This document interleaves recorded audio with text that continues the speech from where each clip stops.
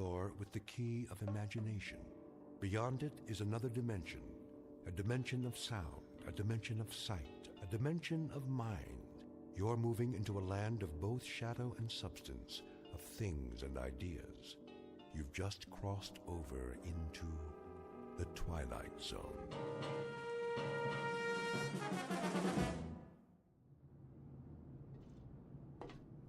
All right, men, we've got clear skies and a calm sea. Now let's get this ship back on course. Yes, sir.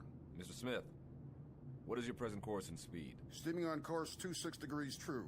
Speed 10 knots, sir. Very well. Come right to new course 270 and indicate turns for 15 knots. Aye, aye, sir.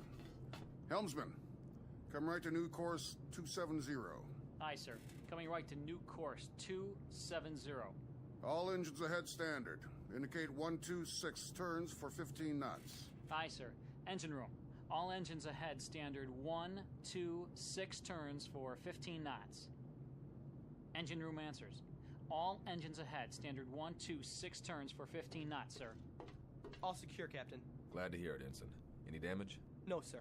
We took in a lot of water in the storm, though. That was one heck of a swell back there. I'm aware of the storm, Mr. Marmer. I'm also aware of the swell. And what I'm also aware of is that boat was not properly hoisted. A 13-year-old Sea Scout would have rigged it in a stored position. Right, sir. You can tell the chief boatswain's mate that I want to see him in my quarters, on the double. Aye, aye, sir.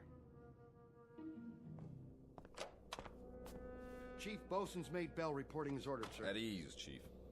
That shouldn't be too difficult for you, should it? Sir? That state of being at ease. You're the champion of the fleet when it comes to being at ease, Bell. I don't understand, sir. The devil you don't. This couldn't be clearer to you if it came in diagrams. You are the chief bosun's mate on board this ship. You run the deck division, you handle the rigging in and out, you supervise the heavy equipment, and there are 8 or 10 other cardinal duties you are responsible for, not the least of which, chief bosun's mate Bell, is the proper securing of the whale boat. Now, last night we had a bad swell, and that boat should have been rigged in. Instead, it was left swung out, and as a result, she's 80% damaged and filled up like a swimming pool. Question, Chief. Where were you? Begging the captain's pardon. Don't beg my pardon. Just tell me, in a brief explanatory way, why you couldn't handle the initiatives of a chief bosun's mate, and why the efficiency of this ship has had to suffer as a result. We had 9 hours notice of that storm, Bell. This ship should have been 100% prepared. It wasn't, and I want to know why. I did all I could, sir. I haven't been feeling up to par. Did you report to sick bay? No, sir. Speak up, Chief. No, sir, I didn't report to sick bay. Hey, look, Chief, I'm not in the business to pistol whip my crew. I want a tight ship, that's true, but I happen to care very much if any one of my sailors has a problem and can't function because of it. You've rated 4-0 all the way down the line for as long as you've served on this ship. And then suddenly, in the past 3 days, you stowed all your seamanship in a trunk someplace and came up with a bunch of dumbhead boners that I wouldn't expect from a 17-year-old boot. Bell, what is the problem? There is a problem, huh? No problems, sir. I'll watch it in the future. All right, Chief. We'll leave it that way, then. If you want to bend my ear at any time, you know where my cabin is. I'm available. Keep that in mind. Yes, sir. I will, sir. All right, then. That'll do it. Aye, aye, sir.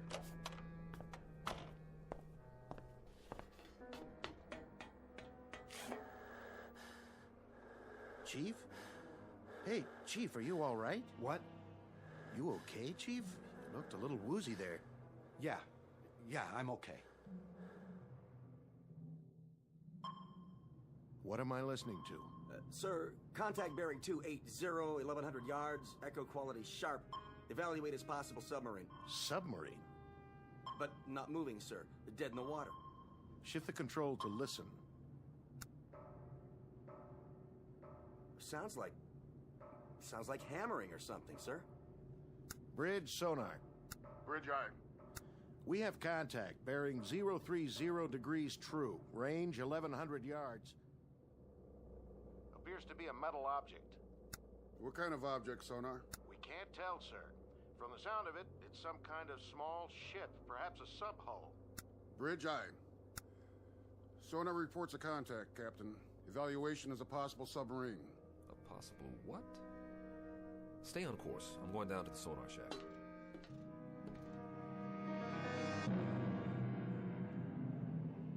Incident 100 miles off the coast of Guadalcanal. Time 1963. A United States naval destroyer on what has been a most uneventful cruise, except for a few tense moments with a storm front. Nothing unusual. But in a moment, they're going to send a man down 30 fathoms and check on a noisemaker. Someone or something tapping on cold steel. You may or may not have read the results in a naval report, because Captain Beecham and his crew have just set a course that will lead this ship and everyone on it deep into the Twilight Zone. And now, back to our story from the Twilight Zone, The 30-Fathom Grave, starring Blair Underwood, with Stacy Keach as your narrator.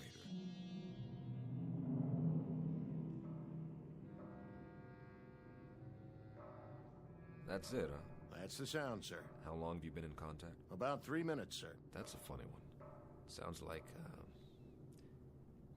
tapping on metal, doesn't it? That's what I think, sir. Bridge. Change course to 030 and reduce speed to 5 knots. Try to make contact by underwater telephone. I've already tried, sir. I get no response. Listen, it stopped now. Just like that? Sonar still has the contact, sir. I'll leave it on. Stay on it. I'll be on the bridge.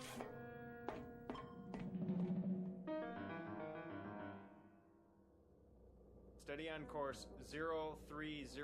All engines ahead, 1/3. 50 RPMs for 5 knots, sir. Maintain course and speed.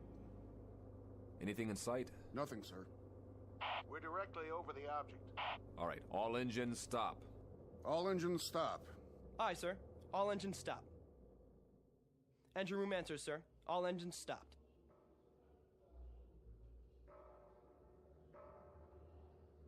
Do you hear it, sir? Wait, hold it.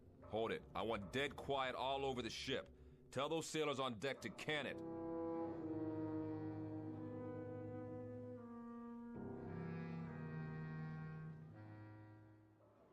Ain't that a kick in the head? What do you suppose it is? Ghost, man. Ghosts. What do you think it is, Chief? I'm not sure. I've never heard nothing like that before. Stow it! Let's keep it quiet down there. They want us to be quiet so they can listen to it. What I want to know is, listen to what? Where you going, Bell? I don't feel so good. You don't look so good either. Make it stop. My head. Easy, Bell. You fall overboard.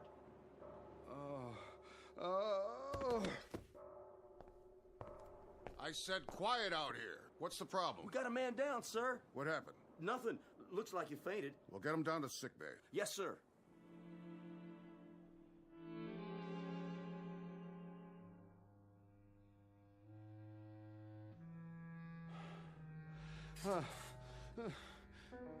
Where am I? In the sick bay. You all right now, Bell? Yes, I'm okay, Doc. What? You blacked out up there. I said I'm okay. You better stay horizontal for a little while longer. I'm serious. Captain's orders. I'll be all right. I wouldn't doubt it, but right now you look like a Class A shipwreck. We still stopped? Still stopped. They're all curious as to what's making the noise. That noise. What's the trouble? It's just such an odd feeling. What kind of feeling? I can't describe it. Lie back down now. What's the needle for? Just relax, Chief. Get some sleep. This'll help. Sure. Sure. That's all I need. A little sleep. Doc? Yeah, Bell? What do you suppose is down there? Don't worry about it. You just go to sleep. Whatever it is, the captain will know what to do.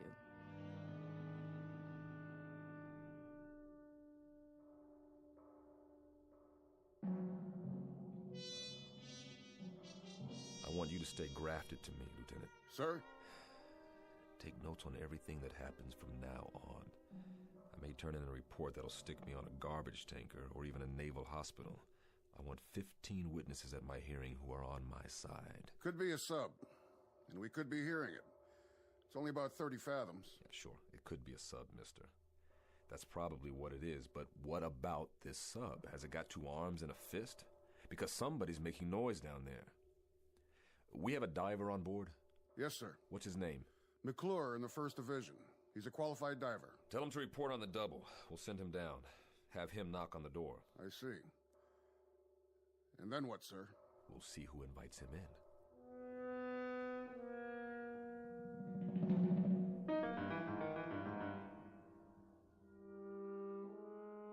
McClure reporting, sir. You're the diver? Right, sir. All right, I'm going to give it to you straight, McClure. Now here's the picture. There's something down there, directly below us. Something, sir? We don't know what it is yet, just that it's a metal object about the size of a sub-hull. That's where you come in. I want you to get your equipment and go down there. Stay in contact from the moment you hit water to the moment you reach it, understood? I understand. Whatever that object is, there may be somebody inside, or at least something that's making the noise. When you get down there, I want you to listen closely and tell me what you hear. We may be getting it distorted. Yes, sir. All right, then, hop to it. Aye, sir. What we're hearing doesn't make any sense. It's crazy. It is that, Lieutenant. But if it isn't a sub, sir, what is it? Maybe it's a Spanish galleon, Lieutenant, with a treasure chest and a loose lid that's off its hinges. Or maybe it's just our imagination. Well, we'll sure find out. As soon as he suits up, they'll lower him down. And then we'll know. I sure hope so, Lieutenant. One way or another. I hope you're right.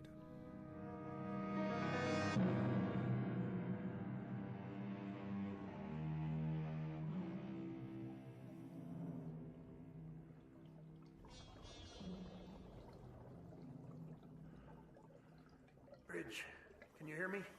Loud and clear. This is the captain. Keep talking. Yes, sir. What do you see, McClure? It's a sub, sir. No question about that. Have you reached her? I'm standing right alongside, sir. I don't hear anything, though. McClure? Her bow is buried about 15 feet into the bottom. I can't read any identification. It's covered. Or rusted over. On the side of the conning tower, McClure. Can you read a number there? No, sir. There's damage. Number's been obliterated. McClure, you hear that? Yes, sir, I do. It's coming from midship. I'm moving toward there now. Tap on the hull, McClure. See if you can get a response. Was that you, McClure? Yes, sir. No response, sir. I don't hear anything anymore. McClure, there should be 3 hatches. On the bow, on the conning tower, and on the stern. Is the ship upright? She's upright, sir. At about a 30-degree angle. I understand, McClure. Climb up on her deck and check the hatches. See if you can open them. The bow hatch is buried, sir. I can't get through to that. But wait a minute. I'll check on the one over the conning tower. McClure, what's the condition? The conning tower hatch is all bent, sir. I can't move the wheel. The whole deck appears to have been strafed. Wait a minute. Hatch on the stern the same way, sir. I can't turn her. Whoever she is, sir, she must have caught it. Say again, McClure. She must have what? Caught it, sir. The whole deck is pockmarked with shell damage. Machine gun damage, too. Is that you, McClure? No, sir. It's coming from inside the hull. Answer it, McClure. Answer it right away. This is crazy. McClure, can you pinpoint the sound? Can you tell precisely where it's coming from? I think it's... Wait a minute. Yes, sir. Directly midship, just below the tower. Keep trying. We have to know whether anyone's inside that sub.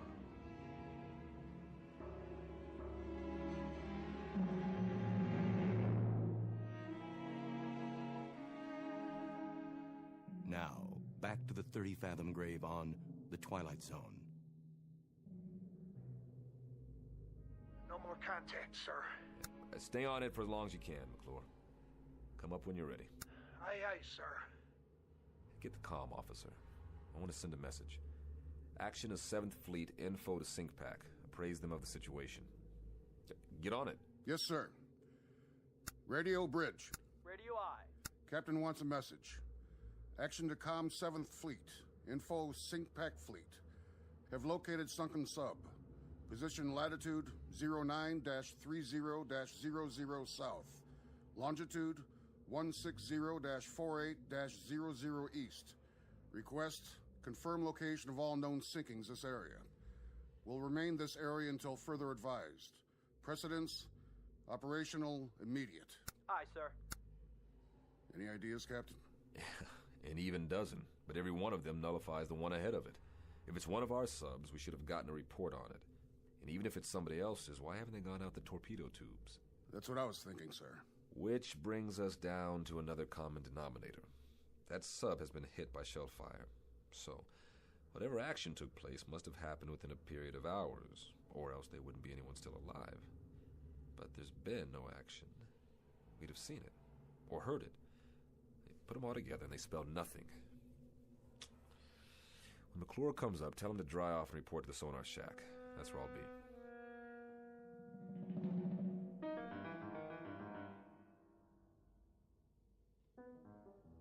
How you doing, McClure? Fine, sir. I could use some hot coffee. Well, you can drink a gallon of it if you want. Just tell me. What did we find out? I don't know, sir.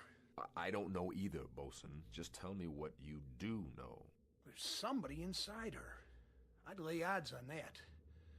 3 or 4 times when I pounded on the hull, that's when somebody answered me. Well, what about the sub itself? Could you judge her length? Well, I guess her to be about 300 feet, sir. Maybe 25 feet midship. Sounds like one of ours. She looks like one of ours.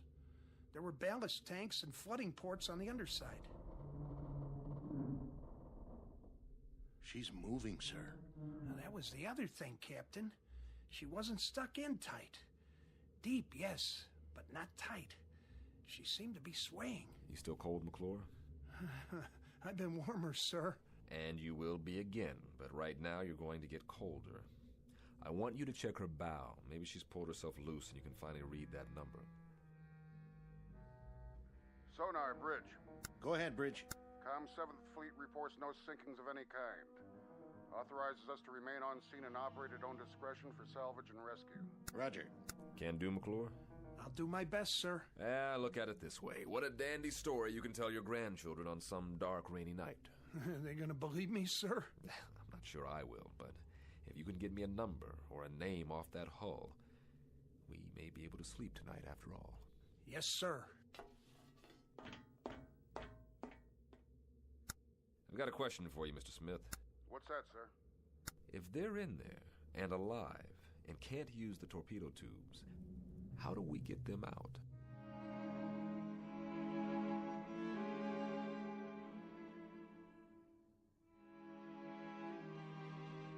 Bridge. Go ahead, McClure. This is the captain. She's pulled herself out, sir. Here's your number. 714. 714. Make a note of that, Lieutenant Smith. Yes, sir. Well, that means she's one of ours. Come on up and get a broiled steak on me, McClure. Smith, hand me the book with the hull numbers. Here you are, sir. Give me that number again. 714. Here it is. 714. Commission December 1941. Sunken action, First Battle of the Solomons, August 7th, 1942. But, Captain, that was 20 years ago.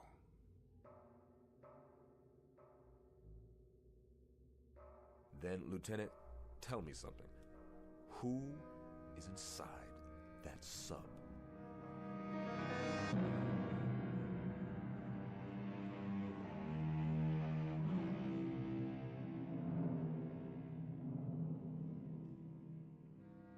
Coffee, sir?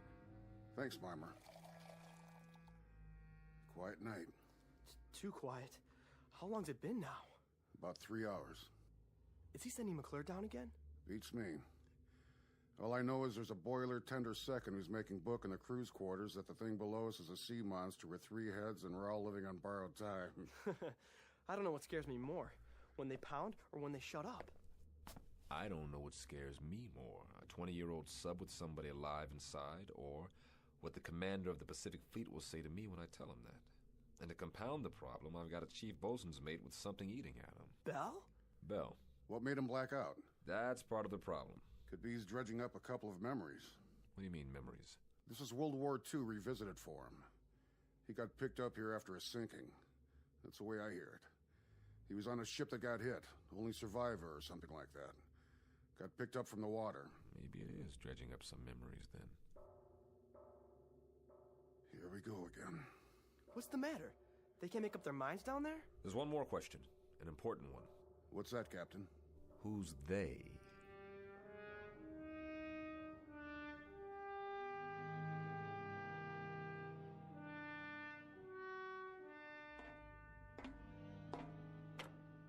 Hello, sir.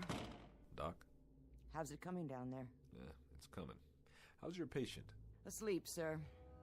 I was just going to get some chow. Keep me posted. I'll be in my quarters. Aye, sir. No. No!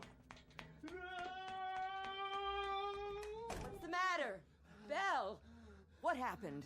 I was looking in a mirror, and I saw faces. They were staring right at me.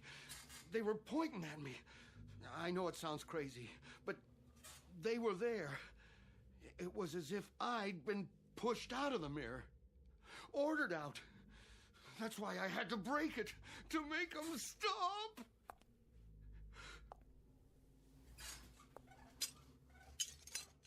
Doc? Yeah, Chief. Do you see me in the pieces of mirror down there on the floor? Listen to me. I see you right here in front of me. I see you just fine. Remember that. Nobody is ordering you anywhere. You're not going anyplace. We're gonna lick this, Belle. I mean it. We're gonna lick this. Oh.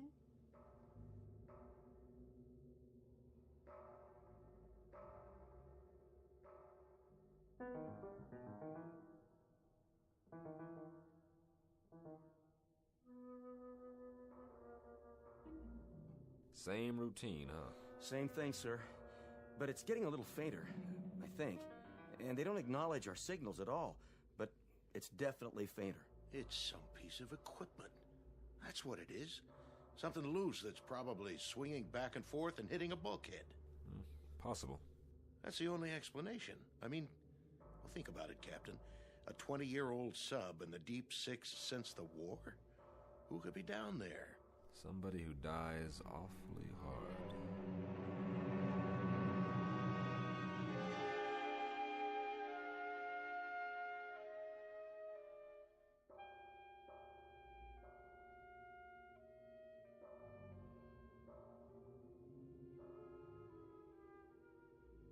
Whoever it is, whatever it is, it's running out of steam.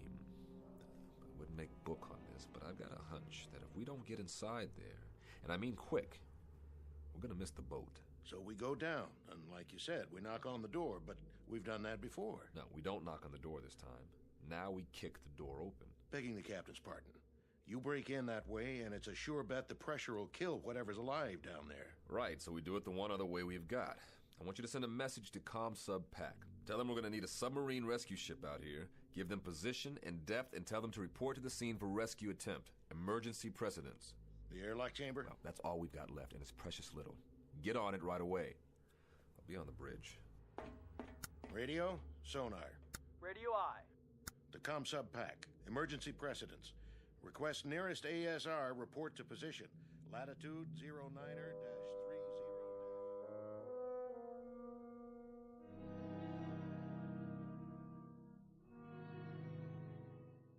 Doc? Yeah. You got a cigarette? Sure, Belle. I'll do it. Your hands are shaking. Thanks.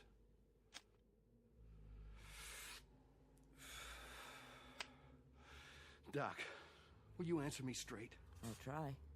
Who's outside? What? Who's out in the passageway? Nobody's out there. Why? You think you hear something? I don't know. Why should anybody be out in the passageway? Nobody's posting guard on you. I just felt as if there was somebody out there. Now, there's nobody out there. Nobody at all. Who did you think it was? I don't know. The only thing out there is a long stretch of steel and deck. Nothing else. Come on, you want to take a look? What's happening to me? Doc, what in God's name is happening?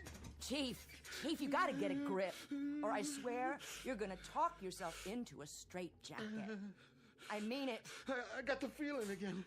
Just as if somebody was watching me, pushing at me. Doc? What, Bill? I'm scared to open the door. Then don't. I told you, there is nothing out there. I'm scared to open it, but I have to.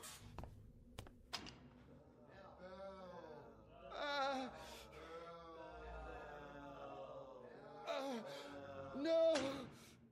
What did you see? Men. What men? All wet. Dripping wet and not alive. They were looking at me. Listen. I didn't see a thing, Chief, and neither did you. Oh. Did you hear me? All you saw was what your scared brain told you to see. Oh. That's what it was, what you've talked yourself into. Now pull yourself together, sailor. But I tell you, I saw it. Then I'll prove it to you. No. See? Nothing, I told you. What the...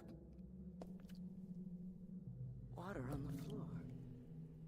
And where did that come from? Piece of seaweed.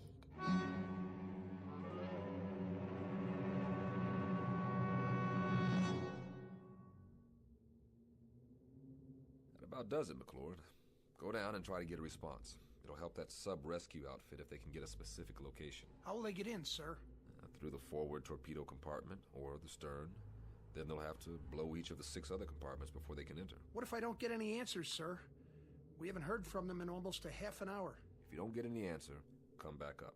The rescue team will take it from there. No survivors then, sir. Is that what it'll mean? That's what it'll mean. They'll bring up bodies, not survivors. Okay, McClure, up to it. Aye, sir.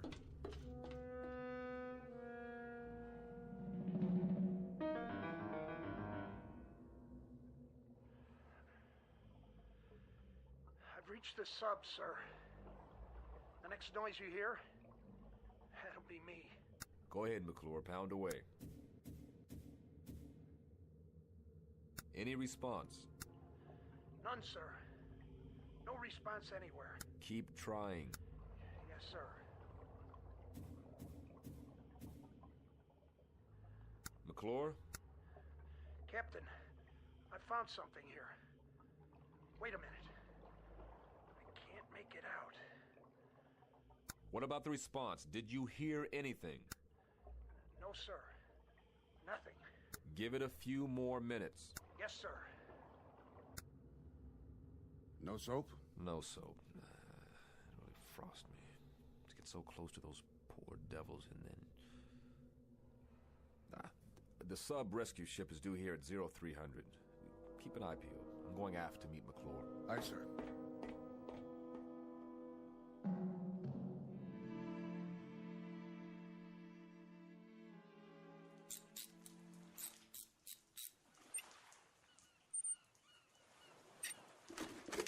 Bet it feels good to get that helmet off. Oh. Yeah, it sure does. It's so dark down there now. Without the light, I couldn't see a blasted thing. Real spooky. But I found this. Yeah, thanks, McClure. Good job. Go get some chow. I'll need you one more time when the ASR team gets here. You're gonna have to go down as a pathfinder. Give them any help they need. But that won't be for a while. Excuse me, sir. But you better look at those tags. You gotta be kidding me. What's the matter, sir? Ensign, ask Doc if Chief Bell is well enough to report to my quarters, because I need an explanation for this one. Fast.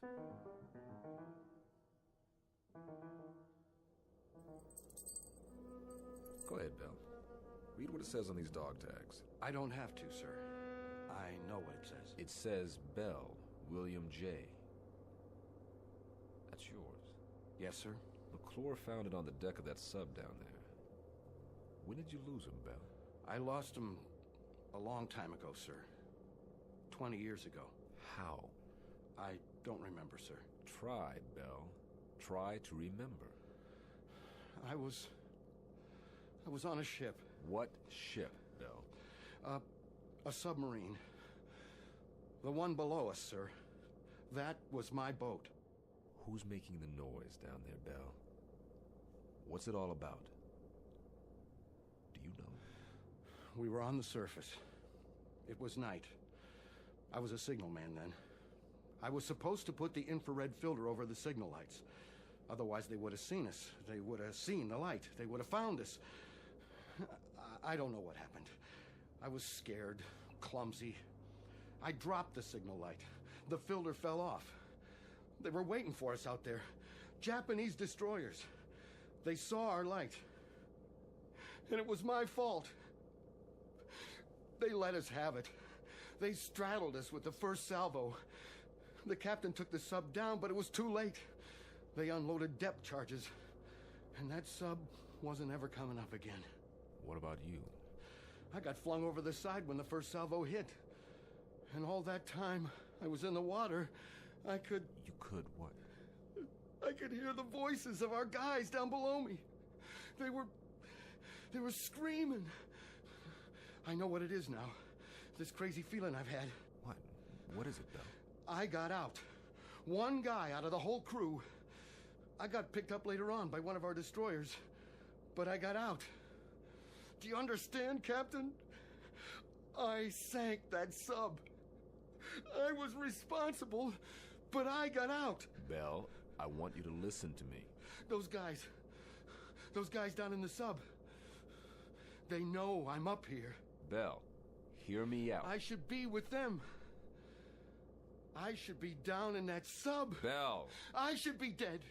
That noise, that pounding, those are the guys down there who are calling muster on me. They're calling muster on me. Will you hear me out? Will you listen to just a little logic now? A little reason? No one man sinks a sub, and one lousy circumstance doesn't decide a battle. And one case of sudden fear doesn't add up to a coward. Bell, you gotta believe me.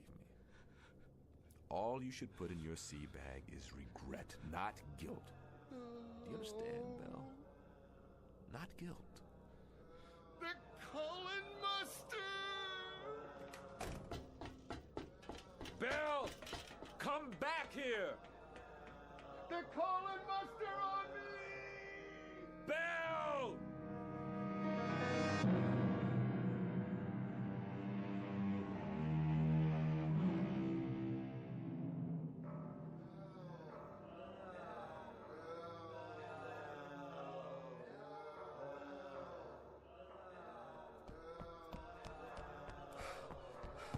Bell, get away from the rail.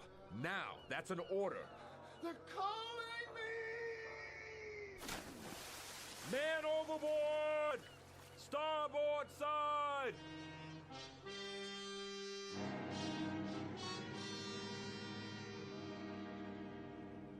The rescue ship says you got inside. Yes, sir. It was a wreck. Nobody had a chance. Nobody? Nobody, sir. The periscope shears had been cut in half. One section was just hanging there, swinging back and forth. Then that was the noise. That was the noise, wasn't it? I guess so, sir, but... But? There were 8 men down in that control room. 8 men. Or what was left of them. And one of them had a hammer in his hand. Let's just say, McClure... Let's just say that this is the part of the story you tell your grandchildren that you make up yourself. Say anything you like, any explanation that comes to mind. Aye, sir. Funny how long it takes some men to die, or to find any peace at all. Sometimes I think that's the worst thing about a war. Not just what it does to the bodies, but it does to the minds. So, rest in peace, Mr. Bell. I think it's your due now. At long last, rest in peace.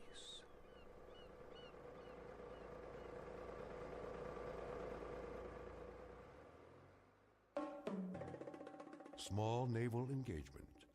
The month of July 1963.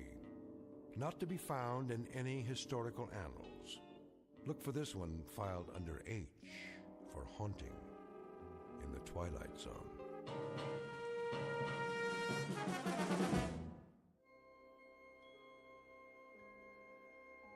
Hi, this is Carl Amari, producer of the Twilight Zone Radio Dramas. I'd like to take a moment to tell you about our official website at twilightzoneradio.com, where you'll get the latest news and information on these Twilight Zone Radio dramas. Plus, at twilightzoneradio.com, you can digitally download 3 free episodes or any of our episodes for only $1.95 each. In this age of ever-changing technology, we've decided to make these episodes instantly available to you by making the Twilight Zone Radio Dramas a digital download-only series. This means that this series will no longer be offered on CD. The CD collections at our website are now being offered while supplies last at buy one, get one free. So be sure to get your favorites before they're sold out. Be sure to visit us often, and I'll see you in the zone.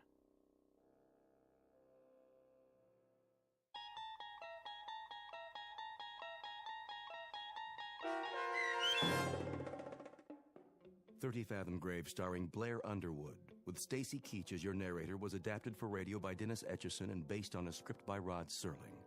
Heard in the cast were Richard Hensel, Rich Kominick, Linda Ryder, Turk Muller, Peter DeVito, Doug James, Rick Peoples, Roger Wolski, and Carl Amari. To learn more about the Twilight Zone radio dramas and to obtain audio cassettes and CDs of these programs, visit our website at twilightzoneradio.com. This copyrighted radio series is produced and directed by Carl Amari and Roger Wolski for Falcon Picture Group. Doug James speaking.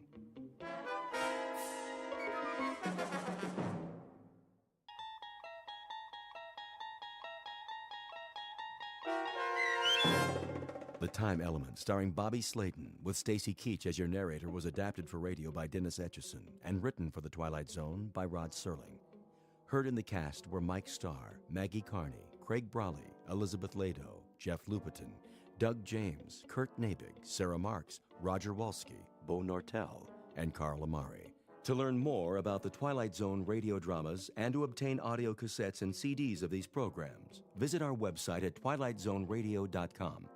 The producers of The Twilight Zone wish to thank CBS Enterprises, Carol Serling, Dennis Etchison, Dick Brescia Associates, Claire Simon Casting, Terry Jennings, XM Satellite Radio, Sirius Satellite Radio, our sponsors, and our radio affiliates for helping make this series possible. This copyrighted radio series is produced and directed by Carl Amari and Roger Wolski for Falcon Picture Group. Doug James speaking.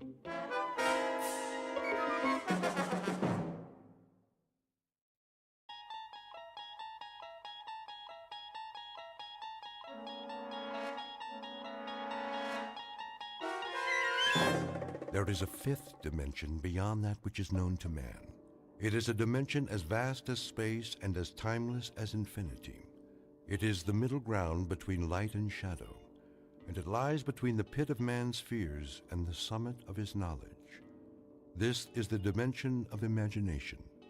It is an area which we call the Twilight Zone.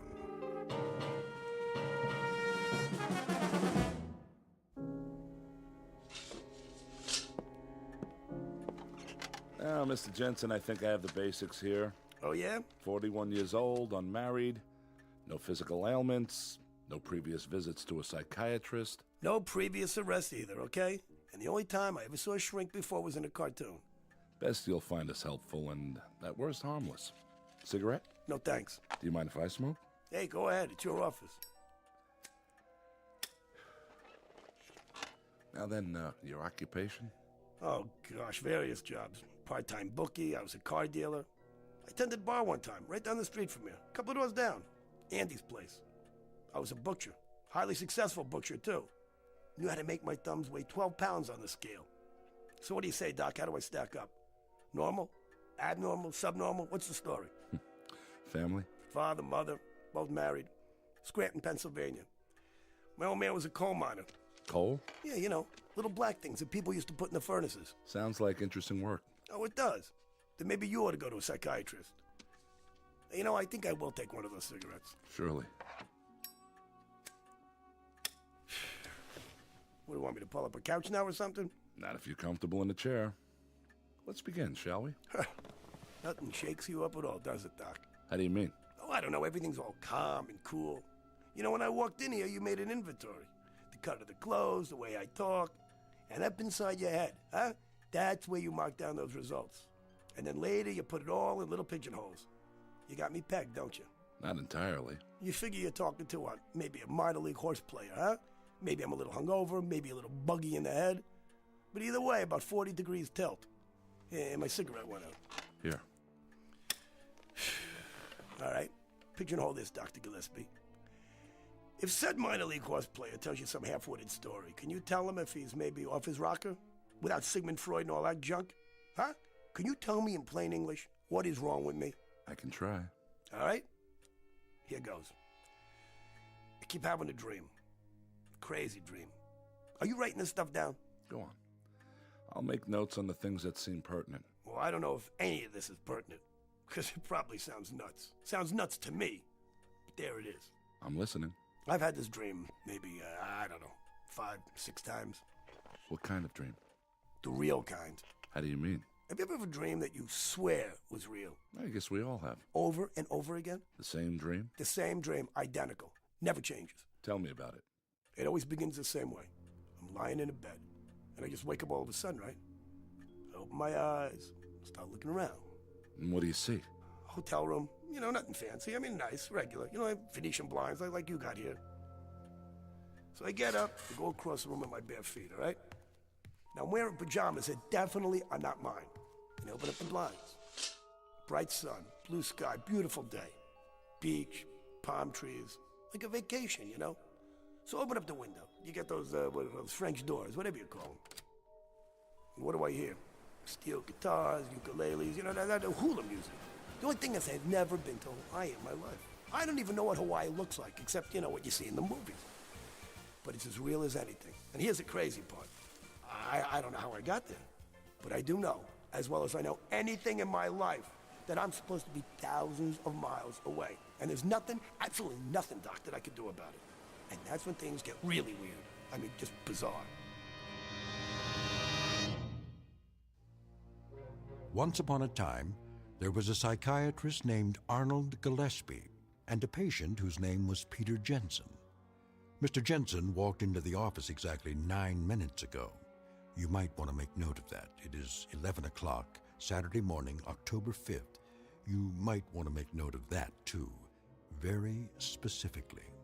It may seem trite to be so specific about the hour and the day, but in this case, it's of extreme importance. Because this isn't just a story about a man with a recurrent dream, one whose meaning the good doctor is about to help him unravel and sort out. Nothing so simple. Involved in this story is something new, not found in any textbook, Freudian or otherwise. Something we'll call, for want of a better term, the time element.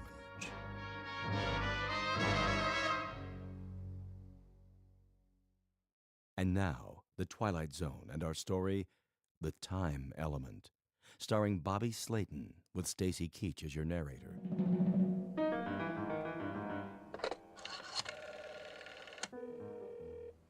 Front desk. Hey, tell me something. So, I got in pretty late last night, didn't I? I beg your pardon, sir? I asked you if I got in late last night. Is this 206? I don't know. Is it 206? I really don't know, Mr. Jensen. I wasn't on duty last night. Yeah, how about a morning paper? Oh, should be one in the hall outside your door. Yeah, thanks. That's perfectly all. What do you call this place, anyway? Sir? Well, was that such a hard question? I just asked you the name of the hotel. Do you work here, pal? Or what, are you just inspecting the kitchen or something? Why, this is the Royal Hawaiian. Are you sure you're in the right hotel, Mr. Jensen? That's a good question.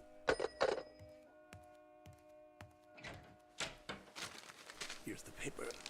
December 6th. December 6th? What kind of crazy... Maid service. Did you sleep well, sir? Yeah, that's a moot question. Do you want me to clean the room now? Hey, do you want to explain the gag to me now? Excuse me, sir? Do me a favor. Deliver a little message for me. You tell the guy, whoever put you up to this, that I'm going to knock out his teeth one by one. I don't know what you mean. Yeah, and take the phony newspaper with you, all right, lady? This is October. October, sir? What's October? What's October? 30 days. How's October? April, June, November, huh? Am I getting through to you? This month right now. It's October, right? I don't believe so, sir. It's December. It's what? December the 6th. Yeah, that's what I thought you said. December 6th. Are you all right, sir? Oh, yeah, I'm just fine. I'm fine. Except that obviously I've just come down the home stretch of the biggest toot in the history of man. You're telling me this is December. Well, last night I was in New York City. And it was October. If you're not feeling well, I can come back later. Not feeling well? You know what? That's the champion blue ribbon understatement of the year. You know, a little toot that lasts 2 months and ends up in, what's the name of this place? The name of what place, sir? This place right here. The Royal Hawaiian. That's what I mean. Since when is there a Royal Hawaiian Hotel in New York? It isn't in New York, sir. It's in Honolulu. Well, that figures, because the Royal Hawaiian is in Honolulu. Of course. See, that leads me to the next question. What am I doing in Hawaii? I'm sure I don't know, sir. That's what I thought you said.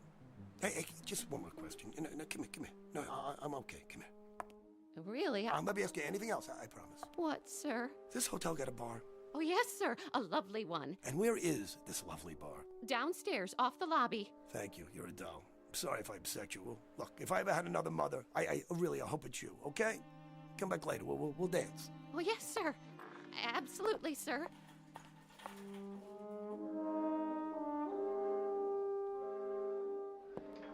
How you doing, pal? Hello, sir. Bar's pretty crowded. I can show you to a booth if you like. There's one by the window. No, I want to sit at the bar. There are no seats left at the bar, sir. Look, let me ask you something. The President of the United States comes in here, wants a seat at the bar. You'd have one for him, wouldn't you? I suppose so, sir. Sure you would. Why? Because he's your commander-in-chief. But I guarantee you he's not going to be here today. So you know what? How about if I take his stool? Well, not my commander, but still. Not yours? What does that mean? This is the United States of America, right? No, sir. It's Hawaii. Yeah, that's what I just said. Hawaii. Are you a state or aren't you? A state? Hardly. That's one thing that will never happen. Is that right? Well, you know what? Why don't you take a look at the history books? Because for your information, buddy, Hawaii became a state in 1959. What do you think of that? 1959? Well, that's very funny. Yeah, well, you're not funny, all right? Bloody Mary, please. That stool's occupied. Yeah, by who? The Invisible Man? Guy just stepped out. And you know what? I'll keep it warm for the guy. Give the gentleman a drink. Yeah, I want the tomato juice really anemic with lots of vodka, huh? Maybe 5 fingers, huh? You're the boss. Sure, baby. We'll take a walk on the beach. Then we can have lunch in the room. Sounds swell. That's better. Keep 'em coming, my boy. I'm on the last lap of the biggest binge in the world. Rough night? Rough night. Why don't you try 30 of them? Would you believe it? I passed out in New York a month ago. And this morning, I wake up here. I know the feeling. One time, I fell asleep at the Dublin airport, and when I woke up, I was on a British troop train going into Palestine. That really happened. Can you believe that? Good man. Hi, you two. Hi. I'd like you to meet my wife. Charmed. I'd like you to meet my drink. How do you do? You kids look like you're in love. How long have you been married? 1 day, 6 hours, and 12 minutes. No kidding. Never would have guessed it. Hey, bartender, you're from New York, aren't you? Born, bred, and raised. How'd you know? Because you got a picture of the great Fiorello LaGuardia. It's the best mayor New York City ever had. Yeah, he sure is. Was. How's that? He was a good mayor. That's what I said. No. You said he is. Well, isn't he? He was. Because he's not here now, is he? No, I guess he isn't. He's in New York, where he should be. Yeah, because he's dead. I sure hope not. When did you hear that? Anybody ever tell you got a wacky, nutsy sense of humor? What are you, the argumentative type? No, not me. I just want to tell you that if you're trying to rip me, I'm going to come back there behind the bar for about 7 minutes, and you're going to be fixing all those Bloody Marys with a fresh supply of blood from a broken nose, all right? Hey, take it easy, mister. Let me buy you a drink. No. Let me buy you one, okay? Come on, around for the newlyweds. You know they're drinking champagne. Hey, what do I look like here? Deadbeat? Come on, give him champagne. 2 more. To the bride and groom. Long may she wave. Hey, bartender, over here. What'll it be? So what do you want for ship? You bet your life. Best one afloat. The Arizona. The what? The Arizona. Well, when did they dredge her out of the mud? Say. Don't get mad, honey. He didn't mean anything. Talking about my battle wagon, and she's never been close to the mud. Oh, she hasn't, really. Hey, buddy boy, let me tell you something. Got a lovely wife, but a lousy memory. And now you're trying to tell me the Arizona was never sunk? I'm not trying to tell you, I'm telling you. The Arizona's never been sunk in her life. Never, huh? You know it. You know it, I don't, okay? I say she got sunk on December 7th, 1941, okay? And that's where she sits today, in the mud at Pearl Harbor, okay? Now, what do you think of that? What'd you say? I said... I have returned. I feel like a new man. And now that new man needs a drink, too. Oh, here's your newspaper, bartender. Another one of your liquid libations for me, please? Get off that stool. He was here before. Let me see that paper. Take it with you on your way out. Let me see this. Jap envoys to FDR. Hey, wait, what kind of paper is this, huh? What are you guys doing? Where'd you get this? The Honolulu Advertiser, Saturday, December 6th, 1941. You owe me for the champagne and one Bloody Mary. But it isn't 1941. Do you hear me? Ask anybody. You. How about you? Somebody speak up. What is the matter with you people? I have to ask you to leave now, buddy. Oh, what? Because you think it's 1941? Because everybody in here is in on this stupid joke? It's not 1941. It can't be 1941. I mean, how could it be? So how can it be 1941, Doc? Can you tell me that? Huh? And the dream ends there? No. It just goes on. I see. But up to that point, each dream is identical, you say? Identical. I even remember going to the door of the bar and looking out in the street. And I see all the cars. 1939, 40, 41 models. Nothing newer. Go on. All right. I get this. And this is what separates the men from the wacky. I don't think it's a dream, Doc.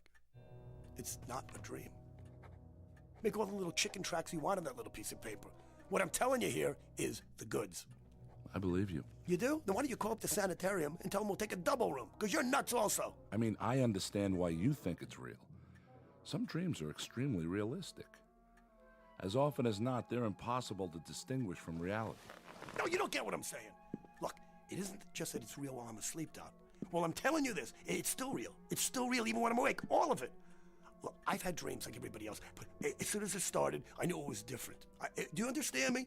Do you understand me? You don't understand me. These are not dreams. If they're not dreams, Mr. Jensen, what are they? What do you think they are? Let's examine the alternatives. I can think of only one. That's the one I'm thinking of, okay? I wake up in a hotel room in 1941. But I mean, I really wake up. And it's really 1941. Do you understand? Going back in time. That's what I'm doing, Doc. I'm going back in time. Huh. Interesting. What happens then when you're back in time? You sure you want to hear this? I do. Then hold on to your hat, Doc, because from this point on, things go completely screwy.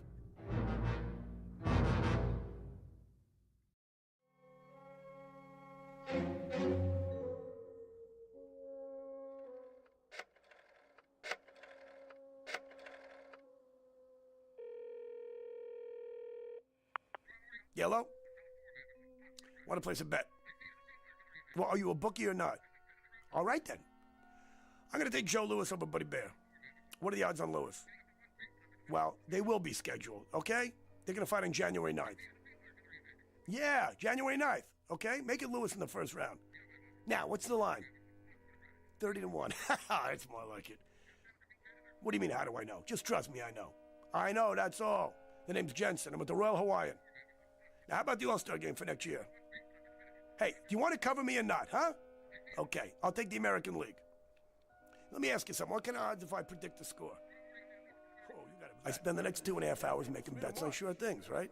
Every race, every prize fight, every football game I can remember happening after December of 1941.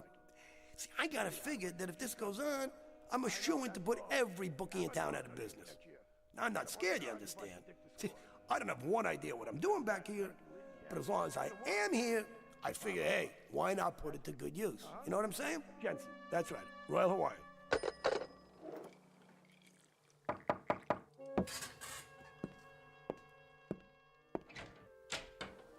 Oh, hey, how are you, buddy? You're the ensign from the bar. I hope you don't mind. No, come in. I just wondered, how you doing? I'm fine. Come on in. Have a drink.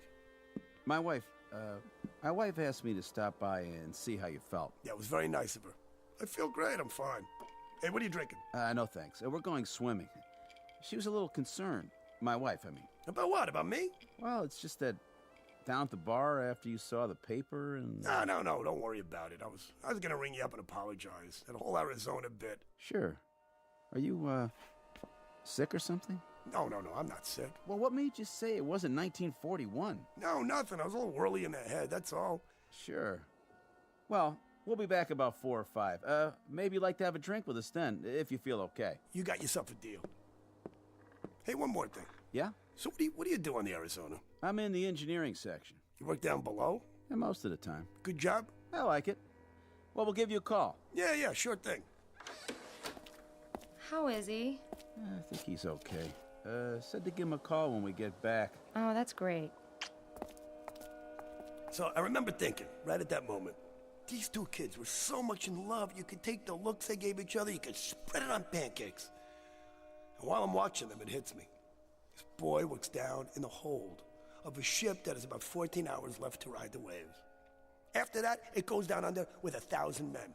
And suddenly, making bets on things that I know will happen seems about as interesting as catching lake trout in a milk bottle. You know what I'm saying? Somehow trying to help those two kids is the one thing in the whole wide world that matters. So I do the only thing I can do. I make a fool out of myself.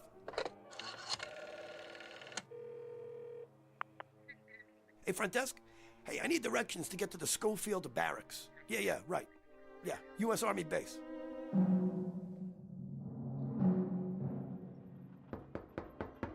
Come in. Excuse me, Colonel, but... Spit it out, Bailey. That guy is still in the orderly room, sir. Says he wants to see somebody in charge. Who's this now? Some jerk with a tambourine or something. Must be Save a Soul Saturday. What's his story? I can't piece it all together, sir. Something about the Japanese having bombs? This ought to be good. Send him in. Yes, sir. The Colonel will see you now. You're Mr... Jensen, Pete Jensen. I'm Colonel Abernathy. What's on your mind, Mr. Jensen? First of all, Colonel, I want to guarantee that I'm not going to get stuck in a rubber room when I'm finished telling you this. You've got it. I have information that the Japanese are bombing Pearl Harbor tomorrow morning. 8 a.m., Honolulu time. You know this to be a fact? Colonel, as sure as I know, the good Lord made racehorses. They're coming over here in about 30 waves off a bunch of carriers. They're going to plaster us while we're still in bed. Oahu, the airfield, right here too. Schofield Barracks. This is very serious. Better take immediate steps. Bailey? Sir? Have Captain Franklin contact the naval station at Pearl. Yes, sir. See that they have all personnel standing by. At least 30 PBYs ready to go up. Tell Lieutenant Ordway to call the commanding general. All troops on the beach. If you say so, sir. All right, come on, knock it off. Cut the gas. Listen to me, you brass-covered hyena, okay? Don't you say that nobody warned you. I warn you. You gotta listen to me. I'm sure you're right. Now you can leave peacefully, Mr. Jensen, or I'll have you escorted outside. Go walk by myself, okay? And if anybody grabs me, you're gonna have to call the medical corps on the double. We don't appreciate that kind of talk. Is that a fact? And what do you appreciate, Colonel, huh? Maybe you'd appreciate a big punch in the jaw. All the trouble I take for getting over to try to save you people. And this is what I get? All right, Jensen, zip it. You walk on that lower lip one more time, soldier boy, and I'll get you out of the Army on a medical. You understand me? Believe me, Mr. Jensen, this is going to hurt me worse than it hurts you. Oh, I believe it. Colonel! No! Are you all right? Place this man under arrest and fit him for a straitjacket. Yes, sir.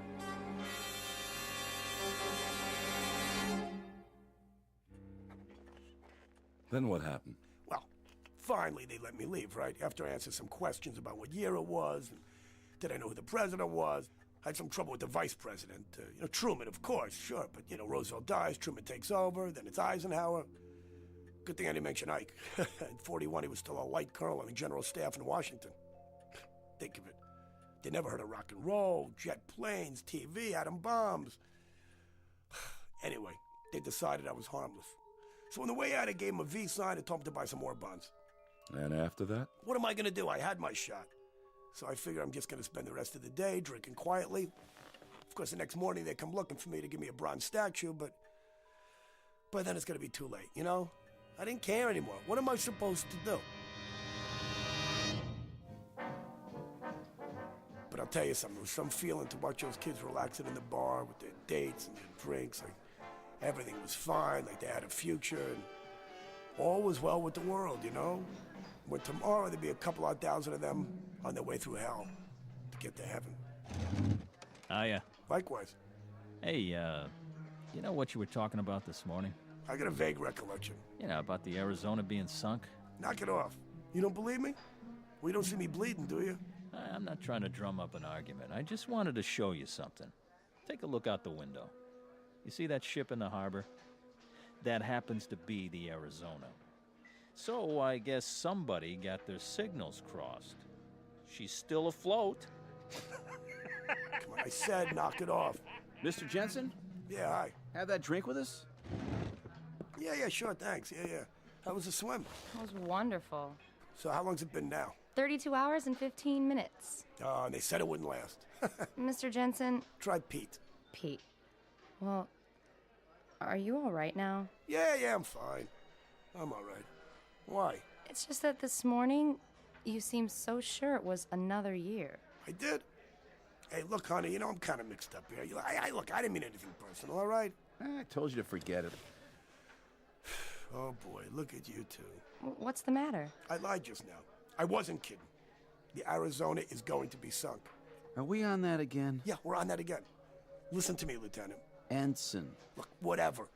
I got no axe to grind, you understand? Tomorrow morning, I'm going down to the basement so I can cuddle up to a furnace and listen to the sirens. You said you're an engineering officer. That means you're down near the boilers. I'm telling you, at about 20 minutes past 8 in the morning, there's not going to be any boilers. Do you understand? There's not going to be any decks, and there won't be any ship left. That goes for a lot of boilers and a lot of ships and a lot of decks. Not to mention handsome young ensigns with new brides. Please, don't talk like that. I gotta talk like that. December 7th, 1941 is tomorrow for you, but it's history for me. Do you understand? Last night, I was in New York City, and it was years from now. I've lived through those years. I know what's gonna happen. I know it sounds crazy, but I know it's gonna happen. Hey, you. No more trouble, huh? Hey, you shut your mouth. Nobody's talking to you. Hey, look. You're nice young kids. I got no reason in the world to give you any grief. Okay, just do me a favor and listen. Take 100 to 1 shot that this weirdo in front of you maybe has a point, okay? I'm telling you that tomorrow morning we're gonna get attacked. And if you're on that ship... I'll be on that ship, because that's my berth. You're a nice fellow and all, Mr. Jensen, but if you keep saying wild things and making my wife upset, Yeah, what are you gonna do about it? Sit around holding hands and biting earlobes till he goes back to his ship?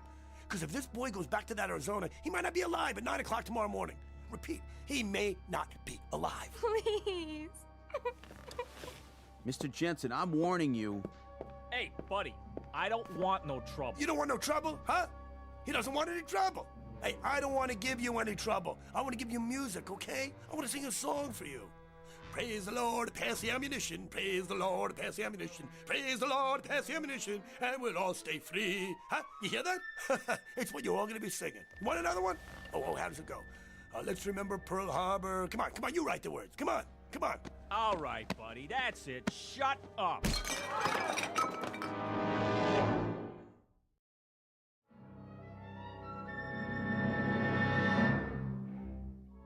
Don't tell me the general can't be reached. I know he can be reached.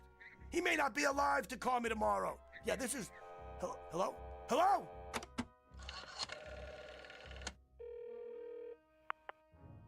Yes, I want to call Navy 7096. 7096, yes, that's right. Hello, is this a naval station? Yeah, let me talk to whoever's in charge. Yeah, hello? Listen, I have some information here. The Japanese are going to attack Pearl Harbor, right? Hello? I said the Japanese are... Hello? What am I going to do? It's almost too late. What time is it? 8 o'clock. It's 8 o'clock in the a.m. It's 8 o'clock. That means it's December 7th. It's December 7th already. What am I gonna do? Why wouldn't anybody listen to me? Why? I told you they were coming. I told you they were coming. I told all of you. I told you.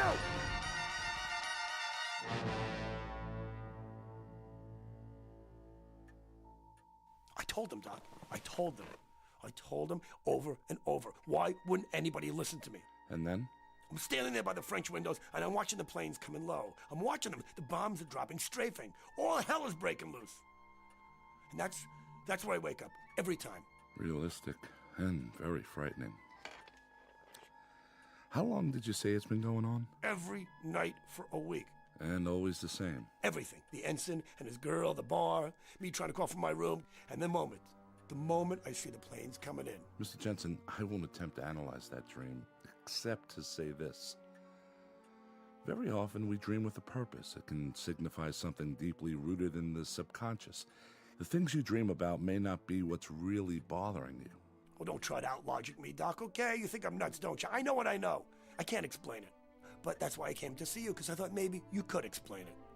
I know for a fact I'm going back in time. And I'll tell you something else, that even after I wake up and I'm laying in bed and I'm thinking about the dream, I know it's not supposed to end there. I know one of these nights it's going to go beyond that.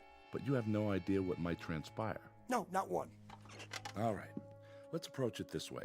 Assume that it is possible somehow to go back in time. You go back and you do something, warn people, say, about an accident so that it doesn't happen. But what have you done then, Mr. Jensen? By altering the past, you change the future. Here, look. This is the present, and my lighter is on my desk. Now I go back in time and I pick up this lighter. I put it in my pocket and I keep it there. Then I return to the present. By any rights, having removed that lighter, it should no longer be here. But if it is, you get my point? Look, Doc. Try this analogy, Mr. Jensen. Supposing I were to go back in time and I got hit, say, by a taxi. Now it figures that if I went back in time and got killed, I couldn't be alive today. Not only that, but think of the other lives affected. I wouldn't have children, I wouldn't have bought a house, all these things wouldn't exist because I changed them. Ergo, I wouldn't be here to go back. So? So time travel is not possible. It can't be.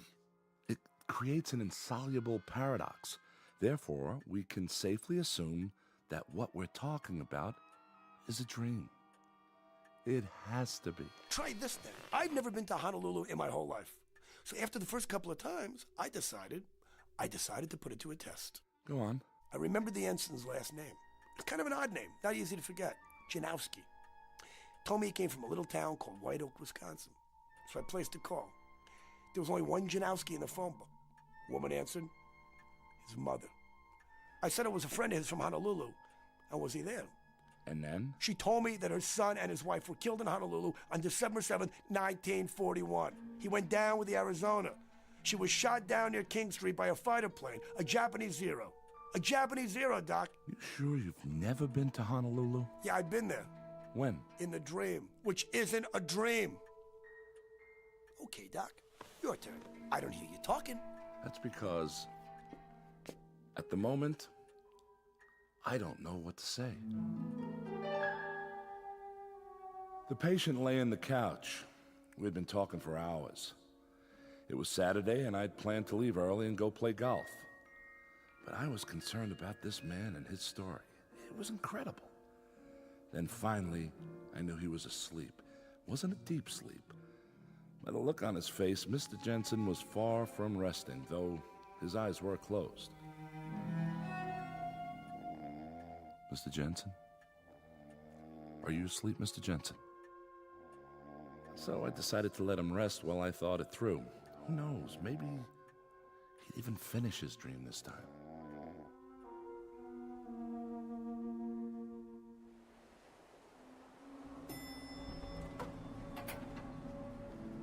How's your eye, Mr. Jensen? I mean, Pete. Hey, don't worry about me. I'm fine. I'll put a piece of steak on it. Sorry the bartender hit you. I should have stopped him, but I kind of got carried away, too. No harm done. Well, go lie down and take it easy. Maybe we'll see you later before I go back to the ship. Hey, Janowski, do me one favor, will you? Play hooky tomorrow morning. He's out of his head. Look, if you never do one thing for the rest of your life, do this, will you? Come on. Stay off that ship. Take the little lady. Get away from Pearl Harbor. Come on. I don't care where you go. Get on a Pan Am and go to the Canal Zone. Anywhere, but just get out of here. That's a great plan. And you know what it would cost me? Only my commission in the Navy, that's all. Jimmy, forget it. If you don't go, do you know what that's going to cost you?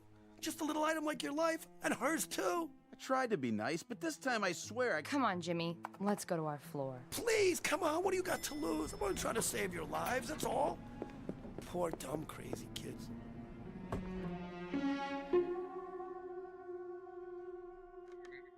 Don't you tell me the General can't be reached. I know he can be reached. He might not be alive tomorrow to call me. Please. Hello? Hello?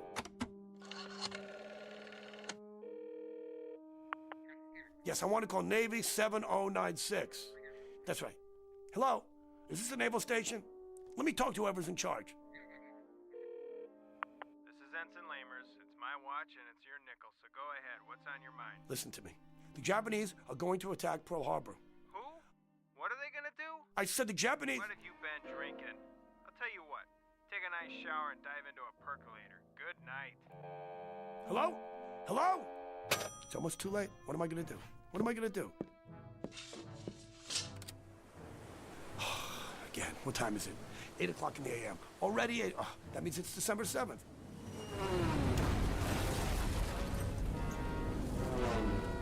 Why would nobody listen to me? Why wouldn't anybody listen to me? Why? I told you they were coming. I told you. I told you. I told you. I told you.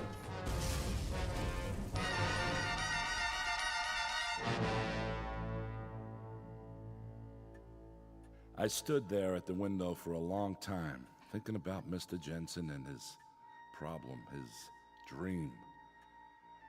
I knew I had to wake him and send him on his way, at least for now. I could give him some sleeping pills, maybe a program of therapy, till I could talk to some doctors that I knew and ask if they had ever had a case like this one. Mr. Jensen? Mr. Jensen? It's getting late. I'm afraid I'm going to have to... Mr. Jensen? Mr. Jensen, where did you... Carol? Yes, Dr. Gillespie? What happened to the patient? The patient? Jensen. I didn't realize he'd slipped out. I let him fall asleep on the couch because he looked so exhausted. I don't know anything about him, Mr. Jensen, Doctor. The man who was in my office all afternoon. It's a good thing there were no other appointments. I hope you have his number. I wanted to schedule a series of sessions starting next week. I'm really sorry, sir, but I don't show any appointments at all today. I was wondering how long you needed me. I have a date this evening, and... Hold on. You mean to tell me a man named Jensen didn't walk in here and ask to see me? Big guy, shirt with flowers on it? Why, no, sir. I've been here the whole time. I thought you wanted me to stay and work on the files. All right, Carol, that will be all. You can go now. I'll lock up. Yes, sir. Good night, sir. Try this analogy, Mr. Jensen. Supposing I were to go back in time and I got hit, say, by a taxi. Now it figures that if I went back in time and got killed, I couldn't be alive today. Alive today. Alive today. Alive today. Alive today.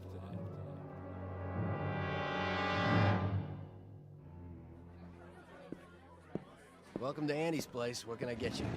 Bourbon on the rocks, please. One bourbon coming up. Here you go. Need a light? No, thanks. I've got it. A lighter. Yes, I do. Right here. In my pocket. Cheers. Happy dreams. Same to you. What in the... Problem, mister? No, it's just that picture there. The one in the frame on the wall? Ah, yeah. Group of men in uniform. All except one in a flowered shirt. It looks familiar. Pete Jensen. He used to attend bar here a long time ago. You heard of him? Jensen? No. I don't remember that name. He looked familiar, that's all. Where is he now? Him? He's dead. He got killed before I was born. Pearl Harbor. More down here? Sure. Do more of the same. Once upon a time, there was a psychiatrist named Arnold Gillespie and a patient whose name was Peter Jensen.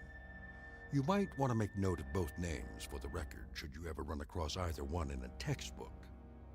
It is now Saturday, October 5th at exactly 5:10 p.m. You might want to make note of that, too, if you're even remotely interested in a new theory about something we'll call, for want of a better term, the time element, at least as it is measured in the Twilight Zone.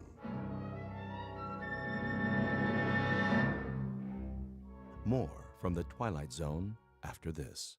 You are about to enter another dimension, a dimension not only of sight and sound, but of mind, a journey into a wondrous land of imagination.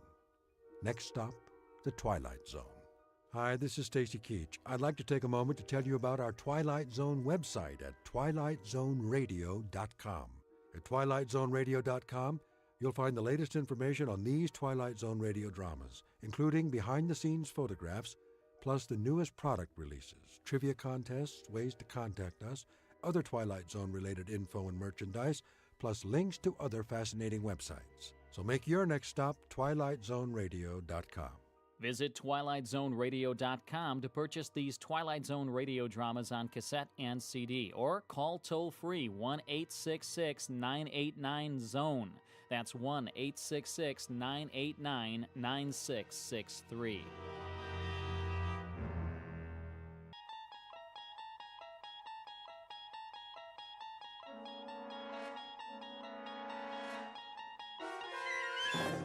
You unlock this door with the key of imagination. Beyond it is another dimension, a dimension of sound, a dimension of sight, a dimension of mind. You're moving into a land of both shadow and substance, of things and ideas. You've just crossed over into the Twilight Zone.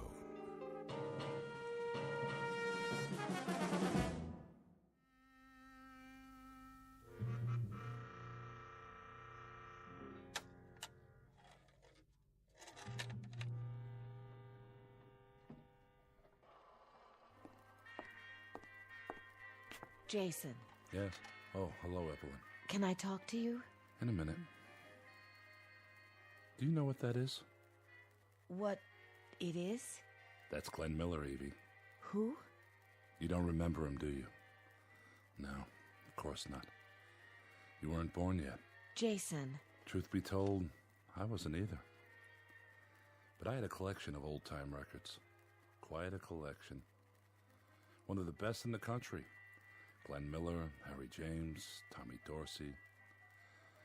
Of course, that was before. They all got broken to pieces, along with everything else. Except for this one. Jason, they want to know. Know what? About the food. You have to tell them something. Wait till Mr. Goldsmith comes back from the cave. Did you know there was a place called the Meadowbrook on the old Pompton Turnpike? What's that? The Glenn Miller Orchestra used to broadcast from there. I read it in a book. Frank Daly's Meadowbrook on the Pompton Turnpike. Oh, would I give to have heard that on the radio. What's a radio? Well, it was a way for people to communicate. They sent out speeches, music, anything they felt like, for others to hear. Any time of the day or night, around the clock. Did they send food? What? Food, Jason. That's what we need. Look out the window. Everybody's in the street and they're hungry.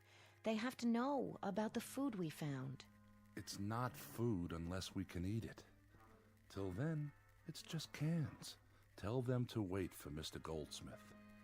Tell them he's gone to ask the old man. I'm telling you, they're not going to wait any longer. Looks like there's a crack in this one, too. I'm sorry. It doesn't make any difference. All that was 1,000,000 years ago. That's where this music came from. 1,000,000 years ago. Just a ghost, like me. What about the canned goods? They're not ghosts. Hey, Jason! Is he back yet? Yeah, where is he? Sure been gone a long time. Maybe he's not coming. Are we supposed to starve or what? All right, I'm coming. Hold your horses, everybody.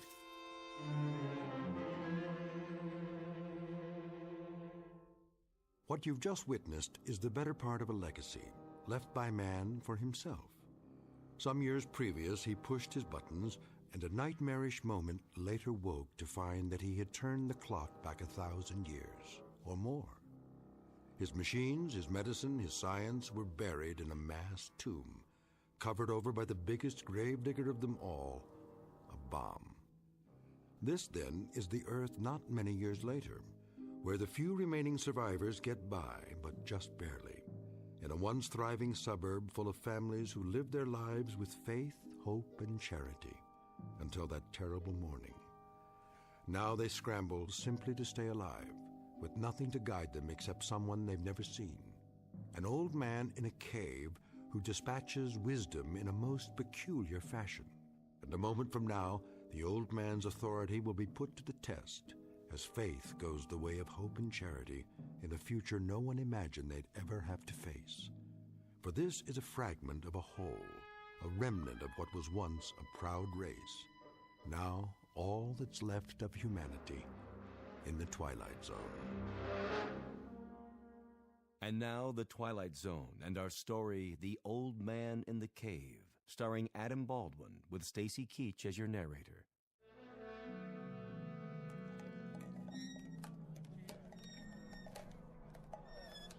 Put that can down. Look at this. It says peas and carrots. And sliced beef from Argentina. You know, the last time I had beef? I said, leave it. You been to the cave, Jason? Did you see Goldsmith? What's the matter with you people? Are you worried the old man's gone away? He's always been there. Well, hasn't he? But did he talk to Goldsmith yet? Goldsmith's waiting for the message. As soon as he gets it, he'll bring it down and share it with us. Is he asking about this food? I tell you, it's pre-bomb. Everything in the pile is pre-bomb. We don't know that. Look at it. It's safe as anything.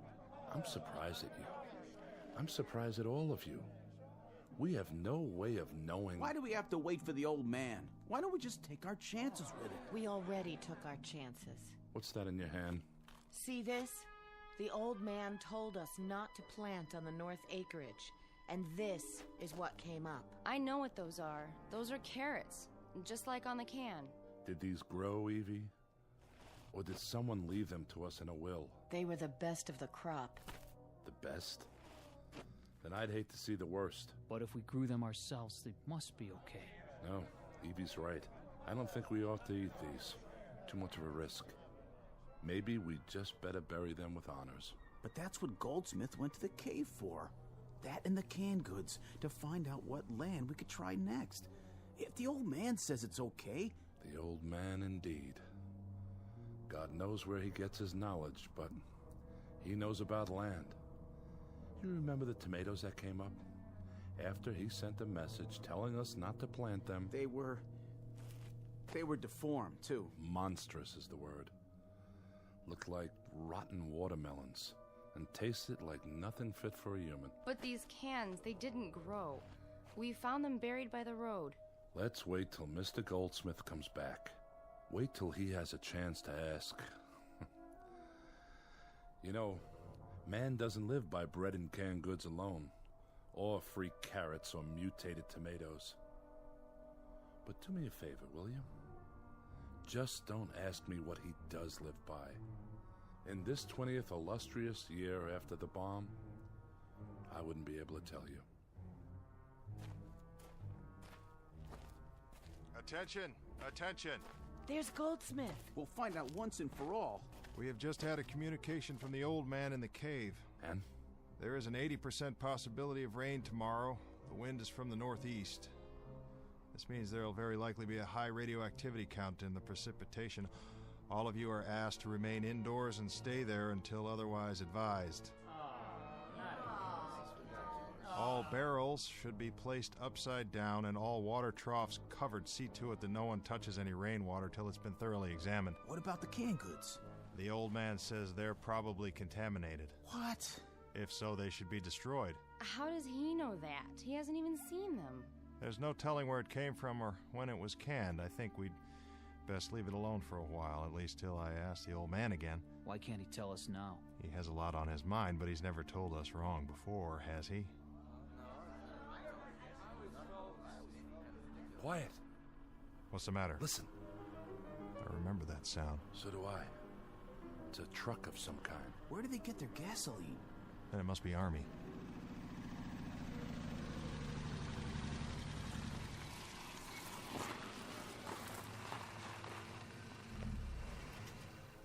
Private, stay with me. Yes, sir. The rest of you wait by the Jeep. You won't need those guns. We're not armed. Who's in charge here? I guess I am. Good. You got a name? Goldsmith. What about this place? Does it have a name?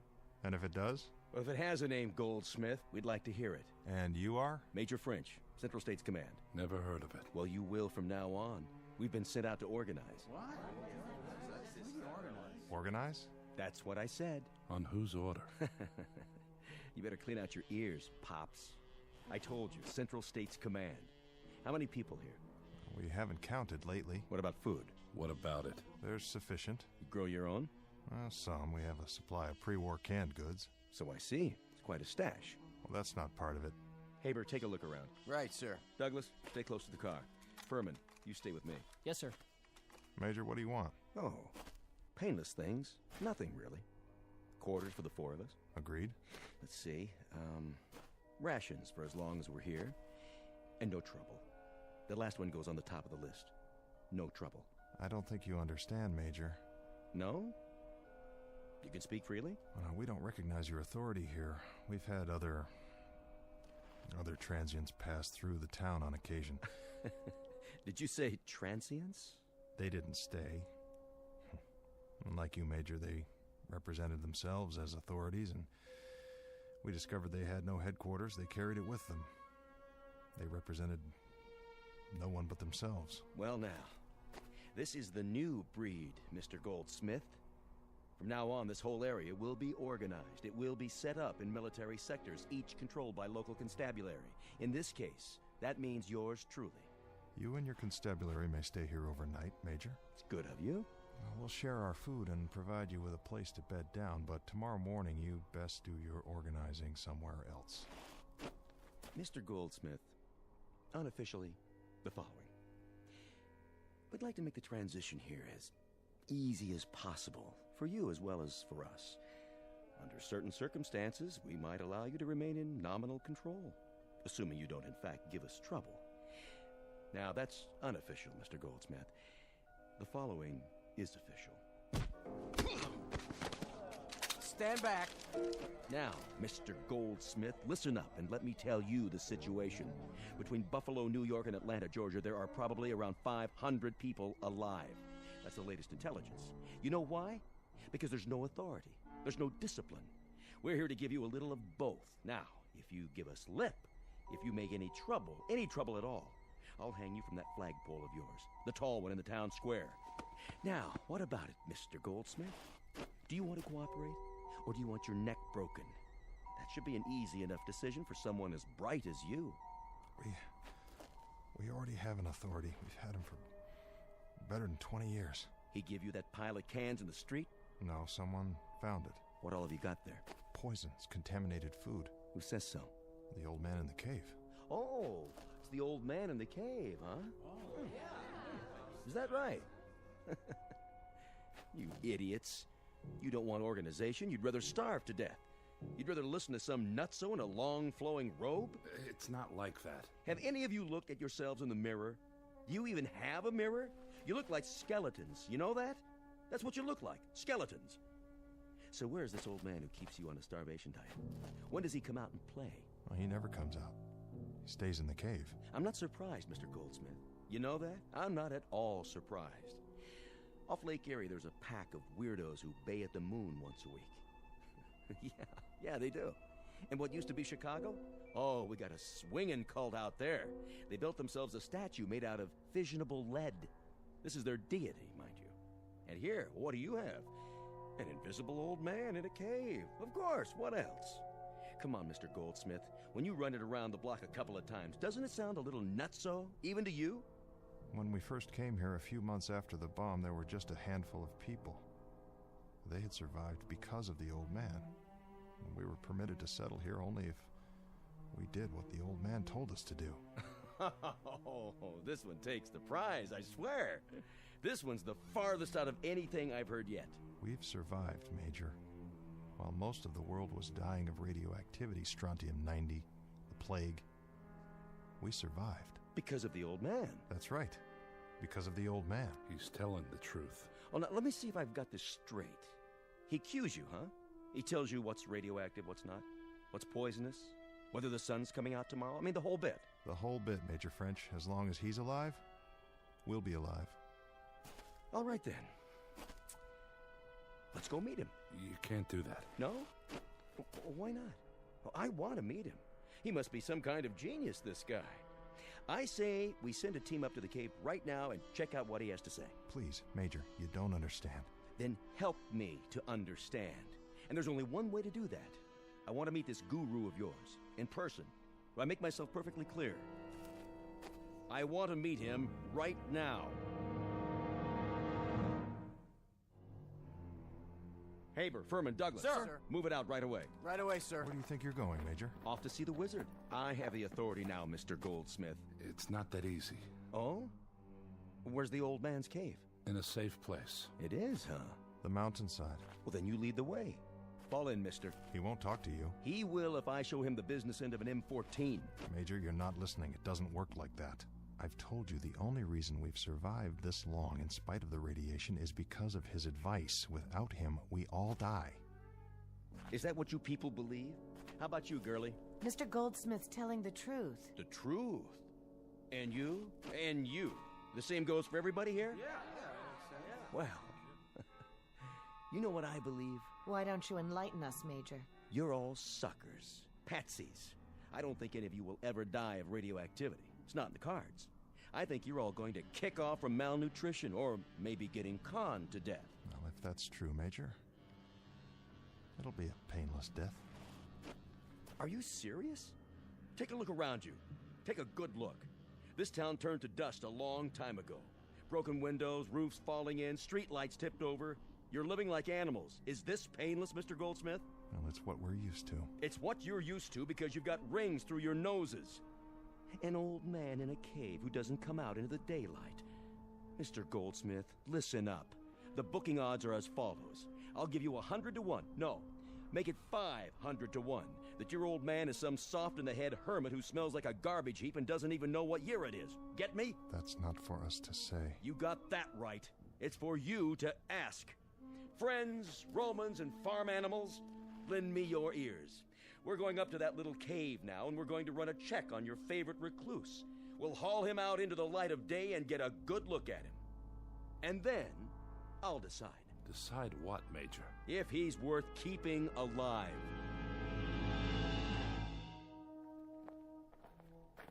How much farther? Don't worry, Major. We'll be there soon. If you're trying to pull something, Goldsmith. Just beyond the burned-out trees, there's a rise, and then the mountains. I'll show you. Furman. Yes, sir? You and Douglas pull ahead.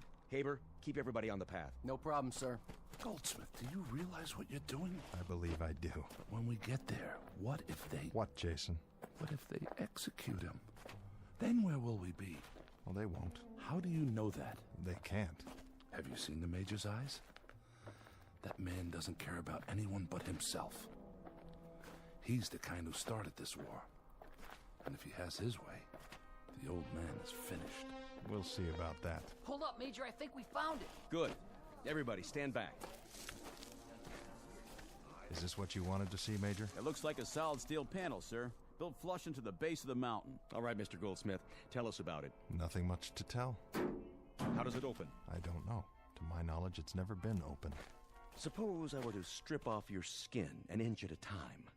Would that increase your knowledge? Oh, you could do that, Major, all the way to the bone. I'd have to tell you the same thing. I don't know how the door opens, or if it opens. The old man lives inside? That's right. And he never comes out? That's my understanding. I hate to press you, Mr. Goldsmith, but what does he eat? How does he live? How does he stay alive? I couldn't say. How do you know he's in there? How do you communicate with him? He sends out notes and messages under the door. There's a small slot right here. See, it's just wide enough for a strip of paper. I come every day at the same time, and he pushes another piece of paper out. It has the answers to my questions. He sends out messages under the door. We have a winner, gentlemen. This one takes the blue ribbon. The Village Idiots, led by an idiot. You in there! I've got a question. Your people are starving to death. They found a pile of food, but they're afraid to eat it. They're afraid of their own shadows. So, what's the word? Give me one good reason why they can't live like human beings. You listening, old man? Answer me. I'm the law here now.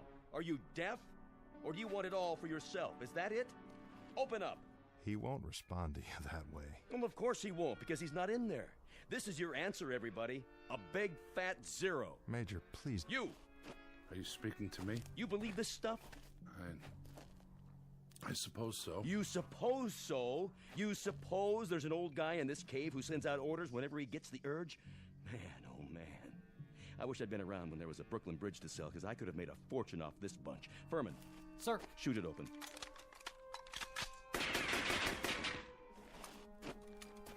No dice, Major. It must be an inch thick, maybe 2. Douglas, give me a grenade. Here, sir. What's he doing? No. Better make tracks, friends. This one's going to do some damage.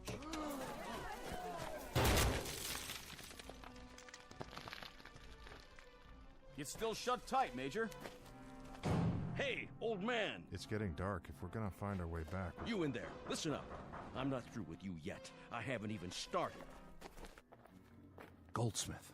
What is it, Jason? You know how to open the door. I know you do. I know how to open the door, but I took an oath that I never would.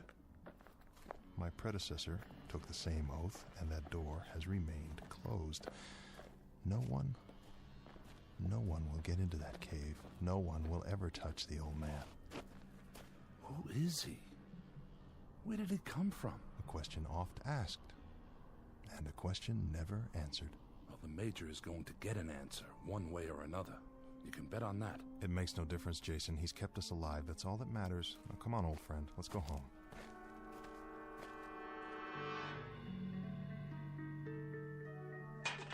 Now time, people. Dig in. It looks all right. But the old man didn't say. But I'm so hungry. What should we do? Come on. What's the matter with you? Everybody choose 5 cans. Take your pick. Tonight, we're going to celebrate the new order. That food is contaminated, Major. It is, huh? Who said so? The man who wasn't there? There's every possibility that those cans contain enough strontium-90 to kill all the people in this village. Yeah? Funny. I listened real close, and I didn't hear a single word from that guru of yours. Haber, give me a bayonet. Sir. What are you doing? I'm opening a can of, what's it say? Tropical fruit salad. I remember fruit salad. Do you? The kind with the little red cherries. Let's see what else is in here. Pineapple, peaches. Pears. I warned you. My stomach. You see, this is what happens when you... See what? Just a little performance for the yokels to keep them, on their toes. But you knew that, didn't you, Mr. Goldsmith? There's nothing wrong with this food. It's positively scrumptious. Well, say something. Tell me how disappointed you are. You're a nutcase, There's enough grub in that pile to keep you alive for years. There's enough poison in that pile to kill us all in days or hours. Much of it was canned after the bomb. We have no idea where it came from or who processed it. Some of the cans are only cheap plastic. It's porous. We have no idea what seeped into them from the air. Let's lay it on the line, shall we? Any of you who want a good meal for a change, dig in. For the rest of you who still want to play kindergarten, go home and gnaw on a bone. I'll try one. I guess it wouldn't hurt to sample it if we're careful. Don't be fools. Don't commit suicide because a couple of pack rats invade our homes and decide to turn things upside down. Let them be, Goldsmith. If they want to eat that stuff, let them eat it. The old man warned us about this. He told us it might be contaminated. We've got to bury it. Get out of my way. I say it's all right. He tested it. There's nothing you can do. If they're willing to risk it, that's up to them now. I'm afraid you're right, Evelyn. I've said my piece. The only thing left to say is May God help us. Hey, looky! We just repealed Prohibition! All over again! Goldsmith, over here. Let him go. But I wanted to have a drink with him. Have one with me. I got plenty. What's that one? Single malt Scotch whiskey. Here, give it a try. Like Christmas. Just like Christmas, huh? Thanksgiving. Thanksgiving, too. You got a name? Jason. Jason. Where's your golden fleece? I'm a very literate man. I went to college. Did you know that, Jason? I went to college. What did you learn?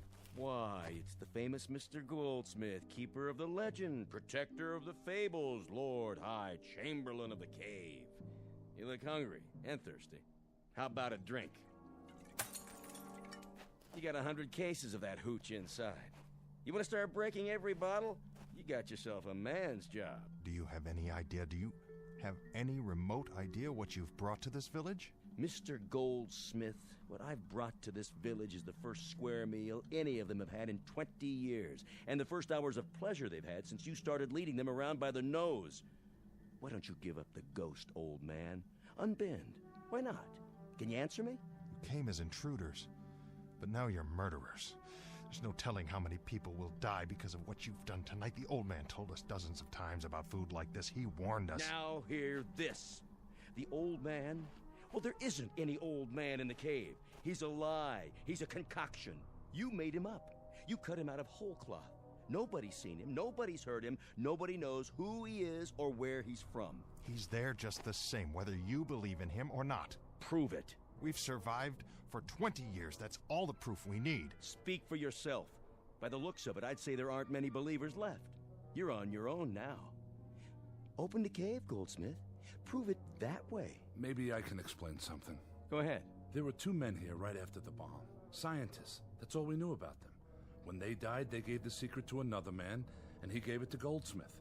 Now he's the only one who knows how to open the door. I don't know what your game is, Goldsmith. I don't know how you get paid off. But it's time you let these people fill their bellies. It's time you open that cave and let them see who's kept them hungry all these years. Listen to him. You'll have to kill me, French.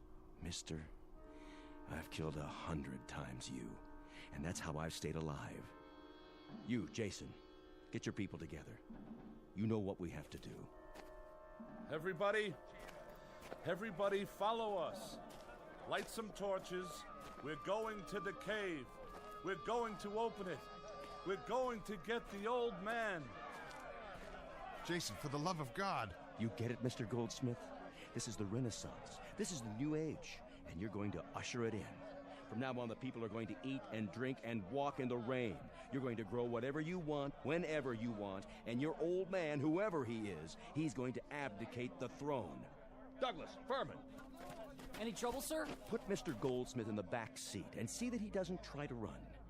We're going to take a drive up to the cave.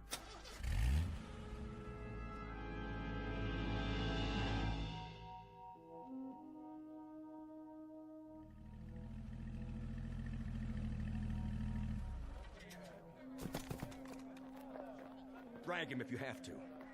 Mr. Goldsmith here is going to open the cave. He knows how. He can show you the old man. One thing he can't do is explain why you've been half-starved, half-frozen, and half-baked to death for all these years. Please, all of you, listen to me. There's no reason under the sun for this cave to be open. The only thing you need to know is that the old man has kept us alive. We're hungry. Do you understand? We're hungry. We've survived, but we haven't lived. He's never let us. He didn't drop the bomb, Jason. He didn't kill off the world. That's what we did to ourselves. All he's done is let us survive our mistake. All he's done is give us a chance to plant a seed again and let it grow. In that cave is all the compassion that's left on Earth. No more talk. Do it. Now. There's a switch under this rock. Let me tell you all something. Now the damage has been done. The destruction is complete. Irrevocable. You, Mr. French, When we talked about the ways that men could die, we forgot the chief method of execution. We forgot faithlessness. Enough!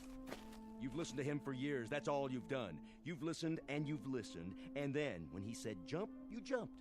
When he said breathe, you breathed. And when he said starve, you starved. I'll tell you what's in this cave. Here's my prediction.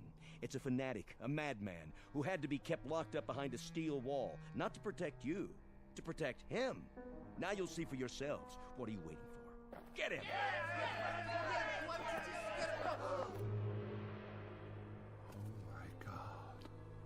Oh, my dear God. It's a machine. It's called a computer. This is your old man. This is your tyrant, your dictator. Kill it. You've been hungry long enough. Kill it, now!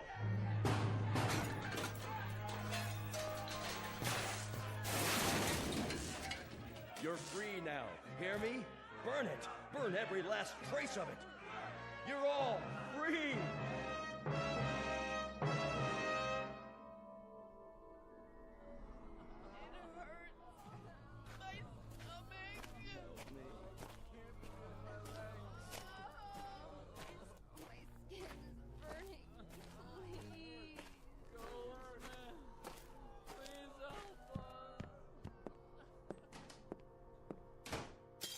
Mr. Goldsmith? Evelyn? I didn't think anyone else was alive. At least not for much longer. I took your advice. I didn't eat the food or drink anything last night. Why? I don't know. Faith, I guess, if that's what you call it. If it was good enough all these years, well, that must mean something. Does it? It didn't mean anything to Major French and his men. What are all those people outside? Not to any of them. Is there anything we can do? No. I know there might be a treatment of some sort to prolong their lives, but I don't have that information. It died last night back in the cave, along with all the rest of our knowledge. I know some things. I'm sure you do, Evie. For instance, it's going to rain today. Why, you can't know that. Yes, I can. I can feel it. Can't you? I'm not sure. Well, that's my prediction. We'll have to move the bodies, bury them. Yes, there are so many. You can hardly walk. I moved one already. You moved? Inside. He's laying down, over here. Goldsmith. That you? Jason? Jason, I'm so terribly sorry. So am I. I'm the one who's so sorry. You're not to blame. Maybe this has to be the destiny of man. I wonder if that's true. I wonder. Jake, I just... Oh.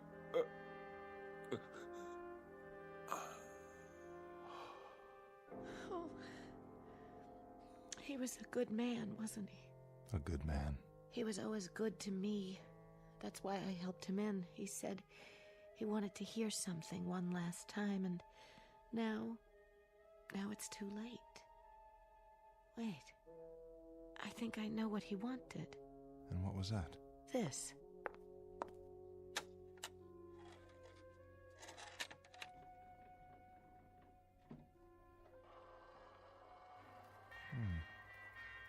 Sounds familiar. Can't quite place it. I can. A man named Glenn Miller. It's called Moonlight Serenade. Well, I'll be. There's your rain, Evie. Do you mind? Do you mind if we just sit here for a while longer before we move the bodies? No, I don't mind. At all. I like the sound. So do I, Evie. So do I.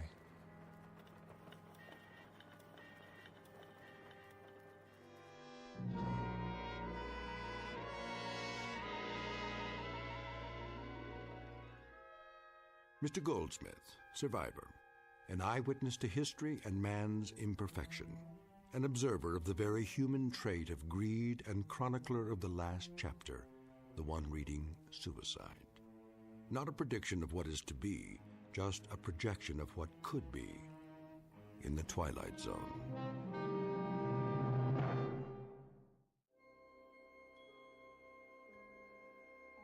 Hi, this is Carl Amari, producer of the Twilight Zone Radio Dramas. I'd like to take a moment to tell you about our official website at twilightzoneradio.com, where you'll get the latest news and information on these Twilight Zone Radio dramas. Plus, at twilightzoneradio.com, you can digitally download 3 free episodes or any of our episodes for only $1.95 each. In this age of ever-changing technology, we've decided to make these episodes instantly available to you by making the Twilight Zone Radio Dramas a digital download-only series. This means that this series will no longer be offered on CD. The CD collections at our website are now being offered while supplies last at buy one, get one free. So be sure to get your favorites before they're sold out. Be sure to visit us often, and I'll see you in the zone.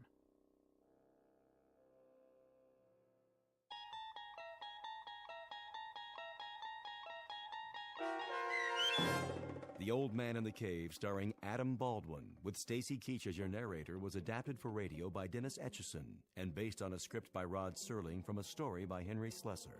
Heard in the cast were Mike Starr, Doug James, Kurt Nabig, Deb Dotzer, Jeff Lupiton, Sarah Marks, Carl Amari, Roger Wolski, and Vince Amari.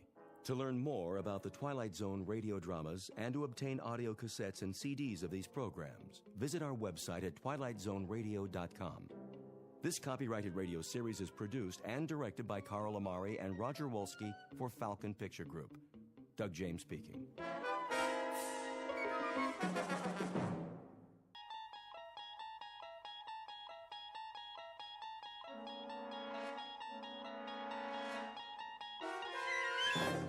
There is a fifth dimension beyond that which is known to man.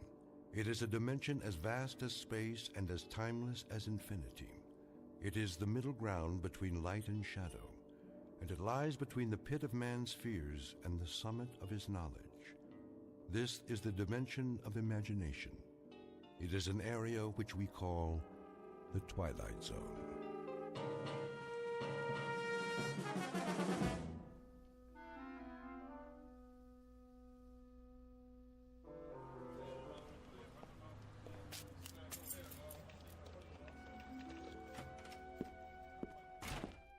Good morning, Mr. Bemis. Oh, hello, Cheryl. How are you today? Fine, just fine. You're on time, I see. I was getting worried. Were you? I thought you'd be here already. Well, normally I would be before Mr. Carsville notices. Had a bit of a delay, though. What happened? Well, I decided to stop by the library on the way. A few books, you know, to return. But they've changed the hours. They have? Yes. Do you believe it? Opening later, closing early. It's getting harder and harder to check out a book. Scarcely any time at all. Well, don't they have a slot or something for returns? Oh, they do. But what if you're interested, let's say, in scanning the morning paper without having to purchase a copy, or a student trying to finish a last-minute assignment, and those who work during business hours, who won't be able to use the library now? The right to read is slipping away, and no one seems to care. Oh, here he comes. Get ready. Well, as ready as I'll ever be. Morning, Mr. Carsville. Morning, Miss Anderson. Bemis. Good morning, sir. Glad you decided to join us. Better late than never, I always say. 7 minutes to go. Let's open the bank on time today, shall we? Yes, sir. Scrooge. What?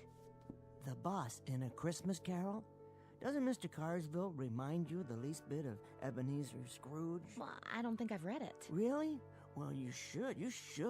All of Dickens' Christmas stories, as a matter of fact. They serve as a fine introduction to his novels. Nicholas Nickleby, Oliver Twist. Time to open the front door, Mr. Bemis. They're lining up out front. Oh, yes, of course.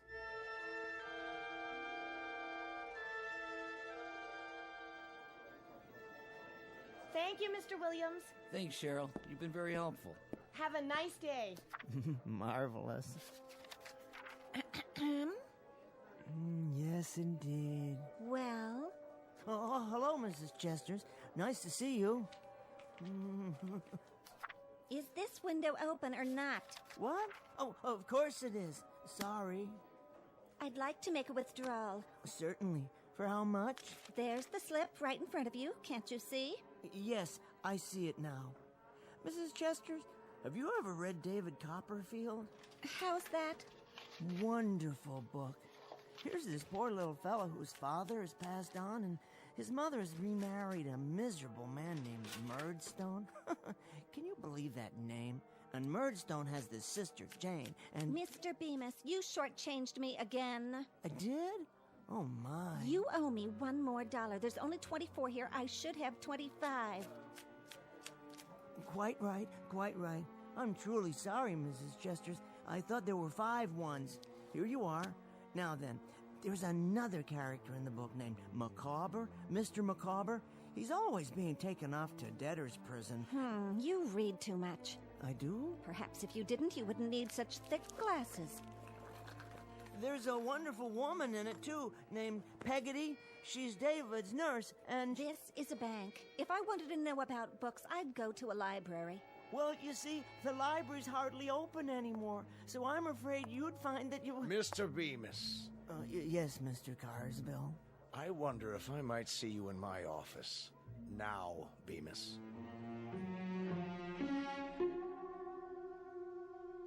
The time is the day after tomorrow. The place is anywhere, so long as it can accommodate a bank, a main street, and a library, along with a myopic little man with Coke bottle glasses named Henry Bemis. The gentleman in question has only one passion in life, and that is to read. Mr. Henry Bemis, conspired against by browbeaters and henpeckers, and by clocks whose hands waggle disapprovingly and always disallow the moments he'd prefer to spend on his favorite pastime. Today, however, Mr. Bemis will finally have his chance to read anything and everything, in a world much different from the one he knows now. A world without bank presidents, a world, for that matter, without anyone at all, located in a place called the Twilight Zone.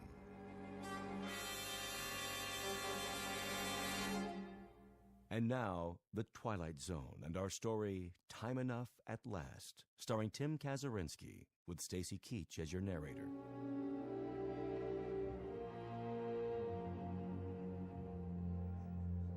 Did you hear what I said, Bemis? Why, certainly, Mr. Carsville. I don't suppose you've ever read David Copperfield, have you? No, Mr. Bemis, I have not. Now, if you'll be good enough to accompany me.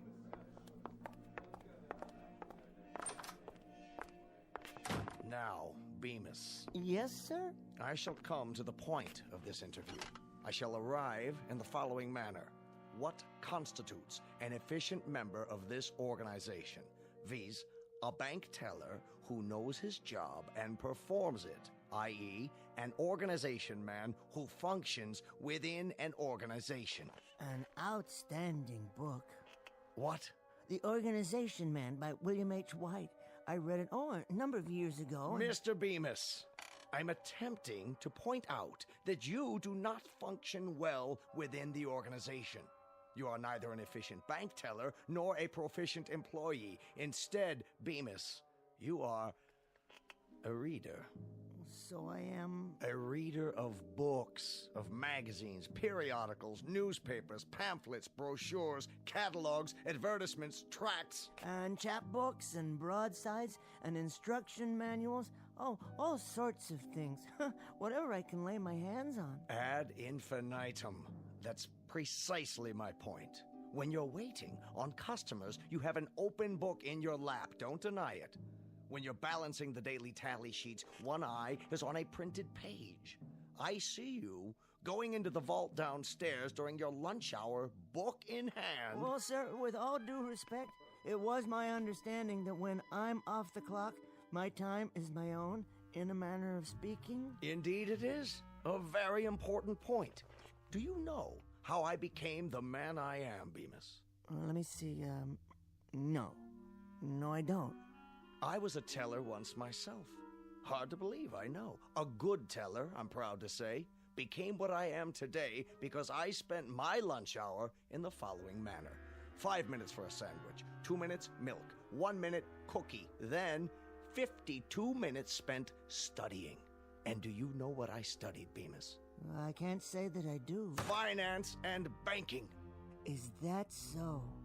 On your lunch hour? My. I practiced adding up figures, subtracting, dividing, compounding interest, and after 21 years passing through the ranks, do you know how I wound up? Well... I wound up as president of the bank. So you did. Ultimatum, Mr. Bemis. You will henceforth devote your time to your job. And that means forget about reading, or you'll find yourself outdoors on a park bench reading from morning to night for want of a job. Do I make myself perfectly clear? Oh yes, quite. Good. It's just that... Just that what, Bemis? Make it quick and then get back to your teller's cage. It's, well, my wife. What about your wife? I think she's taken up yoga. Now see here. She must have, or some similar form of self-denial. And now she expects me to live by the same philosophy. What philosophy? No bookcases, no magazines on the table, nothing at all. You see, she doesn't allow me to read at home. Oh, of all the... Nope, not on the premises. When I come home at night and pick up the evening paper, she yanks it out of my hand before I have a chance to open it. And then after dinner, when I try to look at a magazine, to relax, you understand, she's already hidden them away somewhere. It's gotten so bad that I find myself reading the labels on condiment bottles at the dinner table. Now she won't even let me use catsup. Unasked, let me give you my reaction to all this. Oh, please, please. Your wife sounds like an amazingly bright woman. Helen? Well, she is intelligent, but... To see the problem and zero in on it like that. Problem, you say? Your compulsive reading. Your addiction to printed words in any form. Do you really think it's an addiction? What else would you call it? You've obviously been suffering from it for years, or you wouldn't need such powerful glasses. Well, now that you mention it, I did read a lot as a boy. You know, I used to keep a flashlight under the covers so I could stay up late and finish a book. I remember... And I remember last November. You spent the better part of your days reading campaign buttons on the lapels of customers. You'll recall, Mr. Bemis, one particular young woman who took considerable offense. She tried to hit you with an umbrella for staring at her chest. I remember that too, Mr. Carswell. She never gave me a chance to explain. I only wanted to see who she was voting for. Indeed. Good day, Mr. Bemis. Good day, Mr. Carswell. What are you doing now? Oh, I was just reading the plaque on your wall. I see you graduated from... Out! Let's see now. Stocks down, more weapons testing. Henry? New bomb under development. An even bigger one. Now that's something to think about. Henry? Yes, dear. I'm in the living room. Do you want more coffee or don't you? No, thank you, dear. Well, then tell me that, but don't sneak off so that you can bury yourself in newsprint. Sorry. I was only checking the headlines. I think we've gone over this quite enough, Henry. I won't countenance a husband of mine sacrificing the art of conversation to... Oh, right. What's so funny? Nothing, dear. Go on, out with it. Oh, it's just the way you worded that. A husband of yours. How many husbands have you had? I thought I was the only one. I would appreciate your not rubbing it in. Oh, Helen, that was a joke. Go into the other room and change your shirt. Now? Well, there's nothing wrong with this shirt. It's the same one I put on this morning. You ironed it yourself. We're playing cards tonight. I want you to look fresh. Cards? That's right. Cards. We're going over to the Phillipses. Oh, we are? Well, Henry, any objections? No, dear. I must have forgotten. What time are we due there? In about 15 minutes. That's why I want you to change your shirt. Try to look at least remotely respectable. I'll be ready, dear. See that you are. And clean your glasses while you're at it. What? Your glasses. You won't be able to see the cards with dirty glasses. Oh, that's true. I wouldn't be able to see anything without these. Do you want me to wipe them off for you? No, I'm quite capable. Well, then do it. And don't use your shirt tail. Oh, I wouldn't think of it. 15 minutes, Henry. Aha, just enough time for a short read. Now, where did I hide it? Ah, in this drawer. That's right. Perhaps I can bring it along. One more thing. Yes, dear? Henry? I was just getting ready. What have you got there? Got? Under your coat. Why, nothing. Oh, then what's this? Ooh, that's odd. Wonder how that got in there. I could only hazard a guess. A handbook of modern poetry. Yours, Henry? Well, actually... Would you like to read me some? You mean aloud? From the book? Don't you want to? Why, Helen, I'd be delighted. This particular volume has some lovely things in it. Really, quite lovely.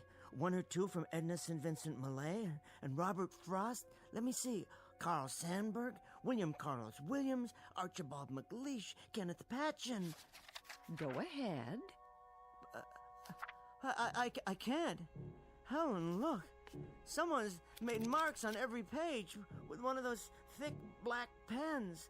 Who could do such a thing? Who do you think did it, Henry? Well, you don't mean... You should thank me. A grown man who reads silly, ridiculous doggerel? It isn't doggerel. There were some beautiful poems in here. I say it's doggerel. I also say it's a waste of time. Helen, please. No, please don't tear the pages out. Oh. Careful, Henry. You dropped your glasses. Just think, without them, you wouldn't be able to read any of this. Watch out. You'll step on them. I might, accidentally. And then where would you be? You couldn't see a thing. Of course, then you wouldn't be able to play cards, or go to work either. And we can't have that, can we, Henry? Why, Helen? Why do you do such things? For 20 years. Because I married a fool. There'll come a time, Helen. There'll come a moment when... When what, Henry? When you'll be paid back for such indignities and cruelties and miseries. You'll see. Where are you going, Henry? To change your shirt? I'm going to bed, Helen. There's one thing you didn't count on. I've learned these poems by heart. And you know what I'm going to do? I'm going to say them to myself aloud and listen to the music of those beautiful words, because you can't vandalize what's in my mind. You can't climb in there and scratch out and tear up and destroy such magnificent language. No one can. Henry? Henry, I'm speaking to you!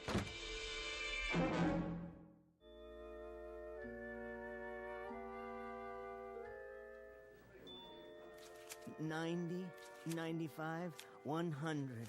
Thank you, Mr. Miller. Thank you, Mr. Bemis. Always a pleasure. Next. I'd like to put this in my checking account. Of course, if you'll kindly fill out a deposit slip. Okay, I'll step aside.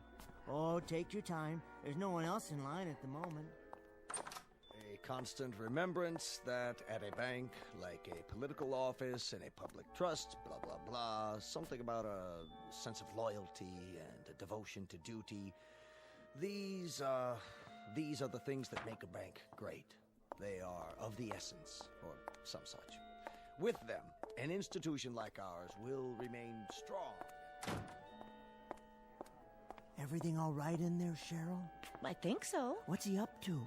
Mr. Carsville? Well, he's dictating a speech for the bankers' meeting next Thursday. He wanted me to bring him the quarterly report. Isn't that something? Well, he needs to know the figures, deposits, and holdings. Dictating, you say? His secretary will type it up and correct it, fix the grammar. Why?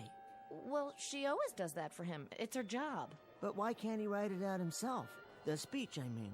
Is the English language that mysterious? Written English? It's really very simple. You gather your thoughts and put them down on paper. They're only words, after all. Words that begin as feelings and become thoughts and then are turned into sentences. I never thought of it that way. Do you see my point? It's the most basic process of the human mind, assuming one has at least an elementary vocabulary. Maybe it's a matter of time. He must have a lot to do running the bank and all. Time, yes, time. That I can understand completely. It's a matter of fitting it into your schedule. But if you want to badly enough, you'll find a way. Take reading, for example. I wouldn't trade it for anything. A doorway, as it were, a privileged entry into another mind, a chance to see the world through someone else's eyes. Here's my deposit slip. Oh, yes. Thank you, sir. And here's your receipt. Okay, see you next week, Mr. Bemis. Oh, I'm sure you will. I'll be here. Where else could I be? It's almost time for lunch. Is it? Already? I was just wondering. Yes? Would you like to join us? Pardon? Well, some of us are going down the street to that new restaurant. They say it's really nice. Is that what they say? Why don't you come along? Unless you have something else to do. Well, that's very kind of you, Cheryl. Very, very kind. But as a matter of fact, there is something I have to finish. I understand. Good, that's good, because, you see, I love Joyce. Oh, does she work near here? oh, heavens, no. That's funny, Cheryl. Really, very funny. I didn't know you had such a sense of humor. I mean, James Joyce. I see. Do you? James Joyce, the writer. Have you read Dubliners? It's the most marvelous book. One piece in particular, The Dead, is perhaps the finest story I've ever read. I'm rereading it now for the first time in years. Just a few pages to go. With any luck, I can finish it on my lunch break. The ending is quite moving, as I recall. Transcendent is the word I'm looking for.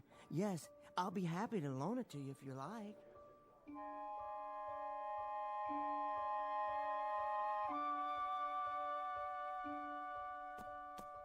Oh, here we are. Peace and quiet at last. There just isn't any place quieter than the vault of a bank. All I have to do is pull the door closed and voila, my own private lunchroom and reading room. Now, let me see. What's for lunch today? Sandwich? Apple? Something to drink? What more does a man need? A jug of wine? A book of verse? Well, a thermos of coffee at least. The morning paper and my book. Where was I? The scene at the Christmas party. A house in Dublin. It's snowing and... Oh, wait, better check the time. 12:17 by my watch. Exactly 43 minutes to finish The Dead. After a quick scan of the front page of the paper. New bomb would mean total destruction, says scientist. Oh my, here's hoping they never have to use it. What in the world? That sound, what is it? Something outside? My pocket watch. The crystal's broken. Not in my glasses, thank the Lord. Oh, now the lights have gone off.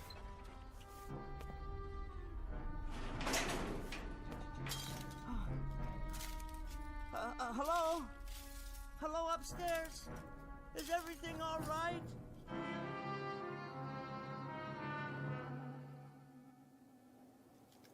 It's all smashed. Ruined. There's money everywhere. Will you look at that? Ladies, gentlemen. Mr. Carsville? A constant remembrance that at a bank, like a political office in a public trust, Are you in here, sir? what matters is a sense of loyalty and devotion to duty. Mr. Carsville? So in conclusion, etc., etc., that's my speech for the Thursday night banquet, Miss Jackson, with revisions. Would you type that up in triplicate for me? Type that up in triplicate for me. Type that up in triplicate. Type that up in triplicate for me. That's only the dictation recorder. Mr. Carsville's phone. I don't suppose it still works. No dial tone. Nothing. Helen. Helen! The inside of the phone is burned to a crisp, as if it melted. What's happened here? Why, there's no longer any window or wall, just a huge hole. Cheryl?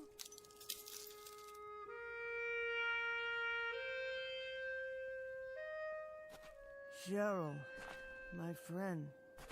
You were my friend, weren't you? My only friend. And now you're gone, too. It's all gone. This block, the entire city, it's nothing but rubble, as far as the eye can see. It's a nightmare. That's all it is. I fell asleep downstairs and I'm dreaming. I'll wake up any minute and have a good laugh. Any minute now. As if this were the last car, the last one on the street that hasn't burned. It's impossible. It isn't real. It can't be. It feels real enough. It certainly does. I wonder if it still runs. Can I get home? See if Helen's alive? Someone's left the key in the ignition. Now I know I'm dreaming. Come on, come on. Oh, what's the use? There's nowhere to drive. The street's impossible. It's nothing but one enormous crater, it looks like, beyond the park. Hello? Hello? Is anybody there? Anybody at all? I can't be the only one left, can I? They're all dead. They must be. Everybody's dead, except me. I'm all right, but why am I all right? I was right in the middle of the vault. I was in the vault. The walls are 18 inches thick down there. That's why I'm alive, because I was down inside the vault. The thing of it is, though, I'm not at all sure I want to be alive. To be totally alone. They did it. They actually did it. Some damn fool used the bomb after all. And now look. Look at what they've done. Somebody, anybody, please, help me.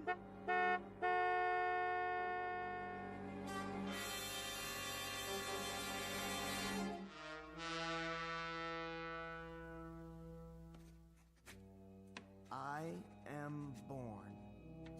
Whether I shall turn out to be the hero of my own life, or whether that station will be held by anybody else, these pages must show. To begin my life with the beginning of my life after the great conflagration. My name is Henry Bemis, and this is my journal. I'm not a writer, but someone must do this to leave a record for the future, if there is a future. So it falls on me to set down what I have seen.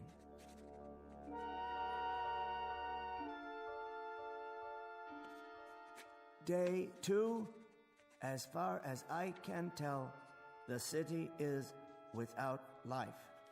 After sleeping through the night in an abandoned furniture store, I awoke and went in search of food. The markets in the area are fully stocked. The canned goods appear to be undamaged.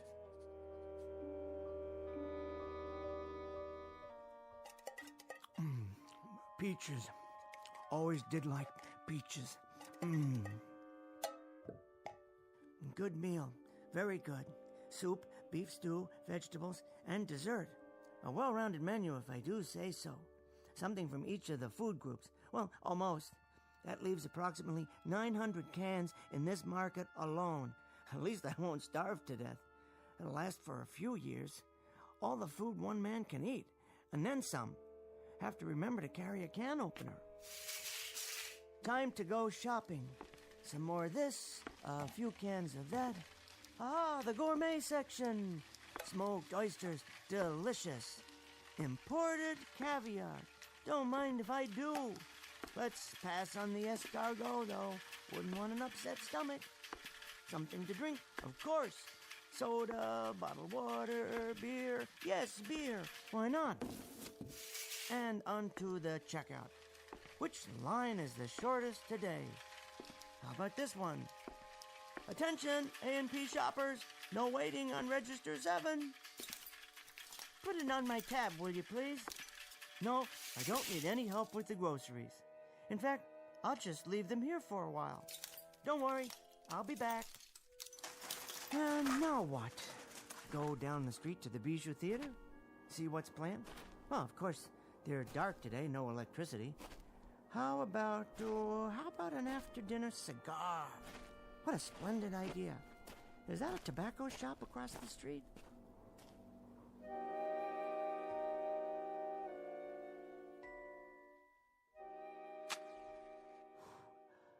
Wonderful cigar.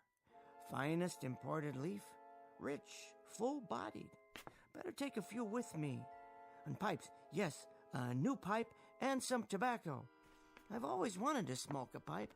I do believe it suits me. Next stop, the post office. No, laundromat. Jewelers. I suppose I could pick up a new watch, but I wouldn't know what time to set it. Doesn't matter, really.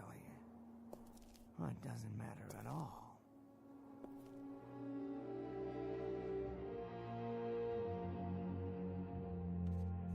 I was happy to find a newsstand on the corner. By some miracle, not all of it had burned or blown away. There was one copy of the New York Times. All the news that's fit to print. I realized then that there would never be another edition. Only the same headlines, the same editorials, even the same comics. But after I read it and reread it, I still have a few magazines. I decided to remember this place. For the time being, I thought I'd explore the neighborhood, because it was my neighborhood now, all of it. From this day forward, I'd have it to myself. There was a candy shop, a stationery store, a dry cleaners, sporting goods. For some reason, that one caught my eye. Besides, I had to sit down somewhere and rest. The worst thing was being alone. Utterly, completely alone. And this was the way it would always be from now on. Just walking and sitting, eating and smoking and reading the same newspaper over and over again. But for now, I needed a flashlight and some candles or a lantern for tonight. There were tennis rackets, rods and reels. I could always go fishing if there were any more fish. The gun department. Never used a gun in my life. Wouldn't know how to. I suppose I could learn for self-protection, but against whom? Or target practice. That might fill some time. I had my pick. Remington, Winchester, Marlin, or a pistol. Yes, why not? A revolver like a cowboy in a Zane Grey novel.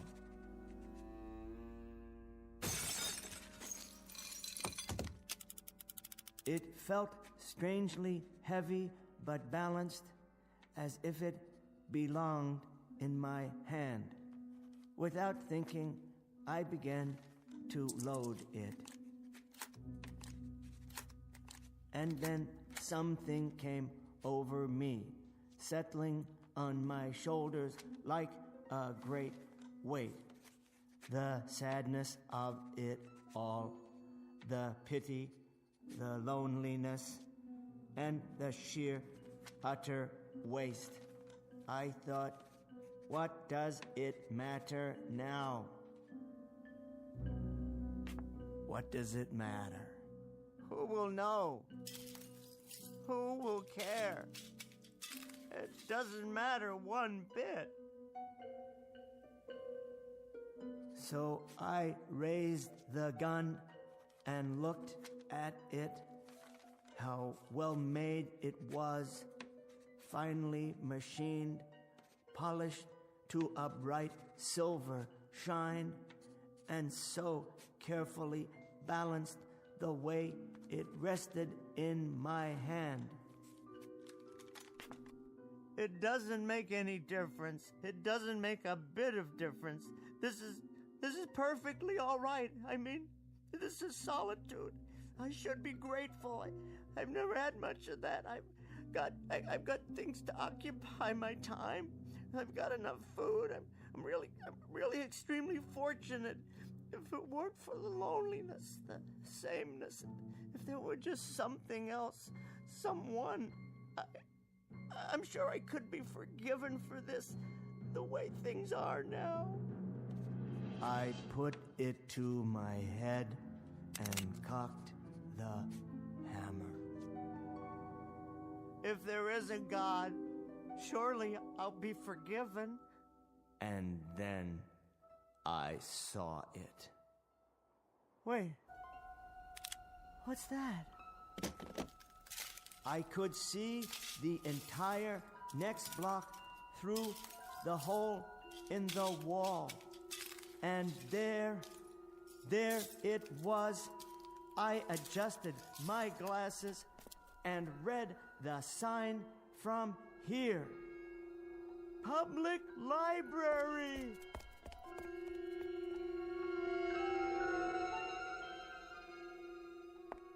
Yes, oh yes, I forgot all about it. But you're still here, aren't you, my greatest friend? You who have never failed me. Not burned at all. Why, the whole interior is untouched. There are thousands of books here, tens of thousands, all waiting to be read.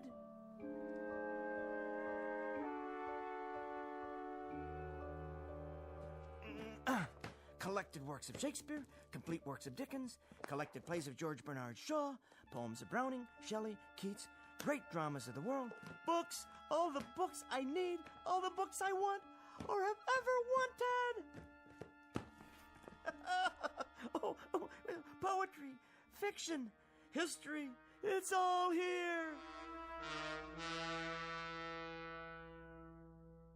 And now my journal ends because I have things to do. It doesn't matter whether I write it down or not. All I have thought and felt has already been said by the great writers, the poets and philosophers, the historians of times past. I know that nothing is new, nothing is ever lost, so long as there are books. In the midst of this catastrophe, I have been reborn. Now, this pile is January, and that one over there, February, March, April, May, this year, next year, the year after that, without end. I think I'll begin with biographies, then short story collections, and move into the great novels. I'll vary them by subject matter. Science fiction in the spring, Wells and Asimov, Bradbury and Clark, Sturgeon and Le Guin, and Philip K. Dick. And then some whodunits for the long nights. Agatha Christie and Patricia Highsmith and Sue Graft. And the best part, the very best part, is that there's time now. There's all the time I need, all the time I want. There's time enough at last. Where to start? What a foolish concern. I believe it was Charles Fort who said, when measuring a circle, begin anywhere. I feel like a kid in a candy store. So many wonders laid out before me, all of them indescribably delicious. My glasses! Where? They're broken. Completely shattered. I'll never be able to put them together again. Oh, it isn't fair. It isn't fair at all. There was time now. There was finally time. Plenty of time. All the time in the world. It isn't fair. It isn't fair. No, it isn't fair.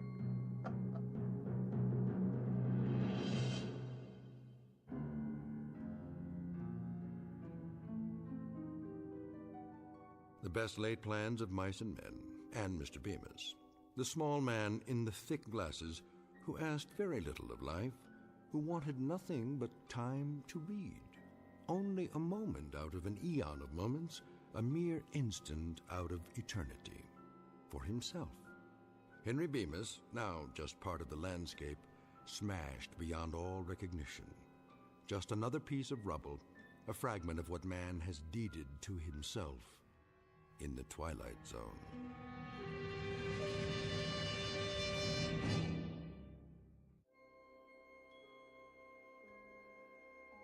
Hi, this is Carl Amari, producer of the Twilight Zone Radio Dramas. I'd like to take a moment to tell you about our official website at twilightzoneradio.com, where you'll get the latest news and information on these Twilight Zone Radio dramas. Plus, at twilightzoneradio.com, you can digitally download 3 free episodes or any of our episodes for only $1.95 each. In this age of ever-changing technology, we've decided to make these episodes instantly available to you by making the Twilight Zone Radio Dramas a digital download-only series. This means that this series will no longer be offered on CD. The CD collections at our website are now being offered while supplies last at buy one, get one free. So be sure to get your favorites before they're sold out. Be sure to visit us often, and I'll see you in the zone.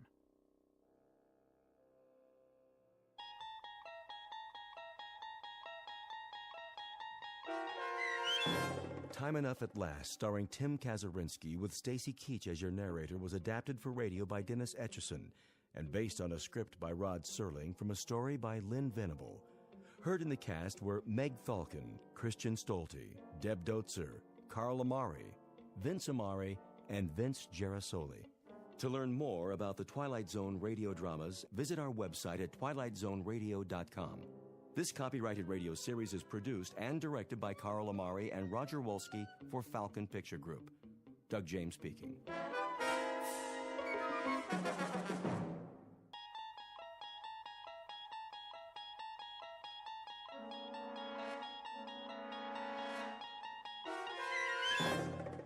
You're traveling through another dimension.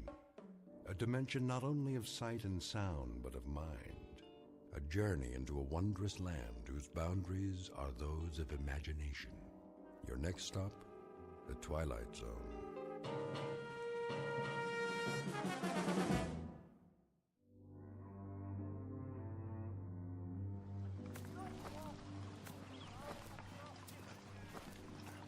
Sergeant?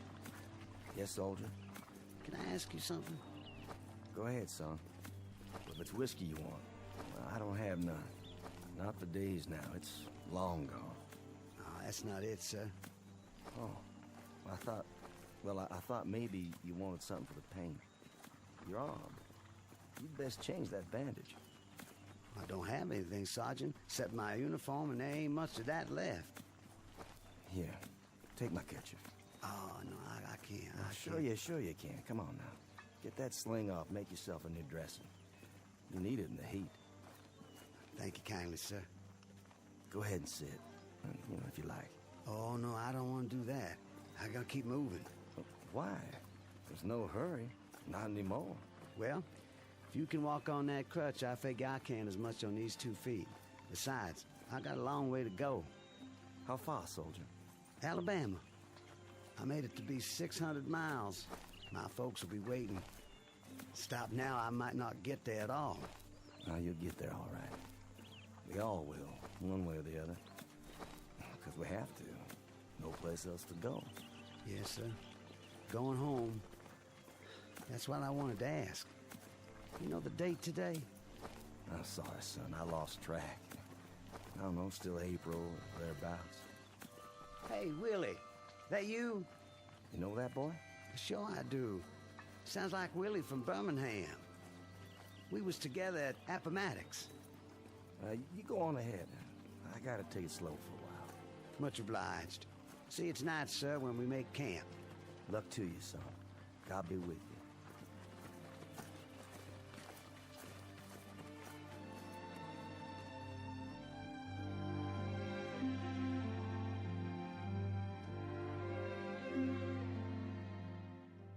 This is the year of our Lord, 1865, and these are Confederate soldiers not long after General Robert E. Lee handed over his sword to General Grant. Lee's troops have been released from duty, and for most that means traveling on foot, carrying with them the last vestiges of dignity and defeat. They walk these roads by the thousands, by the tens of thousands, with one goal in mind, to get home. They survived a war that cost more than 1 million lives, and those left are the walking wounded, bandaged, dirty, bearded, and exhausted, moving past burned-out homes in a burned-out land that now relinquishes a burned-out cause. But in a moment, the dusty road that began at Fort Sumter, South Carolina, and ended at Appomattox, littered with the residue of broken battles and shattered dreams, will terminate in a strange province that knows neither north nor south, a place we call the Twilight Zone.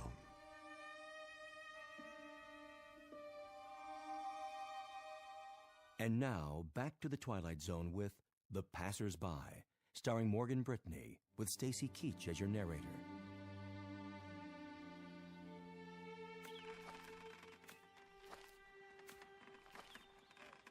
Miss? Yes? I was wondering, Come closer to the porch so I can see you. mind if I take some of your water, miss? The canteen's run dry. Please. The well's just there. Have all you like. Thank you kindly.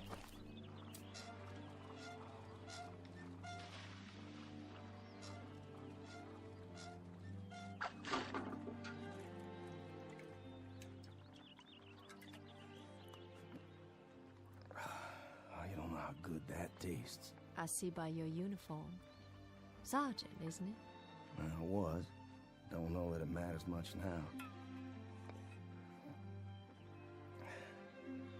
Beautiful house you have here. It was. We used to call it our mansion. Beautiful tree, too. The oak here, strong. The kind that lasts. Yes, it survived. It was here before the house was built, and now it's the only one left. War claims a lot of victims. Different kinds. Men, animals, God's own beauty. You mind if I sit here a spell? Not at all. It's nice to talk to someone. I feel as if I haven't had a conversation in years. What if I strum my guitar a bit? You have a guitar? Carried it all through the war. Would it bother you? Oh, it would be lovely. My husband used to play a guitar. Did he? Oh, he played so well. He's where, ma'am? He was killed at Yellow Tavern with General Stewart. I'm sorry. You have a wife back home? No kin at all. It was just my father, but he died the first year of the war. I'm sorry. Ah, it's all right. It's been a while now. I mean the crutch. I didn't see it. You've lost your leg. No matter, ma'am. Didn't exactly lose it anyway. I know just where they buried it. Outside of Chickamauga. It must be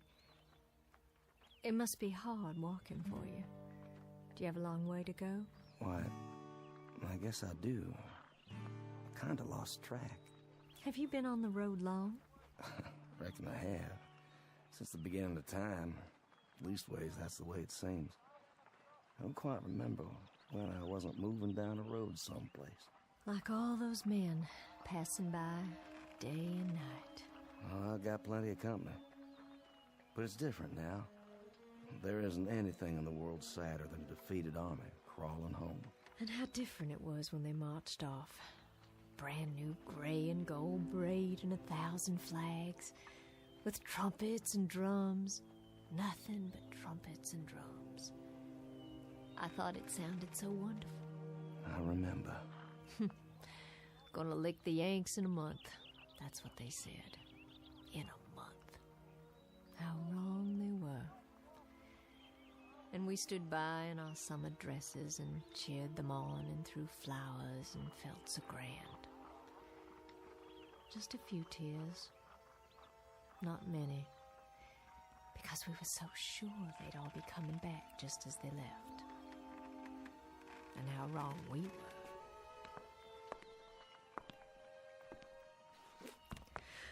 Oh my. Anything wrong? I'm feeling A little dizzy. Ma'am, please sit down. I don't think you're well.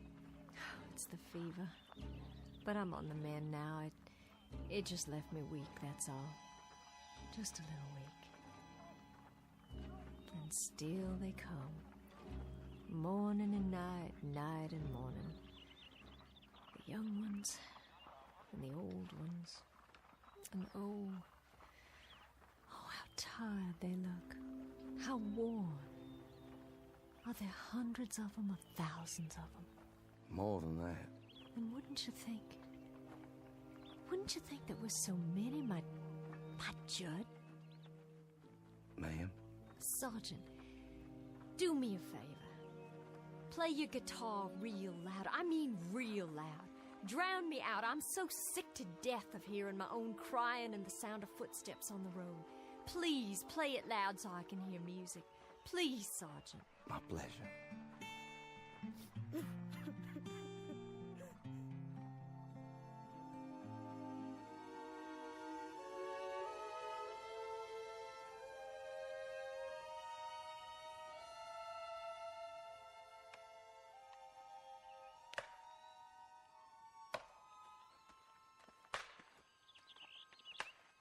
Charlie?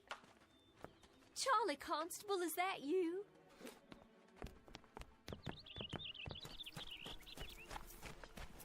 Charlie, it's Lavinia. Charlie, we thought you'd been killed. That's what everyone said. They said you'd been shot in the head at Gettysburg. Afternoon, ma'am. Sorry to disturb you, ma'am. Good day to you. It's Charlie I want to talk to. Can't you hear me? Couldn't you stop a minute, Charlie? Couldn't you stop a minute and talk? I'm so glad you're all right. I'm so glad you got back. I'm almost there, Lavinia. Almost there. I don't think I'll need all this weight. You can store my blanket roll for me, but I gotta keep moving. I'm almost there now, you see. I'll be there by nightfall. Oh, Charlie. Your wife will be so glad to see you. So very, very glad. Goodbye, Lavinia. Will you give Susan my best, Charlie? Tell her when you get settled to please come over. Would you do that for me? No, I'll expect she'll want to keep you to herself for some time. I know if it were Judd come home to me, I'd hold him close. So close, Charlie. And I'd not let him leave again. I'm sure, Lavinia. Charlie, wait. You might need some of your bedroll. The Yanks took most of the blankets. Susan might have use for yours. Well, I'll keep it for you then. Do you hear me? I'll keep it here for you. That was Charlie Constable. Was it? They said he'd been killed at Gettysburg, shot through the head, that's what they said. Oh, but thank God they made a mistake. Thank God he's all right and come home again. What's the matter, ma'am? Why are you looking at your hands like that? There's blood. Where? Why, Charlie's cap. It's tied to its bedroll and there's blood on it. There's blood on Charlie's cap.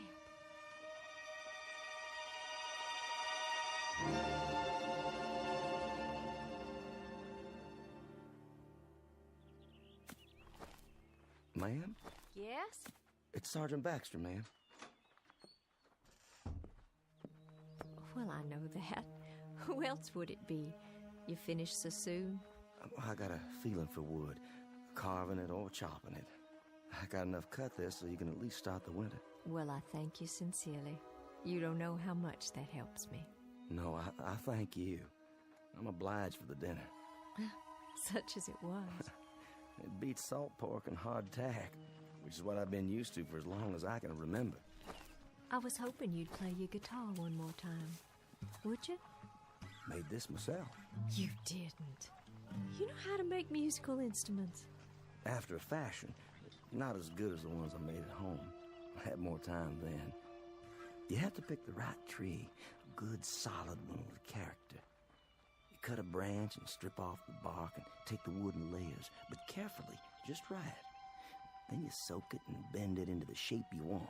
Well, there's plenty to it, believe me. And then after it's dry, it has to be planed and glued and whittled till it's perfect. And then comes the tuning. They say a good guitar takes on the voice of the man who made it. Have he has a voice to start with. Seems some men don't. No matter what they play, it just comes out flat and dead. I'll bet all your guitars sound beautiful, just like this one. My old man used to say that I'd wind up nothing but a bum troubadour. Did he? My old man. But he was a proud one when I marched off. Proud as an old rooster, because his son was going off to war to become a man. And I come back, half a man. That song of yours. Black is the color? Judd, my husband, he used to sing that. Oh, I wish you could have met him. I wish so too. A very gentle man. A very nice and decent man. And I can remember nights he'd sit out on this porch and play and sing. Even the crickets would keep quiet. The bullfrogs down at the pond. It was just as if they'd stopped their noise so they could hear the music. And then the Yankees came. Like blue locusts who had to eat away the trees and the land and everything on it. I owe them for much. For our house, our lawn, our trees, for everything that was. Including my husband's life, I owe them for very much. Ma'am, why don't you leave here? This place is no good for you. This place is all I have. Just an empty shell of an old house and a burned-out field. But it belongs to me, and it's all I've got. You need something else, something different. Being here alone and sick and staring out toward that road, that ain't gonna cure anything. Fever, sadness, heartache. It won't cure nothing at all. What do you suppose happened to him? Your husband? The Yankee who killed my husband. Do you suppose he's marching home now? Back to his own kin? Do you suppose he's laughing and singing and telling all his neighborhood about the rebels he killed? All the bullets and the heads he shot them through? I don't reckon that at all. You shouldn't either, ma'am. There's been a lifetime of suffering on both sides. I got a gun inside the house. An old shotgun. And I keep thinking about how someday, some moment, a Yankee will ride by, and I'll take out that gun, and I'll aim it at him. I'll aim it steady. But first, I'll tell him. I'll tell him that he can consider this the last shot of the Civil War. A bullet in exchange for the one my husband took. You let that kind of poison sit on your mind, you'll die from it, I swear. Who's coming? Can't see yet. It's him. What do you mean? The Yankee. Well, hold on now. It's a hot night. Hot indeed, Lieutenant. Couldn't see if anyone still lives here. They do. You traveling a long way? Oh, just up the road. But I've been on it a long time. You too, Sergeant? Long time. I've got a half-full canteen, but my horse is running dry. Well, there's water in the well. I don't think they'd mind. Much appreciated. I know you, don't I? That's possible. I mean, I've seen you before. I seem to remember. Go on. What is it you remember? You'd best heed the sergeant's answer because it's the last thing you'll ever hear. No, ma'am. Put the gun down. You don't understand. The last thing you'll hear on this earth. This I promise you.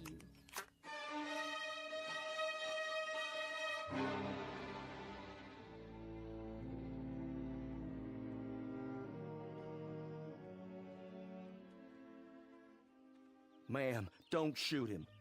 The lieutenant here tried to save my life. Stand aside. Hear me out first. I was lying on the side of a road. A mini ball had landed amongst us and took off my leg, and I laid there bleeding. And then he come by, a patrol of Yanks, and he propped me up, and he tried to stop the bleeding.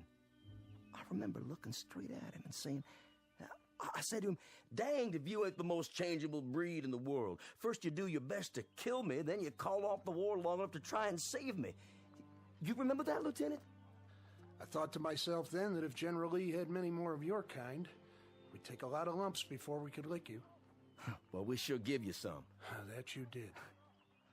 Lieutenant, this is Lavinia Godwin. You've thanked him, Sergeant. Now be so good as to step out of the way so I can thank him for a few other services. Ma'am, the lieutenant here, he stood out on the open road and tended to me while both sides were shooting up a storm over his head. And yet he stayed there, and he tried to save my life. I've got this shotgun leveled straight at his head, and my hand is steady. I've waited a long time. I aim to blow his head right off his shoulders. This your pleasure, ma'am? And duty. A little bit of both, perhaps.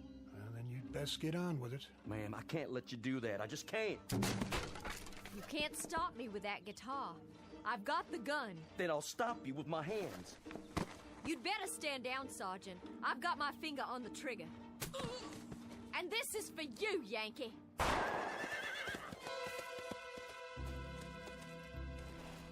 could thank God for the darkness. That kept you from committing murder.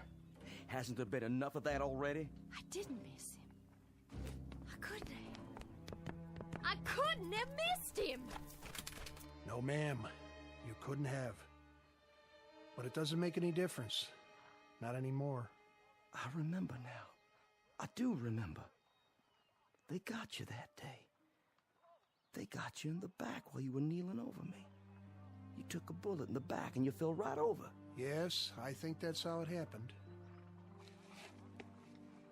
I thought you were dead. I remember thinking you were dead. What's going on here? What's going on here? You'll understand. It'll come to you sooner or later. What will? I've got to be moving up the road again. Don't want to ride, do you, Sergeant? She's not the staunchest steed on earth, but she'll carry two.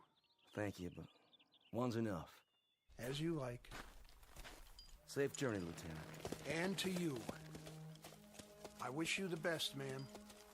I do wish you the best. And this too shall pass. This too shall pass. Wait and see. I'm sorry I hit you, Sergeant. And your guitar, your beautiful guitar, I shouldn't have. I shouldn't have done that. Please, forget it. It's over. Those things he said. What do you suppose he meant? I have an idea, but I think we'll know for sure soon enough. Look, on the ground. What? It's wet. When he climbed on his horse, he was dripping blood.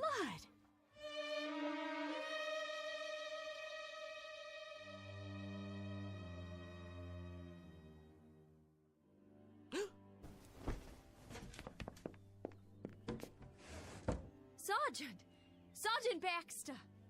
Ma'am? Would you come in the house, please? Can I help you? Do you hear that, Sergeant?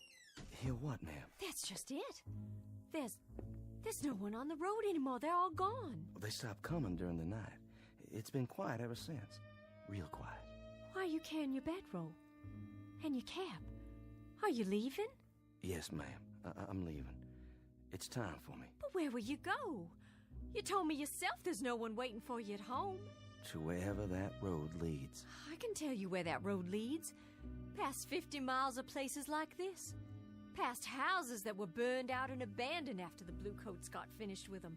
Burned out yards and crop fields. Some by Union soldiers, some by us. So there'd be no use. Past a few hundred tired, sick people like me. No worse off than I am. Well, that's what I'm telling you. If you're looking for a change of scenery, Sergeant, you won't find it out there. Along that road. Mrs. Godwin, I was up most of the night. I was up and I was thinking about lots of different things, thinking it through. What did you decide? That lieutenant who came by, and the shotgun, and the blood on the ground. When he rode off, it seemed like a mystery. Yes, it does. And that young friend of yours, Constable. Charlie Constable. Yeah, with the bloody cap.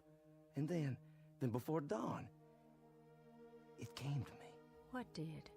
It's kind of hard to explain. Please try. It has to do with That road out there. And the men who are walking on it. What about them? Last night, after you'd gone to bed, I stood by the gate and I watched as they went by.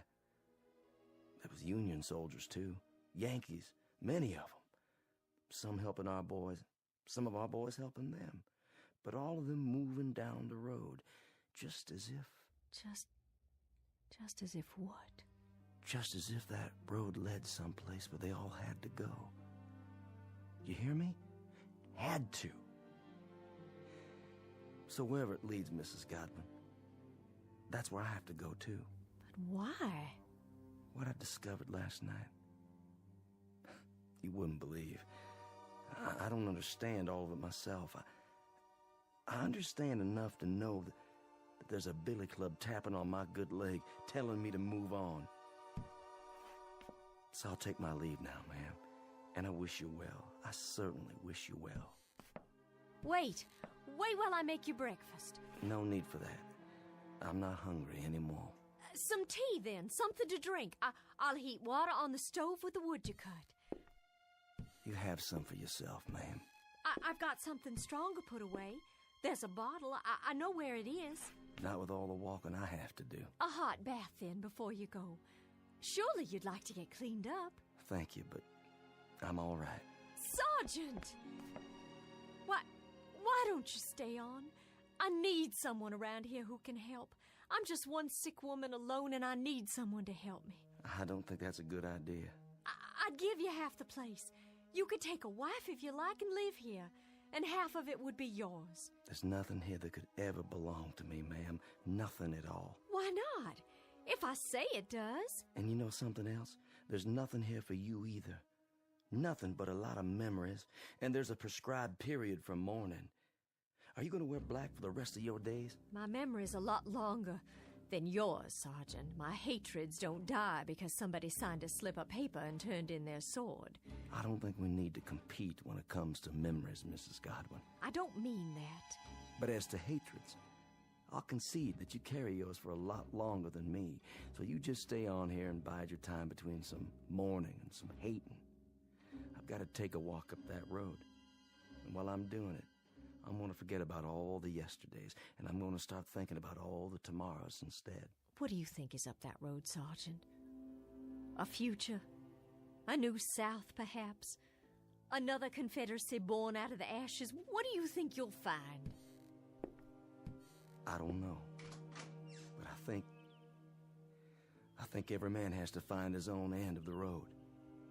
It's whatever he wants for himself. And every woman, too. What's that? Sounds like my guitar. But it can't be. It's broken. There's a soldier in the yard. He doesn't mean you any harm.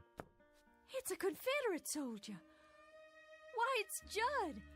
My Judd, he's finally come home after all.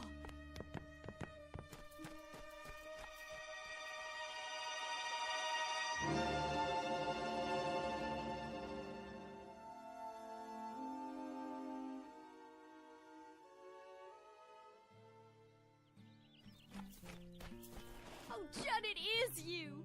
Lavinia? Hello, my dear. Oh, Judd. Judd, home and tell me it's really true. And how fares my darling wife? Oh, I've been ill, Judd, very ill. Oh, no. But I'll be well again.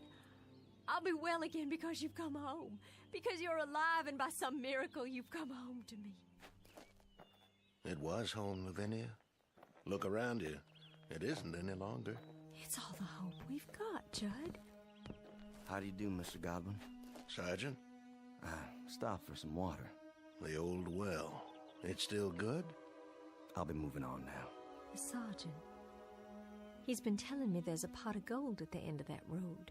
Has he?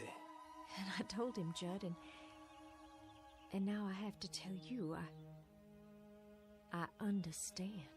Understand what? There's nothing at the end of that road except more road.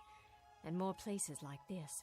But we can rebuild it all. We can paint it and plow up the fields. We can buy seed and we can... Lavinia. Judd, what is it? Sergeant? Yes, sir? Do you know? I think I do, yes. It's easier that way. I'm not sure, but I think I do. Goodbye, Mrs. Godwin. Goodbye, Sergeant. I'll no doubt be seeing you farther on. What does he mean? It's time now, Lavinia. Time? We've got to go. Judd, there's no place to go. This is just a stop along the route, Lavinia. A stop? This is home. Home is somewhere else. And you're saying we have to leave? Yes, Lavinia. We have to leave. Oh, you brought your guitar. I'm glad. This isn't mine. It's that sergeant's. But... See? You remember this guitar, Lavinia. It was all broken, wasn't it? And now it's all in one piece again. Why, yes, it was. How did you know? It was broken, but now it's been put together. And it can be played again, and music can come from it. It's sort of like a human being, Lavinia. A bullet comes along, or a cannonball, or a fever, and it breaks our bodies and throws them aside, and they're no use to us anymore. But then something else comes. What are you saying? With that comes a second chance. Judd, are we? Yes, dearest. My death came at Yellow Tavern with a bullet. Yours came here with the fever. No. Then you mean all those men? All those men are heading to the end of the road, to whatever it is that each of them yearns for. Yearns?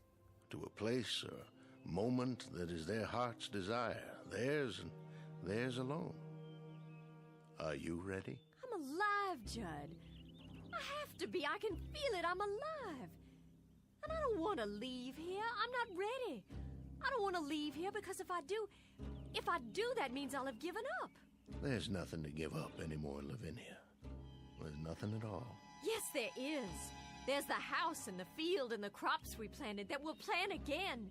And the trees and the leaves that rustle when there's a breeze all night long. And the livestock to replace. And sometime one day, the child will have you and me. And he'll grow strong and healthy.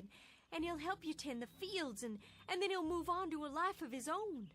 His life and his children. Our grandchildren. And we'll grow old together on the piece of land that's our own. And in that way, life goes on. Oh, there's so much life still left. So much living still in me, I can't give it up. Don't you feel it? If you don't, I have enough for both of us. It's all I ever wanted, to be here with you. I'll see you later on, then, when you've made your peace. I'll wait for you, just as you waited for me. Oh, Judd, please. Please don't leave me. I'm not leaving you, my darling. I told you, I'll meet you at the end of the road, unless... Then you'll come back? You will.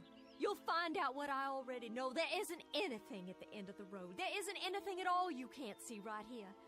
You'll come back, Judd. I know you will. That's as it may be, but I'll be waiting for you. Judd, please come back. Please come back to me.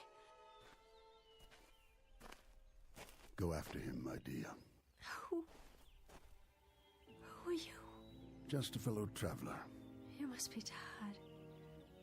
And hot in that black suit and that tall hat. Odd, isn't it? Passing strange how it doesn't seem to bother me now. I have some water if you like. That would be a most extraordinary kindness. Over here, there's a well. The water's cool and sweet. Here, drink your fill.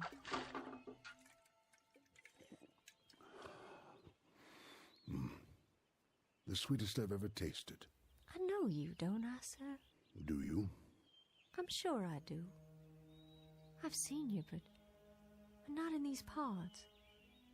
In town? No, I don't think so. Don't worry yourself. Not on my account. But your face and that beard. May I tell you something, my dear? Please. Go after him. You must. Oh, but he'll be back. I know he will. My Judd will be back. Wait no longer. There's no reason. He's going someplace that you'll like, I promise you. Someplace where you'll find peace. But how do you know? How? It's something we learn about death. Something we all come to understand. You see, my dear lady, this road, it isn't the end. It's the beginning. There's peace up there, serenity and freedom for all, from anguish. It's whatever you want most, what you have always sought but could not name. You sound so sure. I am. Go to him, my dear. Go to your loving husband. Go there with him. I can see him on the road, can't you? Standing in the sun with his arms outstretched, waiting to receive you. Your face. I know that face. I've seen it in the newspapers. But you were shot, sir. I read it. You were shot by an assassin at Ford's Theater in Washington. But that's so far from here. How? So far that I can hardly remember. It all falls away, like seeds in the earth. And so now, Mr. President, you're one of the... Yes, my dear. I guess you might say that I am the final casualty of the Civil War. And now I'm the last man on this road, the very last. I think it only fitting that I be the last of the passersby.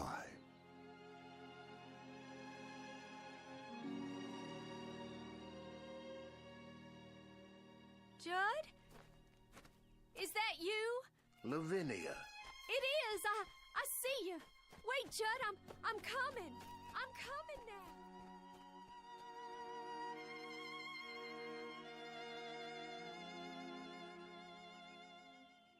Lavinia Godwin, the mistress of a burned-out home, the image of woman in the aftermath of war, all women in all wars, suffering the final wound and the deepest, and now, at last, ready to be healed. Incident on a dirt road during the month of April 1865. And as we've already pointed out, it's a road that won't be found on any map, but it's only one of many that lead into and out of the Twilight Zone.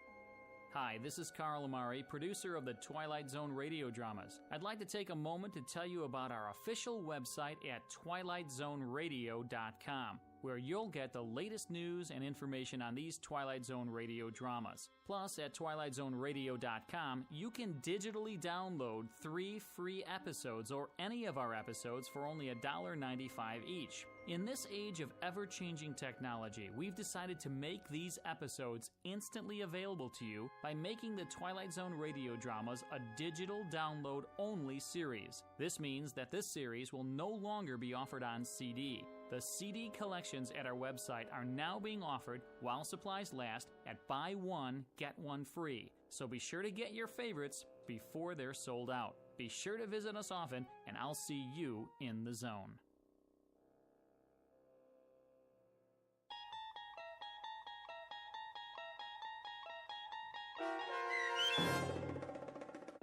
The Passersby, starring Morgan Brittany with Stacy Keach as your narrator, was adapted for radio by Dennis Etchison and based on a script by Rod Serling.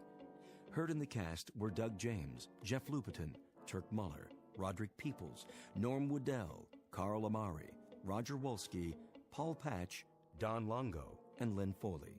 To learn more about the Twilight Zone radio dramas and to obtain audio cassettes and CDs of these programs, visit our website at twilightzoneradio.com. This copyrighted radio series is produced and directed by Carl Amari and Roger Wolski for Falcon Picture Group. Doug James speaking.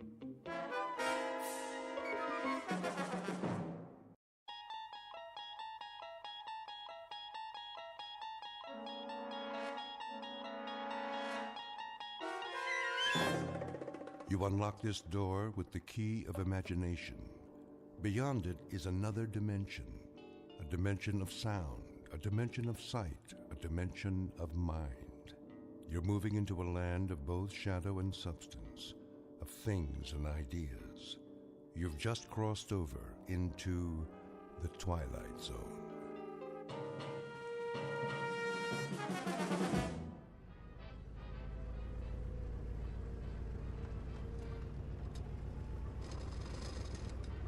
That looks like a good one. Does it? Well, it's hard to tell from here. And good as any, I guess. Ralph Wiggins Auto Wigwam. Doesn't sound like an Indian name. No, wait. What's the matter? There's another dealer down the block. Honey, I don't know if we can make it. Or the one across the street. Look, Hennicut's cut rate car sales. I think I've heard of him. I haven't. We don't have much choice. This clutch is about to go. Turn in here, at the driveway. See it? Where? Past the billboard with the lights. Just in time. At least they're all on the same block. If we don't see what we want, we can walk to the next dealer. Sure, honey. Looks like this one's got a lot of cars, though. They're not very new. That's all right. Dollar for dollar, the best buy is always a used car. Is that what they say? That they do, young lady. That they do. Hello. Howdy. Beautiful night, huh? Not too warm, not too cold. Out for a drive, were you? Saw my sign and couldn't resist, am I right? We're just looking. Sure you are. I understand perfectly. A young couple like yourselves just get married, did you? It's been 3 months, 6 days, and 5 hours. I knew it. How could you tell? Does it show? Like a halo, little lady, around both your heads. Why, I can always spot newlyweds when you've been in the business as long as I have. Look all you want. You're entitled. Just don't take too long. I'll be closing up in a while. Of course, that ought to be more than enough time. Mr. Henniker! Yeah? Excuse me a minute. Another one of my satisfied customers. How do you start this thing? Give it another try. Are you sure this is the right key? Sure, I'm sure. Engine's clean, just gave it a tune-up. No extra charge. Something's wrong with it. No. Needs a little breaking in is all. New points and everything. There you go, Mr. Nolan. You got yourself a great deal. Honey from Hennicut. Drive it in good health.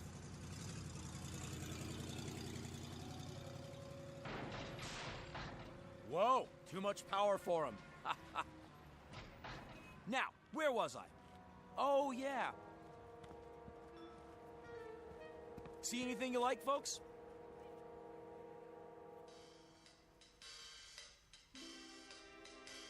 This, as the banner over his lot proclaims, is Mr. Harvey Hennicut, an expert on commerce and con jobs. A brash, bright, and larceny-loaded wheeler-dealer who, when the good Lord passed out consciences, must have gone for a beer and missed his. And there are a couple of other important characters in our story beyond the young couple you've just met.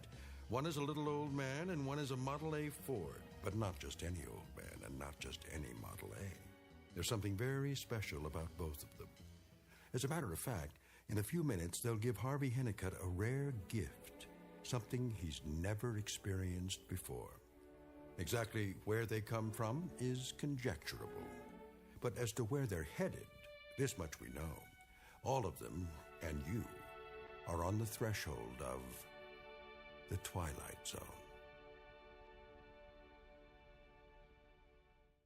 And now, the Twilight Zone and our story, The Whole Truth, starring Henry Rollins, with Stacy Keach as your narrator. Well, what's your pleasure, folks? Got every kind of car you could imagine. We're just looking. That's all right, isn't it? Of course it is. That's what we want you to do. Nobody pushes you around here. No, sir. Around here, you can take your time. Pause, check, recheck, think, peruse, contemplate, wade through, thumb over, and dip into. At your leisure. Be my guest, folks. Thank you. We were thinking maybe a little coupe, that doesn't cost too much. That's all we need. There's just the two of us. A compact, maybe. Something for a few $100s down. As late a model as we can get. Late? You shock me, you know that? You shocked me just then? Oh, we're sorry. We didn't mean... You know why you shocked me. I'll tell you why. It's because you've succumbed to the propaganda from every cement-headed clod up and down this street. They call it Dealer's Row, but that's all it is, propaganda. They like to push the late models, don't they? Am I right or am I right? Well, we haven't been to any other dealers yet, but... Then you're lucky. They all do. And you know why they push the late models? No, I can't say that You think it's because they're honest citizens? Upstanding, law-abiding churchgoers? Ha! Let me tell you something, young man. They push the late models because that's where the profit margin is. Plain and simple. I don't really know much about... I'll let you in on a trade secret. They'll cram those new babies down your gullet because they'd rather make a buck than a friend. Repeat customers, they don't know the concept, but that's what keeps a business going. A year, 2 years, 5 years down the road, friends are what counts. But these new car dealers, they'd rather fill their wallets with cash than fill their hearts with the fellowship of man, or woman, as the case may be. You understand what I'm getting at? I can see it in your eyes. You're bright young people. We were just looking for transportation. We figured that the newer the car... New? Ha! That's where you're completely wrong, where you've suddenly gone amiss. That's the fork in the road and it's headed you straight up a blind alley. You don't want a late model car, one of those new jobs. Oh, no. We don't? Not one of those rinky-dink jobs slapped together on an assembly line covered with chintzy chrome and plastic or whatever they use now. Crazy designs, idiotic names, and no more workmanship than you can stick in a thimble. No, I'll tell you what you want. You want the craftsmanship that comes with age, the dependability of proven performance, the dignity of traditional engineering, the maturity. Well, this is what you've been looking for. Take a gander. It'll get you where you want to go, and it'll get you back home. You have my word on it. And just for a few dollars more, you can have that guarantee in writing. This one? But isn't it a little too old? Not at all. It's a classic. Kick the tires, put your foot up on the bumper. Go on, you can't hurt it. Oh!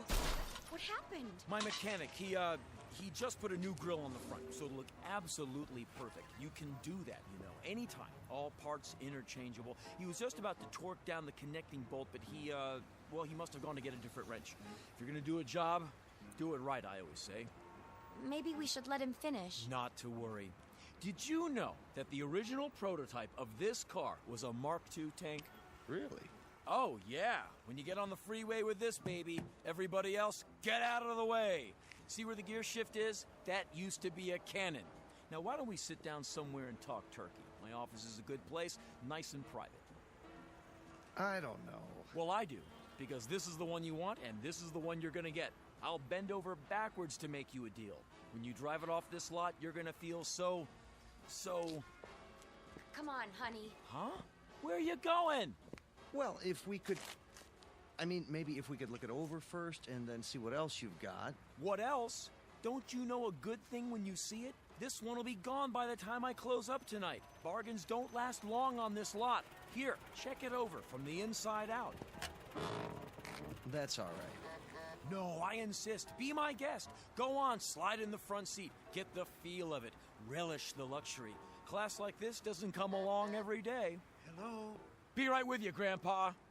Come on, young fella. See how they built cars back when they knew how to build them. Well, if you say so. Come on, come on. You too, madam. Here, have a seat. Just slip right in. There we go. Park yourself in there and enjoy it to your heart's content. It does have a lot of room. Sure it does. Boy, oh boy, you know what you should have when you sit in a car like this? Moonlight and a bottle of good wine. To go with the music from the radio. This baby here has atmosphere, huh? But good.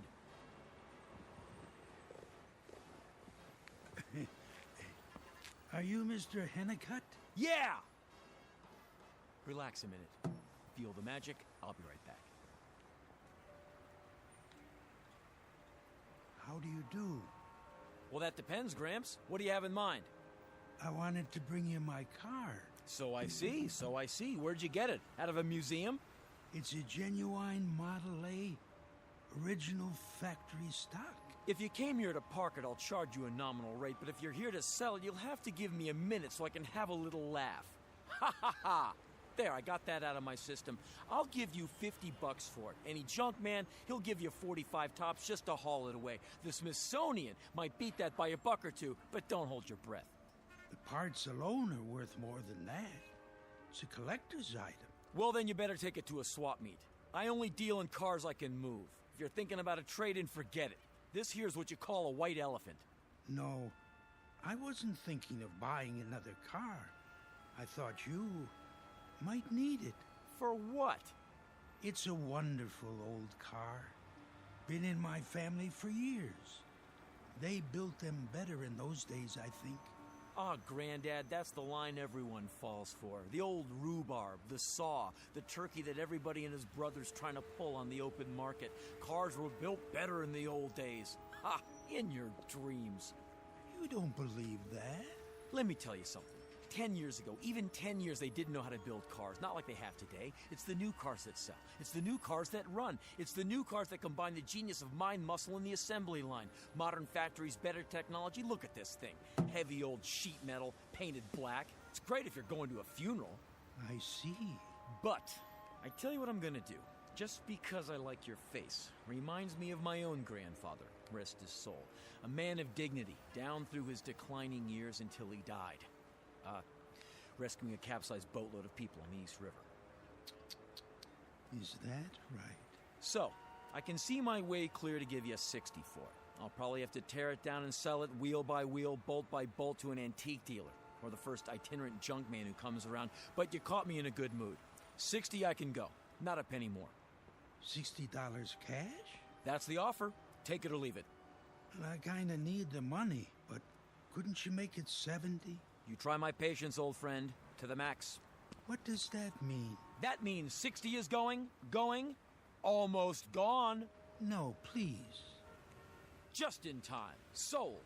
60, cash on the barrelhead. Now, I tell you what you do.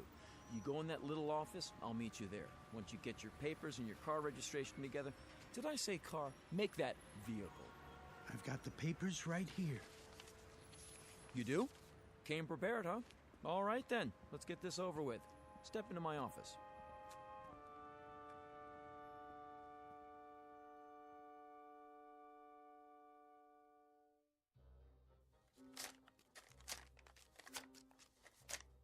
$50, $55, $60. There. Did you sign the bill of sale? At the bottom of the page. Good, good. And the pink slip? On the back. Perfect. Signed, sealed, and delivered. Mr. Hennicutt. Mr. Hennicutt, of course. Here are the keys. Thank you. Oh, by the way, Mr. Hennicutt. Yes? There is one other small item I ought to mention, in the interests of full disclosure. Go ahead. It's haunted. Haunted? You don't say. Oh, yes. Without a doubt. The car is quite haunted. It's been haunted ever since it came off the assembly line, and every single one of its owners can attest to that fact. Well, now, I don't suppose you'd mind telling me how it's haunted. Oh, you'll find out soon enough. I will, huh? Did you sign the back of this form? Yes. Right. Or how can I unhaunt it? Wouldn't want to miss a thing like that. There's only one way. And that is? You'll have to sell the car. Oh, sure. I think I can remember that. Well, Mr. Hennicutt, it's been a real pleasure doing business with you. Likewise. Watch your step going out. I think you may find that you have actually gotten the best of the bargain at that.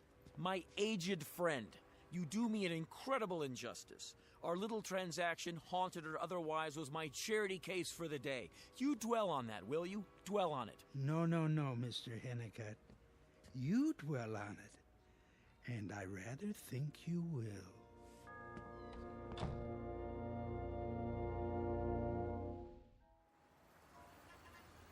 Well, folks, what do you think?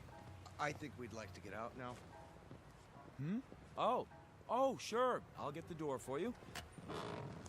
Slide this way. Ladies first. I don't know about the seat. It's not that comfortable. No? Maybe you were in the wrong position. I know you young folks like to snuggle up right next to each other, but the way you've got those bucket seats, of course you could adjust them, slide them any which way. How's the engine? The engine? Runs okay, does it? Oh, it runs. Definitely. Starts right up. How much is it? How much? With the down payment. Minus the trade-in, of course. You do take trade-ins, don't you? Sure. Sure I do. Take anything I can get. Hose it off, polish it up, and turn it right around. If it's too far gone, I wholesale it to this guy in New Jersey. What he does after that is none of my business. What? I mean, well, you understand. After that, it's not my worry. Of course, I cherry-pick them first. If some little old lady had it locked up in her garage, then it's worth more than Blue Book. Naturally, I don't tell her that. I beg your pardon? What am I saying? Sorry, lost track for a minute there. You got a trade-in, do you? Oh, yes. Over there, when we drove in, remember? Sure, I remember. Anybody get hurt in that accident? What? At least it's clean. Bobby washes it every weekend and waxes it once a month. Then if you like it so much, why get rid of it? Well, it does need a little work. I just don't know how much more money we should put into it. A little work? I heard you coming. Tranny shot. You need a long block plus new shocks. And those brakes. Sounds like fingernails on a blackboard. All right, then. Without the trade-in. Hmm? For the one you showed us, you don't have a price on the windshield. This car? Yeah. How much is it? It's not for sale. Why not? Well, I don't know. But it's the car we were just sitting in. Wine, music, atmosphere. Yeah, sure. The one you were pushing so hard? You made it sound so nice. I know, but I guess I'm not pushing it anymore. Something wrong with it? Are you kidding? It's a wreck, a rum-dum. But a minute ago you said... I know what I said, but it hasn't got any points. It hasn't got any rings. It hasn't got any plugs. It eats gas like it owns every oil well in Texas. Just joking, folks.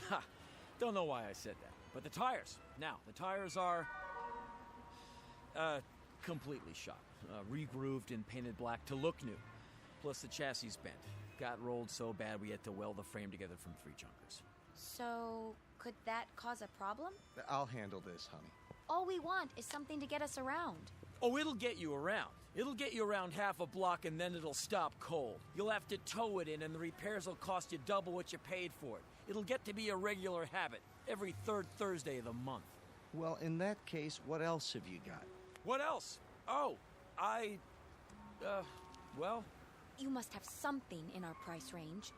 Well, to tell you the truth, I haven't got anything worth the time it would take to show you. Say, what kind of place is this? Just what it looks like. Everything in this lot should be condemned. I got more lemons per square foot than a fruit grower in Salinas. Listen, kids, take my advice. What you ought to do is, you ought to hit one of the honest dealers. Somebody who'll stand behind his product. And remember, you get what you pay for. Find something you really like and make an offer. Start with 20% off the sticker price and don't drop below 10. Just don't come around here anymore for your own good. Okay, buddy, we'll do that. Come on, honey. What am I doing? Hey! Yes? If you really want to make a good deal... Let's walk over to Ralph Wiggins and see what he's got. Good idea. You mind if we leave our car here for a while? Why would I mind? I got about as much business tonight as a dentist in a graveyard.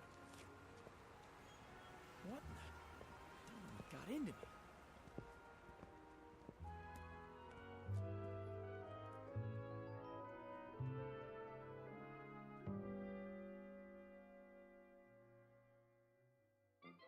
And if I can't meet or beat any deal, I'll put a weasel in my pants. What do you think of that? And now back to our feature, Wagons Ho, starring Fess Parker, Dan Blocker, Jonathan Harker, Chris Marker, and Iron Eyes Cody. Hey, boss. Huh? Oh, hi, Irv. What's up? Nothing. Just taking a break. Hey, sorry I'm late. I was out at the junkyard trying to find a hubcap for that Chevy. I got 2 while I was at it. Good, good. So how's the action tonight? Everything's pretty quiet around here. Hey, Irv. Yeah? You wouldn't believe what Believe what? Nothing. Go on, I can take it. Ah, what's the point? You won't believe me. Oh, that bad, huh? Live and learn, right, boss? Well, what do you want me to do tonight? Stand on the corner and wave him in? Hey, I could put on that monkey suit again. Nah, it's too late. How about trying to move that old Essex? Move it is right. It's not going anywhere on its own. Knock it down 100. Tell everyone it's the last of its kind. Well, isn't it? That's right, it is, so you don't have to lie.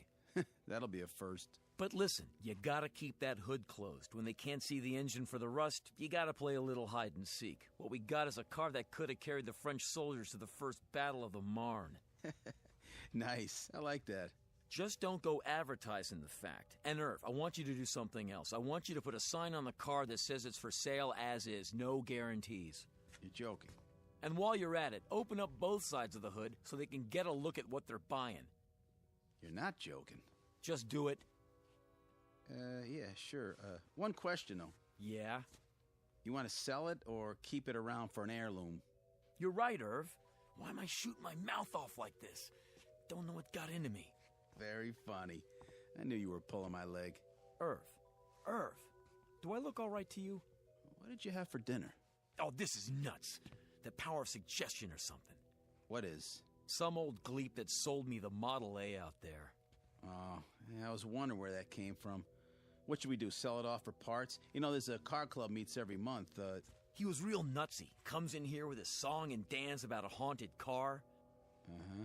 Did you get what I said? Haunted. That's a new one. And I was stupid enough to stand there and listen to him. What I should have done was call up the booby hatch and reserve a rubber room for him. I get it. You had a little drinky, didn't you? Just a little one, right? No, Irv, not a drop. I'm as sober as a judge. Then maybe that's the trouble. There's a bottle around here somewhere, boss. Later. Go on out in case anybody shows up. I gotta make a call. Sure, boss.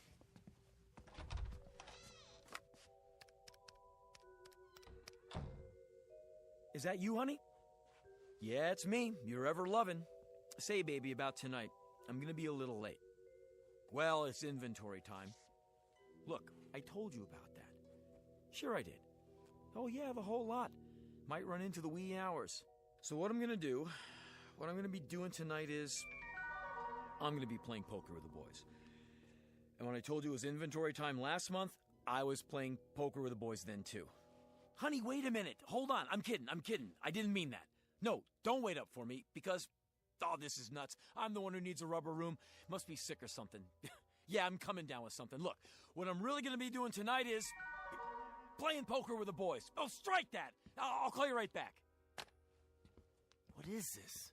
I got no control over what comes out of my mouth. No control at all.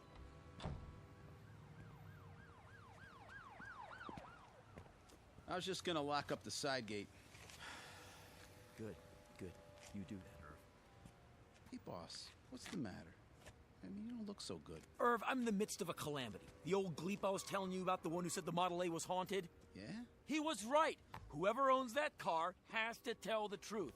Irv, you dig what I'm saying? You ever hear of anything more ghastly? Me, Harvey Hennicott.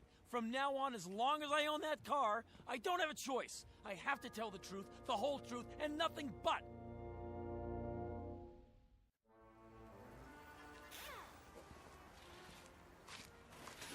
Morning, Irv. Oh, hi, boss. Wondered where you were. So I went ahead and opened up. Thanks. Thought I'd put that hubcap on the Chevy. It's not a perfect fit, though. Rim must be bent. Yeah, I gotta jack it up and take the weight off. Be my guest. Something wrong? I gotta clean up.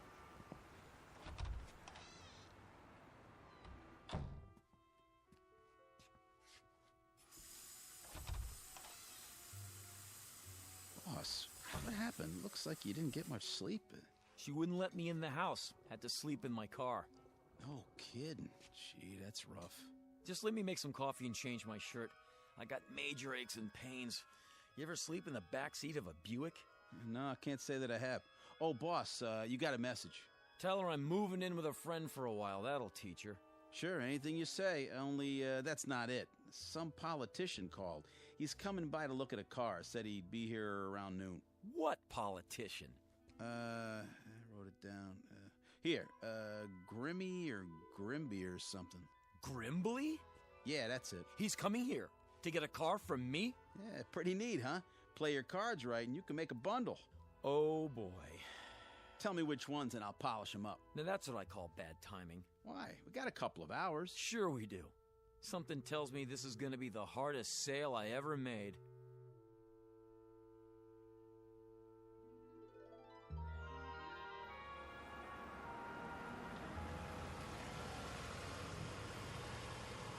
How do? Let me get the door. Luther Grimbley. I know, sir. I recognize your face. You do, huh? Of course. My associate told me you called. Honest Luther Grimbley. 30 years in politics, currently up for re-election. Alderman, 13th Ward. In honor, sir. What's your pleasure? Something special for the St. Patrick's Day parade. I understand perfectly. Something out of the ordinary, like a nice classic Model A, for instance. Look at those lines. Beautiful, isn't it? Well, that depends. If you take 12 aspirin and shut your eyes tight, you might call it that. But in the cold light of day, son, that's a wreck. Oh, I wouldn't say that. It's aged like a good wine. Gourmet cheese. Preserves Grandma used to make. It would be a novelty. How does it run? Well, I can tell you one thing. It... Yes? Out with it, son. The block's cracked. The block? All the way through. Let me open the hood so you can see. What else? Where do you want me to start? The tires, for example. Good rubber? Shot. Dried up. Starting to crack. Still got some tread. Might be good for a while. A while? This car's living on borrowed time. Taking that into account, what's she worth? I mean, assuming some idiot wanted a really lousy car to use for a gag or something. So the photographers would put his picture in the paper. Maybe 500? $500? Well, it is unusual. Say 600? Why not 300? What? You don't understand. You see, this is a bad car. It's a lemon, unsweetened. Why, you dirty dog. You clever wheeling and dealing son of a gun. But that's the truth, the absolute truth. I've heard all kinds of routines, all kinds. Nothing gets past Luther Grimbley. But you, clever little cookie, you, this is the old reverse English, isn't it? The old twisteroo. No, sir, that's not it at all. Why, you sharp-shooting devil, you knew I wanted it, didn't you? You knew, as soon as I laid eyes on it, something that would stand out. Tell you what, I'll give you $250 for it, mainly on account of its good politics to drive an old chestnut. The retired folks, the ones in the rest homes, they'll see that and it'll warm the cockles of their hearts. Make people realize I'm not getting rich off them. That I'm one of them. You want to give me 250 simoleons? Make that 225. Huh? I didn't notice the dent in the fender. Oh. Deal? 2 1/4? As is, no strings. You better trot out the strings right now, buddy boy. Trot out those strings. I want to know what I'm getting. Let's see here once. You're offering me 2 1/4 cash, as is, no returns. But... But what? Well... It's haunted. Haunted? This car is haunted? Yeah. Yes, sir. How is it haunted? Whoever owns it has to tell the truth. What do you mean by the truth? The whole truth, the real Megillah, and the only way you can stop telling the truth is to sell the car to someone else.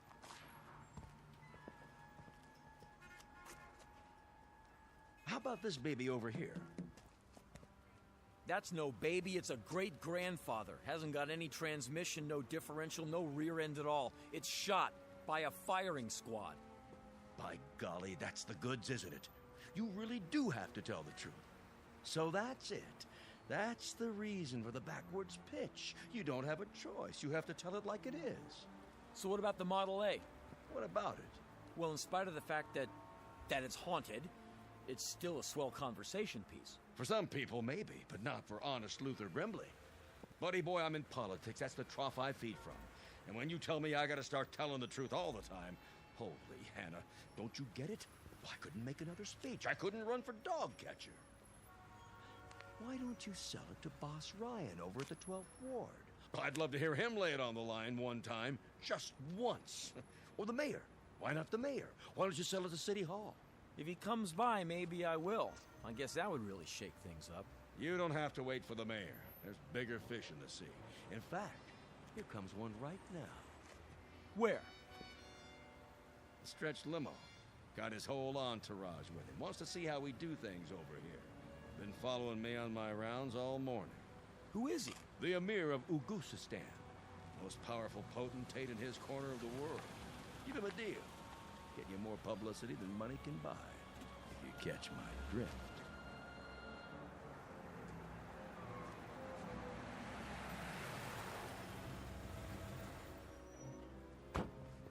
All right, get the camera set up. Over here is good. What's all the equipment for? We're eyeball news team. Give me a sound level. Where's the mic? Use the clip-on. Hey, what do you fellas think you're doing? It's all right, Irv. It's for TV. TV? Yeah, 6 o'clock news. Are you the manager? No, I am. Harvey Hennicutt's cut-rate auto sales, where the deals just keep on coming. So long, Amir. I gotta get back to work. You know how it is. Keeping democracy running. The Emir is grateful for your hospitality. Anytime. That's the American way, huh, boy? You better believe it.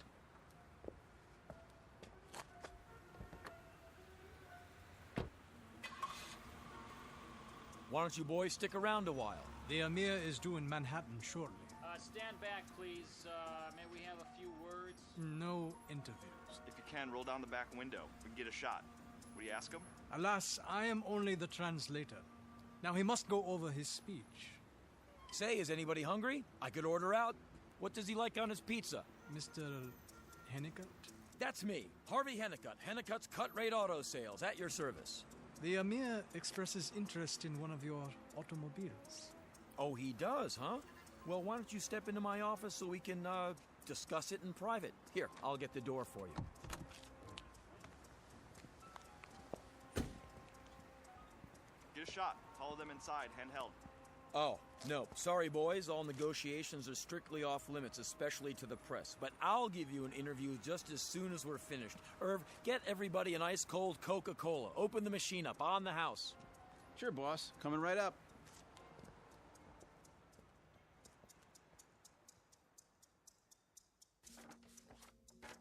All he has to do is sign right here. You can take it out to the car if he doesn't want to come in. Everything seems to be in order. Go ahead, then. I'll get the keys. Do you need a pen? Mr. Hennicutt. Yes? It's your motives I'm concerned about. Don't worry about my motives. I'm not trying to cheat you. Of course. But it is an example of Mr. Henry Ford's great contribution to your country, the production line. Quite brilliant, really. That is why the Emir desires it for his collection. And yet, your price seems overly modest. Look, I bought the car for $60. I'm selling it for $60. That's all. I don't want to make any profit. It wouldn't seem right for such a special car and a special buyer. Take your time. Talk it over with your boss. That is not necessary. I am authorized to accept your terms, Mr. Hennicutt. The Emir is addressing the United Nations in a mere 3 hours. Then we've got a deal? Cash is acceptable? In American currency? Is it? I've got the papers right here. Now, this is the bill of sale, this is the transfer title, and this is the registration. Have your boss sign all 3 of them on the dotted line. I am empowered to sign for him. Oh, no. The boss has to sign. You dig what I'm saying? Only the boss himself can sign. It's the way we do things in the US of A. Ah, a memento, is that it? You are a autograph collector? Yeah, something like that.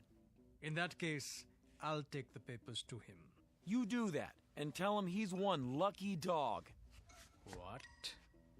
I mean, you got $1 million worth of propaganda. You know that? All you have to do is tell your people back home that this is the kind of car the average American drives. Nothing too rich. We believe in equality. And truth. Most of all, the truth. Anything else doesn't go here. You tell your boss that. He keeps 1 copy, you bring the rest back to me, and that'll do it. Your boss will be the new owner of the car. In a minute, he can drive it right off if he wants. Drive it right off. I will tell him.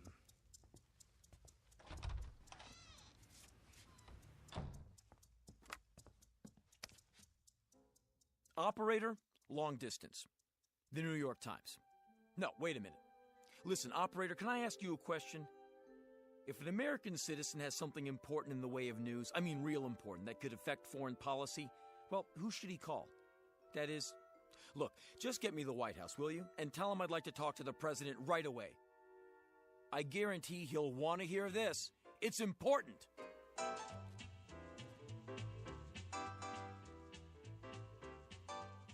Couldn't happen, you say? Far-fetched? Way out?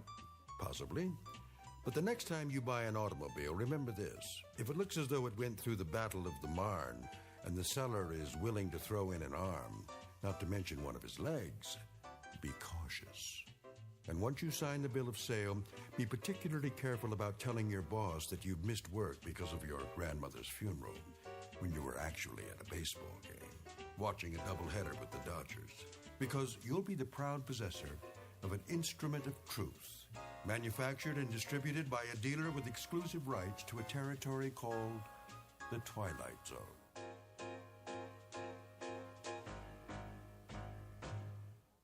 We'll return to the Twilight Zone in just a moment. You are about to enter another dimension, a dimension not only of sight and sound, but of mind, a journey into a wondrous land of imagination. Next stop, the Twilight Zone. Hi, this is Stacy Keach. I'd like to take a moment to tell you about our Twilight Zone website at twilightzoneradio.com. At twilightzoneradio.com, you'll find the latest information on these Twilight Zone radio dramas, including behind-the-scenes photographs, plus the newest product releases, trivia contests, ways to contact us, other Twilight Zone-related info and merchandise, plus links to other fascinating websites. So make your next stop twilightzoneradio.com. Visit twilightzoneradio.com to purchase these Twilight Zone radio dramas on cassette and CD, or call toll-free 1-866-989-ZONE. That's 1-866-989-9663.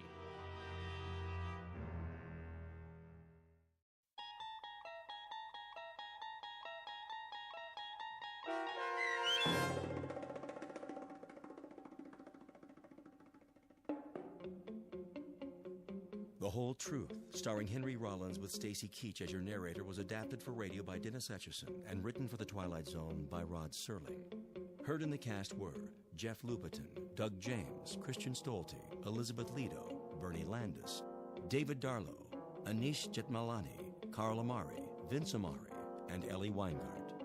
To learn more about the Twilight Zone radio dramas and to obtain audio cassettes and CDs of these programs, visit our website at twilightzoneradio.com. The producers of The Twilight Zone wish to thank CBS Enterprises, Carol Serling, Dennis Etchison, Dick Brescia Associates, Claire Simon Casting, Terry Jennings, XM Satellite Radio, Sirius Satellite Radio, our sponsors and our radio affiliates for helping make this series possible. This copyrighted radio series is produced and directed by Carl Amari for Falcon Picture Group. Audio editing, sound design, Foley effects, and mix for the Twilight Zone radio dramas are by Cerny American creatives Craig Lee, Michael Slaybach, Bob Benson, and Jason Rizzo. To learn more about the Twilight Zone radio dramas and to contact us, visit our official website at twilightzoneradio.com. Doug James speaking.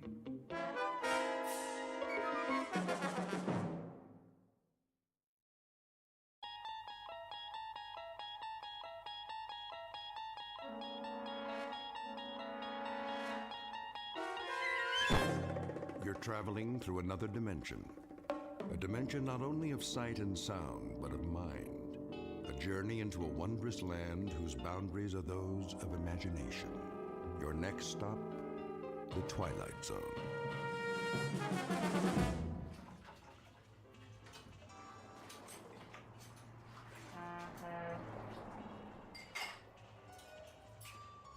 All right, everybody ready? For what? The evening rush. That's a laugh. What do you mean? It's that time of day. Truckers, moms, and dads, everybody gets hungry. They have to eat before they get to Vegas, don't they? Fix your hair and get your uniform on straight. Nobody's been in here for 2 hours. And that was for a donut and a cup of coffee. We'll be lucky if anybody stops between now and closing. You've got some attitude, Kitty. Well, do something. I mean, fill the napkin holders, get setups on all the tables. Look at this salt shaker. It's half empty. You never give up, do you, Ace? Give up, you kidding? The Happy Days Diner is my livelihood, yours too. And don't forget it, all a question of attitude. You gotta think positive. How's that floor coming, Jimbo? There wasn't too much to sweep. Third time I've done it today. Good, good. People like a nice, clean place. I found one French fry and a matchstick by the payphone. You know, Ace, maybe you ought to ease up, sit down, take a load off. Ease up. We gotta be ready for them when they start coming in. Well, I don't know if anybody is coming in. What are you talking about? He's right, Ace. The truckers like to stop at big gyms now. And the families, they all go to that chain restaurant by the state line. We'll get them back. You'll see. All we need's a new sign. Some specials on the window. You know how to write with a paintbrush, Jimbo? Big letters they can read from the highway? I guess so.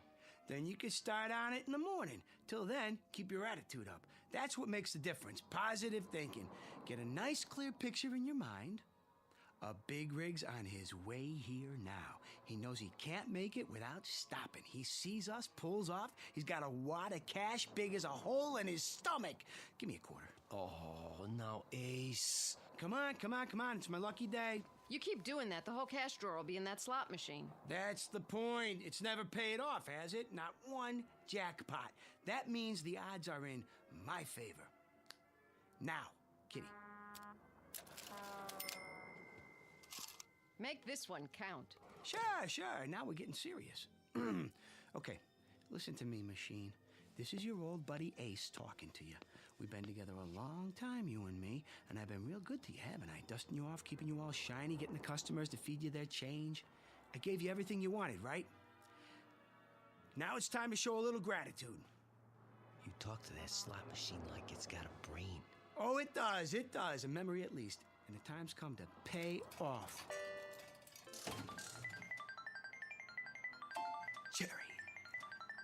Cherry. And a prune. Well, at least I doubled my money. Take my advice. Hold on to them. That's 100% profit. Nah. I'm just getting her warmed up. Okay, sweetheart, you had your fun. I'm warning you for the last time. Pay up or get out. Ace? Don't bother me. Ace, I think we've got a customer. Yeah?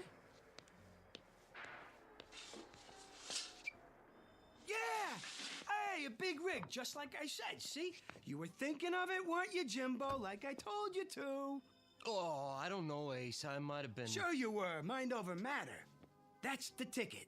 It's all in the concentration. Well, what are you waiting for? Go in the kitchen, put the soup on, heat up the grill. We got ourselves a live one.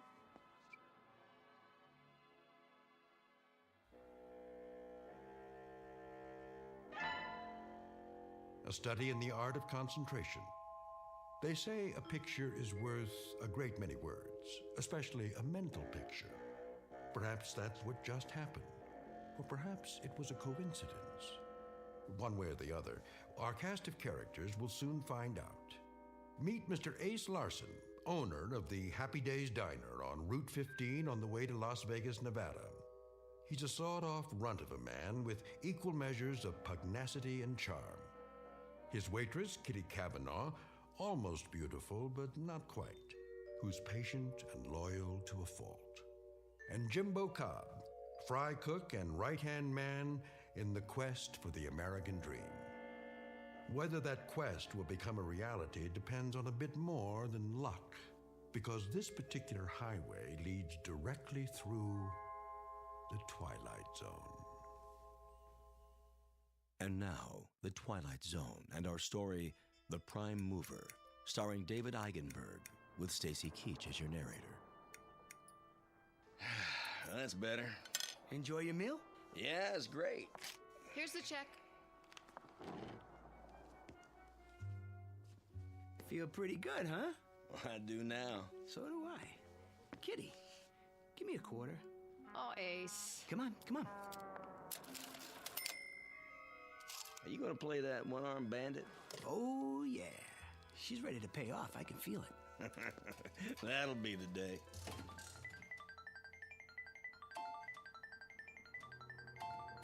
One lemon and two prunes. See, you know what I tell you? You gotta watch yourself with those things. You take it too serious, you'll blow a gasket. Very funny. Here's for the food. You keep the change. Why, thank you. Wait a second. Yeah? Flip you double or nothing for the meal. You sure like getting kicked around, don't you? Never mind what I like. Double or nothing. What do you say? I don't know if that's such a good idea. Quiet, kitty. Is it a deal? Okay. All right. Got a quarter? Yeah, I think so. Look, Ace, you always have to... Listen to her, Ace. Don't you think we Come on. A guy can't keep losing forever. Here we go. Call it. Heads. Heads it is. Thanks, buddy. I don't believe it. No sale. You come back now. I sure will.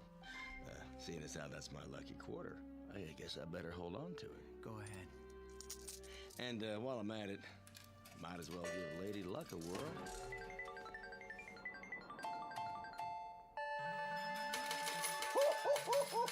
Jackpot! Just like that. Hand me a paper bag, will you, sweetie? I'll take him to go. Sure.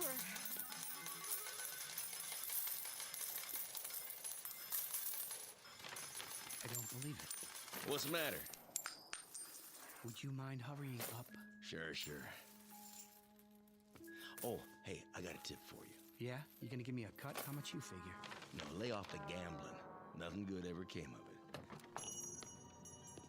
You have a nice day now.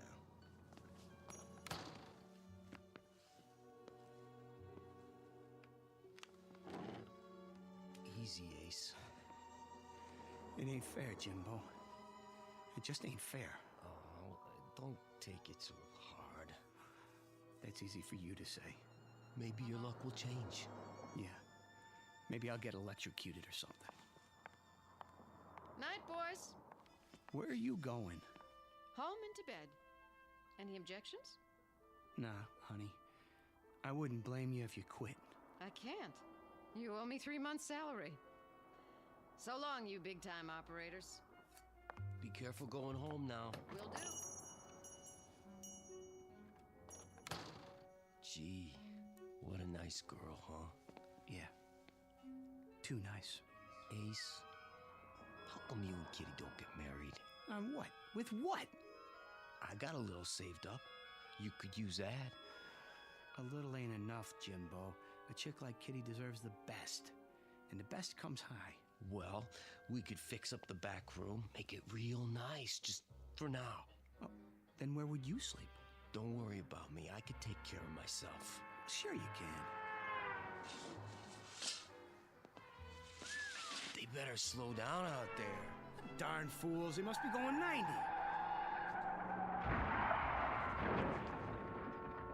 What in the... Jimbo, we gotta do something, quick!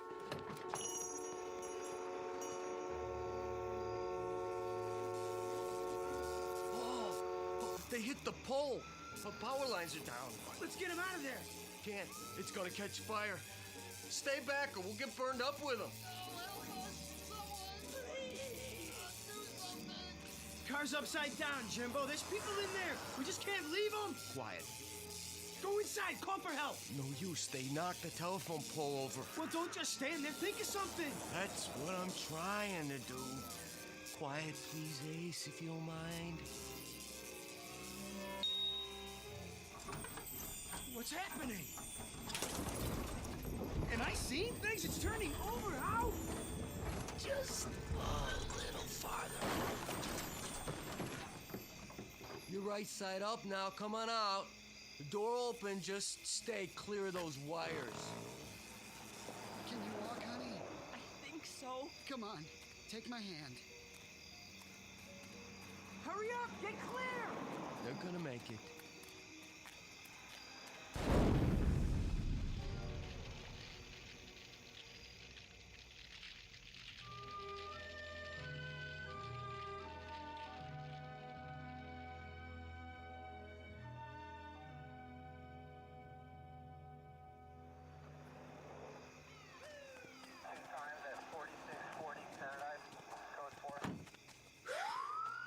They're taking him to the hospital. That's good.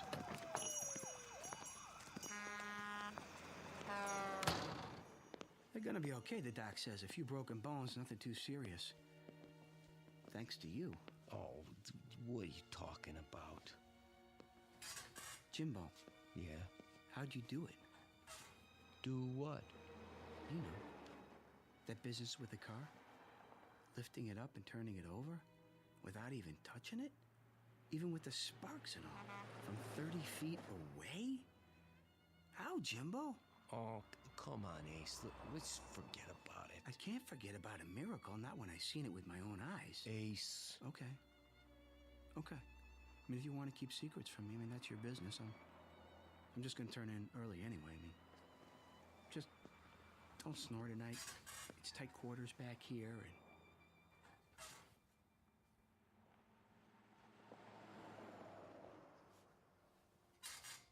Ace. What? All right, I'll tell you. Yeah, it's up to you. I can't exactly explain it, Ace, but you see, I guess you might say it's a power I got. What kind of power? Well, it seems like I can move things around just by thinking. What? Oh, I know it sounds stupid, but it's true. I don't know how come. I can, that's all. Since when? Since always. You never told me about it. I never thought it was anything special. What? Nothing special? I thought everybody could do it. You know, like breathing. I guess I was wrong. Yeah, I guess you were. How come I never seen you do it before? Oh, I had to give it up. Why? Well, you know. No, I don't. Why don't you tell me? It got me in a lot of trouble at school. Besides, I started getting these real bad headaches after. Like now. Jimbo? Could you do it again? Sure, I suppose. Like right now? Yeah, but... Show me. Oh, Ace, I got a headache. I'll give you an aspirin. Come on. Come on, prove it. Do something to my bed, for instance. If you say so. Huh? Go on. Just a second.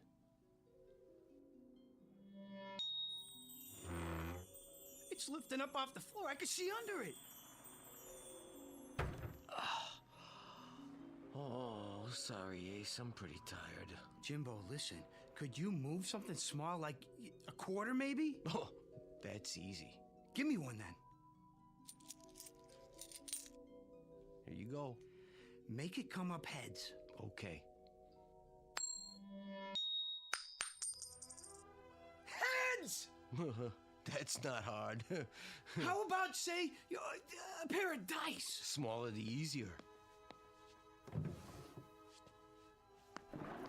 Here, let's give it a try. What did you get? A 4 and a 2. Now, make it a 7. You did it! He did it! What's the joke? There's no joke. I just feel happy. What for? Oh, you big stupid jerk. See, 4 years working in this crummy joint, beating our brains out, and we could have been living like kings. We could? How? You'll see. Did they get the phone lines back up? Don't ask me. Who do you want to call? When I think of all the dough that we could have... Hello, kitty? Listen, baby. Hold on and listen, will you? Can you get packed and ready to go in 10 minutes? Never mind, I'll explain the whole thing later. Just pack your suitcase, you hear me? I'm bringing the car over. We're taking a little trip. You going somewhere, Ace? Come on, move. We ain't got all night. We? You bet we're going to Vegas!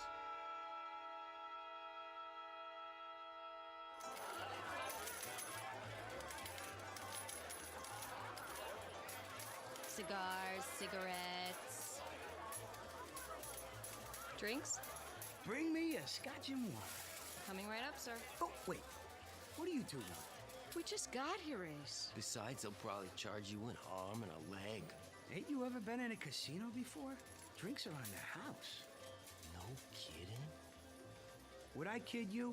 Now let's get to it. Where are we going? Let me see. How about the roulette wheel? Isn't that a little out of our league?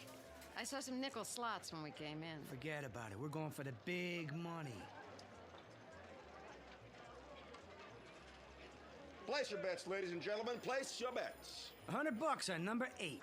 Ace, that's all we've got. Relax. $100. Set your money on the table, sir. Yeah, sure. There you go. Your chips. All bets down. You got that, Jimbo, number 8? Yeah, I heard you. What is going on? Watch this. 8. Red. Even. Oh, you see that? I told you. The gentleman wins. Oh, look at all those beautiful chips. 30-something to 1. Ace, how did you do that? Quiet, baby. What's the limit here? Oh, Ace. Huh? Maybe we should take it easy. Why? So we don't draw attention. Oh, yeah. Place your bets. Number, sir? Not this time. We're gonna play something else. Yeah, that's it. So long, and thanks. Kitty, help me with these chips.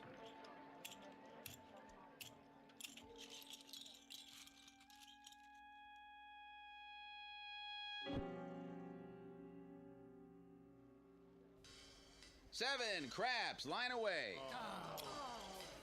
Excuse me. Mind if we get in here? Be my guess. This table's cold as ice. It is, huh? Well, let's see if we can change that. New shooter. Dicer? Sure. I'll give it a shot. But you don't even know how to play craps. Quiet, kitty. Well, do you? I know plenty. You ain't seen nothing yet. New shooter coming out. Here we go. Hey, Jimbo, where are you? Right here, Ace. Hey, good. That's good. Just a minute, sir. What's the matter? You need to have a bet down. Oh, yeah. Kitty, give me those chips. Put them on the table right in front of me. Not all of them. Just do what I say. Line bet? Yeah, why not? $200 limit. Then spread the rest of them around. Play some numbers? Sure, all of them. And give me 2 4s. Hard way 8. And the 6. Let me see. 4, 10. All the hard ways. Got that, Jimbo? Yup, I got it. Then here we go. Everybody ready? Let's roll them.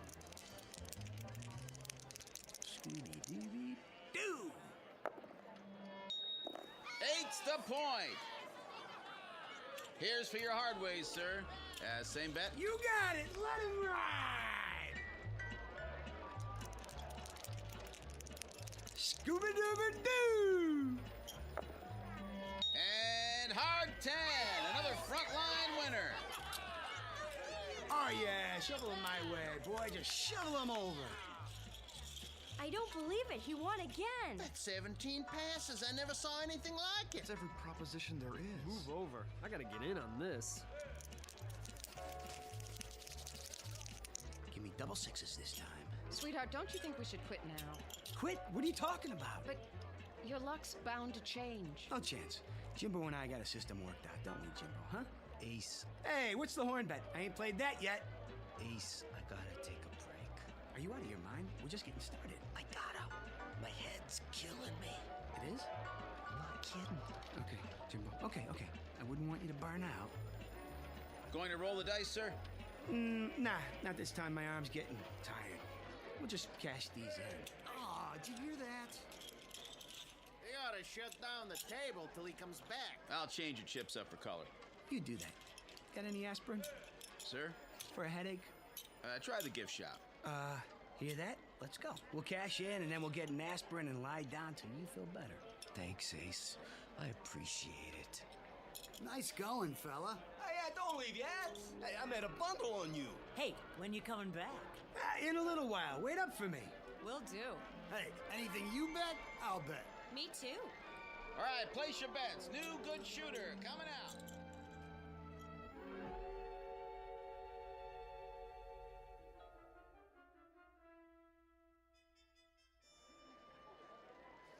$17, 6, 7, 8, 9, $220,000. Thanks, babe. Jimbo, help me carry it. Are you staying at the hotel, sir? Maybe, maybe not. What's it to you? I was just going to suggest they have a safe in the office if you're a guest. Don't worry about it. I like to keep a little petty cash on me. You know what I mean? Of course, sir. Yeah, see you, Toots. Don't wave it around like that. Not bad, huh? For starters. You did pretty good, I guess. Pretty good. We've got more money here than I've ever seen in my life. Headache go away? Not yet. Then we better do something about that. Cigars, cigarettes, chewing gum. Got any aspirin? Let me see. Bromo, candy bars. Here, aspirin in the 2-pack. Great. Oh, I'm afraid I can't change a bill this size. Oh, who asked you to? Why, thank you, sir. Don't mention it.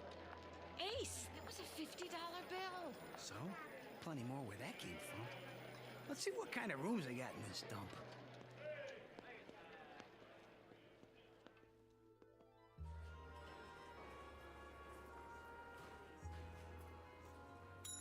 Hey, Jack, shake it up over here. We ain't got all night. May I help you? I don't know, can you? We were thinking about cooling our heels for a while. You got something nice like a suite? You know, real class. Our suites run $1,400 a night.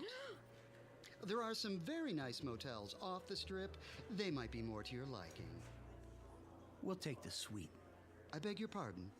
The biggest one you got. That will be cash in advance? Sure. This enough? Yes, sir. Your name? Benjamin Franklin. All three of us. Yes, Mr. Franklin. Right away. Bellboy.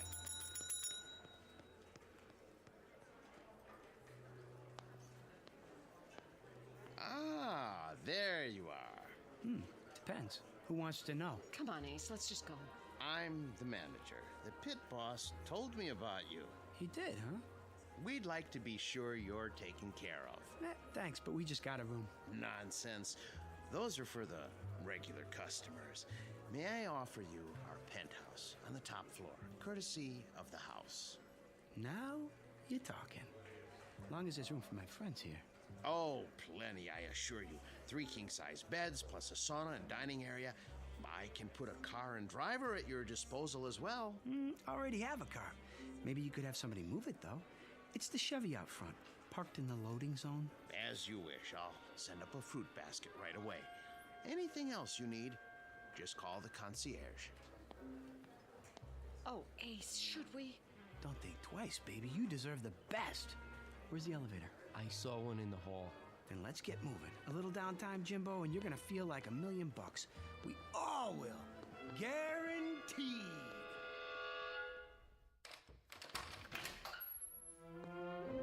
This is more like it, huh? It's beautiful. Is this all your luggage? Yeah.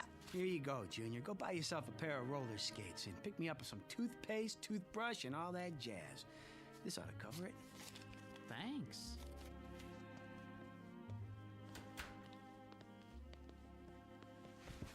Yeah, not bad at all. I'm tired, Ace. I gotta sleep. Nuts! We're gonna go do the town, have some real fun. We just got here. Ace, I can't go on doing it. Now look, don't you fold up on me. Your head'll be fine. It's cheating. Cheating's wrong, Ace. Jimbo, you're right. You mean it, Ace? We're gonna quit. Sure. We're gonna quit. What are you two talking about? You wouldn't understand it, baby.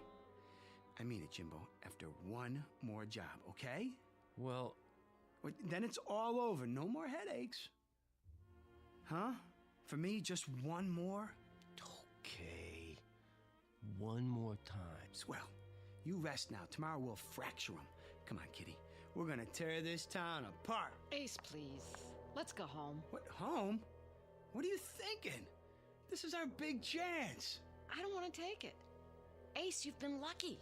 You've won enough money to last the rest of our lives. Can't you leave well enough alone? It ain't well enough for me. Don't you get it? By tomorrow, I'll have enough to buy this state. Understand? Aceville, USA. You're sick. Honey, I've never been healthier in my life. In 24 hours, I'll be able to get you anything. Hey, where you going? Home. On the bus. Look me up when you're through playing Little Caesar. What's the matter with her? You've been ignoring her all night. Ain't very polite, Ace. Well, I was busy. A man should never be that busy. Why don't you go after her? Kitty's worth all the money in the world. Isn't she? Yeah. Yes, she is. Then go. Kitty!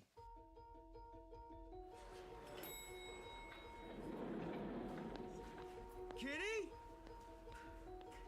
Kitty! Cigars, cigarettes. Oh, hi. Something wrong? No, nothing at all. It's... What's your name? Sheila. Sheila, how would you like to quit this crummy job and work for me? Doing what? Spending money. Well? Gosh, I don't know. Here's a little advance. Say, $1,000? When do I start? Right now. We'll have a ball. We'll... Everything all right here? I'd like to hire your cigarette girl for the evening. That be okay? Why, I suppose. This help you make up your mind? Yes, I'm sure it will be. I thought so. Oh, one more thing. Who's the biggest gambler in town? Let me see. I mean big. No limits. I believe Mr. Nolan is visiting us this week. Big Phil? Yes. Well, you tell him to get in touch with Ace Larson tomorrow morning and bring all the lettuce he can carry. You know, greenbacks. Got it? Certainly, sir. Now let's live a little. We're gonna do the town. What'd you say? Great. Can you wait till I get dressed? Sure. Just not too much. Nice and easy does it.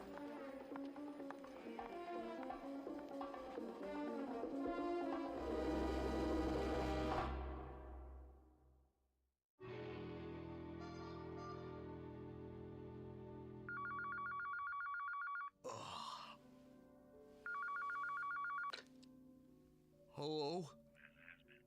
Yeah, he's here. Just a minute. Ace, you're wanted by the... Who's calling? Mr. Nolan? I'll tell him. Ace? Let me alone. Phone call, Ace. Mr. Nolan. Oh, yeah. No, I'll take it in here.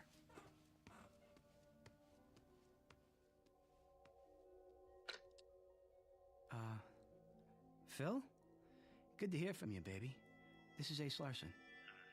From where? Right here in Nevada. Now, wait a minute, Phil. That ain't the way to talk to a... All right. So you never heard of me? You will. Now, you listen to me, Buster. I got 200,000 and I'm hot for a game. Of course, if the stakes are too high for you, I can always call somebody else. That's more like it. The penthouse. Right away. Oh, and Phil, bring some friends. Ace? Mr. Nolan? From Chicago? Yeah. He's a gangster, isn't he? So what? I hear he's awful mean. Don't worry about it. These guys got a code of honor. They'll knock off a bank, but they don't welsh on a gambling debt.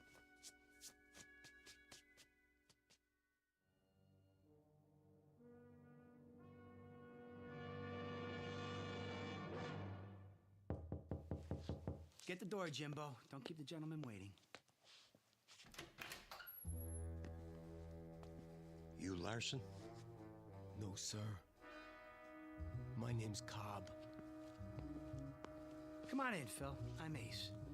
Who are your friends? Let's see the stuff. Jimbo. Sure, Ace. I put it in the suitcase.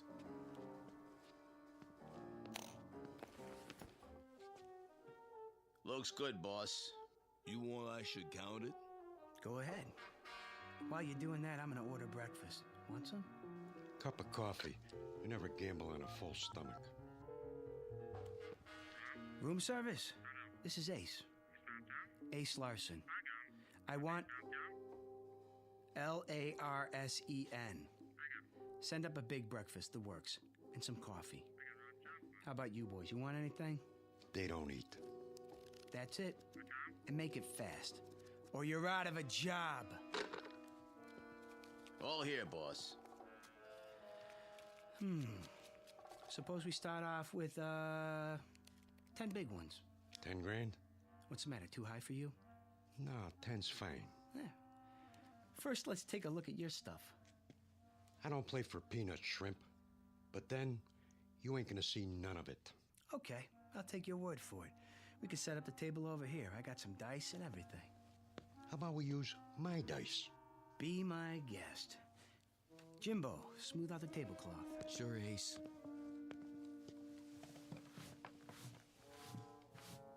I'm shooting for a natural. How does 7 sound, Jimbo? Think I can make it? I'd say so. All right, then. Scooby-Dooby-Doo. And 7 it is. I guess that means I win. Huh, fellas? This time. One more. Shooting for an 11 this time. Yo. 11. 11. Let's see those dice. They okay, boss? Yeah. One thing, Larson. People cheat on me once. Only once. Understand? Absolutely. Now that we got that straight, I'll let it ride. Am I covered? You're covered. Coming out for a point. 8. How much odds you'll give me? How much you want? Say 50 grand. 20. 20 it is. You're on. Here we go. Shooter, shooter. I'm hot today. Sometimes you just can't go wrong. 7! Win a 7 on the come out. Like I said, this is my day. How long you gonna hold those dice? I'm setting them down, but don't worry. They won't get cold. Hi. Sheila, hi. You ready to take me to Lake Mead? Who's the dame? My good luck charm. Any objections? Uh-oh. Ace, can I talk to you for a minute? Come on in, baby. Sheila, these are some buddies of mine. We're playing a little penny ante type game. Stick around. It won't take much longer. Ace, there's something I Come and watch. Roll 'em. You know, this is getting to be a drag. Let's separate the men from the boys, huh? What do you say we shoot the works? Jimbo? Ace, I dump it all out. Now, hold on. What's the matter, Nolan? I thought you were a big operator. You chicken? Hey! Hey, go ahead, Larson. Shoot the works. And where's the dough? My credit's good. Sure it is, Phil. Sure it is. This is the life, huh? Win 1 million, lose 1 million, just like that. Okay, I'm looking for an 11 or a 7. Ace! Don't bother me. Ace, listen. Scooby-Dooby-Doo, and there it is. Ha! Load up the suitcases, Jimbo. This game is over. Tough luck, trooper. Huh? Read 'em and weep. Snake eyes. But Pick it all up, boys. I don't understand. You got nerve, pal. I like that. Anytime you want to play some more, just let me know. For now, I'm out of here.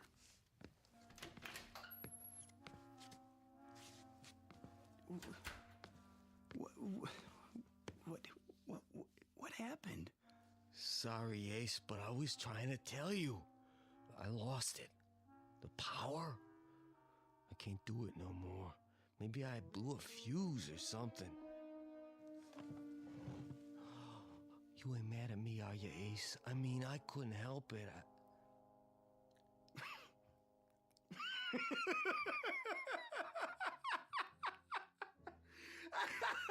He blew a fuse! Oh, man!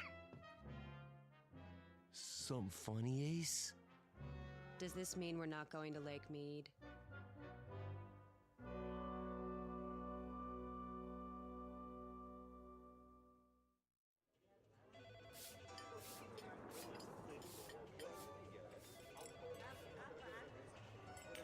We did okay, Ace. Nice crowd for lunch. Hey, thanks for painting the sign, Jimbo. Don't mention it. These old slot machines sure are heavy. Yeah, you got your end? Yeah, I think so. Now push the dolly, I'll get the door. I guess that's it, Mr. Larson. Good riddance. It's not too late to stop them. What are you talking about? Who needs that hunk of junk anyway? You had it a long time. Too long. It's strictly for suckers. Let it rob somebody else for once. Go on, get it out of here!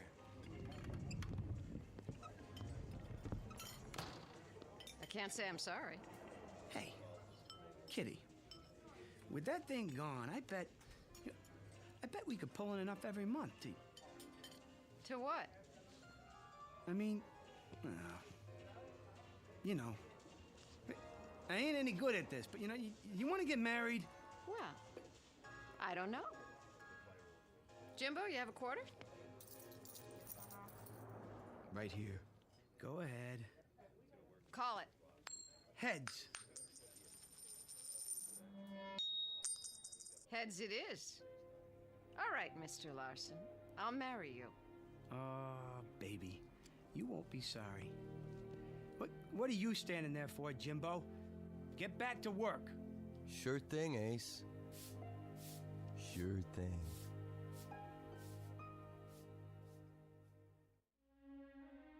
Some people possess talent, others are possessed by it.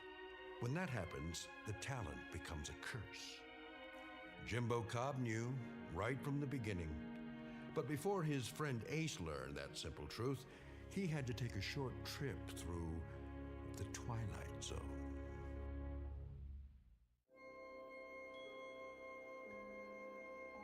Hi, this is Carl Amari, producer of the Twilight Zone Radio Dramas. I'd like to take a moment to tell you about our official website at twilightzoneradio.com, where you'll get the latest news and information on these Twilight Zone Radio dramas. Plus, at twilightzoneradio.com, you can digitally download 3 free episodes or any of our episodes for only $1.95 each. In this age of ever-changing technology, we've decided to make these episodes instantly available to you by making the Twilight Zone Radio Dramas a digital download-only series. This means that this series will no longer be offered on CD. The CD collections at our website are now being offered while supplies last at buy one, get one free. So be sure to get your favorites before they're sold out. Be sure to visit us often, and I'll see you in the zone.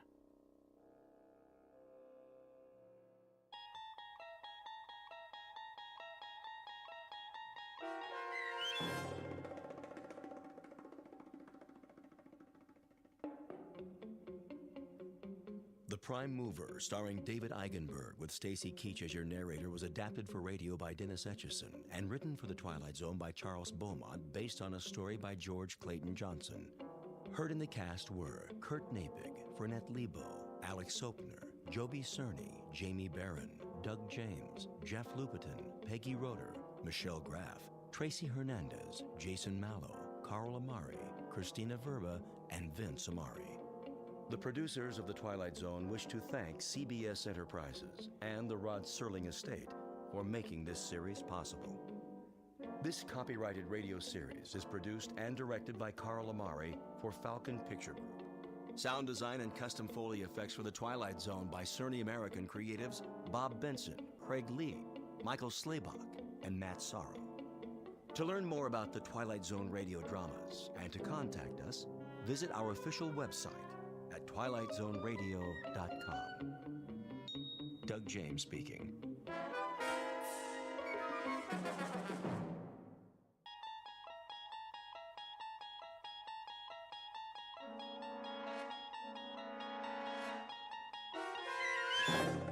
You're traveling through another dimension. A dimension not only of sight and sound, but of mind. A journey into a wondrous land whose boundaries are that of imagination. Your next stop, the Twilight Zone.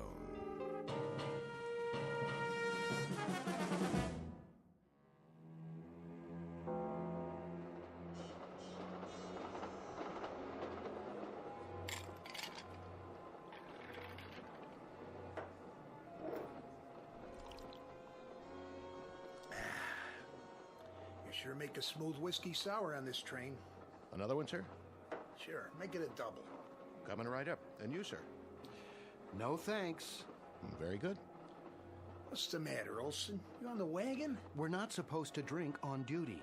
Are we on duty? Till the shipment gets to Fort Knox, we are. Oh, what do we do in the meantime? Guard it. That's the general idea. What's to guard? Gold's locked in the freight car and we're in the middle of the desert. Time to take a nap. You never know. Know what? What can happen when you're sleeping? Ah, didn't your mother tell you? What's my mother got to do with it? You go to sleep, and when you wake up, you're safe and snug in your bed. The world's just like you left it. Nothing changes. Trust me. Long as nobody tries to rob the train. Nobody knows what's on this train except us. All we have to do is file a report. One in L.A., one at the other end. In between, we got 2 days. Easiest duty I ever pulled. Here's that drink, sir. Thanks. We should get some chow. One question. Yeah? Are you two cops? Of course not. Well, that bulge under your coat, are you packing heat? Well, if you really want to know, I'm Special Agent Martin. Oh. And this is my prisoner, Mr. Olson. I'm transporting him across country to Leavenworth. So that's why he doesn't get a drink. But why does he have the bulge under his coat? Cell phone. Oh, I get it. Go ahead, give him one. Take the edge off so I can relax. That's all right. Well, if he doesn't drink it, I will. Coming right up. You just blew our cover. Take it easy. So you're not carrying your weapon? Nope. Left it in the compartment. That's against regulations. Well, wrecks the cut of my suit. Besides, it's not like I'm gonna need it. Here's his drink. How much I owe you? Nothing. It's on the house. You're a good citizen, pal. Anything I can do to help. Now, just let me sample it for Mr. Olson here. Whoa. Now that's a drink. What's happening? Must be the tracks. Hold on!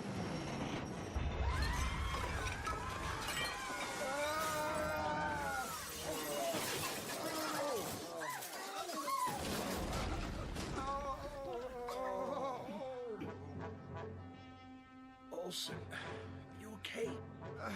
My arm's pinned. Here, take the gun. I can't reach it. Some kind of gas. Hold your breath. Give me the gun. Keep your gas masks on. Watch it, Brooks. That one's armed. He was. I can't see. Where's the gold? In the freight car. Go on through. What do we do with the passengers? Let them sleep. By the time they wake up, gentlemen, we'll be miles away. Many miles and many, many years.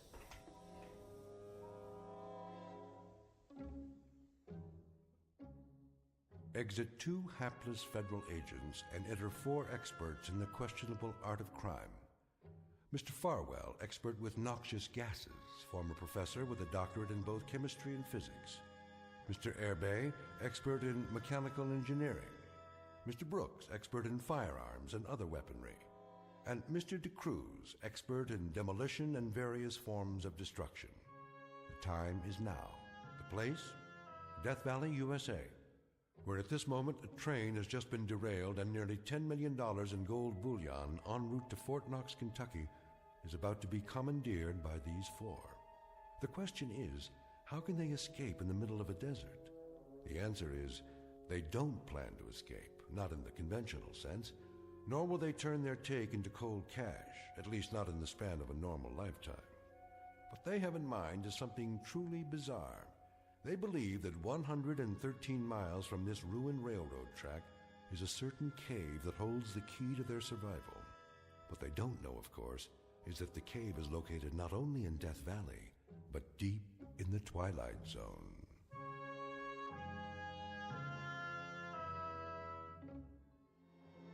And now, back to the Twilight Zone and The Rip Van Winkle Caper, starring Tim Kazurinsky, with Stacy Keach as your narrator.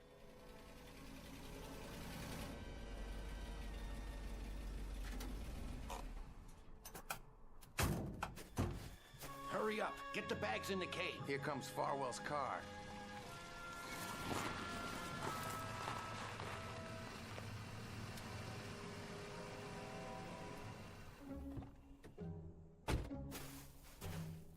Clockwork, gentlemen.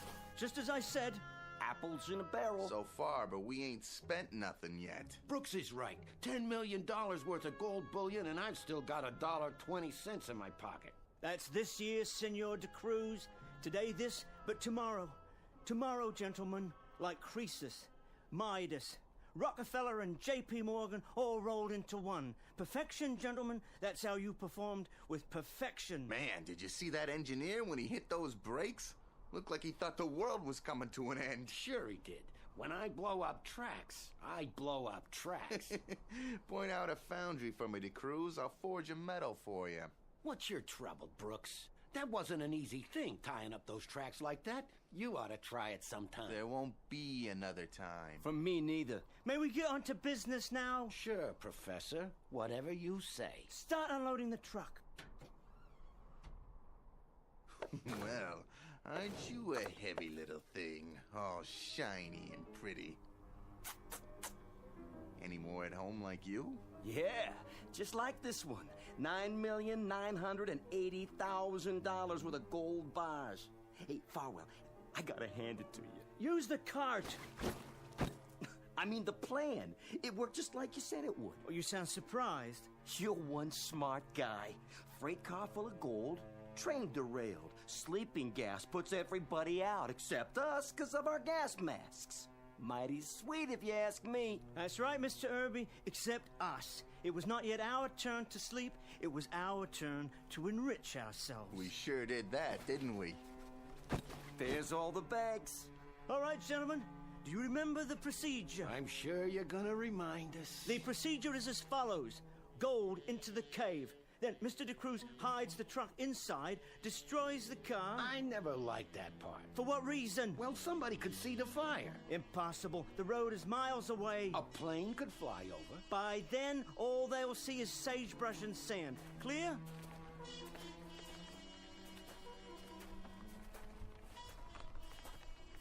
Man, I wouldn't have even seen a cave if I didn't know it was there. If you didn't tell us where it was. No one would. That's because it's perfectly camouflaged. The opening fitted with a reinforced door, and the door designed to match the cliff face. And now? I better give you a hand, Professor. Yeah, let me do it. Oh, all right then. Open sesame!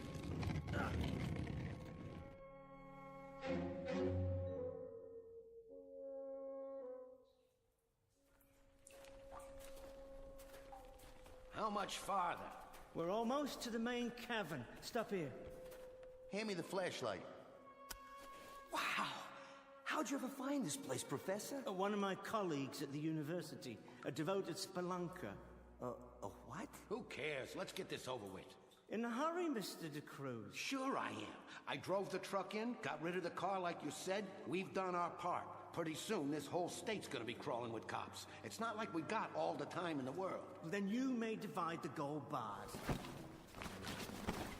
Ooh, yeah. This is the part I like. Hooey. Look at all that. 24 karat all the way. One for me. Hey. And one for you. One for Irby. One for the professor. 2 for me. 2 for you. Hey, Professor, what's the first thing you're going to buy with your share? A new life, gentlemen. A new life. Yeah. I like the sound of that. A life of comfort and leisure, as befits a man of such ingenious accomplishments. Well, you can say that again. Finish your counting. It's time for the pièce de résistance. Holy Jehoshaphat. Will you look at that? Is that them? The real culmination. The ultimate ingenuity. Yeah, they look like coffins. Shut up. You told us about them, but somehow I didn't know they was going to be made out of glass. A new type of plastic, actually, manufactured to my specifications. A completely inert material with no chemical interactions. I don't see why we have to get inside those things, those caskets. It's one thing to stop a train on its way from Los Angeles to Fort Knox and steal its cargo. It's quite another to remain free long enough to spend it. And spend it we shall. Yeah, but when? Don't you remember, Mr. De Cruz? I would have thought this aspect of the plan would be particularly clear in your mind. I remember, all right. You want us to play Rip Van Winkle. An appropriate analogy, I suppose. And that's what we are. 4 Rip Van Winkles. Only, I'm not so sure. What, aren't you sure of, Mr. De Cruz? The big sleep, Mr. Farwell. Just lying down in these coffins. I like to know what I'm doing. But you do know. I've explained it very precisely. The 4 of us will be placed in a state of suspended animation. Think of it as a protracted rest period, Mr. De Cruz, to gather our strength. And when we wake up, that's when we take our gold and enjoy it. I say everybody should take his cut now. And how far will we get with it? We got a vehicle, we got water. There'll be roadblocks. Yeah, and that guy with the gun on the train, maybe he was a Fed. If we killed a Fed... Not killed, put to sleep. I'll take my own chances. Hey, what's with the knife? Put it away, Brooks. You're not gonna stop me. That's what you say, De Cruz, but that ain't what we agreed on. Quite right. What we agreed on was that we'd stash the gold here and then do what the professor tells us. And so far, he ain't been wrong. The gold, the gas he used to put a whole trainload of people to sleep, everything. All we had to do was walk over a lot of horizontal folks while they was snoring and transfer a fortune like it was cotton candy. Amen to that. So, none of you mind being cooped up in here? No, De Cruz. None of us mind. How long, Farwell? When we each push the button inside and the gas comes out and this suspended animation thing takes over. How long? How long? I don't know exactly. I can only surmise.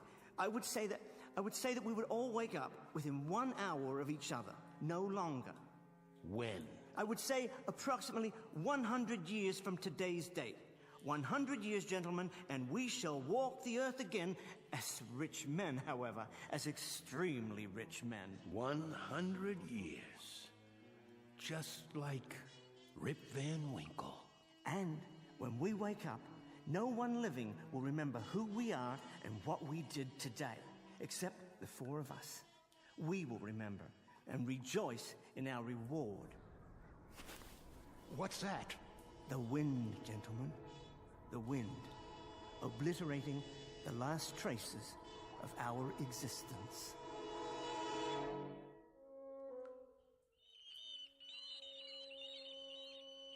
What are those things on the ceiling?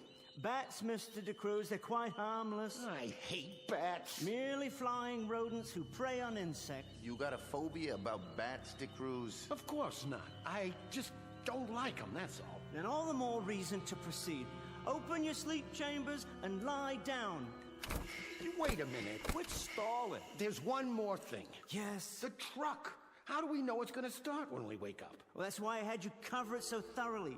The engine operates on self-generating energy without gasoline or oil-based lubricants. I've prepared it in every detail. Yeah, but what if it still doesn't start? Then we walk to the highway and follow it for approximately 28 miles. We have more than enough water and provisions to reach any of several towns. Enough already. I'm going in. After you, Mr. Irby, and Mr. De Cruz. All right.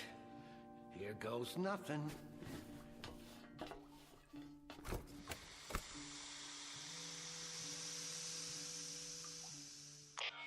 Gentlemen, we are now hermetically sealed.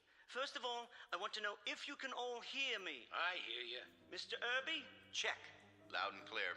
Then the microphones are operating perfectly. Now what? Now I'm going to give you the exact sequence. First, check the airlock gauge located to your right. See it?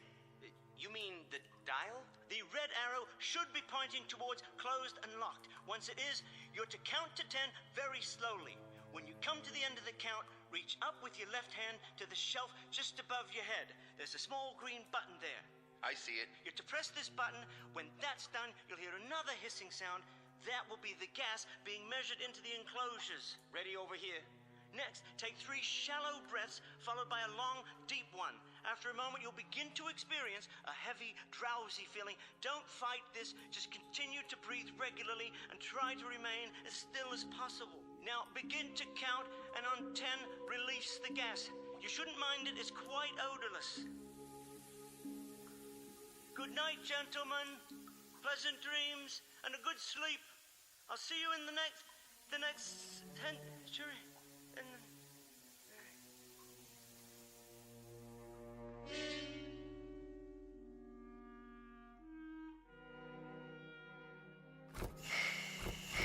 So, the Great Awakening has come at last.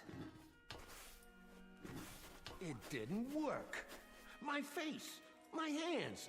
Look at yourselves. We don't have any beards. That means... He's right. Of course I'm right. Our fingernails haven't even grown.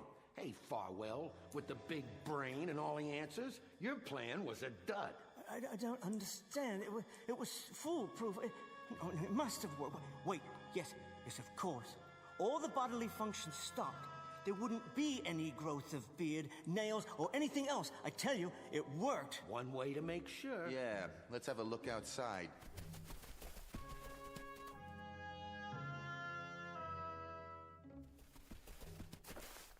Put your backs into it. Oh, the sun. It's so bright. Cover your eyes until they adjust. I can't see a thing. Well, take a look. A real good look. There's the highway out there across the sand, same as always. Exactly the same. Doesn't that tell you something? Like what? It hasn't changed one bit, and neither has anything else around here. So the highway still exists unchanged. That's no proof. Mastermind, big brain. So instead of 100 years, it's maybe an hour later. A lousy hour, which means every kind of cop you can think of is still after us. Thanks for nothing. A big fat zero. You don't know that... And all that gold in there is just so much garbage to us, because everybody and his brother's gonna be looking for it. Hold on. Where's Irby? Huh? We forgot about Irby.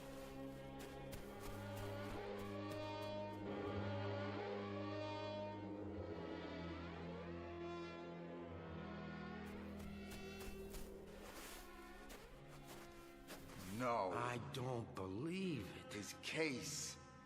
It's cracked. The air got in. And the gas escaped. And all because of this rock. I thought you said it was a special plastic. Well, the rock must have fallen from high overhead. It was those bats knocked it loose. So it's high enough to cause a hairline crack in the structure. Yeah, here, look. Just at the edge of the frame. Poor Mr. Irby.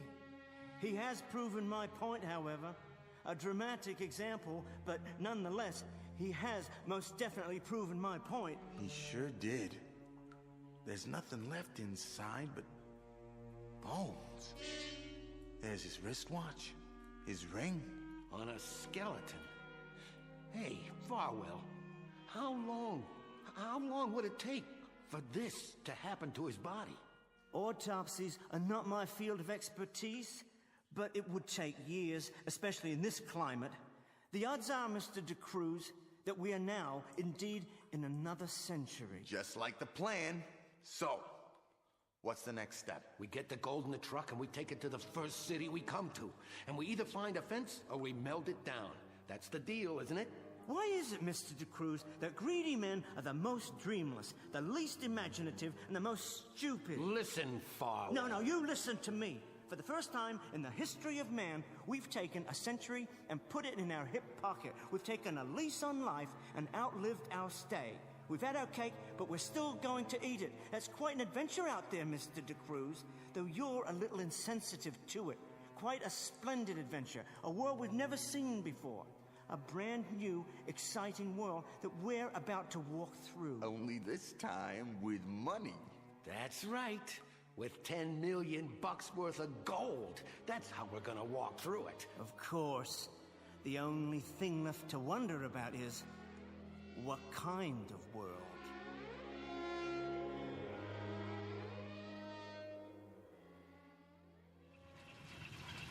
How's it sound? Perfect. Leave it running. Is she all loaded, Brooks? All in. Where's the water can? We have to load that, too. By the grave. Mr. Brooks kindly dug it up for us when he buried Irby. Then I'll put it in and we can get going. You drive, Brooks. Farwell in the front seat next to you. Where will you be? I'll stay in the back and be sure none of the gold drops off. Well, aren't you the most thoughtful little bugger that ever come down the pike?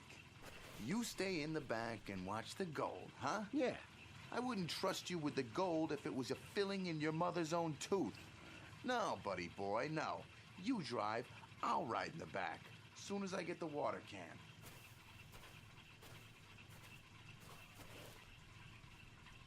Mr. DeCruz, what are you doing? You stupid fool! Brooks, get out of the way! Watch it!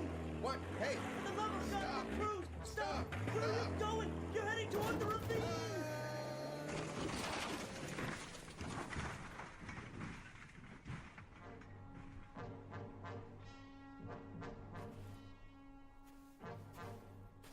DeCruz? But I don't understand. I saw you drive over the edge. You didn't see me jump out the other side before it went over. I also see that Mr. Brooks had an accident. Is that what you'd call it? Yeah, a fatal one. Don't know how that could have happened. Guess the truck ran over him. Those brakes, they must have been bad. A man's got to keep his eyes open out here. He should have got out of the way. Yes, he certainly should have. And I'm sure he would have if you'd given him the chance. Well, the upside is, I guess there's more gold now for the two of us, you and me. I keep underestimating you, Mr. DeCruz. We do it my way now, huh? And which way is that? Take all the gold we can carry in 2 backpacks and hit the road. I suppose. I can't think of any other alternative at the moment. You know, I sure can't either. The obvious, the simple, idiotic, ridiculously obvious. Look, even if you hadn't wrecked it... What? The license plates are 100 years old. We would have been picked up the moment we hit the highway. Yeah, that's right. So load up what we can. It's going to be a very warm walk. Very warm. You could always wait here till I come back for you. No, you're quite right, Mr. DeCruz. Your point is well taken. I suggest we hit the road.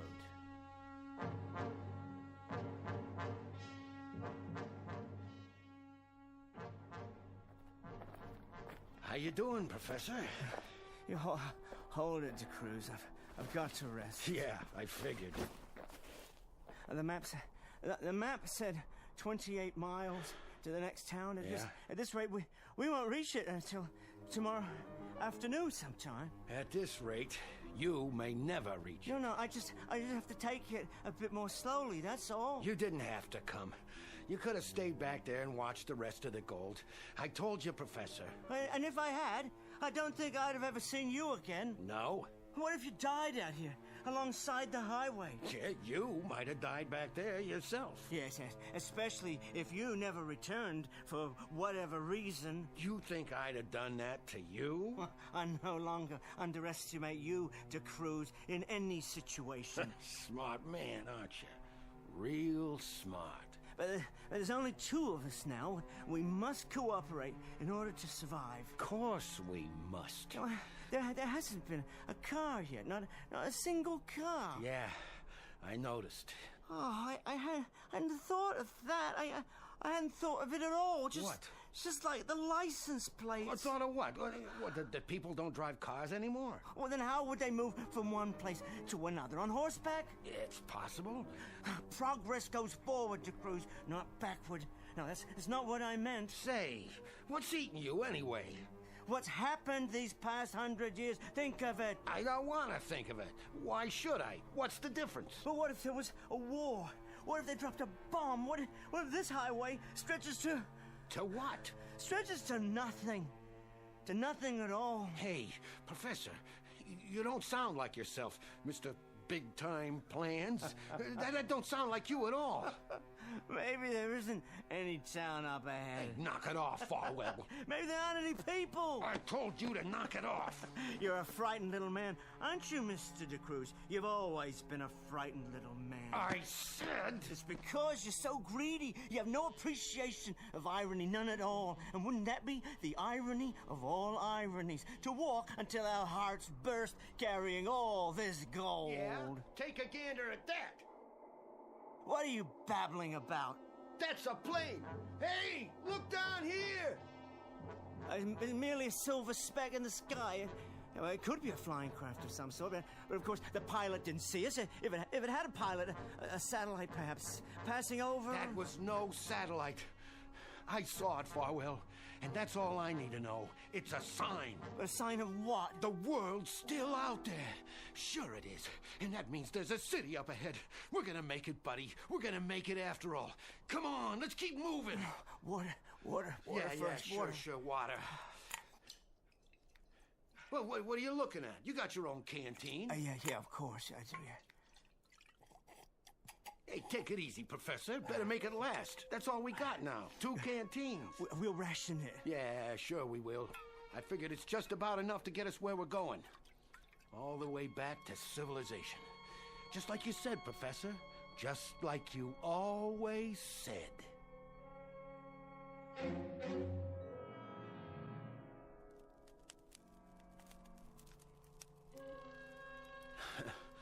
Too bad we don't have nothing to eat tonight. The fire will keep us warm, though. I thought I told you to bring the provisions. I only had room for a couple of freeze-dried packs. But you need to add water, and we don't have any water to spare. Well, at least you know how to start a fire. Didn't I tell you? I used to be a Boy Scout. Oh, you were never a Boy Scout, Mr. De Cruz. They'd have thrown you out. Hey, that's no way to talk, seeing as how we're partners. Soon to be very wealthy partners. We could go into business. I call it the Rip Van Winkle Company. Yeah, if it's all the same to you, De Cruz, I've got plans of my own. I know. For a life of leisure. Well, we're sure gonna have that, even with inflation. Oh, beyond question. If there is one constant in the world, it's gold. Currencies come and go, but there's never been an adequate supply of precious metals. The course of history changed because of gold, the only irreducible commodity. How much do you think our stash is worth now? Oh, that's hard to say, but whatever the currency, gold retains its value. Scarcity, De Cruz, that's what makes it valuable. And there's never been enough to satisfy human greed. We better get some shut-eye. Yes. Funny, I'm not even sleepy. I had plenty of that already. Oh, we need to preserve our strength. But first, another ration of water. We're seriously dehydrated. I can't recall ever being so thirsty. Yeah, me too. Wait. Well, where's my canteen? On your belt, same as mine. No, it's not there. I must have left it behind when we stopped this afternoon. Now, that's tragic, Mr. Farwell. That's just about the saddest story I've heard all day. I must have water, Cruz. I need it desperately. Water, Mr. Farwell? Why, I believe there's some water around here somewhere. Yeah, sure. In my canteen. Give it to me. Okay. For a price. What are you talking about? 1 drink, 1 bar of gold. Oh, you're out of your mind. Hey, that's the price. I continue to underestimate you, De Cruz. You're quite an entrepreneur. Ain't it the truth, Farwell? Quickly, please. That's enough. Wait, I'm not finished. 1 drink, 1 bar of gold. That's the going rate today. It may go up tomorrow. I haven't checked the market. But for tonight, it's 1 for 1. You better lie down and get your rest. We got a long day ahead of us. What's that? The sound of the world, Professor. The strong feeding on the weak. Same as always.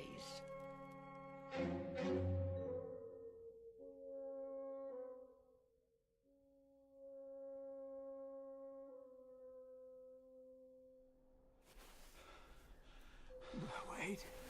Wait. What's the matter, Farwell? You pooping out again? We need water. Already? You had a good night's sleep, and we only been on the road a few hours. I can't go on without water. You ain't even carrying that much weight. I got most of it in my pack now. You're getting old, Farwell. Be a shame if you didn't make it to the next town so you can enjoy your share. What's left of it. Please. Hey, look up in the sky. What? You know what that is? It's buzzards. Getting closer. Pretty hungry, I'd say. I must have water. Sure. I got about a quarter of a canteen left. You sadist.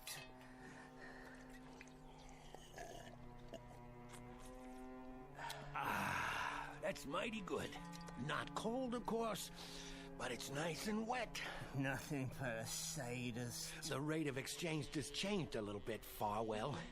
Now it's 2 bars of gold for 1 swallow. Worse than a sadist. A tormentor. An extortionist. If you don't want it. Yes, all right. Glad to see you're still a smart man. I'll just put these in my bag. No, DeCruz. Those are yours. What? The ones in my bag. I'll hold on to these 2. That's all you got left? 4?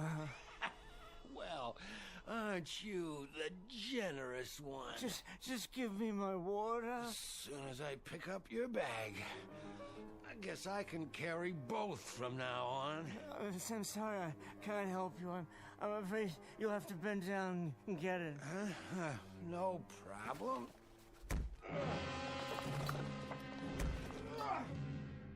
No problem at all.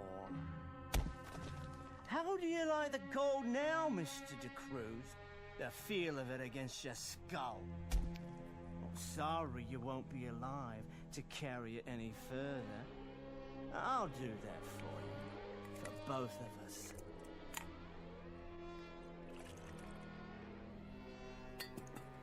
And now, time to go. According to the map, less than 1 more mile. Too heavy. I'll come back for them. Now only what I can lift. 2 miserable bars. 1, but still worth a small fortune.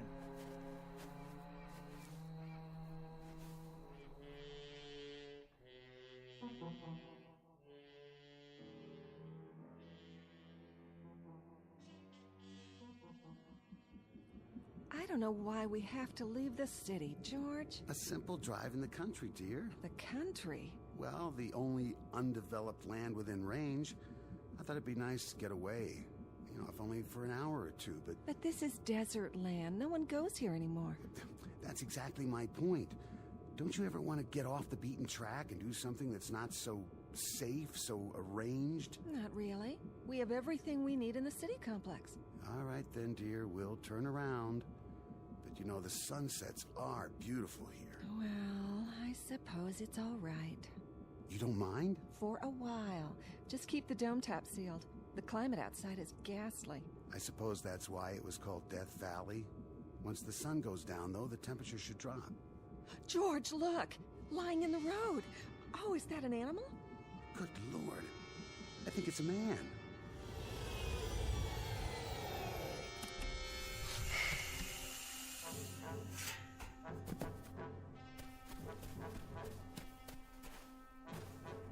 Hey, buddy, are you... Mister... He's alive! I'll call the med unit. Mister, there's gold here in my hand. Real gold.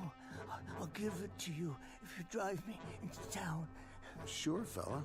If you give me water, I must have water. I've got some in the Ion car. I'll bring it to you. No, don't leave me here. No, I won't leave you. There's a solid gold. 0.999. I swear it is. I want you to have it, and there's more nearby. I tell you where. You can have it all if you just give me some water. Poor guy. Poor guy. I wonder where you came from.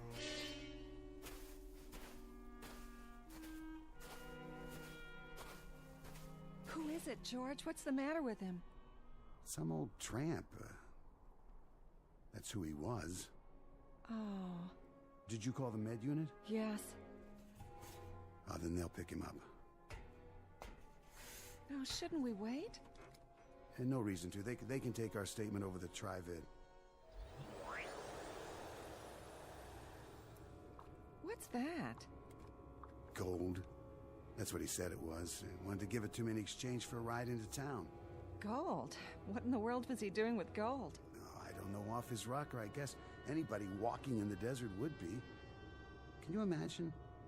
He offered that as if it were worth something. Well, it was worth something once, wasn't it? Didn't people use gold as money? Well, sure, 100 years ago, before they found a way to manufacture it. I'll keep it as a souvenir. Worth a couple cents anyway. I don't want any more clutter in the house. Please, George, let me toss it. Oh, all right. Can we go now? I don't feel well. Of course, dear.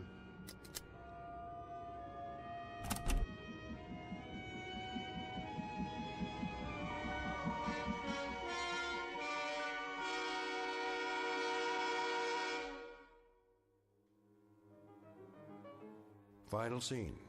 Final act for 4 Rip Van Winkles, whose lives were a protracted cheat and who ultimately had to die in precisely the same way they lived, chasing an idol across the hot, yielding sand of a miserable, valueless, and preordained life. Messieurs Farwell, Urbe, Brooks, and De Cruz, now bleached dry in the hot sun, and just as worthless as the gold bullion they built a shrine to. A lesson to remember in the Twilight Zone.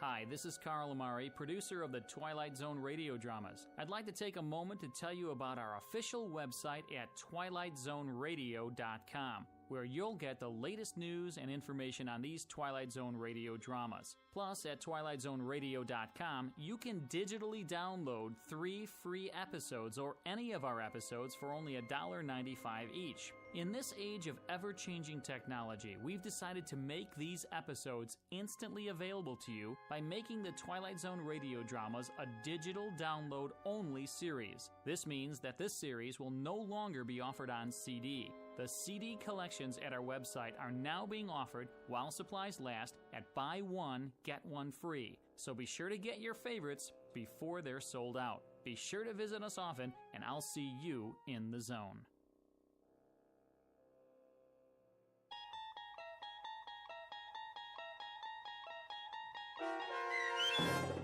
The Rip Van Winkle Capers, starring Tim Kazurinsky, with Stacy Keach as your narrator, was adapted for radio by Dennis Etchison and based on a script by Rod Serling.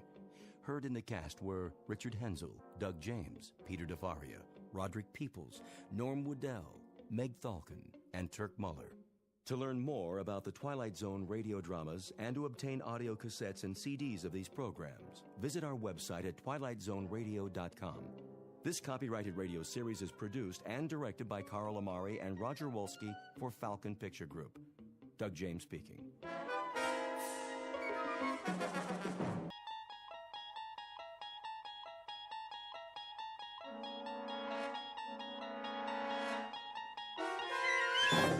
There is a 5th dimension beyond that which is known to man. It is a dimension as vast as space and as timeless as infinity. It is the middle ground between light and shadow, and it lies between the pit of man's fears and the summit of his knowledge. This is the dimension of imagination. It is an area which we call the Twilight Zone.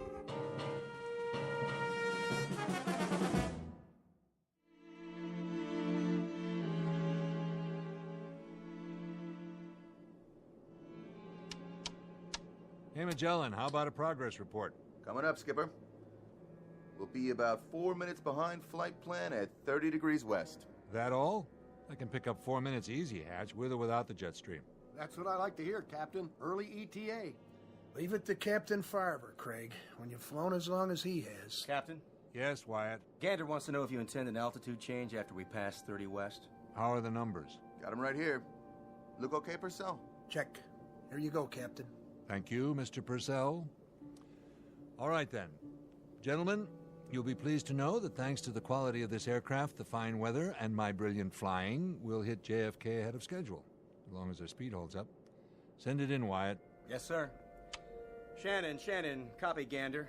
Transocean Flight 33, position 50 north, 30 west, time 1403, flight level 35,000, estimating 52 north, 40 west, and 2431, estimating 52 north, 40 west, and 2431, estimating JFK 1830, endurance 79560.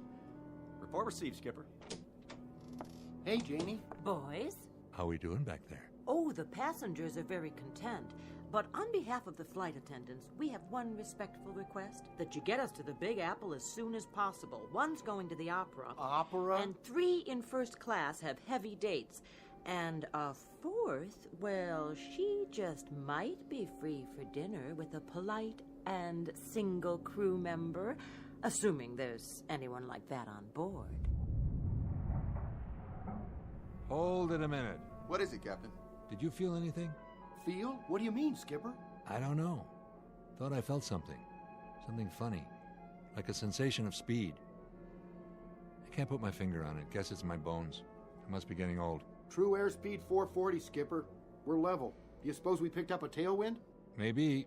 Those jet streams are tricky, but it's that crazy feeling I can't shake. You can't feel a tailwind. But I feel something. Checking the instruments. Everything looks fine. Magellan, give us a speed check with your Loran. Right. I'd better do it again. What's going on? Skipper, Loran indicates a ground speed of 830 knots. I've never heard of a tailwind like that. Check it again. Wyatt, see if you can raise OSV Charlie air defense radar. Ask them to give us a fix and check our ground speed. Magellan, you sure about the Loran? Skipper, I'm not only sure, but we're still accelerating. 980 now? 1120? 1500? God in heaven, I can't keep up with it. Wyatt, anything from air defense? No, sir. 2100. I hope the wings stay on. They will. Don't worry about the wings. Just watch that true airspeed. Ground speed means nothing. We must be in one lulu of a jet stream. Magellan, my needle just reversed on Gander Omni. How could we get past Gander? Give me a fast position check. Skipper, we are past Gander. We must be doing 3,000 knots. Try to raise Harmon control. If you can't, try Moncton or Boston. At this speed, you might as well try Kennedy. Transocean 33, Harmon control, come in, please. Harmon, please acknowledge. Transocean 33, Moncton. Transocean 33, Boston control, come in, please. Transocean 33 to Kennedy control. Can you hear us, please? No soap, I can't raise anyone.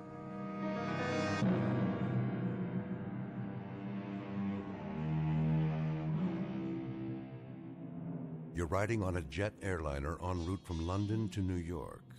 You're at 35,000 feet atop an overcast and roughly 55 minutes from John F. Kennedy Airport. But what you're witnessing inside the cockpit of this plane is no reflection on the aircraft or crew. It's a safe, well-engineered, perfectly designed machine. And the personnel you've just met are a trained, cool, highly efficient team. The problem is simply that the plane is going too fast, and there is nothing within the realm of knowledge or logic to explain it. Unbeknownst to passengers and crew, Flight 33's Odyssey will carry it to an uncharted region, well off the beaten track of commercial travelers. For you see, it's moving at record speed now and heading straight into the Twilight Zone. And now, the Twilight Zone and our story, The Odyssey of Flight 33, starring Daniel J. Travante, with Stacy Keach as your narrator.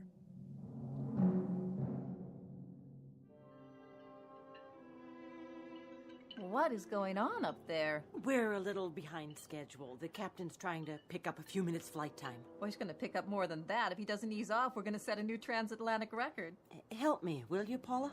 Oh, sure, but... Get the beverage cart ready. Again? Yes, again. Well, it's going to roll all over the place. If it does, you'll just have to lock the wheels. Well, maybe we should wait. For what? Well, till the captain turns off the seatbelt sign. He hasn't turned it on yet. Well, why not? He's got other things on his mind. Like? Do as I say. Please. Oh, okay, Jane. Just the beverage service? And peanuts. Got it. I guess you must have told them. What? Delivered my message to the Flyboys. I've got 8 o'clock tickets for the Met tonight, the Ride of the Valkyrie. I told them. Oh, thanks. I've always had a thing about Valhalla. Looks like I'm going to make the curtain after all. Come with me for a minute. Where? Back here, where it's private. We have to talk. About? In the galley. Listen to those engines. Oh, maybe you shouldn't have said anything. The guys are really showing off. They are showing off, aren't they? Let me put it to you this way. I just hope the Valhalla you're talking about is strictly at the Metropolitan Opera on 7th Avenue and 57th Street in Little Old New York, and not the real thing. Are we in trouble? Paula. Oh my God, we Listen are. to me. How bad? They don't know yet. That's the truth. Is the cart full? Oh, yes, but... Go ahead and begin serving. Just like that? Coffee, tea, or milk with a smile. Oh, I should have gone to acting school. You can do it. I'll be right there with you.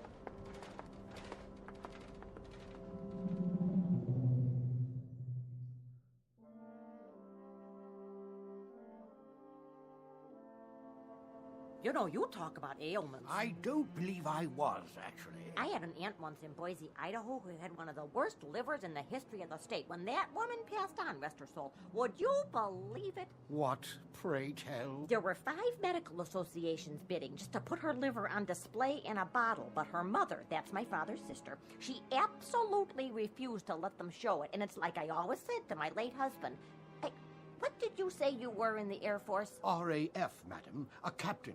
I'm now a military attaché at our British embassy in Los Angeles. A nephew of mine was in the Navy. He was on a cruiser or a PT boat or something, or was it a battleship?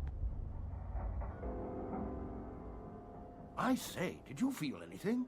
Well, I was a little queasy when we took off, but my late husband used to say that I had a stomach like a... That's odd. A lot of people have queasy stomachs. I have what they call... Quite odd, really. I had a distinct sensation of rapid acceleration, I should say. Well, here we are. This tray is for you, ma'am, and this one is... Got a case of the nerves, miss? Oh, I'm meeting someone in New York. My boyfriend. I don't want to be late, so I'm kind of, nervous. One lucky fella, that's all I can say. You got another one of those cute little trays for me? I just ran out. Well, I see one more underneath. Well, I have to go back to the galley. Excuse me.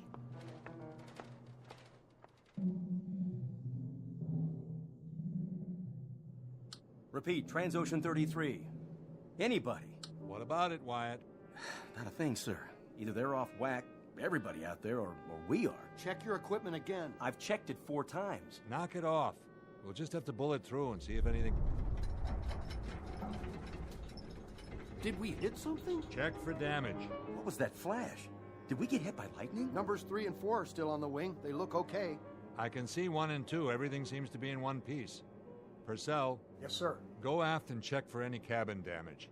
Report back as fast as you can. I'll get on the horn and calm everybody down. That light, that crazy light. And all the shaking. Turbulence? I doubt it. It's more like a shock wave. As if we'd gone past the speed of sound. You mean we hit Mach 1? We broke the sound barrier? We didn't get any Mach 1 warning. We probably wouldn't. Not with a true airspeed of only 440. Magellan's last speed fix showed 3,000 knots. We could have broken some kind of barrier, but not any I've ever heard of. Magellan, can you give me a Loran fix now? Whatever that bump was, Skipper, it knocked out everything. Loran's inoperative. Altimeter and rate of climb steady. Skipper, I still can't raise Gander or Moncton or Boston. Either they're off the air or we are. Or both. Hatch, give me a sun fix. I'll need a heading from JFK for my last known position. If we can't raise anybody, we'll have to go down and establish visual contact. Skipper, we can't do that. We leave this altitude and we'll land smack in the middle of 20 other flights. Sooner or later, we're going to have to find a landmark or go VFR. With no radio contact, we're like a deaf and dumb man.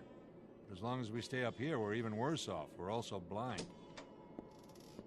No damage aft, Skipper. Everybody's, scared. Ours not to reason why. Into the Valley of Public Relations. Hand me the mic. Ladies and gentlemen, this is Captain Farver speaking. I want to assure you that everything is under control and that there is no danger.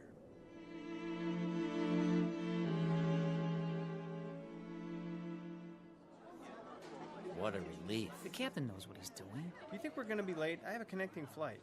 Oh, thank God. We encountered a little clear air turbulence back there, along with some kind of atmospheric phenomenon. Miss, I need another glass of juice. I spilled mine. Yes, of course. I just got this dress for the trip, and now... Dear lady, will you kindly listen to the captain? There's been no damage to the aircraft except for some temporary malfunction of our radio. We'll have that fixed in no time. Is it true? Paula, would you get the lady a new glass of juice, please? I repeat, there's no cause for alarm. We'll keep you posted. In the meantime, sit back, relax, and enjoy the rest of the flight. Answer me, will you? Is what he said true or not?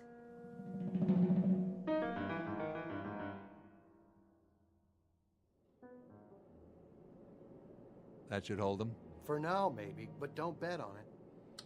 If we run according to schedule, we should be landing at Kennedy inside of the next 40 minutes. Until then, please keep your seatbelts fastened as a precaution. Remember, our flight attendants are at your service. Purcell, what's our fuel? 29,435 pounds. With the Loran out, I don't know what our ground speed is. But I've got a hunch we left that tailwind. I don't have the feeling of acceleration anymore. Magellan, how about that heading to JFK? Well, part of this is scientific, Skipper, and part of it's Kentucky windage.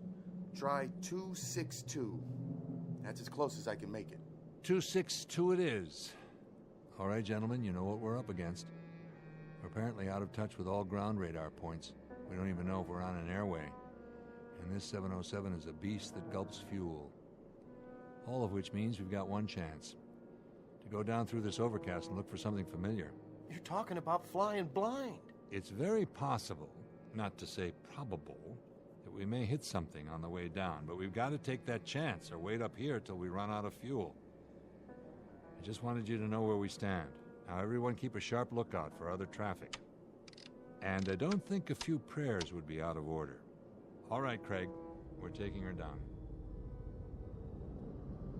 Now we're really in that fog bank. Can't see a blessed thing. Wait, there.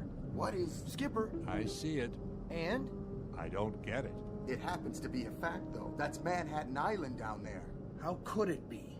Looks more like the middle of the Amazon jungle to me. Where's the skyline? Where are all the buildings? I don't know where they are, but we're over New York City. There's only one small item that's a little amiss here. The passengers are confused. We're over land, but they don't see any... Any what, Janie? Well, any buildings, or bridges, or highways, or... Nothing but trees, some stretches of grassland and more trees. It's the right shape, but it can't be New York. Oh, that's Manhattan down there. See? There's the East River and the Hudson River. Sure looks like it. There's Montauk Point and every other topographical clue we need. The real estate's there. It's just the city and 8 million people seem to be missing. There isn't any New York City. It's disappeared. Come on, boys. You're joking, right? Skipper, verify something for me, would you? And in a hurry.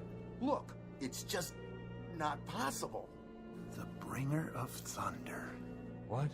Down there. Right below us. In the middle of all that foliage. You see it moving? All I see is a jungle. That thing there. The one that just pulled up a tree like a toothpick and ate the top off of it. I've seen him in picture books. That's a brontosaurus. Been extinct for, say, 150 million years. That, my friends, is the largest dinosaur that ever walked the earth.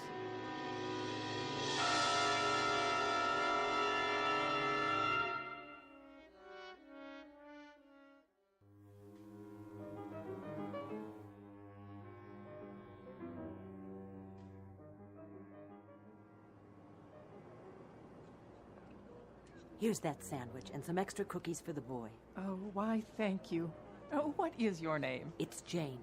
Well, Jane, when we land all safe and secure, I'm going to write a letter to Transocean Airlines and tell them how nice you were to everyone on board. That's very kind of you, but it's not necessary. I'm only doing my job. Oh, more than that. Much more. You remind me so much of my daughter-in-law. She's a nurse and... Miss? Yes? You got a drink on that cart? Of course, sir. Would you care for coffee, tea, a soda? No, ma'am. I mean a drink. Anything you like. Scotch, rocks? Certainly. Yeah, make it a double. All right. How much owe you? Nothing, sir. You sure? I mean, this ain't first class. It's on the house. Everything's on the house today. Here, I'm giving you 2 drinks, 2 doubles. How come? Because you've been such a perfect passenger. We'll be landing soon. Well, not that soon. I don't see the city yet. You should buckle up anyway. Yeah, sure. Hey, you know what? You're all right. You know that? We're all right. Isn't that great? So what's the score? I mean, we've been circling for 5 minutes now. They said they'd let us know not to come in. Well, that sounds promising, doesn't it? At least we're back to normal speed. That's something. Something? Captain Farver's a pro. So's the rest of the crew. Yes, they are. Definitely. So there's no reason to panic. No reason at all. We just go on like a normal, ordinary flight. Okay, got it. So, shall I go help out in first class for a while? In a minute. I need you to do something else first. What? Pick out a couple of those little vodka bottles. Sure. What passenger? I want you to hand them to me. What are you doing? Rocks are with a mixer. Are you serious? We're on duty. Then I'll drink them myself. Wait. What is really going on? I promise you, if I knew, I'd tell you. But you know something, don't you? When I was in the cockpit, I thought I saw... Oh, Paula, did you happen to look out a window a few minutes ago, right after we leveled off? Why? What did I miss? They were all looking down, and I looked with them. I wish I hadn't, but I did. Oh, is it one of the engines? It's not the aircraft. Well, then what? That's the trouble, Paula. I don't know. I give you my word, I really, truly don't know. Excuse me, ladies. I'm sorry, sir, but this area's off limits. I know, but you'll see... If you were looking for the restroom, it is at the other end of the aisle. No, you see, it's just that... Are you quite sure your pilot knows what he's doing? Absolutely. Captain Farver's the best there is. In that case, why has he announced an arrival at Kennedy when we're nowhere near that location? I'm not blind, you know. I've made this flight many times, a great many times, and I can assure you that wherever we are, this is not New York airspace. There was a last-minute change in the flight plan. The captain's taking an alternate approach. For what reason, may I ask? Something about the jet stream. Rubbish. I flew for the RAF. The jet stream occurs at different altitudes, not at widely varying longitudes. Whatever it is you're attempting to cover up... Would you mind taking your seat, sir? I'll tell you young ladies something else. I have a camera in my flight bag, and I've documented this alternative flight plan on 2 rolls of 35mm film. Whatever ideas that cowboy captain of yours may have about unscheduled shortcuts, I'm sure the Federal Aviation Agency will be most interested. Thank you very much, sir. I'll pass it along. I wonder what else he got pictures of. What? Nothing, Paula. Cheers.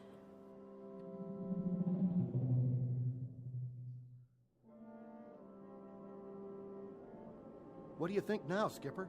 Well, we've flown over what should be Schenectady, Albany, and points north. That's what you and Craig keep saying, but personally, I don't get it. Take a look. There's the topography.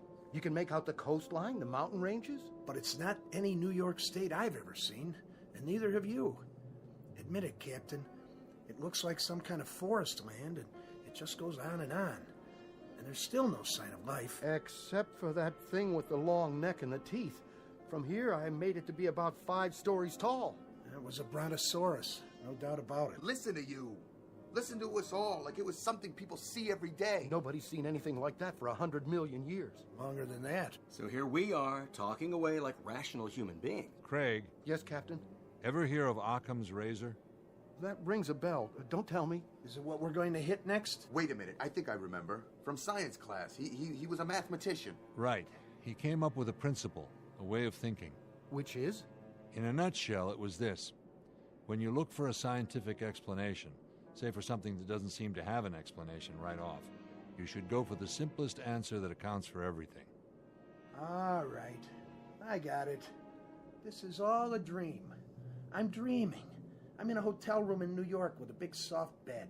I'm going to wake up any second now. Or you can't wake up, because, see, you're already dead. You died in your sleep. We all did. We just don't know it. You're not listening. I said the simplest answer that accounts for all the facts. That means everything that's happened. There is no way to account for it. All right. What if I said we were swallowed by a whale like Jonah? Would you buy that? No, because whales live in the ocean, not the air. Unless we already crashed in the Atlantic and didn't notice. Pretty big thing not to notice. Exactly.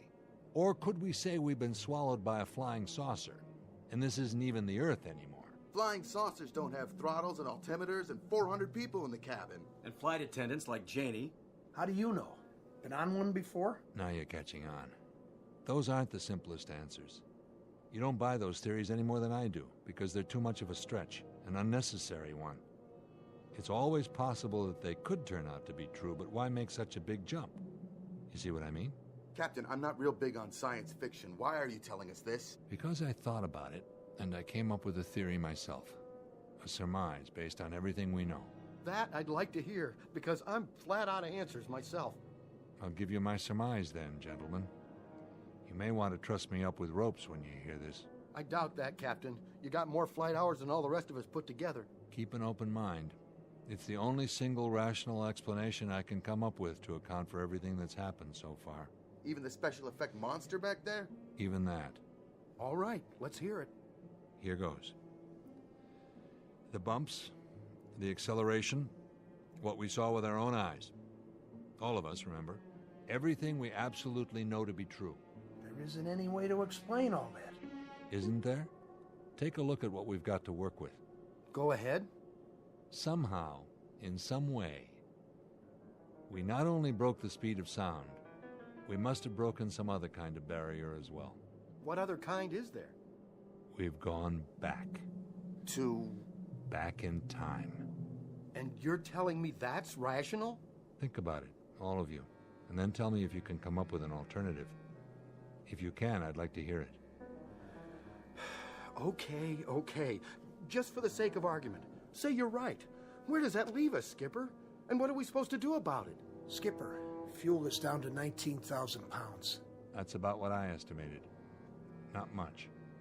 You know, I've stared at these instruments till I know every number by heart, but it doesn't do me any good. Because without a theory to act on, nothing changes. All this is still impossible. And the clock is ticking. And we're stuck up here, waiting for radio contact or visual confirmation till hell freezes over or we run out of fuel. And guess which one happens first? At which point we set this baby down in Adventureland, without enough clear ground to stop. And we break in half. So, let me get this straight. What you're saying is... What I'm saying is, when you don't have anything else to fall back on, pick the best damn theory you have and act on it. Because that's the only chance you have, even if it's a slim one.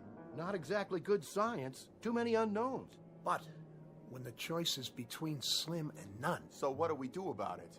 We rev this baby up till she's going as fast as she can. We climb until we hit that jet stream, and then we try to follow the same flight plan, and I mean exactly, and go back to where we came from. Is that all? Our instruments are functional. The only thing that's wrong with the radio on the Loran is that nobody's down there to hear us or send up a signal. It's a long shot. It's the only shot. You got a better one? No, sir. Then let's do it.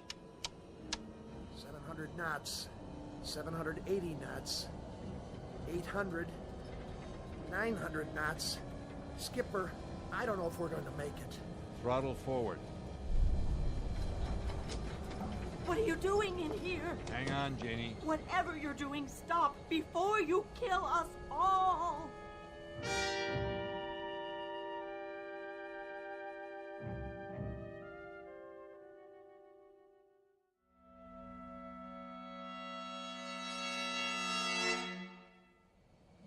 What was it? And the flash of light, Captain. Just like before. Look, I know you've got your hands full, but somebody get on the pipe. I have at least 3 passengers close to hysteria. Skipper, we made it. We're back. Look! What? There she is. Where? I can't... Over here. You know, I never thought the Empire State Building was that great, if you want to know the truth. Is that it? Yes, it is. But right now, it looks downright beautiful. Don't you think so, Captain? Where's the mic? Right here. Ladies and gentlemen, this is Captain Farver. We had some momentary difficulty back there.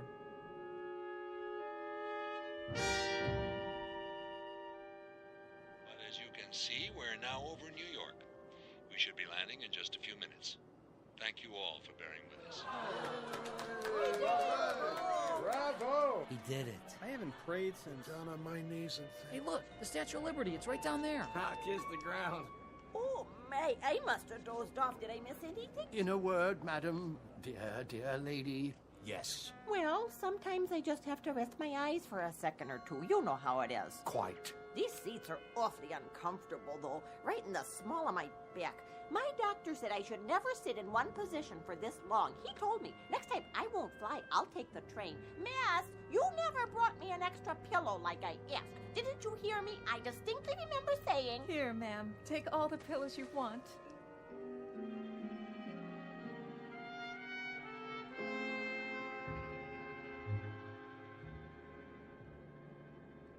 How about Kennedy? Nothing doing. Our VHF is still out. Maybe Kennedy's is too. Try high frequency. I did already, Skipper. Nothing from JFK. How about LaGuardia? Keep using high frequency. Somebody should hear us. LaGuardia, this is Transocean 33.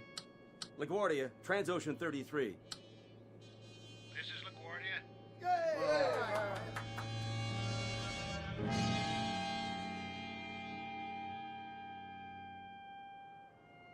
Oh, thank God. The boys had me going there for a while. Oh, I want to take a hot bath, then sleep for 12 straight hours. Oh, I wish I could do that. Oh, no. Are you on turnaround? Oh, no, it's not that. I thought you had your layover back at Heathrow. I did. You know, it's these time zones. I set my clock for London time, but I wake up on Eastern Standard. You ever try to order breakfast in the middle of the night? You get used to it. I know. Catch your Z's whenever you can. But a couple hours in the lounge just... it doesn't cut it. Not for me. There's always the taxi ride to the airport. That's good for a little shut-eye. Oh, 30 minutes in the backseat of a taxi in traffic? You know, I don't know how you do it. I really don't. Sounds like they stuck you with a rookie schedule, Paula. I'll talk to Lynn at the hub office. She'll do something about it. That would be great. This kind of thing. I didn't know if I could handle it. You did fine. They didn't cover this in training. Not exactly. Has it happened before? Believe me, no. And it won't happen again. Should I collect the trays now? I don't know what the captain will say about this, but I'm going to break out the champagne splits for everybody.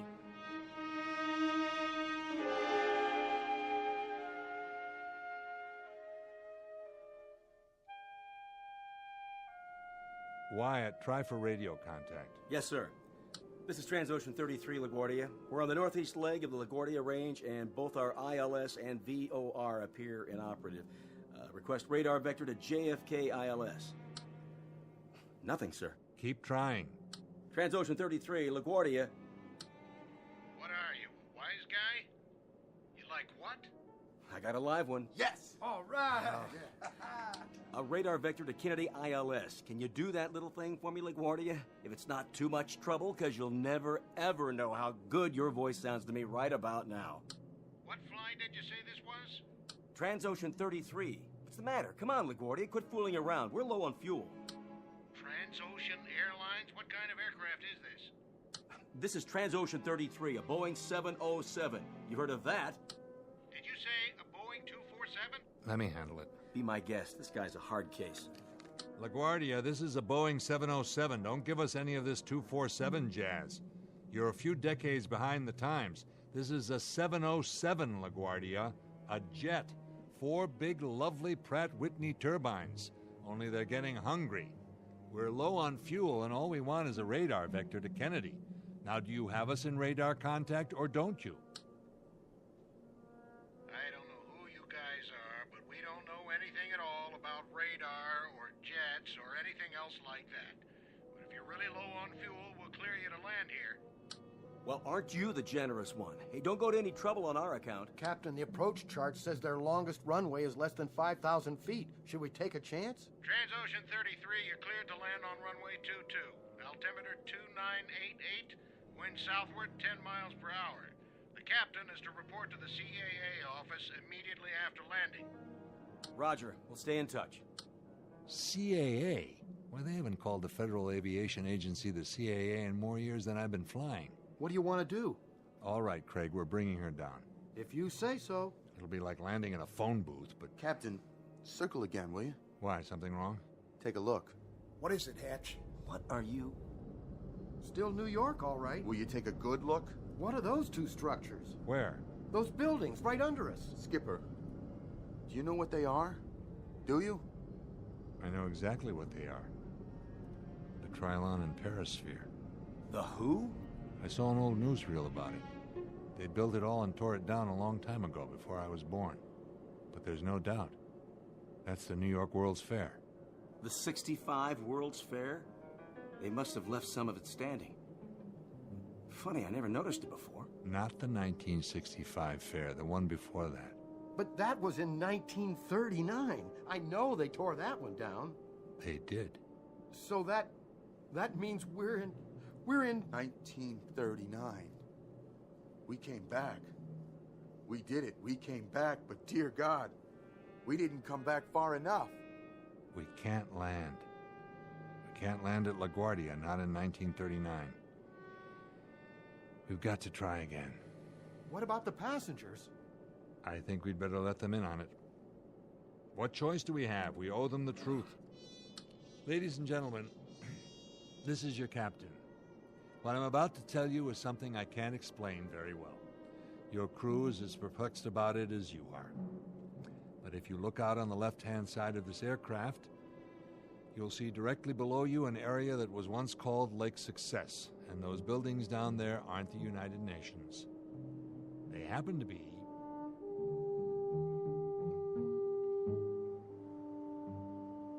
What is he talking about? Shh! Listen. They happen to be the New York World's Fair. That man's gone crazy. He shouldn't be flying an airplane. Madam, would you kindly not? What I'm trying to tell you is that somehow, some way, in some manner, this aircraft has gone back in time, and it's 1939. We're going to try to increase our speed and go through the sound barrier, or time barrier, whatever it is, the same as we've already done twice before. I don't know if I can do it. I don't even know that we have enough fuel, but I ask you to remain calm and pray.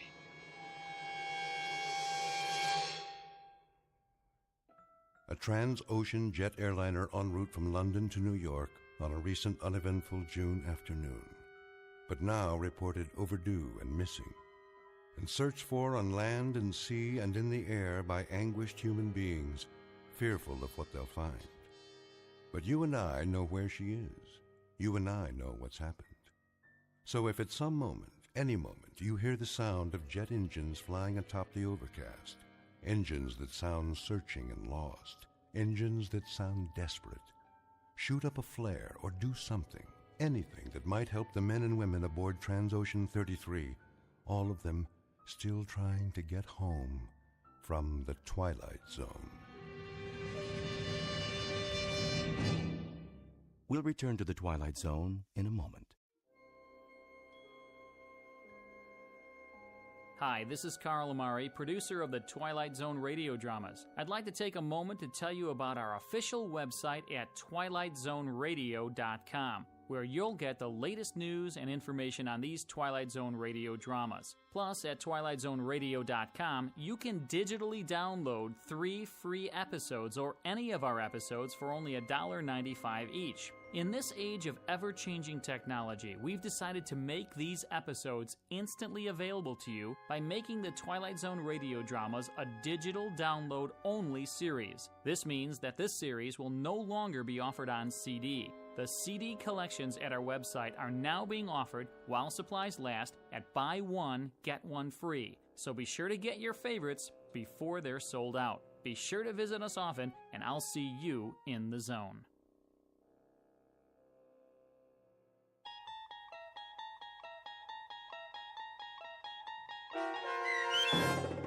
Odyssey of Flight 33, starring Daniel J. Travanti, with Stacy Keach as your narrator, was written for The Twilight Zone by Rod Serling and adapted for radio by Dennis Etchison. Heard in the cast were Taylor Miller, Peter DeFaria, Richard Hensel, Turk Muller, Doug James, Peggy Roeder, Carl Amari, Roger Wolski, Vince Amari, and Roderick Peoples.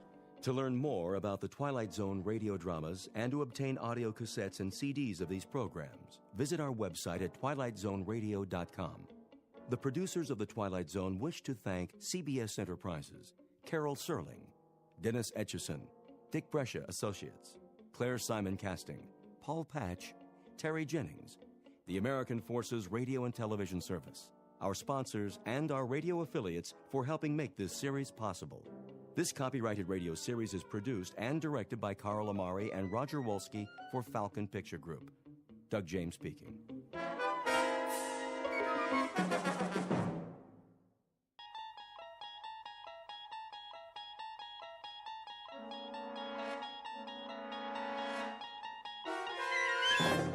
You're traveling through another dimension. A dimension not only of sight and sound, but of mind. A journey into a wondrous land whose boundaries are those of imagination. Your next stop, the Twilight Zone.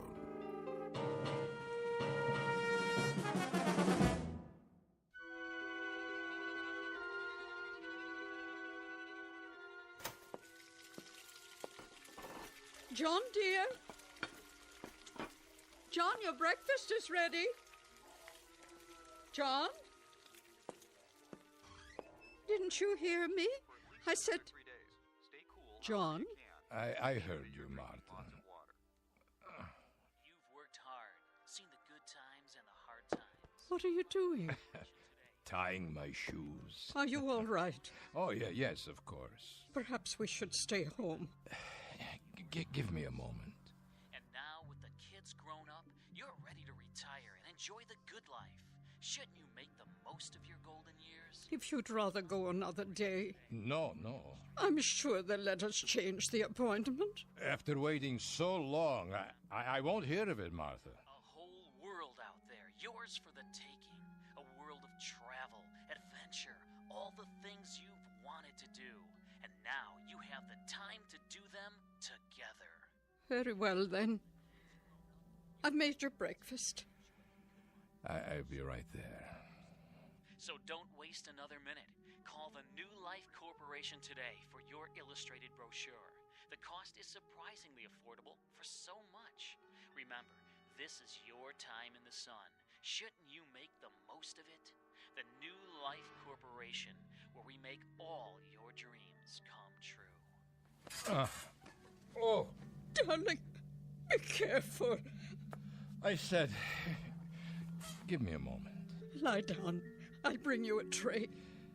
Martha, if you don't mind, I think I'll skip breakfast this morning. Is it the pain again? It's only angina. Nothing to worry about. But I do worry. Let me call the doctor, please. Nonsense. He's done all he can. There's no point. Oh, John. John, what are we going to do? You know as well as I, we must go. There's simply no more time.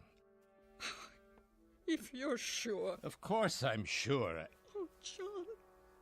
There. It'll be all right. You'll see. And now, back to our program on the Vacation Channel, Adventure for Two in Paradise.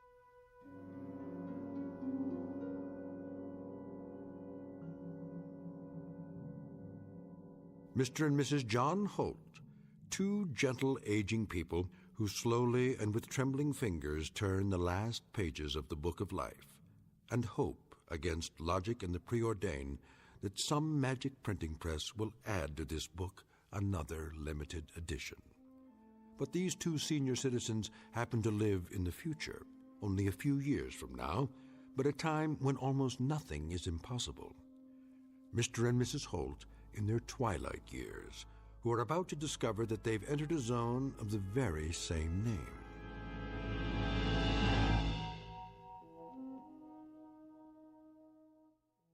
And now, The Twilight Zone and our story, The Trade-Ins, starring H.M. Wynant and Peggy Weber, with Stacy Keach as your narrator.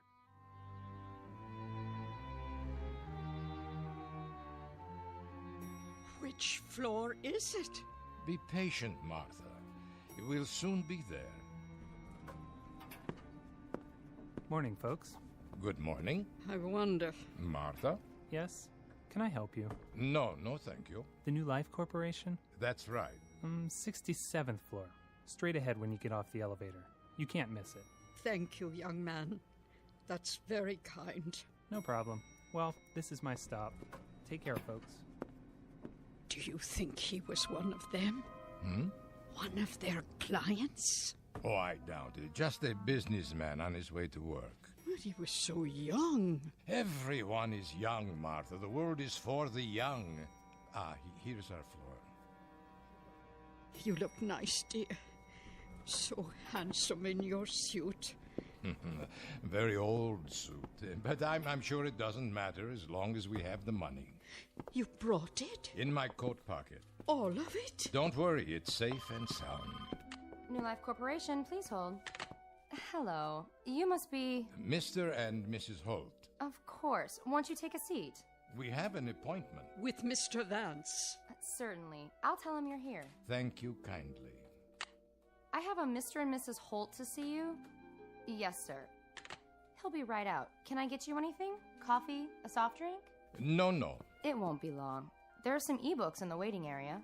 That's all right. My eyes, you see. He has trouble reading, even with his glasses. Please, Martha. I'm sure the young lady isn't interested in such things. Mr. and Mrs. Holt. Mr. Vance? We've spoken on the phone. How nice to finally meet. Won't you come this way?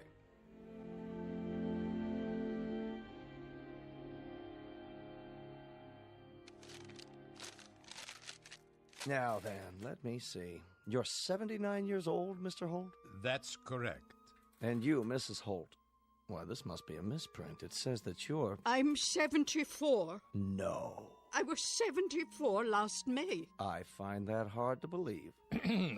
I sent all the records, including our medical history, if you need anything else. Everything seems to be in order. You have a history of illness, Mr. Holt. Some. More than your fair share. A great deal of illness, I'd say. From time to time. I'm so sorry to hear that. And are you in pain now, Mr. Holt? Some. He's in great pain. It's fairly constant now. It doesn't seem to let up. I see. Which is one of the reasons that the New Life Corporation exists. But surely you can't remove pain. Only a doctor, or perhaps God, could do that. Not remove, alleviate, banish. We make it a thing of the past. After a while, our clients forget even the memory of pain. I wouldn't want any more drugs. No, we don't deal in pharmaceuticals. That's the province of the medical profession. What we deal in is youth, Mr. and Mrs. Holt. We deal in a resurrected life.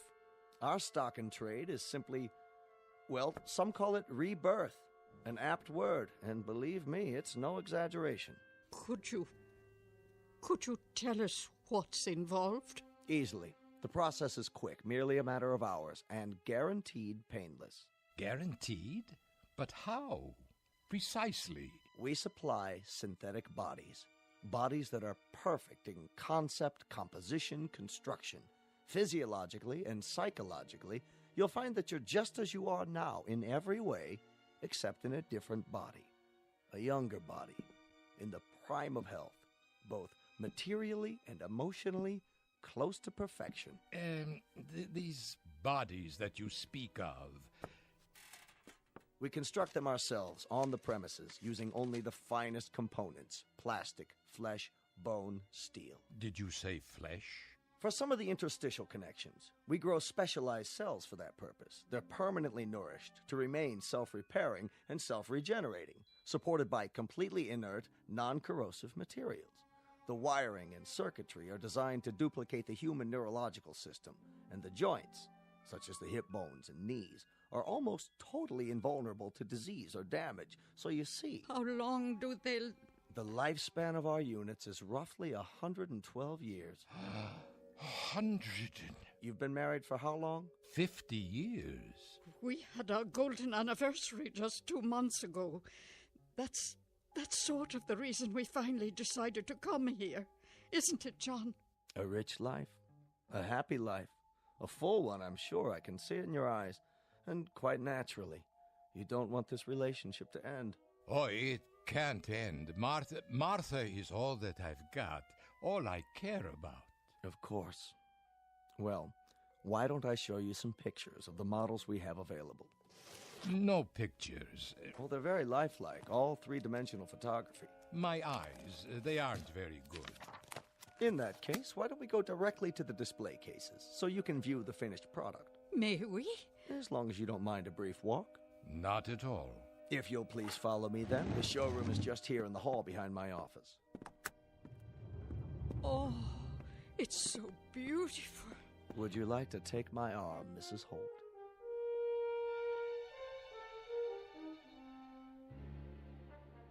That man under the lights. Is he one of your creations? The young man in the tracksuit? Why don't you ask him? Ask? But if he's only a mechanical device... Actually, he's programmed to answer with the aid of a voice chip. A temporary addition to make the display more lifelike. But as of now, he's still just a receptacle, a shell, waiting to be filled. There's no consciousness as such. He has a variety of preset responses, though. Go ahead. Ask a question. You there, young man. What are you doing? I'm training for the Olympic triathlon. Wait till you see how fast I can run. My shoes are manufactured by Mercury Plastics. I come complete with a brand new pair and a gift package of home workout equipment, all courtesy of the New Life Corporation. Oh, my word.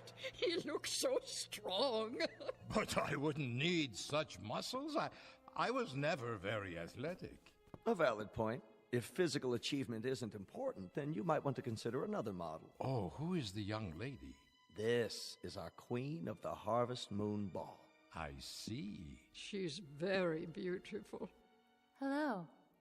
I was the homecoming queen at my school, and now I'm a champion ballroom dancer. Do you like my evening gown? You're quite lovely, miss. I come with a fabulous selection of gowns, all custom designed. My shoes are part of the package, too, thanks to the New Life Corporation. Well, you are the prettiest girl I've ever seen. I could never wear such a dress. Of course you could. You did. Do you remember the dance where we first met? Oh, I was never so slim. But you were. Now you're being silly. Please, let's move on. I think you'll like the next display. What's that? Look, John. There are two young people. Our beachcombers. His physique would be ideal for a man approximately 22 years of age. See the proportions and the musculature. Nothing too extreme. She has such a small swimsuit. The female component. Note how they complement each other. This particular model would be roughly 21 years old, 3 inches shorter than the male, of equivalent health and potential, capable of walking for miles along a beach. We've given them both a foot structure with the perfect arch and legs that are polymer reinforced. Look at the ankles. And the hands. My hands were never like that. Yes, they were, Martha. Don't you remember? We like to see these two go as a package, and you needn't worry that there'd be others like them. Each model is designed with distinctive features. None are exactly alike. How would... Yes? I'm not clear on the procedure. What would happen? I mean exactly. Very simple. We put you to sleep, and then we transfer all your memories, personality, and so forth into these replicas. You'll awaken in your new bodies and live a lifespan and a quality of life never dreamed of before, with health, contentment, and purpose. And there's no pain? None. Are you sure? Are you sure there would be no pain? No pain, Mr. Holt. For the first time in how long I can only guess, you'd be free of pain. You'd be a young man again, in the prime of life. It's too much to believe. And you, Mrs. Holt, would be at his side. Instead of the end, it would be the beginning. Do you know what that means? What about the memories? Memories? They will be transferred in full. There's no loss. But the actual moment of transfer. If a new life begins, then the old one must end. A kind of death for the mind as well as the body. And so, that is what I will experience, death. Are you afraid of dying, Mr. Holt? Not afraid. But if all that I have been comes to an end in this rebirth, it's not something for me to know. Perhaps that's even a good thing, to go to sleep at last. Well, there's no loss of consciousness. The continuity is seamless. What you'll experience is a sudden, dramatic change for the better. It may take some getting used to, but we have a counseling service available. The process itself is so simple, so uncomplicated, you'd really be quite amazed. Mr. Vance? Mr. Vance, you're wanted in the teleconferencing room. Would you excuse me for a moment? Yes, of course. Please, feel free to walk around, look at the other models. If you have any further questions, I'll be right back. We'll be here. John, it's like a miracle. Yes, maybe too much like a miracle.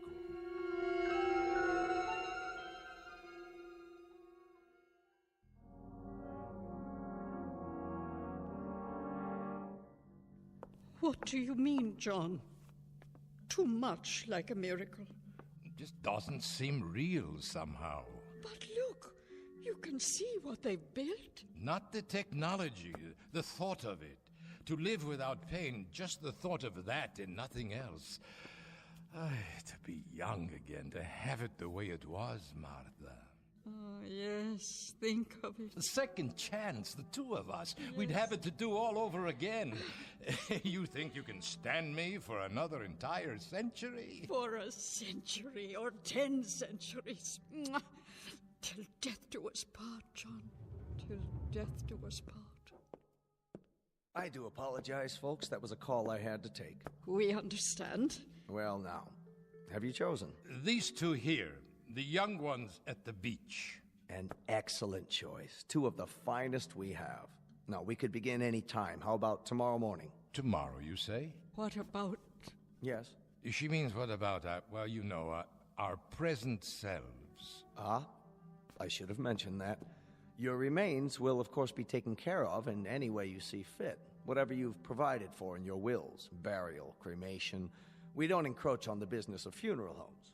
So you are saying that, that if we make the arrangements today, then tomorrow morning... I'm an incredibly bad salesman. I forgot one of the most important points. The guarantee. Guarantee? But how? You can have the transformation on approval for 1 week.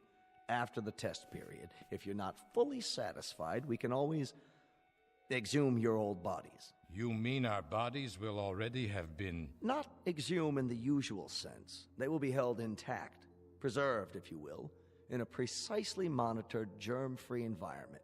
If, for some reason, after the 7-day period, you decide against your new life, but you'd be surprised at how infrequently that occurs. Or rather, you wouldn't be surprised. We've had better than 98% satisfaction in the 12 years we've been operating. In that case, Mr. Vance, there is only one more question. How much will it cost? There is no price given in your brochure. Why don't we go back to my office, where we can be more comfortable? It's this way. Please, excuse me. I think we'd better find out now. What is the price? The entire procedure, and that includes the guarantee and all services connected with the transfer, would be $25 per person. 25,000. So for the two of you, it would be only $50,000. That's correct. Quite reasonable, considering that there's nothing else like this on the market. By prorating it, Mr. Holt, in other words, figuring it on a basis of cost per year, I might say it's ridiculously low. I mean, $25,000 per 100 years of lifespan. Well, you can see how very economical it is. We've got nearly $25,000 in this envelope, Mr. Vance. We allow a 5% discount on multiples if they're purchased at the same time. The extended warranty is extra, but if I do say so, it's only prudent to... The $25,000 is all we have. Can we make a partial payment? Partial? Well, we could pay this much in cash and then charge the rest. I'll be able to work again. You can take it out of my salary as much as you want until the balance is paid. I'm sorry, Mr. Holt, but my hands are tied.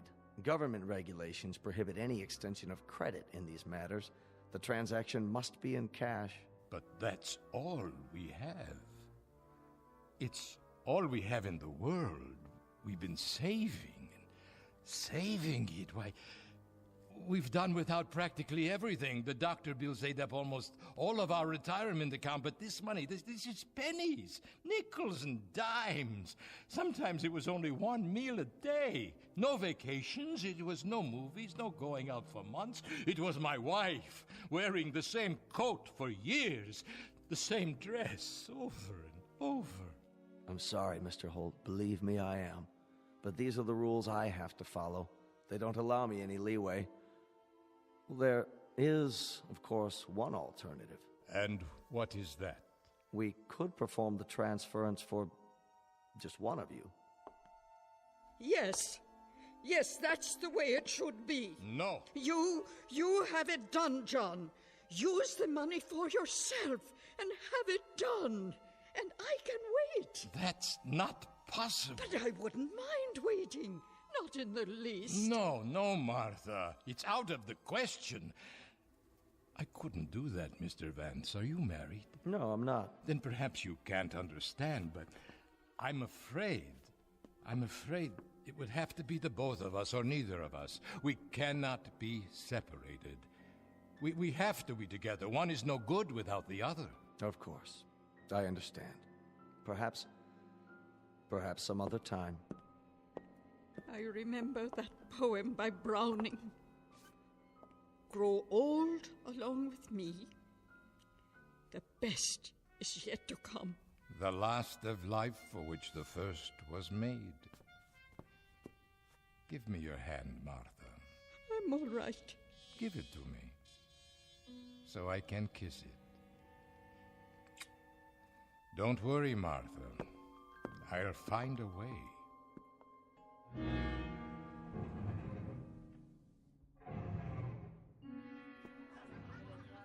Hi there, mister. Hello. What'll it be? A drink, yes. I'll have a drink. Sure, sit down. What? Oh, of course. What's the matter, Grandpa? Feet hurting you? No, not my feet. Well, take a load off. What kind of drink? What kind? You name it. Beer, scotch? Scotch, yes. That will be fine. House brand, okay? Pardon? Regular or special label? Which is less expensive? Don't worry, Grandpa. I got what you need. Make a new man out of you. Excuse me, well, I've heard. Yeah? What have you heard? That there is gambling in some of these establishments. Is that what you heard? Well, you heard wrong. Gambling's against the law. Yes, I know, but I understand that if a man wishes to participate in a game of chance, there are private rooms. Not in here. This place is strictly legit. That'll be $6. 6? For the drink. Just a moment. Say, Grandpa, what happened? You sell the farm? No, I sold nothing. Better be careful. There's some types around here that'd like to relieve you of that wad. Oh, I'll be careful. Very careful. Thank you. Where are you going? Oh. Yeah, I think I'll go home now. I don't feel well. Hold on a minute. I gotta get your change. Okay. Yeah. All right, here you go. 7, 8, 9, 10, 20, 30, and 50. Thank you. Say, Gramps, you know that question you asked me about the private game? You know of such a place? Well, as a matter of fact, I just heard something. Might be of interest to a man like you. Is that right? See that door back there, by the phones? Yes. If you was to knock on that door, there's a man named Faraday. Has a few friends over sometimes for a private party. And when are these parties held? Well, it just so happens there's one right now. Maybe he could help you out. As a special favor, tell him Rich said it was okay. Now you say, I suppose that would be all right. If you let him know ahead of time, give him the word and all. Oh, I see. You would like a tip. Will this suffice? $5? Here, I can't see. Please, keep the rest of the change. Well, that's real generous of you, Grandpa. Faraday, big guy, bald-headed, wears a cashmere coat. I understand. If you want any more drinks, just let me know. I'll keep them coming. Thank you, young man. Hey, Grandpa, you didn't touch your scotch.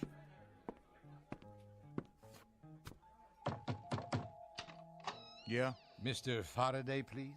Nobody by that name. But the bartender, he told me. Which bartender? I believe his name is Rich. Wait here. This is the guy. Uh-huh. Are you Mr. Faraday? What do you want, Pop? I'm told that I can gamble here. Gamble, huh? Well, that might be arranged. If you have something to back it up. You got a bankroll? Yes, it's all here. Yeah, it looks like you do. Horse come in? No, sir, I'm not much for gambling. Is it enough? Why don't you step inside? If it's all right. Place your bets. Insurance. Here we go, down the derby. What's your pleasure? Dice, poker, red dog? I don't know very many games. I used to play a little poker. Did you now? When I was younger. Well, what do you know? There just happens to be a game open. There does? We got a chair for you right over here. Are you sure you don't mind? Oh, don't worry about it. Come on, Pop. Have a seat. There you go. We have a new player, gentlemen. Let the game begin.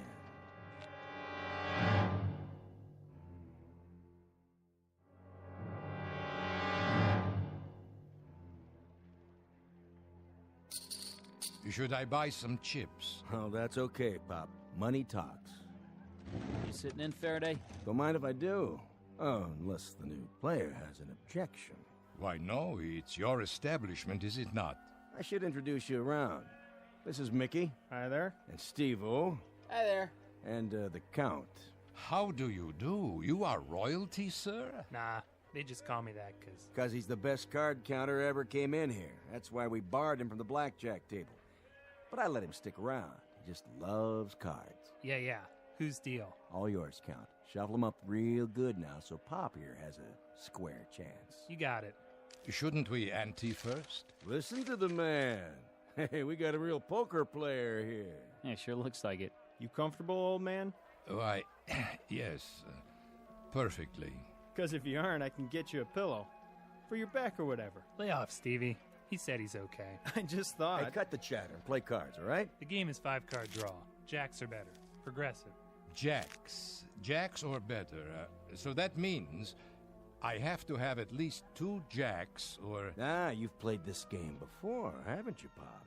It's been many years. Oh, wait. Now. If you got any doubts, I mean, maybe you shouldn't do this. Perhaps you're right, Mr. Faraday. You sure you want to be here?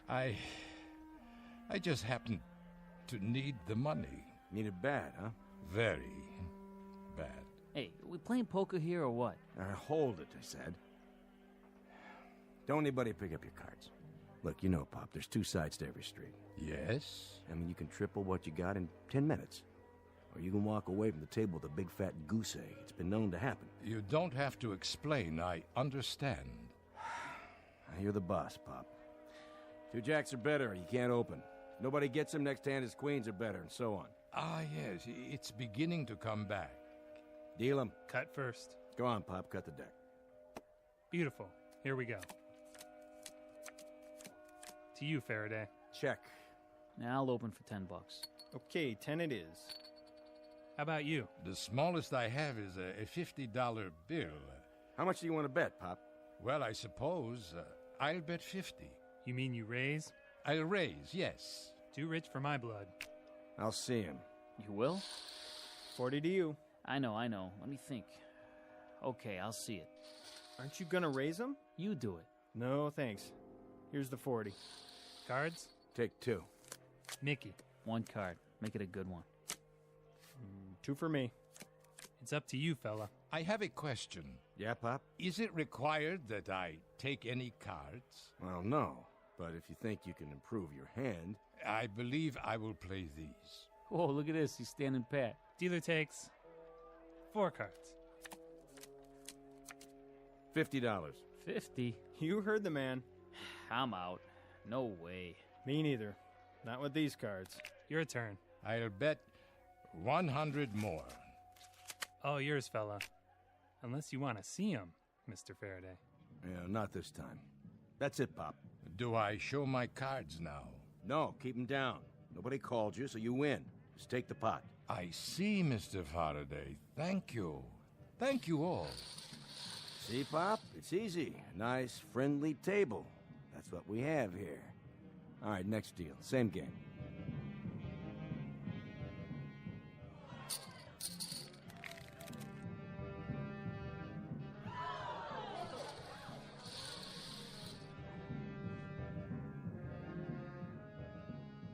To you, old man. You in or out? How much? 1 to call. 1. Yeah, 1,000 more. Unless you want to raise. I can't raise. I only have $1,000 left. Yeah, we know. Then Oh. You sick, Pop? I'm all right. No, you're not. It's between you and the old guy, Faraday. Excuse me for a moment. You're pretty bad off, aren't you? Long time? The last several years. I'm about to clean you out. You know that, don't you? I'm sorry to hold up the game. I'll feel better in a minute. Why do you need the money, Pop? It doesn't matter now. No. Go ahead. I'm interested. My wife, Martha, and I wanted new bodies.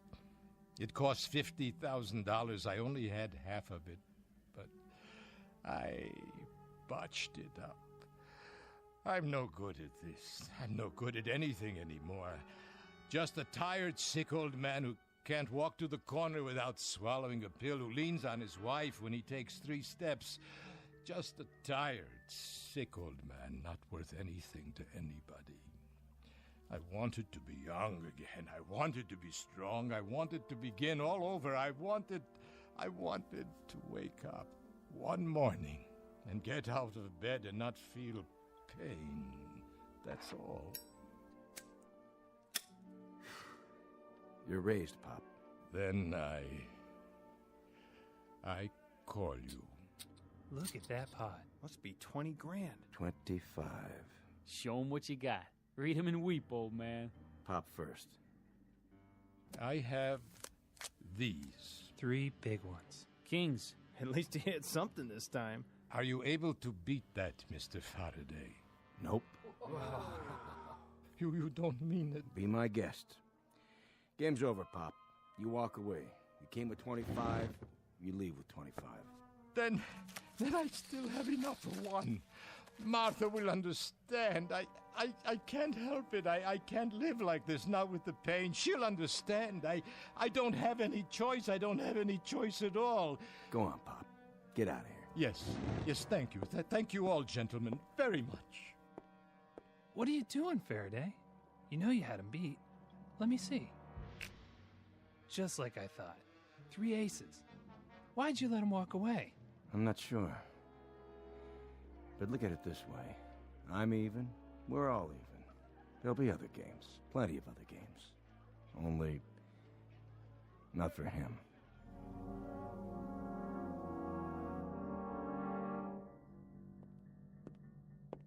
Sorry to keep you waiting again. Martha. It's all right, dear. I understand. Do you? I told you before. You should be the one. This is the way it should be. Forgive me, Martha, please. Please forgive me. It was just I can't stand the pain anymore. Of course you can. Mr. Vance, John is ready now. Go ahead, my dear. They're waiting for you. Are you, Mr. Holt? Are you ready? Yes, I'm ready. Martha, I'll be waiting for you, my darling. Mwah.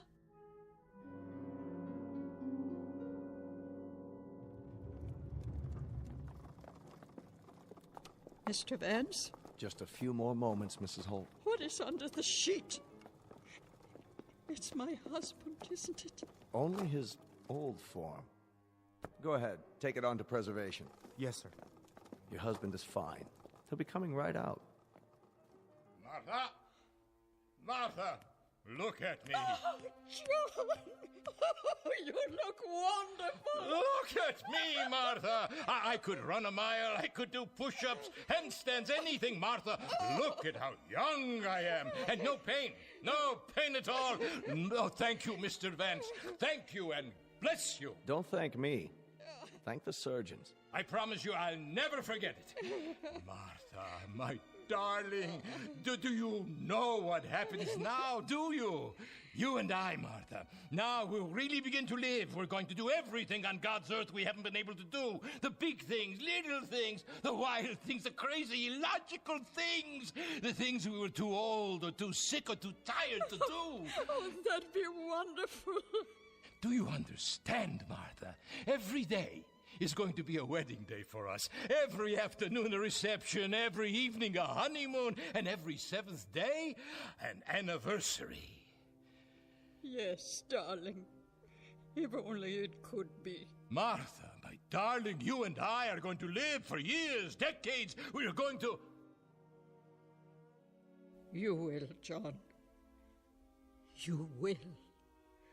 But I... Look at my hand. Next to yours. Look at it. It's old, John. So very old. Martha, no. I have some papers for you to sign, Mr. Holt. Would you come with me? No, what have I done? What have I done?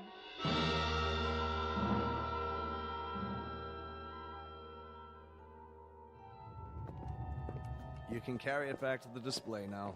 Right, sir. The beach scene? That's correct, just as it was with the other. My husband. He's waiting for you, Mrs. Holt. Where? Through there, in my office.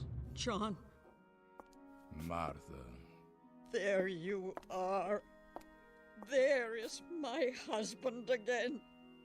My wonderful, wonderful husband. Martha, my dear, I must apologize. Hush. You are my dearest one.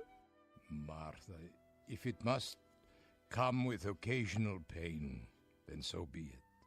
I wouldn't have it any other way. My love. Remember Browning. Grow old along with me, the best is yet to be, the last of life for which the first was made. Yes. Our times are in his hand, who saith, a whole I plan. Youth shows but half. Trust God. See all. Be not afraid. I'm not afraid. You know, John. Nor am I.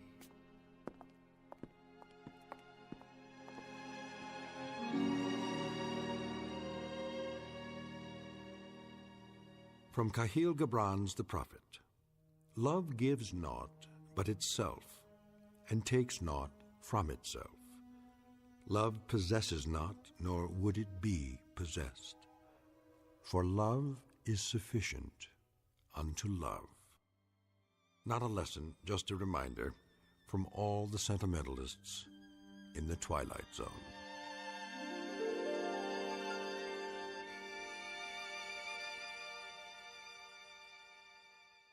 More from the Twilight Zone after this. Hi, this is Carl Amari, producer of the Twilight Zone Radio Dramas. I'd like to take a moment to tell you about our official website at twilightzoneradio.com, where you'll get the latest news and information on these Twilight Zone Radio dramas. Plus, at twilightzoneradio.com, you can digitally download 3 free episodes or any of our episodes for only $1.95 each. In this age of ever-changing technology, we've decided to make these episodes instantly available to you by making the Twilight Zone Radio Dramas a digital download-only series. This means that this series will no longer be offered on CD. The CD collections at our website are now being offered, while supplies last, at buy one, get one free. So be sure to get your favorites before they're sold out. Be sure to visit us often, and I'll see you in the zone.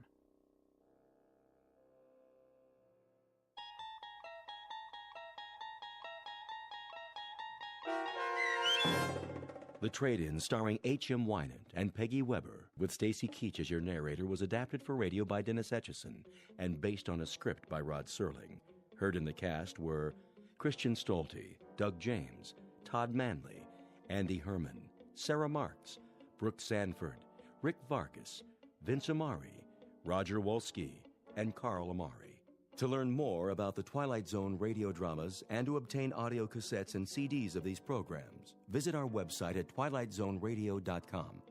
The producers of The Twilight Zone wish to thank CBS Enterprises, Carol Serling, Dennis Etchison, Dick Brescia Associates, Claire Simon Casting, Terry Jennings, XM Satellite Radio, Sirius Satellite Radio, our sponsors, and our radio affiliates for helping make this series possible. This copyrighted radio series is produced and directed by Carl Amari and Roger Wolski for Falcon Picture Group. Doug James speaking.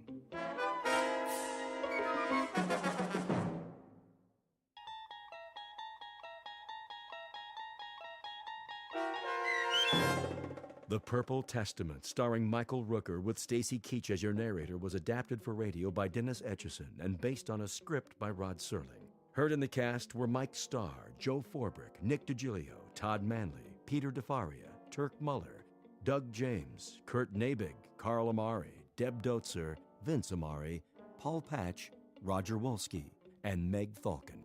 To learn more about the Twilight Zone radio dramas and to obtain audio cassettes and CDs of these programs, visit our website at twilightzoneradio.com. The producers of The Twilight Zone wish to thank CBS Enterprises, Carol Serling, Dennis Etchison, Dick Brescia Associates, Claire Simon Casting, Terry Jennings, XM Satellite Radio, Sirius Satellite Radio, our sponsors, and our radio affiliates for helping make this series possible. This copyrighted radio series is produced and directed by Carl Amari and Jason Mallow for Falcon Picture Group. Doug James speaking.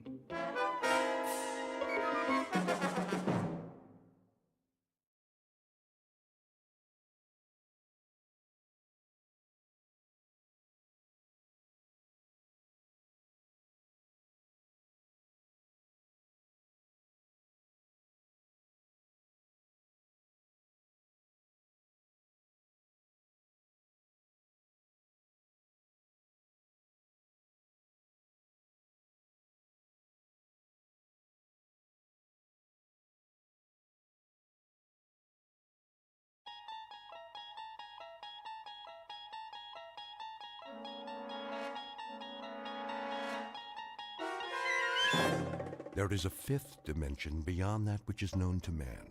It is a dimension as vast as space and as timeless as infinity. It is the middle ground between light and shadow, and it lies between the pit of man's fears and the summit of his knowledge. This is the dimension of imagination. It is an area which we call the Twilight Zone.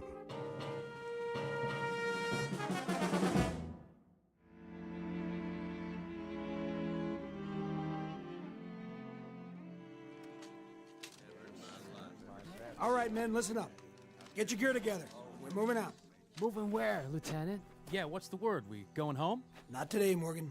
Good, because I got me a date with a certain little nurse tonight. Gonna teach me the mambo. Is that what they call it? Now, don't you go talking about my fiancée. Can it, fellas? The trucks will be here in a few minutes. Oh, I get it. We're going to Manila for some R&R. Ain't that right, Lieutenant? Man, those nightclubs. Hey, they still got nightclubs in Manila? I hear they do. But first, we're gonna have to secure the road. Enemies dug in pretty good. Ain't that something? Just like they own the place. Weapons checked. Extra clips, grenades. If you need more, tell the sergeant. You heard the man. Right here. I want to see full belts on everybody. This is the one that counts. Sir? Yeah, Horton? You gonna make it back tonight? What? By lights out. Oh, listen to him. Scared of the dark. Watch out, Horton. The cooties will get you. I just mean, well, that nurse. She's sort of expecting me. You should see her, sir. Brown hair, blue eyes. Yeah, don't worry about it. We'll be back in time for chow. Every last one of us. All right, fall in.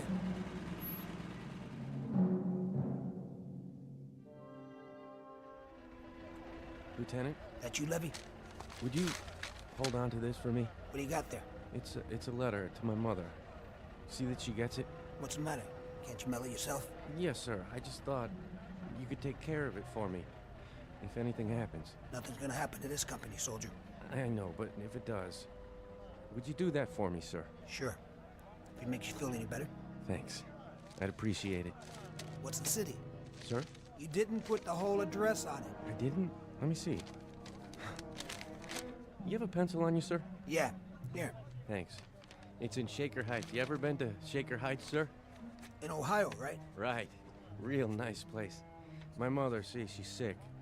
I guess she's kind of holding on till I come home. But just in case I don't, I wrote her this letter. So she'll know I was thinking about her. She knows, Levy. You think so, sir? I'm positive. Thanks a lot, sir. Here you go. What are you doing? Nothing, sir. No smoking in the truck. Right. I mean it, fellas. Douse the butts now. Nobody's smoking, sir. Honest. Then where's that light coming from? What light, sir? The one under your chin. Stash the Zippo, soldier. He doesn't have a Zippo, sir. He doesn't even smoke. Then it must be yours, Hibbert. What's the matter with you? We're sitting on a ton of ordnance here. We know, sir. Orton? Nobody lit up. Don't give me that. It's true. Nobody's that dumb. All right. Must be my eyes. Hibbert. Morgan. Levy. Orton. Something tells me this must be the place. Okay, heads up. Rifles at the ready. Okay, move out. Single file. Infantry platoon, U.S. Army. The place, a road in Luzon, the Philippines. The year 1944. These are the young men who fight. Despite their nervous jokes, there is an element of brutal sameness about these faces. They're dirty, desperately tired, hollow-eyed, each showing the aftermath of shock and violence, etched with fatigue and colored with the backwash of fear.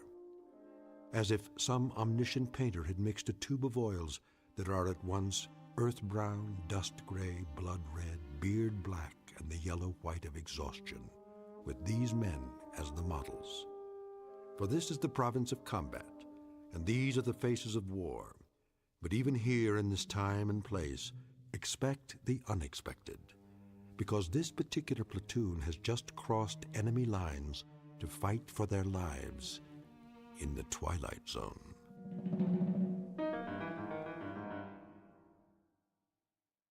And now, The Twilight Zone, and our story, The Purple Testament, starring Michael Rooker, with Stacy Keach as your narrator. Captain. What is it, Private? Here they come, sir. How many trucks? Looks like all four. One of them's been shot up pretty bad. Tell the medics to stand by. Let's go. One at a time. Give me a hand, will you, Sarge? Oh, my leg. Easy, son. I got you. Rough out there, Sergeant? Yeah. Ain't it a crummy night? Smoke? Why not? How's the road? Open all the way now. The bridge? We got the bridge. Whatever they wanted it for. They got naval guns stuck in the ground and they're zeroed in on the town. But that bridge, it gets it every 3 minutes. If the general wants to know where the enemy fleet is, tell him it's dug in on the road to Manila. Excuse me, sir, I gotta see to the wounded. Sergeant? Yes, sir? How many did we lose? Lots of wounded. Maybe 10, 12. 4 dead. Who? Hibbert, Orton, Morgan, and Levy. Sergeant, bed the men down. Right, sir. And check with the mess sergeant. Make sure there's hot coffee and a meal for everybody. If they're not hungry, make them eat anyway. Hey, company. First platoon.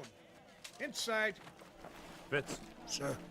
I got a bottle of Philippine tuber in my tent. It ain't Johnny Walker, but you'd be surprised what it does for a man's outlook. Come on. Pull up an orange crate. Okay. Take the cup. I'll drink out of the bottle. Thanks. Cheers. Cheers. Bum day, huh, Fitz? Yeah. 4 dead in 2.5 hours. 12 wounded. And the 4. Anything special about the 4? Special? How do you mean? Just that, well, we've lost that many before, and We've lost 8 and 10. I know. But you're taking it hard this time. It's always hard. Harder than usual. I thought there might be something special about them. There were 4 kids, all under 22. Does it have to be any more special than that? No, it doesn't. This time it really got to you. More than I've ever seen. I'd like to know why. You're a perceptive man. It's the mark of a good officer, isn't it? Warding off trouble by anticipating it. You gonna give me trouble? I don't think so, Fitz. You're a good officer. You got guts and brains. But something's gotten to you. I told you I'd like to know what it is. Why don't you start with this? What do you have there? Something I wrote down. Read it. Hibbert, Horton, Morgan, and Levy. So? You tell me. Who are they? 4 KIAs. Yeah. That's what they are. Or were. Killed in action. Luzon PI, 13th June, 1944. I still don't get it. You want to know what's gotten into me? Well, I'll tell you, Captain. What's gotten into me is that I... You what? I wrote those names down today. This afternoon. I wrote them down before we left. So? Why'd you write their names down, Fitz? We had a weapons check. Then we got on the trucks. We were on our way to the bridge, and I looked at their faces. Those 4 faces. One at a time. Go ahead. I looked around at 44 faces. When I got to these 4, I looked around at all of them. A light. A light? Shining on their faces. First it was Levy, then the others. One by one. I thought somebody had a cigarette light around. Then I realized it wasn't that kind of light. What are you talking about? I can't describe it to you. It doesn't fit anything I'd ever seen. I just looked into their faces and I saw that light. And I knew this was their last day. I knew they'd get it. Oh, come on. I'm telling you, I knew. There wasn't any doubt. None at all. Driving up that highway, I was in their truck. All 4 of them were sitting across from me. Some coincidence, huh? And then the light, the same odd light. It moved across their faces, one by one, completely separate from the others. It didn't touch anybody else. As if somebody had a flashlight or a searchlight or something, and it had picked out those 4 faces. And I knew. I just knew. That's a funny thing, all right. I'll give you that. But for now, maybe you ought to just pack it in. Get some sleep. No, I don't think I can sleep. All I can do is keep wondering. Is this the way it's gonna be from now on? Huh? If every time I stand in front of a platoon, ready to take them up, am I gonna look down the line and tell which ones aren't coming back?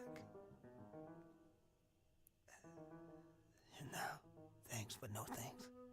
Finish your drink. What's in the bottle? I told you. Local brew. Lousy stuff. The kind of stuff that can make you sick. Or drive you out of your ever-loving mind. Take it easy. We're not supposed to know these things. Nobody is. We're not supposed to be able to tell. Isn't that right? So why can I tell? Huh? Why, Captain? Fitz, when did you write these names down? You know when. You sure it was today? Sure it wasn't yesterday? On the way back? In the truck? Today. This afternoon. That's when I wrote them down. I swear. That's when I wrote them down. Nurse? Be right there, Private. I can't feel my leg. I'll get your medication. Hurry, will you? Can't we do something about this man's leg? He's scheduled for surgery. We can only take one at a time. Nurse. Just a minute. Nurse, please. Hey there, Captain. Miller? How you doing? Oh, pretty good, sir, I guess. He's on the mend, Captain. Good job, Janie. Keep it up. Well, we're doing the best we can, sir, but we need more cots. I'll tell Sergeant Gunther. See if we can requisition some. That would be a godsend.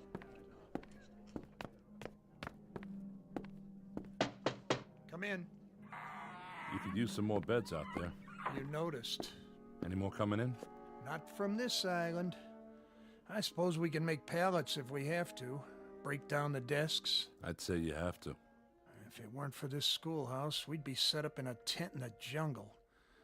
At least we've got a roof over our heads. But when it comes to sterile conditions, the proper supplies, well, you can see what we're dealing with. We haven't come that far from the Civil War. These men are lucky not to get gangrene. One day this war will be over, Sergeant. Till then, you're doing all you can. I know it, and you know it. Look at them out there. So many young men. All we can do is airlift the worst cases, sew up the rest, and send them back to fight again. I'm sworn to do no harm, but how can I promise that? We don't know what to expect, how many casualties we'll get each day.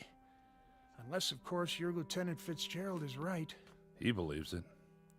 If you'd heard him, you'd almost believe it yourself. How is he? Well, he took those pills to help him sleep, but I don't know if that's going to do it. I don't know either, Captain Riker. What do you make of it? Well, I'll be frank. The things you've told me are beyond my experience. I'd say he's delusional. But whether it's because of the stress or something more serious, I couldn't say. I'm no head shrinker. Did you look at his records? I've never been wounded. No symptoms of battle fatigue or anything like it till now. Why he should get an idea like this all of a sudden, I couldn't tell you. For the time being, you might want to pull him in while I run some tests. I'd appreciate that.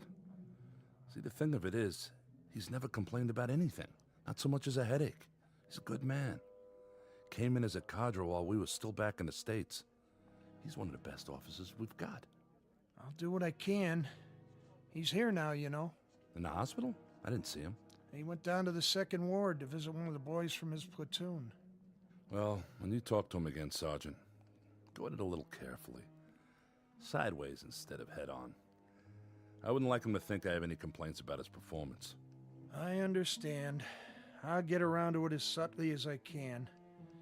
But if he's going to break, it's best to know now, and not in the middle of some firefight. We can't afford to lose any more lives. His or anybody else's.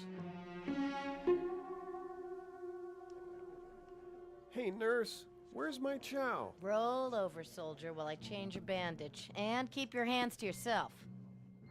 Lieutenant, is that you? Fitz, what's wrong?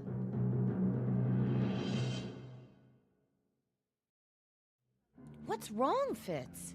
Nothing. But you look so pale. Where's Smitty? Down here, Lieutenant. He's gonna be all right. We put his arm in a cast. It should heal just fine. You gonna be here for a while, Janie? Are you kidding? I want to talk to you before I leave. Well, just holler like everybody else. I'm not going anywhere. How's the rest of the guys, Lieutenant? A-okay. Oh, that's great. Yeah, well, Porky took a piece of shrapnel on his finger. But you know Porky. That's about as bad as he ever got. I'll bet he belly ached a lot, though, didn't he? Just a little. That's one lucky kid, huh? Yeah, that he is. And you didn't come out so bad yourself. I guess not. Except I can't scratch myself with my arm up like this. Then you'll just have to call the nurse. That's not so rough, is it? No, not as long as it's Janie. Yeah, get you all patched up and you'll be as good as new. Ready to head home before you know it. That won't be too hard to take. No, sir, sure won't. Your cigarette went out. Here, let me light it for you. No, thank you, sir. No? Can you just lay it down for me? I won't be needing it for a while. Sure. I'll just put it here in the ashtray for you. Thanks. Look, Smitty, I got a couple things I gotta do. I'll come by later, okay? You take it easy here. Will do, sir. Anything you want? You got enough to read? Yeah, all I need. Okay. Take care now. Thanks for coming, Lieutenant. I'm glad I got to say goodbye. Oh, no, not Smitty. You dropped your lighter. Something the matter? What? No. Nothing. I'll be seeing you. Goodbye, Smitty. You okay, Lieutenant? Yeah, fine. I'm okay. Help me get him to a cot. I said I'm okay. I just got a little dizzy there for a minute. Are you sure? I'm sure. Thank you, Meg. I've got him. What's all the fuss about? You better take it slow, mister. All I need is a little sleep. A little? You look like you haven't slept in I don't know how long. My lighter. Right here. I want you to lie down for a while. I don't have time. You're pale and your pulse isn't that great. You need to rest. What do I have to do? Write you a note for the teacher? I'm fine. Janie. What? I wanted to tell you... I wanted you to know that... Save it. Go back to the barracks if you don't want to stay here. But do me a favor. Get off your feet.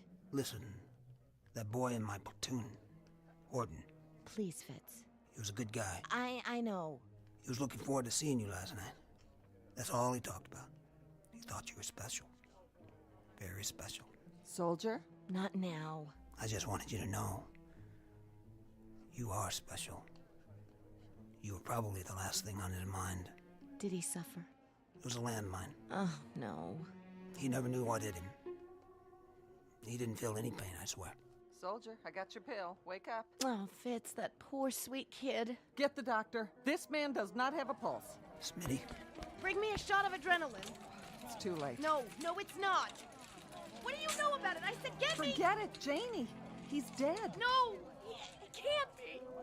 Oh, not another one. Please, God. They go awful quick sometimes, just like that. Awful quick.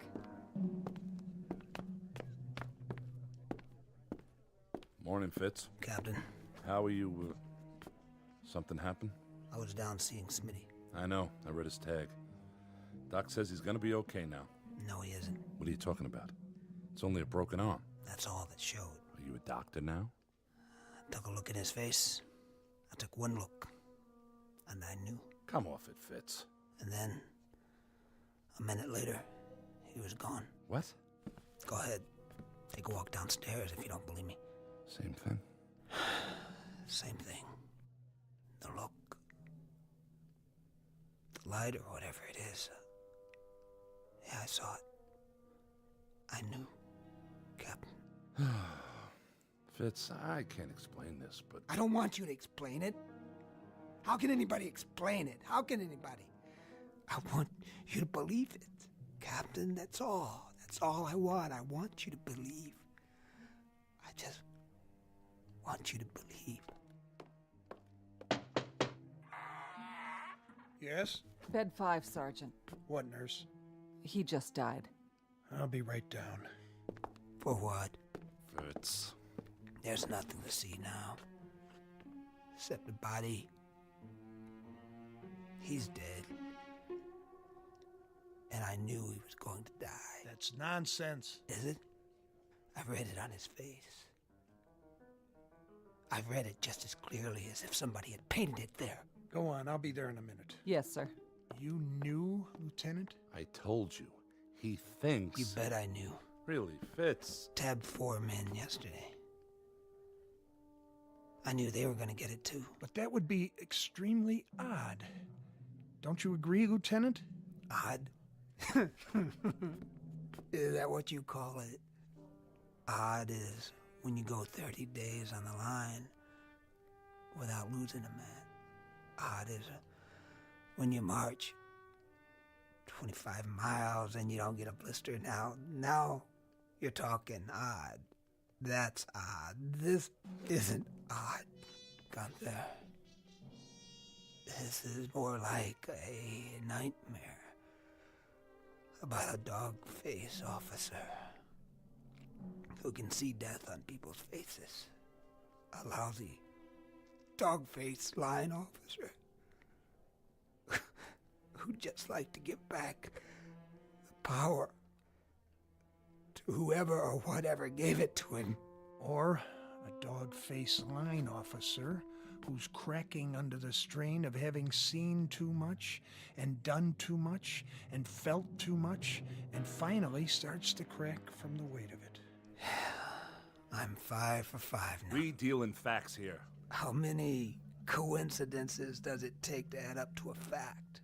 How many men do I have to tag as least likely to succeed before somebody starts listening?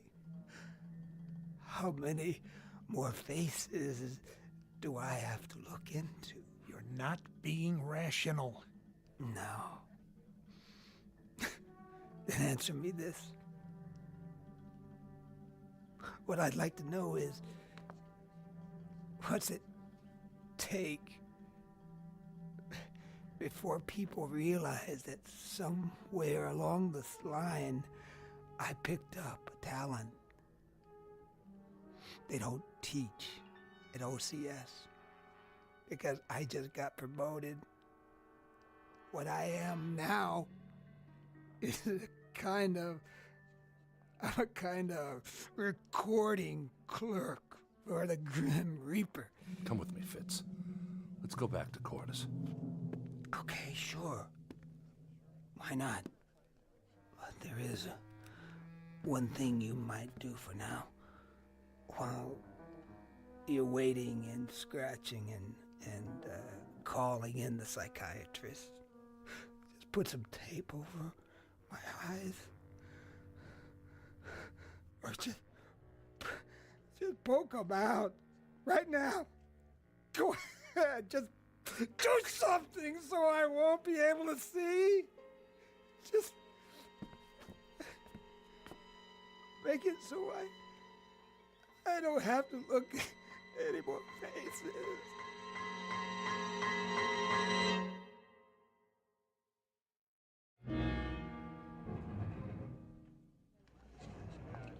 Everybody here? Yes, sir. All right, then. Eyes on the map. I'll give it to you just as I got it from Regiment. We spearhead the attack. We go to a point exactly 4 miles north of the bridge. That's right here. That's the Passersby River. At this point on the highway, the bridge is out.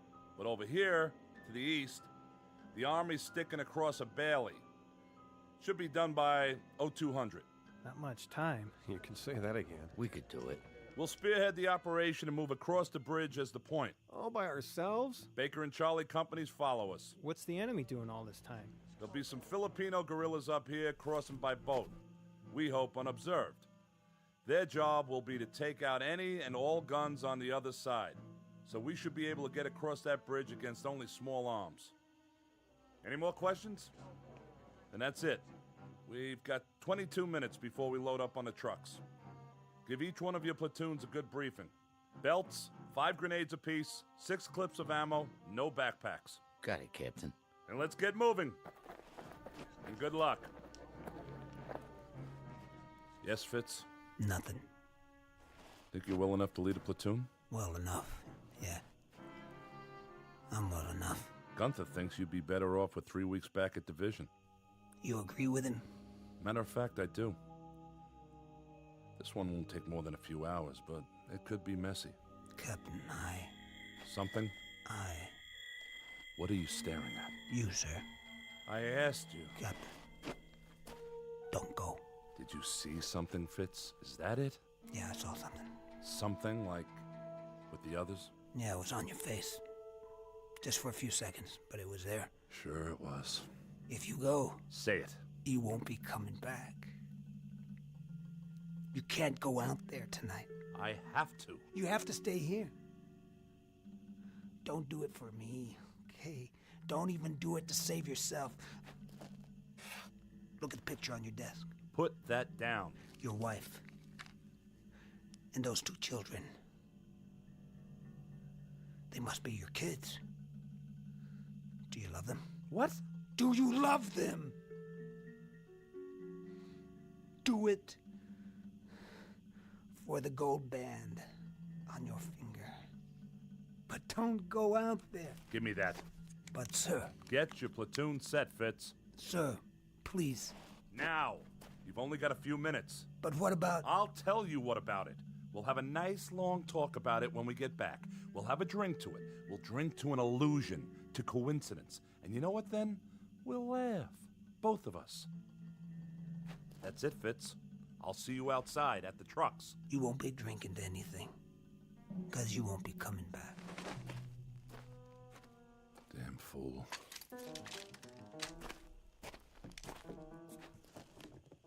Marie, don't you worry about me. He doesn't know what he's talking about. I promise.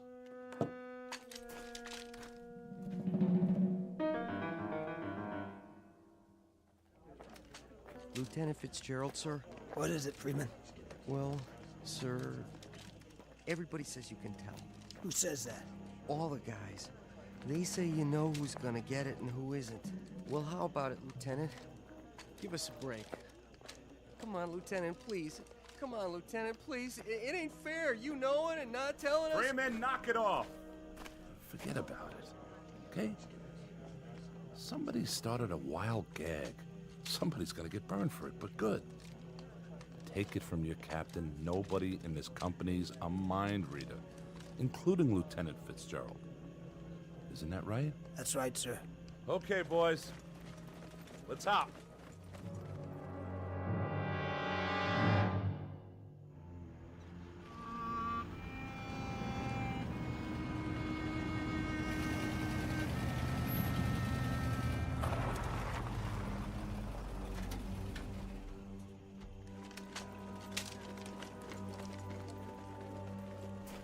Welcome back, Lieutenant. Not so bad this time, huh? What's eating him? Sir? At ease, Fitz. I just came around to congratulate you boys on a good job. Thank you, sir. Cigar? Not for me. All the odds fell in on our side. Those guerrillas did a right handy job on the guns. You just walked right across, didn't you? Right across. Well, that's fortunate. You know, there must have been at least 6 or 7 25s that the Air Force picked out. If those guns had been operational, that would have been the longest bridge you've ever been on. Or the shortest. Sniper fire, that's all you had, wasn't it? Yes, sir. Sniper fire. We lost one man. I brought his dog tags back. A pity. That was one good man. You were good friends, weren't you, Fitzgerald? Yes, sir. Nice picture. Well, so much for Mrs. Riker's lovely wedding and 7 happy years and 2 fine sons. To have it come to this? God, but war stinks. It sure does. Stinks worse than you know. Much worse. Why, what do you mean? Lieutenant? Yes. Sergeant Gunther? Some orders have come through on you, Lieutenant. You're to go back to division. Back to division? That's correct. They'd like to look you over. It'll be a nice couple weeks' rest. Well, he looks like he could use it. Better pack up your gear. Take it with you. Okay. One question. Yes? Who's going to pack Captain Riker's things? I'll have someone take care of it. Don't forget his wedding ring. Looks like he took it off. Set it down here before he left.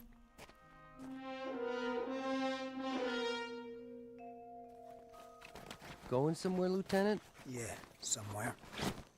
That your mirror on the wall? Oh yeah, I almost forgot. You want it, Freeman? Gee, that'd be great. I broke mine, you know? Mighty hard to shave without a mirror. Go ahead. Here. You sure you don't mind? Sir. Listen, if you want to keep it, that's okay. Honest to... Look. Huh? In the mirror. What do you see? Well, I see your face. Yep. That's you, all right. And nothing else. This is important. You don't see a light on my face, do you? Light? No, sir. That's funny. Because I do. Sorry, Freeman. Gosh, what'd you do that for? This one's no good. Take my word for it. Whatever you say, sir. Get yourself a new one that works right.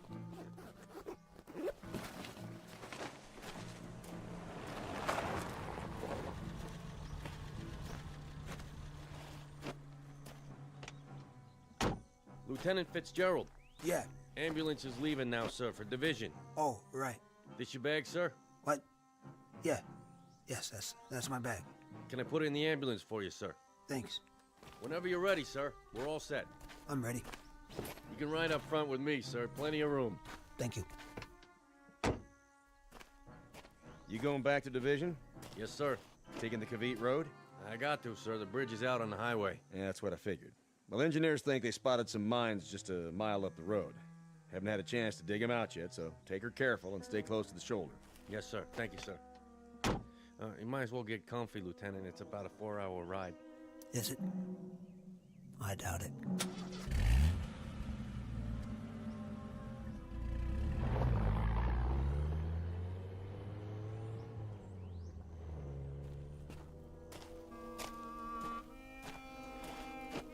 You play that pretty good.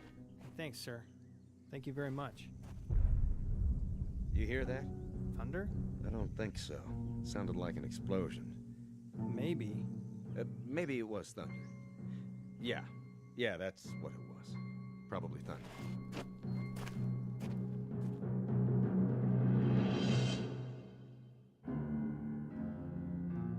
From William Shakespeare, Richard III, a small excerpt. The line reads, "He has come to open the purple testament of bleeding war."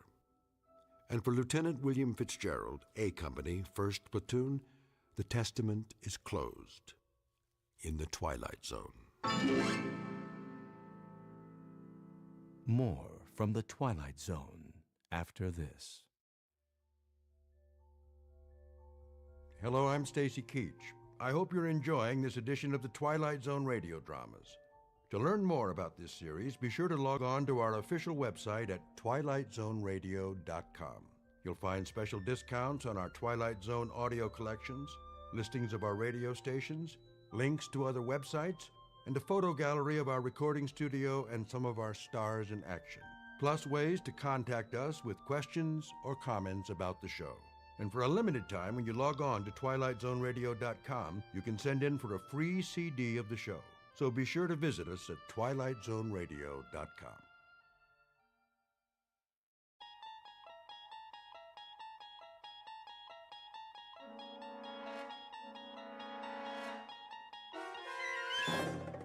You unlock this door with the key of imagination. Beyond it is another dimension, a dimension of sound, a dimension of sight, a dimension of mind. You're moving into a land of both shadow and substance, of things and ideas. You've just crossed over into the Twilight Zone.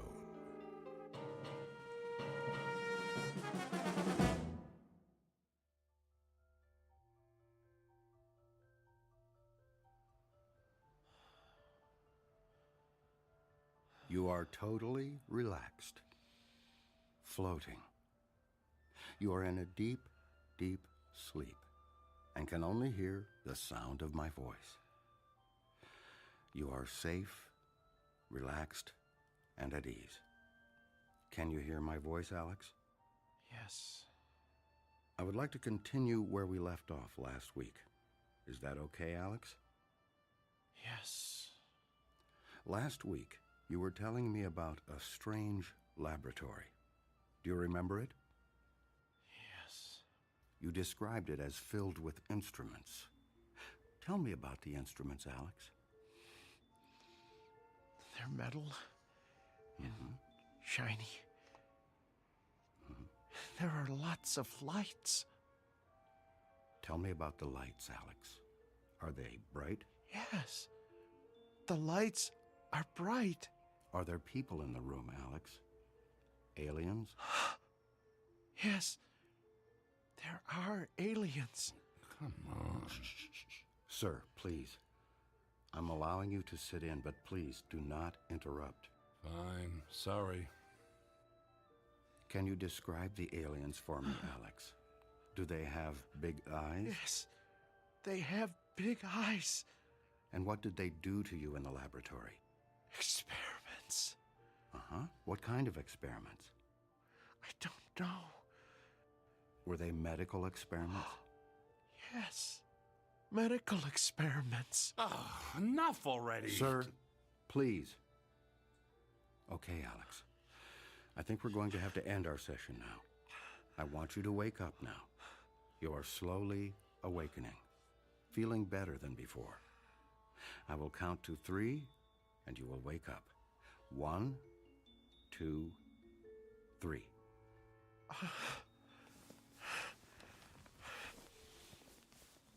Did I talk about the aliens again? Yes, Alex, but I must say I think we are making progress. Yeah, right. Alex, let me introduce Tom. Tom is an author researching a book on alien abductions, and he is very interested in your case. Have you ever been abducted? Can't say that I have. You should have Dr. Heisenberg hypnotize you. You never know. I think I'll take a pass on that one. Okay, then. Alex, I think we still have much work to do. Can I count on seeing you next week for our next session? Yeah, sure. I really appreciate all your help. That's fine, Alex. That's really fine. Now, remember to give a check to the receptionist on your way out and schedule your next week's appointment. Sure. Okay, I'll see you next week, Dr. Heisenberg. Yes, next week, same time. Make an appointment with the receptionist and give her your check. Bye. Oh, it was nice to meet you, Tom. Yeah, good luck out there and in here. Sir, I must ask you to never disturb a session like that again. Session? You call that a session? You essentially told him what to think and say. This is not the first time I've met with Alex. He and all of my other patients have been seeing me for years, and I have their experiences with abduction memories well documented. You can't expect me to start over with a patient just because you are here. Look, I appreciate the time, but I need hard evidence. All you seem to have are stories from people extracted with a methodology that looks to be anything but scientific.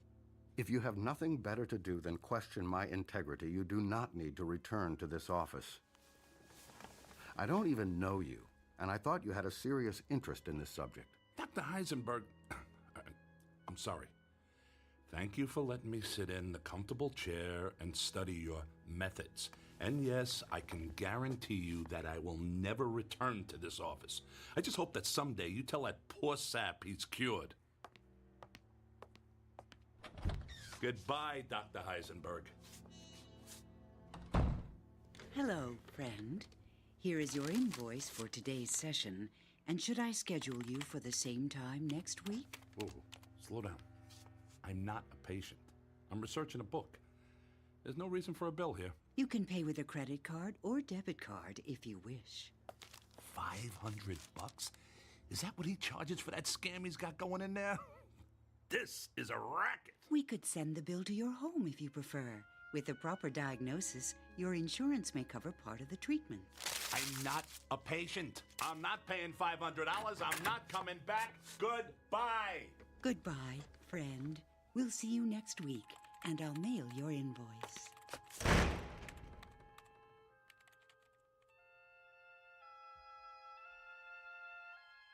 Meet Mr. Tom Calkin, a bad writer with a bad attitude and good intentions who pens conspiracy books that no one seems to read. He speaks to an audience driven by paranoia and does his research in a land of charlatans, frauds, and fakes. A man without money, without fame, searching for the story that will make his name and his fortune. His biography is as boring as his work, and his next contract may be his last. Desperation drives him, and lies define his truth. At least, until he finds his story in that place where all lies fail. A place where even the bright light of truth isn't always what it seems. A place called the Twilight Zone.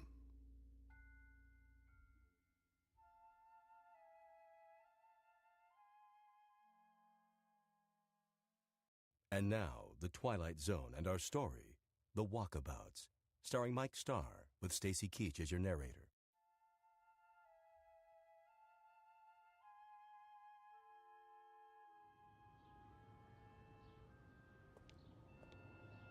Unbelievable.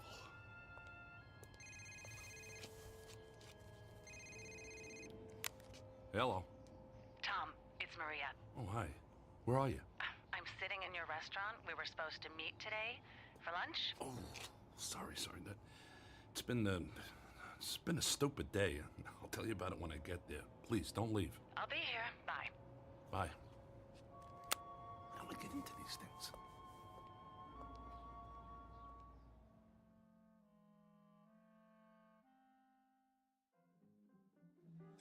Sorry I'm late. I was meeting with the psychiatrist who specializes in alien abductions. Sounds fascinating. How did it go? It's all crap, Maria. The guy is an absolute charlatan. He's probably had more to do with creating the idea of alien abductions than helping the people who think they've been abducted. Okay, look. We've got a problem. I've edited many books in my time, but I have never worked with an author who made such big promises and delivered so little. Wait a minute. Are you talking about me? Yes.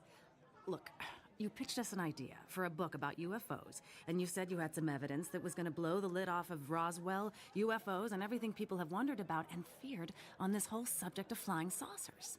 And all I ever hear from you are stories about charlatans, frauds, and fakes. What is this hard evidence you supposedly have?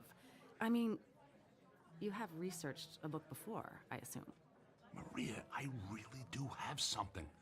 But it has to stay secret. If anyone but you and I even know I have something in my possession, I'll have the government, the military, the CIA, and God knows who else after me. That's a great story, Tom, but my publisher is starting to give me a hard time. We've given you a significant advance. We've covered lots of expenses and heard nothing but promises. I don't care if you're an established author. It is time to deliver a manuscript. Speaking of expenses, I think I owe that psychiatrist $500. What? His receptionist said they were going to mail me a bill for $500. Okay, this is what I mean. All I ever get from you are excuses, apologies, and bills. Where's the manuscript and where's the evidence? Look, you're the one pushing me for this whole alien abduction angle. What do we need it for? That's the hot topic right now. I have to have that component. You're the one making this difficult, not me. I knew you'd say that. It's always about someone else with you, so I'm going to help you out. I found a guy you need to meet. I mean, if you can't find good sources, I'll find him for you. Who? He's a UFO researcher. Great. Just what the world needs, another UFO researcher. I'm only going to say this once. You are going to meet with this guy, and you will present your manuscript and evidence to me in 1 month. Fine. I'll meet with him. What's he do? He's a hypnotist. Oh, you gotta be kidding me. Have you listened to anything I've said? This guy is different. He goes out with small groups of UFO abductees, and they revisit the site of the abduction. He engages in hypnosis on site, in the field, and he has supposedly uncovered some hard evidence. He calls them walkabouts. Huh. Is he Australian? No. Oh, and let me guess. You're gonna publish his book instead of mine. He's not writing a book, but if you don't come up with something soon, I might ask him. That's good. That's a good one, because the last thing anyone wants to see is another boilerplate book about UFOs and alien abductions from your publisher. You're getting a little cocky, and quite frankly, I don't appreciate it. Besides, my publisher sells what people want to read, and people read what we sell. Why do you think we're having this conversation? Look, you told me you had it all the evidence the world would ever need to know the truth about UFOs. Of course, you can't show it to anybody because it's so secret. But Tom, I'm telling you, if you didn't have so many books under your belt, I never would have bought into this. Is this how you've done all your books? Fine. I get it. I'll shut up. Who is this guy and where do I find him?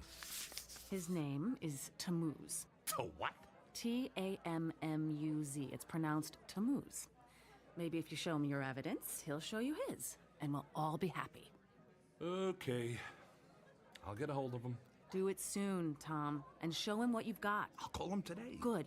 And I'll see you in a month with the manuscript. Deal. Is it possible for you to pick up the tab?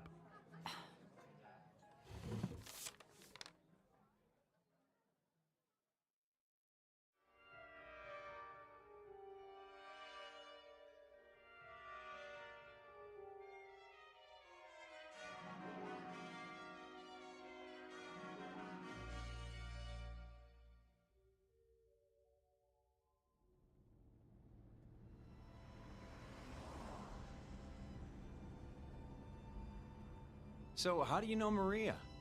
I'm a writer. She's my editor. I'm writing a book, and she suggested I meet with you. Let me guess, a book about alien abductions? Actually, it's about UFOs in general, but this alien abduction thing is a hot button with her, so here we are. How did you get interested in UFOs? Actually, I never gave them a thought until I had a little encounter. A close encounter? That's an understatement. Any abduction flashbacks? Nope. Wasn't that kind of thing. I was fishing, hiking actually, in the Rocky Mountains. That's when a meteorite flashed across the tops of the trees and hit the side of a mountain. Let me guess, it wasn't a meteorite. It sure wasn't. I climbed up there to get a look at it and could see it was metal and aerodynamic. I thought it was a jet. Figured I'd climb down and tell the police about a plane crash until I started to look closer at the thing. And that's when you saw a flying saucer. Didn't look anything like a saucer, flying or otherwise. Just a tangle of mangled metal. But it sure wasn't a plane. That's when I heard a sound inside. I thought it was a survivor of the crash. It turned out, it was. A little gray man with a big head and large eyes? Didn't look anything like what you hear about. It was kind of mangled, actually. It stopped moving as I looked inside, and I could see pools of blood. Clear, blue blood. Sounds like alien royalty.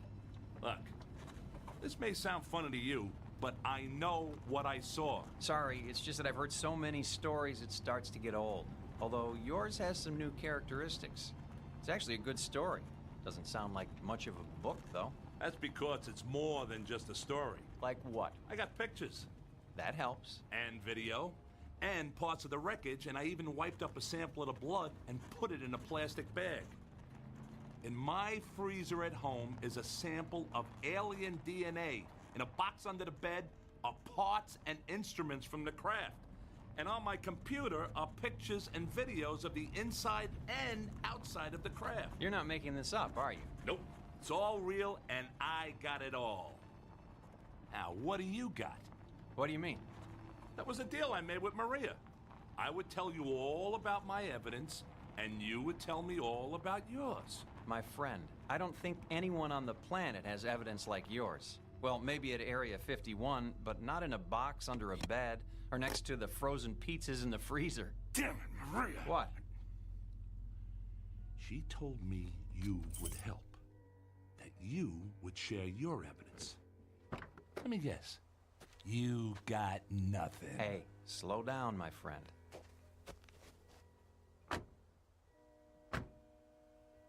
I'll show you what I got, but when it comes to pictures, videos, wreckage, instruments, and alien DNA, well, I gotta tell you, that's tough to beat. But give me a chance. We're almost there. Where exactly are we going? We're meeting with my group. We work together on various UFO projects. On this trip, we've brought along 12 people who claim to have been abducted by aliens. The site we're going to is where 3 of them say they were abducted. What's the point of that? Evidence. The evidence that both you and I are looking for. We've found that if we return to the site of the reported abduction, some people can actually recall where UFOs supposedly landed, hovered, or demonstrated some phenomena or activity. We then go to that particular spot and look for evidence. Now we're talking. What kind of evidence? Pretty boring stuff compared to what you got. Usually we do soil samples, take readings for radioactivity, magnetic fields, pass metal detectors over the ground. We've managed to find some interesting stuff, assuming you're a soil chemist. That's it? You got dirt? I didn't say that. It's just a question of how you look at it. A UFO site can tell you a lot if you know what to look for. Speaking of that, is your crashed vehicle still sitting up there on that mountain? Nah, it's gone. I went back a week later and there was no sign of it. I hate when that happens. Are you sure you saw something up there? I saw it, I have pictures, and there is still some evidence up there. The kind of evidence you look for. The rocks on the side of the mountain. You can still see where they're scratched and gouged by the crash. But that's all you can see. I looked everywhere and there's no sign of anything else. I'd like to go there with you someday. The craft, or whatever it was, may have left some metallic particles on the rocks as a result of the collision. Do you remember where it is? I have it marked on a map. Back at home. In the box under the bed, no doubt. Where else would I keep it? You're a funny guy, and obviously a man with a lot on his mind. I think you'll like this group of people we're about to meet. They've got a lot on their minds, too.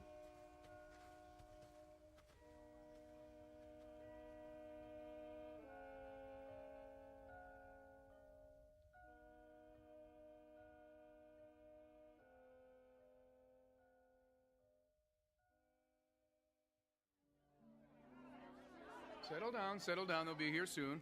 Hello, Tammuz. I was beginning to worry you were lost. It's going to be dark soon.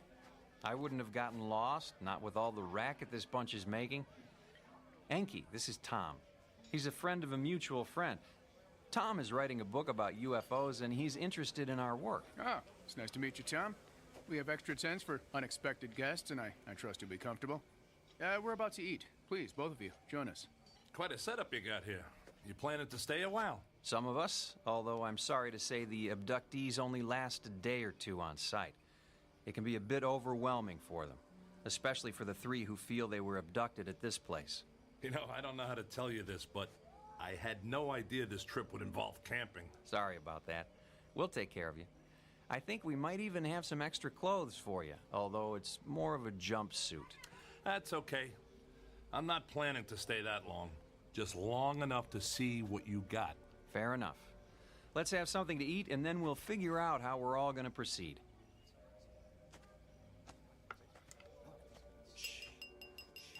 If I could have your attention, please. Thank you all for joining us. I know this is difficult for some of you, but I can assure you you're in good hands, and my hope is that our walkabout will be brief and uneventful. I'd like to introduce a special guest. Our friend Tom here is an author preparing a book on the subject of UFOs. If you'd like, I'm sure he would be fascinated by some of the stories you have to tell. Welcome, Tom.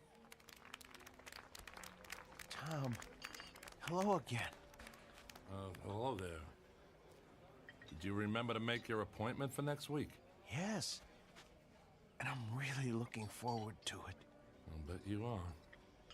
Friend of yours? Starting to look that way. His name is Alex. I seem to keep running into him. Welcome, Alex. Hello. And to all of you, a warm welcome. Once we finish our dinner, we'll change into some gear for our adventure. We're going to engage in an exercise with group hypnosis tonight. Our goal is to understand what you have all experienced and to see if we can trace the behavior of the various crafts you have seen and find any signs of their presence on this spot. My good friend Enki and some of my other associates will be using instruments to determine if our visitors have left anything behind for us to collect. Let me reassure you once again, these walkabouts tend to be quiet and gentle affairs, and I trust this evening will be no different. Now, let's enjoy our meal and then begin. That's it? Group hypnosis and you guys run around with instruments in the dark? Is this gonna be another waste of time? My friend, it is not a waste of time. I'm sorry you're in such a hurry and I can't help you with your deadline or your editor. Let's just hope we find some good evidence for you tonight, and then you can get to work. Tom, I've laid out some clothing on a cot in your tent.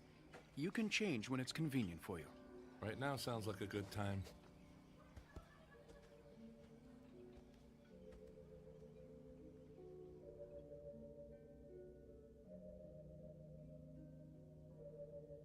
Tom?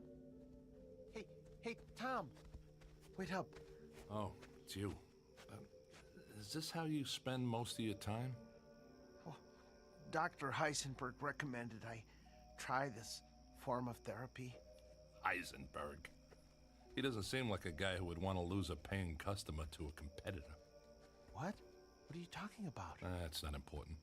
So, are you one of the people abducted from this place? No, I don't remember where my abduction happened. Dr. Heisenberg is trying to help me remember. I'll bet he is. Wonder how much that's gonna cost you. Oh, it's not about the money. It's about finding the answer. Well, that's one thing we both agree on. Well, this looks like my tent. You doing the camping thing too? Oh, we all are. I don't think we have a choice. We walked here and I have no idea how to walk out. Yeah, I know what you mean. Some reason I don't like the way this is set up. Do you know anything about these people? No, Dr. Heisenberg set it all up. He's a really good person, you know. He's always looking out for me. Whatever you say, Alex. Oh, man. He said jumpsuit. He meant it. Looks like something you wear in jail. I think it's to protect us from dangerous chemical residue in the soil. You're starting to sound like Tammuz. Oh, actually, Enki told us that, and I'm not taking any chances. I'm gonna put mine on now. I'll see you again, okay? Yes, I'm sure you will see me again.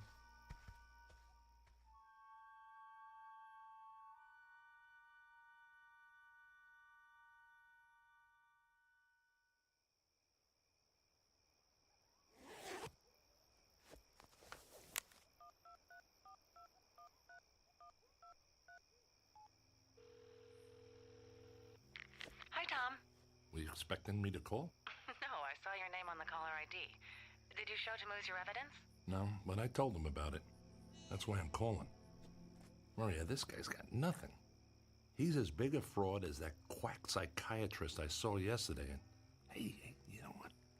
These two are connected somehow. Heisenberg has lots of connections. He's actually somewhat famous, but obviously he didn't impress you. Yeah, obviously not. Look, Maria, I'm going to give this my best, and then I'll get right to work on that manuscript, okay? Are you all right, Tom? I mean, is everything okay? Yeah, everything's fine. I'll see you in a month, okay? Tom? Okay, that's our deal. Tom! Oh, sorry, Tom. I didn't know you were on the phone. Yeah, I'll talk to you later, Maria. Goodbye, Tom. I'm very sorry. Was that your wife? No, I'm not married. Someone I'm working with, maybe you've seen her. Her name is Maria. Maria? Oh, sorry. I don't know anyone named Maria. Yeah, but somehow she knows Heisenberg. Lots of people see psychiatrists. Yeah, the only thing is, I never told her the name of the psychiatrist I was meeting with, yet she knows his name. You sure you never saw a woman named Maria around the office? I don't know. You sure you don't know some way out of here? Oh, gosh, no, especially now. I mean, it's pitch dark out here. Yeah, it sure is. I feel like an idiot in this jumpsuit. Alex, I'll tell you what. What? I like you. You're a nice guy. It's a relief to hear someone say, I don't know, every now and then. Well, thank you. I don't have many friends. Yeah, sorry about that. It must be tough. Look, tomorrow morning, you and I are walking out of here. What? Going to be able to do that? Shouldn't we tell someone? I don't think so. Now, let's go get this over with. Who knows, maybe you'll figure out where your abduction took place. Oh, that would be great.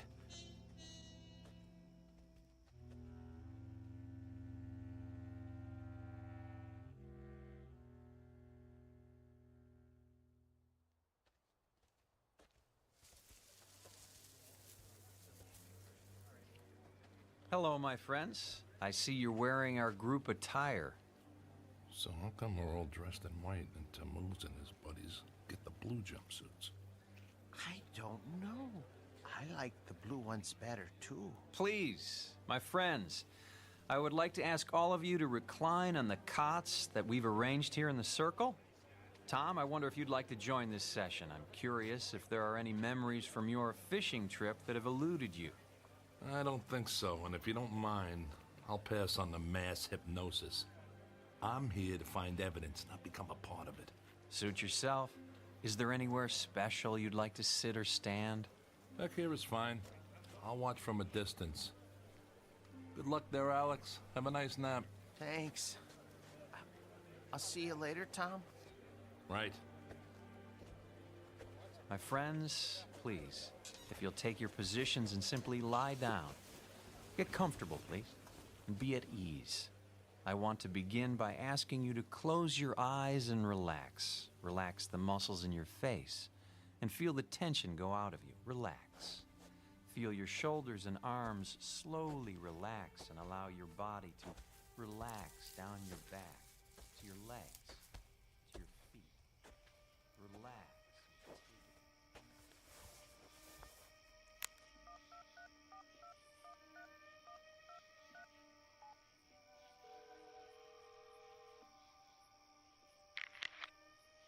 Hello? Maria, it's Tom. I know. Maria, I don't like this. What did you get me into? And by the way, how do you know Heisenberg? What exactly am I doing here, Maria? What are you talking about? This outfit is like a cult. There's no science here, and there sure isn't any evidence. And how do you know Heisenberg? Maria, I never told you his name, but you knew that's who I was talking about. And he's connected to this Tammuz guy somehow. Tom, you're starting to sound like a conspiracy nut. Maria, I am a conspiracy nut. I'm writing a book about UFOs, remember? You publish books about UFOs. Your business is built on paranoia. So spare me the lecture and tell me how you know Heisenberg. So maybe I need counseling from time to time. Tom, get over it. You're looking for monsters in the closet, and I'm not one of them. I'm starting to wonder if any money is worth all this. Hey, if you want to bail on the contract, be my guest. We'll total all the money from your advance and all of your expenses and subtract it from the royalties of your other books. But get this in your head right now. This is the last book you will never write. Hey, I'm sorry. I don't know why I called. I guess I just don't know what to believe anymore or who to believe. Look, when I get out of here, I'll finish the book. If I learn anything tonight, I'll add that as well. Tom, do me a favor. Don't call me again until you have the evidence and the manuscript in hand. I don't need the aggravation. I need the story you threatened to tell and the evidence you found to support it. Got it? Got it. Bye. Come on, babe. It was just a book proposal.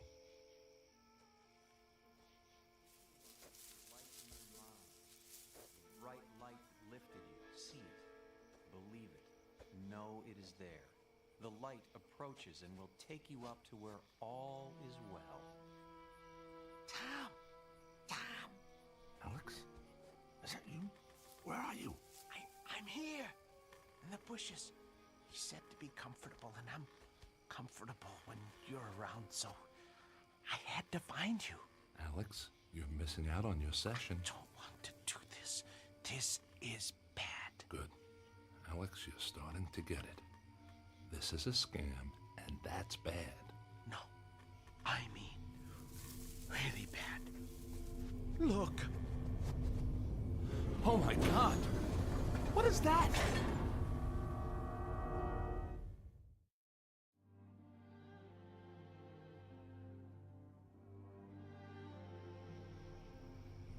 As the chariot descends to receive you, you will allow yourself to be lifted up. Feel yourself rising into the light. This is the place. This is where I was abducted. This is where it happened to me. I was lifted up into that circle of light. Alex, they're faking this. No. It's a spotlight and a hot air balloon and a lot of reverb through a speaker. What? It's all cheap theater and just another way to get money out of people. How much did they charge you for this camping trip? They didn't charge us anything. Oh, I was afraid you'd say that. So why are they doing this? Maybe it helps to sell books. Good God, that's it. That explains it. Alex, these people are just perpetuating the myth of UFOs to make money on fear. We have got to get out of here. Did anyone see you come over here? I don't know. It's dark. That's why I couldn't find you. That's good. That gives us a chance. They're not gonna want to write us saying all this. Come on. Go slow, go quiet, and follow me. I'm afraid. Don't worry about the light. It's just a spotlight. What we have to worry about is what your friends will do to us. They're not gonna want people to know about their little ruse. It would put them out of business. including you, Dr. Heisenberg. I don't think they're ready to go out of business yet. Not because of us, at least. You okay? I fell. It's okay. Go slow. Stay with me. Tom, look. All right, their balloon and their lights coming our way. I don't remember this part. This isn't about aliens, Alex. I don't want to go up there again. I don't want to go up there again. You won't. Follow me. Go slow. Don't talk. Alex, we have to run. They're coming our way. We won't get away. We will if they don't find us. Look. What's that? Looks like a cliff. If we find an overhang, that'll block the light. Get down on the ground. I think I found an opening. Good man. Scoot in there. The light is right over us. Yeah, just enough to help us see. Keep moving back. See a light. Don't worry about it, Alex. They can't see us. No. I see a light in the cave. What? We should go back out. Come on. That's not an option right now. Let's go see what's in here. Might be a mine or something. This part of the area is loaded with them. We'll hide in here overnight and then hightail it out of here in the morning. I see a light bulb. Yeah, we're in a mine. I just can't figure out why they're still running power to it. There might be someone working in here, so just be cool. I remember a cave. When I was abducted, I think I was in a cave. Dr. Heisenberg helped me to uncover it. Alex, you're done with Heisenberg. Heisenberg is a fraud. This is all a big scam to squeeze money out of a gullible public and to rip off poor souls like you. You are correct, my friend. Heisenberg, you soulless bastard. What are you doing here? You are part of this. You're destroying people with this charade. Can't you find another way to make money? On that count, you are right and wrong. Yes, this is a charade, but not the kind you think. Ah, hello, Tammuz. Hello, Enki. I seem to have found your missing friends. I am sorry. With such a large number of subjects, it was difficult to herd them all effectively. Herd them? What are we, cattle? No, if that were the case, you would probably have been mutilated. Maria, this is impossible. What are you doing here? This is like a law school prank. Am I on some kind of TV show? It's not a prank, and you're most definitely not on television. For that matter, you will never be on television, especially your videotape. It looks like a treasure chest. That's the box I had under my bed. You've been to my home. Yes, and thank you for making it so easy for us to find what we needed. Unfortunately, we found nothing of the evidence you described to Tammuz. Is it possible you have it hidden somewhere else? Sorry, pal, but there's nothing to hide. I made it all up. Sorry, Maria, but it's a tough game out there for writers, and you editors aren't exactly easy to please. By the way, Maria, how did you get hooked up with these crooks anyway? Let's just say we have common interests. So, this is how you know Heisenberg? You're all part of a money-making machine that preys on paranoia. Your publisher, his practice. How long have you people been in business? Actually, we've been in business, as you say, for about 50,000 years. I must say it used to be much easier, but as your species and technology has improved, we've had to improvise some interesting new solutions to cover our tracks. You people are crazier than Alex. I'm not crazy. This is all real. Alex, you're going to be fine. I'm sorry that we had to use you in this way, but you have done a very good job. I don't know what I did. That's because you were under the influence of a very powerful hypnotic suggestion. Sleep now, Alex. Sleep.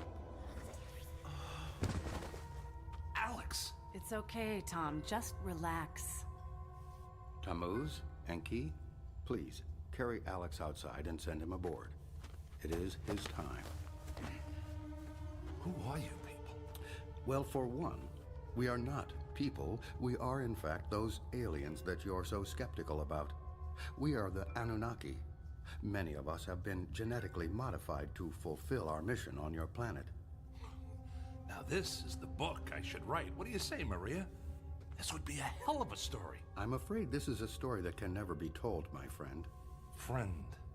I've been hearing that a lot. What's the story with this friend thing, and what are you going to do? Kill me? You kill your friends? That's a little serious for scam artists, don't you think? Now, who are you, really? It would have all been so much easier if you'd just told me you'd fabricated the evidence. Tom, we believed you. Are you kidding? You actually thought I had evidence of UFOs and aliens? Come on.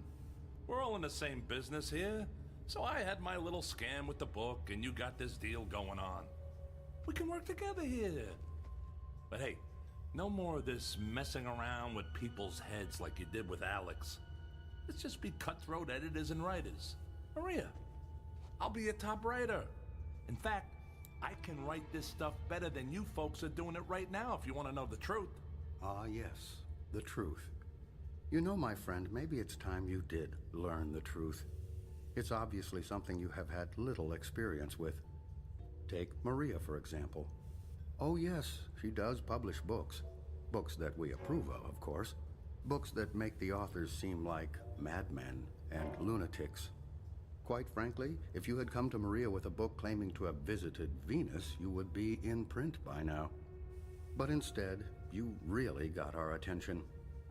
Every now and again, someone like you shows up with some real evidence that we missed. That's when we have to take action. You see, that's one of our secondary missions, making sure that our experiments are not discovered. That's why we assume the role of UFO researchers and experts on abduction. You see, Tom, we found that the best way to obscure the truth is to pretend to seek it.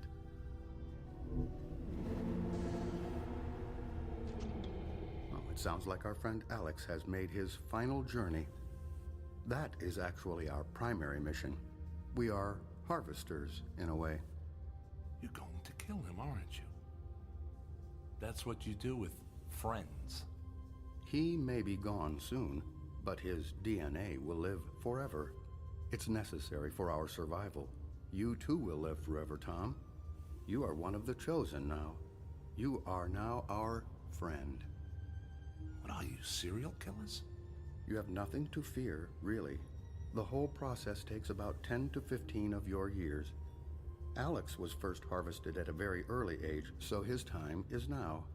For you, you will still have some time left. It will be a time of some confusion, but all for the best, really. All for the best. You're going to kill me too? Like I said, you will have some quality of life for 10 to 15 years, and then, yes, you too will be harvested. Right. Harvested. But before I go, I have one question. Can I get an answer to one question? Sure, why not? After today, you will only remember what we allow you to recall as a new member of the abductee class. What's your question? It's just this. How many people will it take to pull out the fingers I'm about to bury in your throat?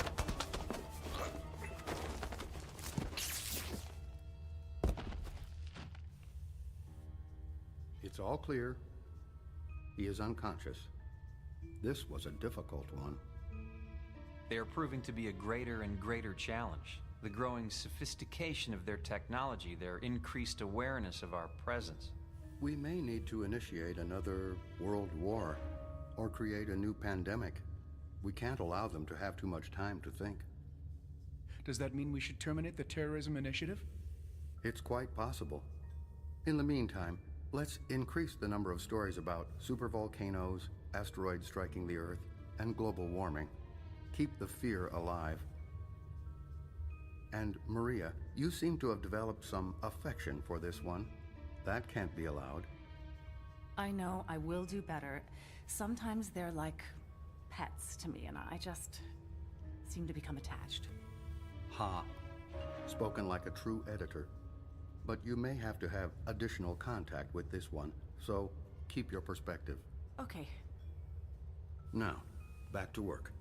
We are staging a UFO convention in Mexico City, and I am recommending additional investment in the Alien Museum in Roswell. Enki, We will need your banking network to provide some additional funding for a documentary on a coming ice age.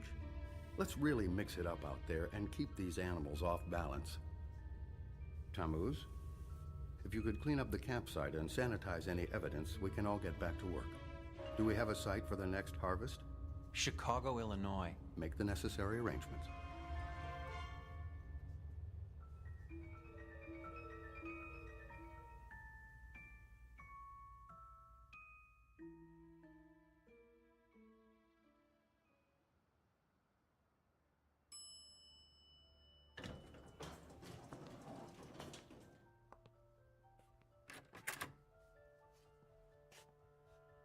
Hello, friend. So nice to see you again. It's nice to see you, too. Please, go in. The doctor is expecting you. Hello, Dr. Heisenberg. Hello, Tom. How are you feeling today? I think I'm getting worse. I think I need more sessions with you. Let me ask you something, Tom. Do you still believe you have been to Jupiter? I don't know. It doesn't make any sense to me. It's a gas giant. You can't breathe there.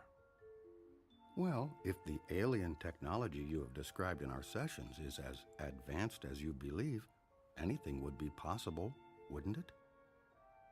I think you're right, Dr. Heisenberg. Tom, I must tell you, you have a way with words. Have you ever thought about writing a book about your adventures?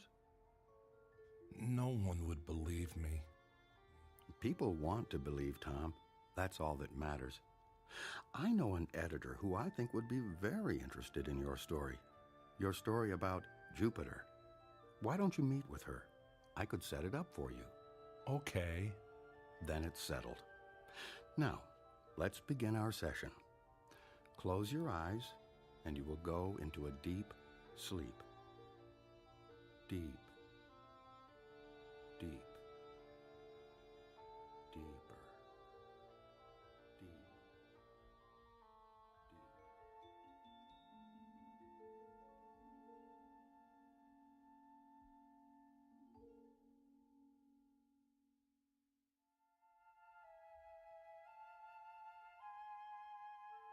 The evidence is in.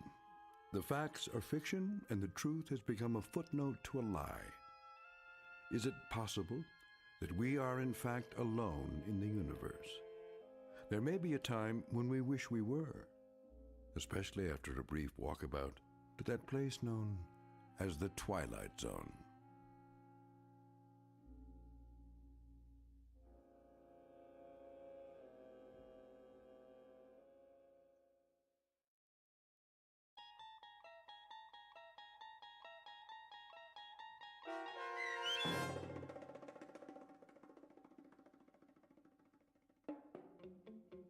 The Walkabouts, starring Mike Starr, with Stacy Keach as your narrator, was especially written for The Twilight Zone by Steve Newby.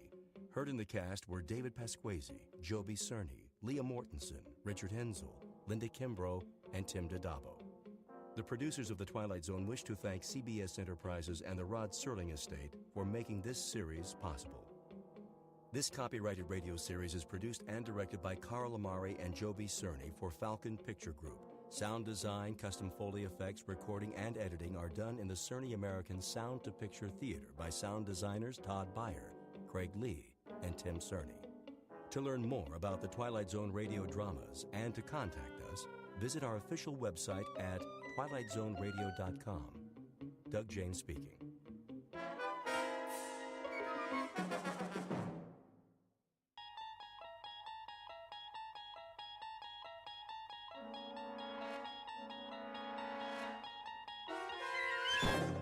You're traveling through another dimension. A dimension not only of sight and sound, but of mind. A journey into a wondrous land whose boundaries are those of imagination. Your next stop, the Twilight Zone.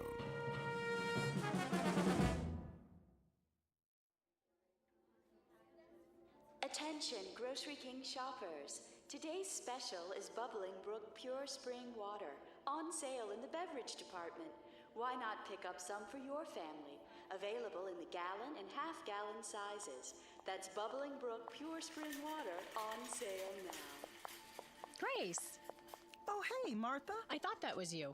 Just doing a little last-minute shopping. For Bill's party?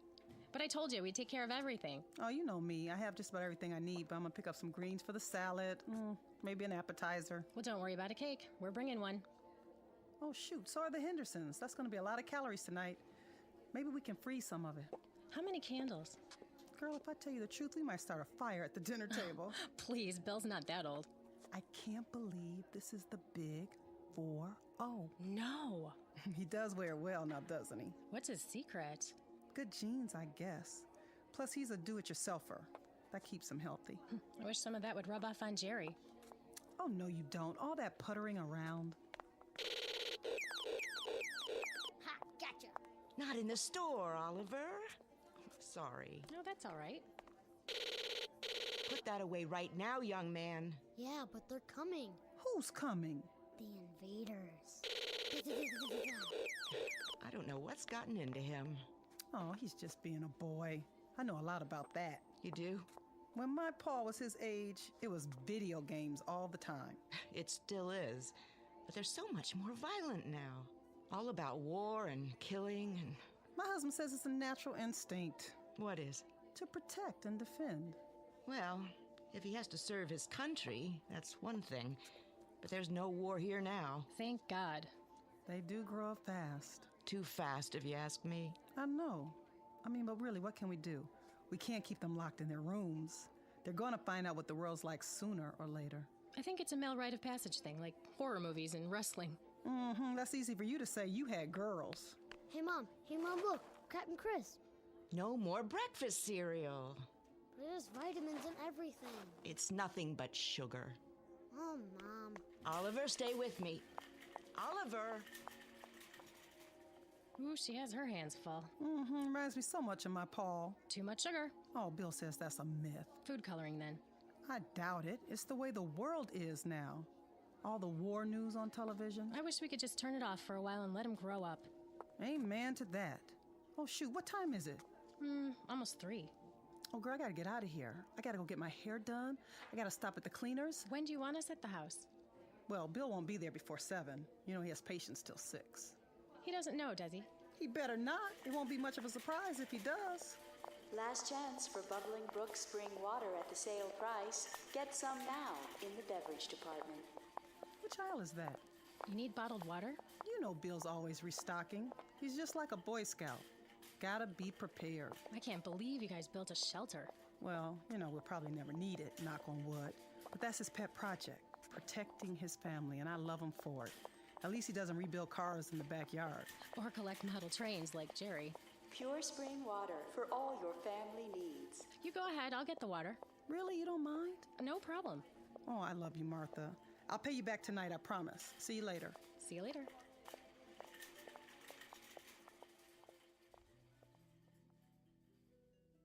Welcome to Friday afternoon in suburbia. Time for last-minute errands before the weekend begins. In this case, a surprise birthday party. Only there's a twist. What's in store for this particular evening is nothing less than a nightmare. Your attention is directed to the following fable. Once upon a time, families built bomb shelters in their basements in anticipation of a war they prayed would never come. The world lived on the brink of annihilation as men hoped for the best and prepared for the worst. Then the Cold War ended and shelters were forgotten, until terrorism again made fear the order of the day. Please note that our story is not meant to be prophetic. It is the fervent prayer of all men of goodwill that such an attack will never come. It need not happen here. But in this place, in this time, the nightmare is about to become a reality, because this place is called the Twilight Zone. And now, The Shelter, starring Ernie Hudson, with Stacy Keach as your narrator.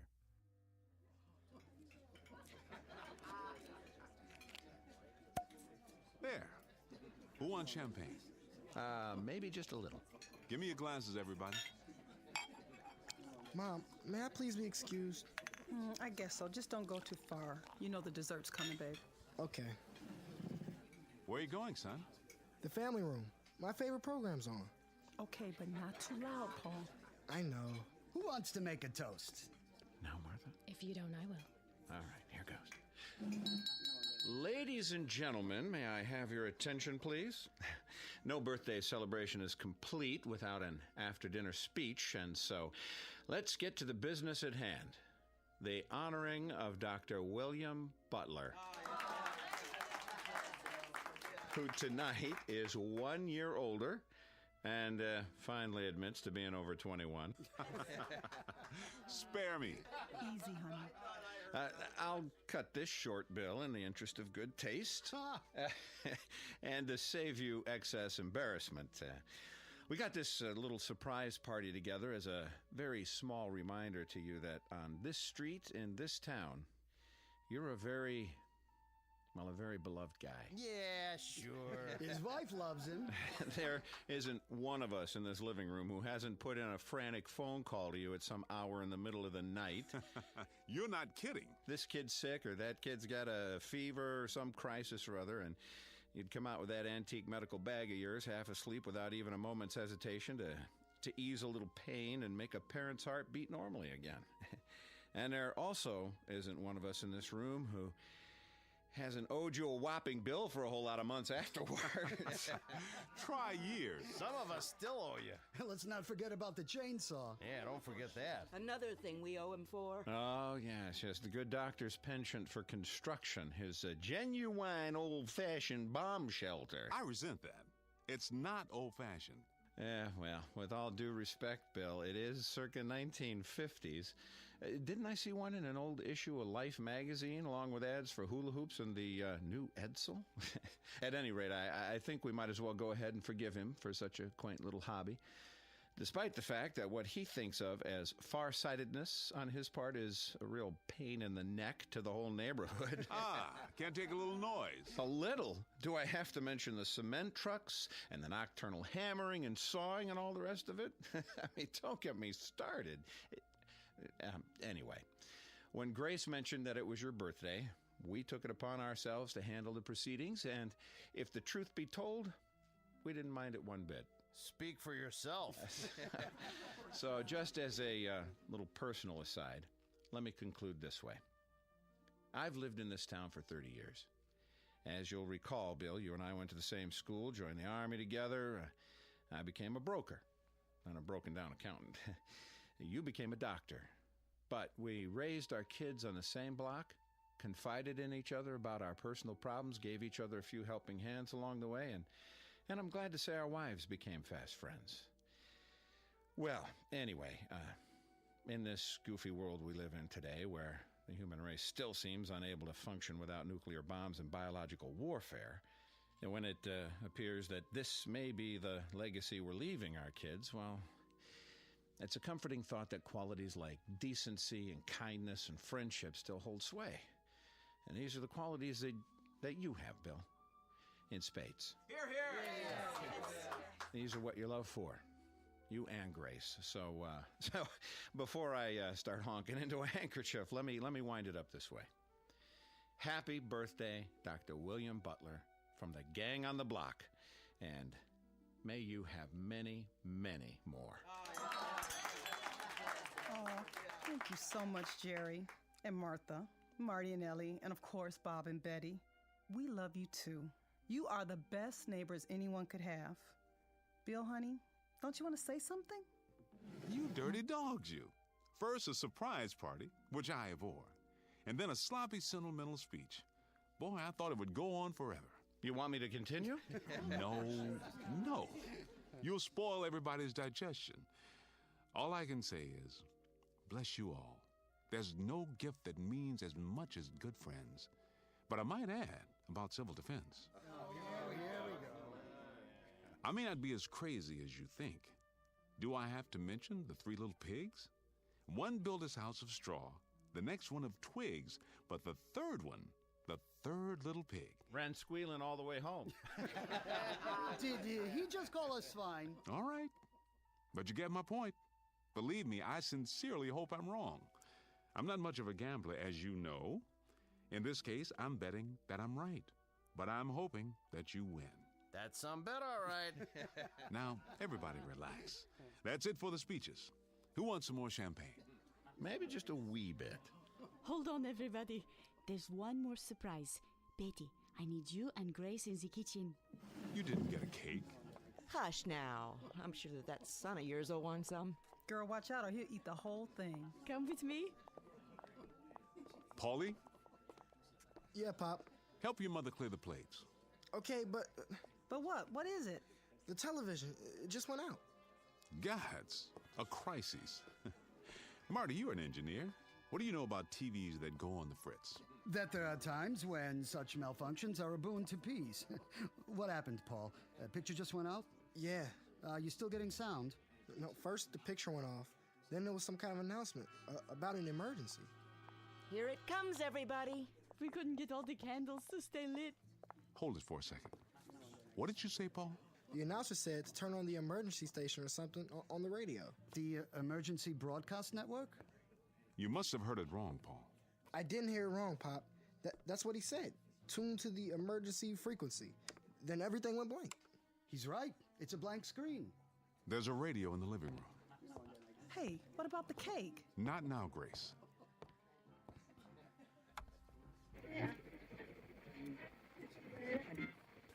Direct from Washington, D.C. To repeat, 4 minutes ago, the President of the United States made the following announcement.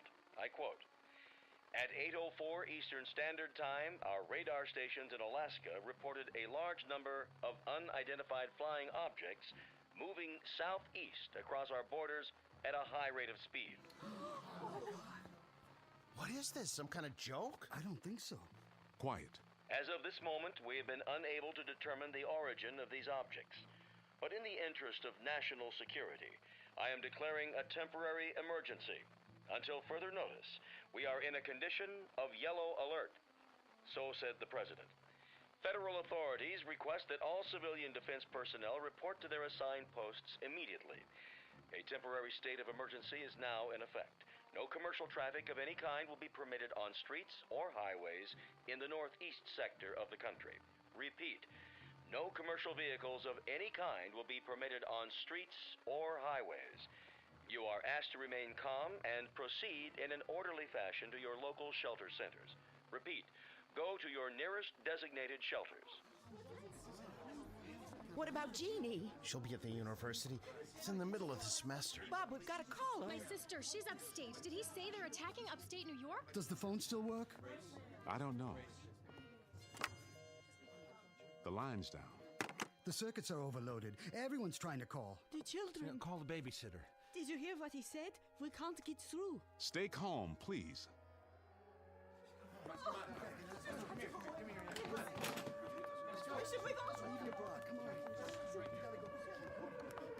Careful. The power's still on. Check the next block. Is your telephone working? No. I'm loading up the car. We gotta get out. Stay where you are. The roads will be blocked. Where can we go, Bill? Tell me. There isn't anywhere to go. We've got to stay put for now. Are you coming, Jerry? Yes, I'm coming. Then what, Bill? What? You heard the radio. If it's bombers, they're probably headed for the industrial centers. They'll be trying to shoot them down now. But if it's high-speed missiles, some may get through. There's no telling how long we have. Marty, I need you. Get the kids, Ellie. The supplies in the camper. Hurry, they're coming. They're coming. Bill, we've got to do something. Where's Paul? I'm right here, Pop. Get inside, both of you. We've gone over this before. Yeah, but I never thought it would actually... Well, it has. Don't just stand there. You know what to do. Inside, now. The distant early warning line in Greenland, state of emergency. Repeat, emergency. This is not a test. This is not a test. This is not a test.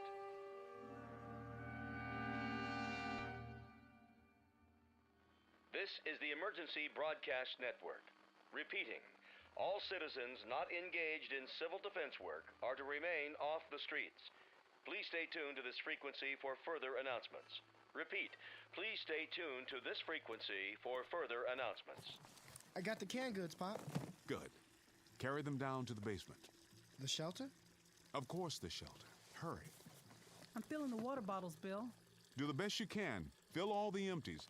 I'm going to check the generator in case the power goes off. There's hardly any water coming through the tap now. It's the pressure. Everybody and his brother's doing the same thing we are. Keep it on full force until it stops completely. I'm trying. Easy, honey. Make believe it costs $100 an ounce. In an hour, it'll be worth more than that. Okay, what else, Pop? All the canned goods down? Everything I could find. How about the jars in the fruit cellar? I got those too. Get my bag from the bedroom. What about books and stuff? Your father told you to get his bag. I'm going. There's still time, Grace. Paul's right. We will need books and other things besides food and water. God knows how long we'll have to stay down there. Light bulbs. Where do we keep the light bulbs? Top shelf. Which cupboard? That one, there. Oh, but we don't have any. I ran out yesterday. I was going to buy some at the store. There was a sale on them, but I guess so. Grace? I'm sorry. I'm talking like an idiot now. Go ahead. Mouth all the idiocies you want. You can also dance a jig or go up and take a cold shower, just as long as you don't panic, Grace. That's the important thing now, not to panic. How much time do we have? Seems to me I remember reading somewhere that from the first alarm we might have, I think it was 15 minutes to a half hour. 15 minutes? I'm winging it, Grace. I don't know for sure. I don't think anyone does. The best we can do is to continue doing what we're doing.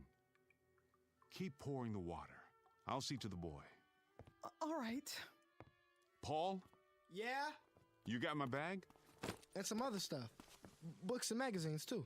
Let me give you a hand. Here, I'll be right back. Wait. Where are you going? Outside, but just for a minute. Are you out of your mind? Get down to the shelter as fast as you can. But my bike's out there. You won't need it. I said go down to the basement. Why? What? Why should we even bother? If they drop a bomb or something, it will burn everything up. I saw it on TV. If it's an atom bomb, there won't be anything left. Nothing. It'll just be... Don't even think that. Don't let yourself think it. But it's true, isn't it? We don't know. Nobody knows. We may be out of the danger zone. We might be 200 or 300 miles from where it hits. Out here, we may not even know when it happens. Dad, we're 40 miles from New York. We'll get it too. If we do, we do, that's all. But for the time being, our job is to stay alive. And you're not going to do that by running around in the night trying to find a bicycle. Now, give me some help here. And don't say anything like that in front of your mother. She's frightened enough as it is. Yes, sir. Bill, there's no more water. I think we've got enough. I filled every container we could find. Bring a full one with you. Paul and I'll get the rest in a minute. We're going down now? That's right. Down to the shelter.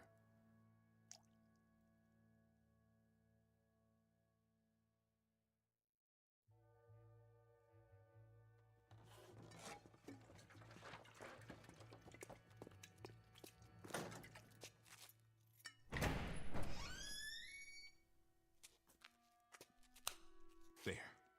The lights work. Go inside. Bill, I don't think I'm ready. I'm afraid we don't have much choice. Wait, there's a 5-gallon can of gasoline in the garage. Paul, you run up and get it. We may need it for the generator. Okay. Oh, Bill, I'm so tired.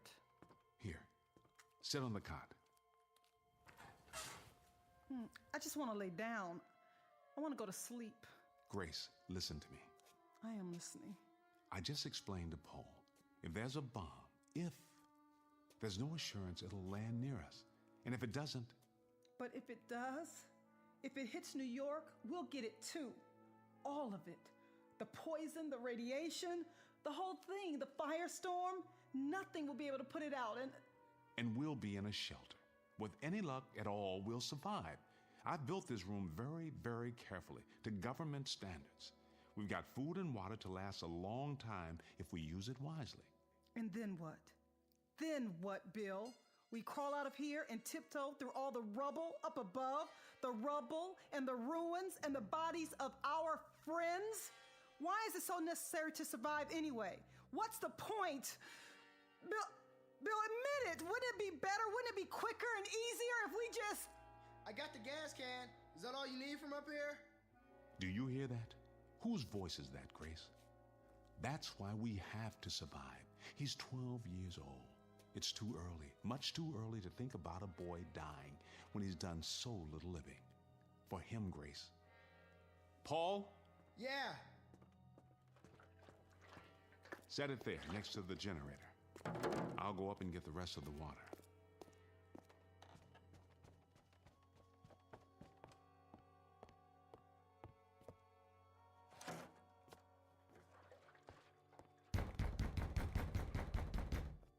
Jerry, what in the... What are you doing, Bill? Storing water, which is what you should be doing. Well, we got about 30 gallons, and then the water stopped. Did yours stop, too? That's right. You'd better get on home, Jerry, and into your basement. I'd board up the windows if I were you, and if you got any wood putty, I'd seal the corners to make them airtight. We don't have a cellar, Bill. The benefits of modern architecture. And wouldn't you know it, we got the one new house on the street. All the latest conveniences, everything at your beck and call. Every wonder of modern science except for the one they didn't take into account. The one that's headed straight for us right now. Jerry, I don't know what to tell you. Can I bring Martha and the kids over? Can I at least do that? Here? There's sitting ducks in our house.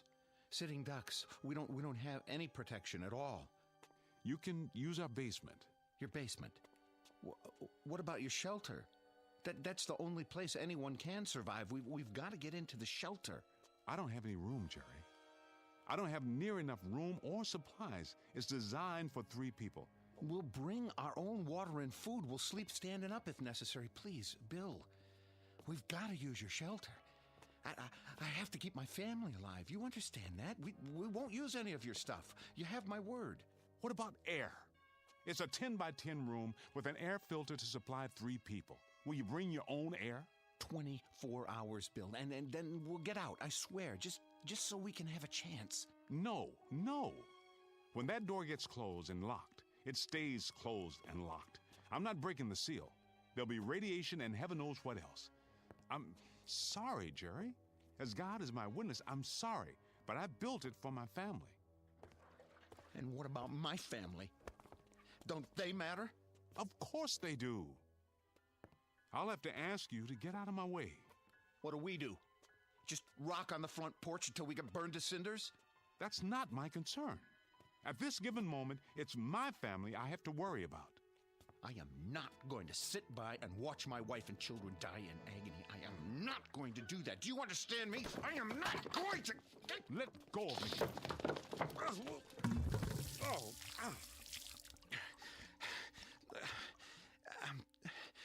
I'm sorry, Bill. I didn't mean to knock you down. Please believe me. I kept telling you, all of you, build a shelter, get ready, forget the card parties and barbecues for maybe 2 hours a week, and make an admission to yourself that the worst is possible. But you didn't want to listen. None of you wanted to listen.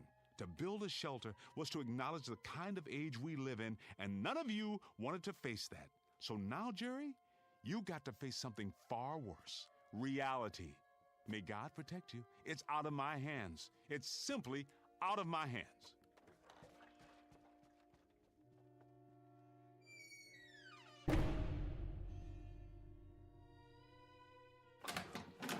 Where is he? Marty? Where? I've got to talk to him. We all do. There's no more time.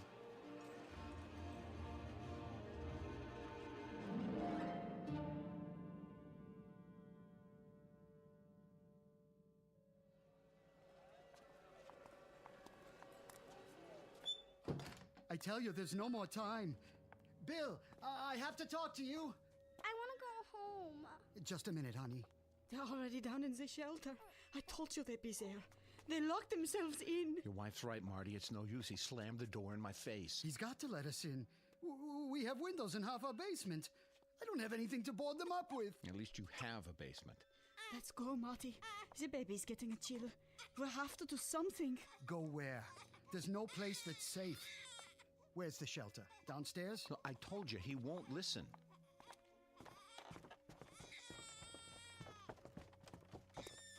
Bill, it's Marty.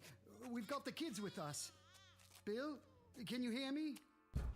Bill, please. Mommy, the lights. It's going to be all right. Shh. Marty, where are you? The lights are out.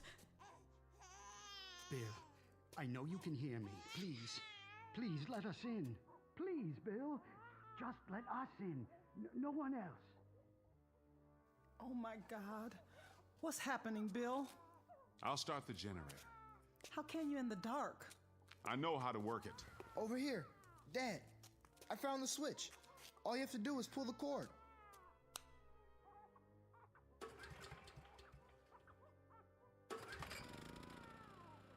There's a ceiling light. At least we can see. Bill, we don't have any lights out here. My wife and son are scared to death and my baby's crying. Just open the door. Marty, I would if I could. Do you understand? If it didn't mean endangering the lives of my own flesh and blood, I would. I swear to you, I would. Please, you've got to. Don't keep asking me, Marty, because I can't. I can't and I won't.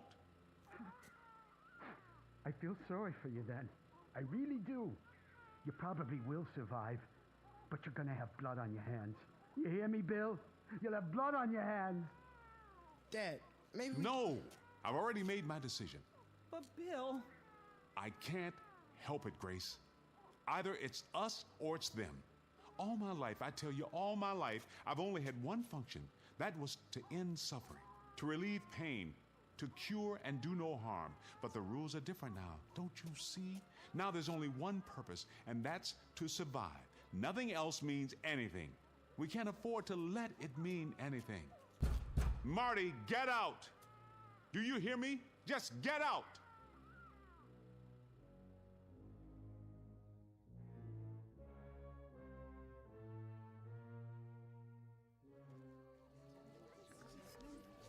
I brought a flashlight. Who's got a portable radio? Here. Announced that there are no further reports on the unidentified flying objects.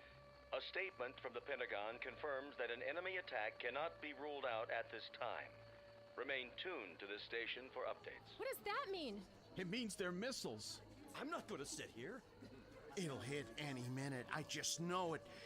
It's going to hit any minute. What are we going to do, Bob? Tell me. I'll tell you what we shouldn't do.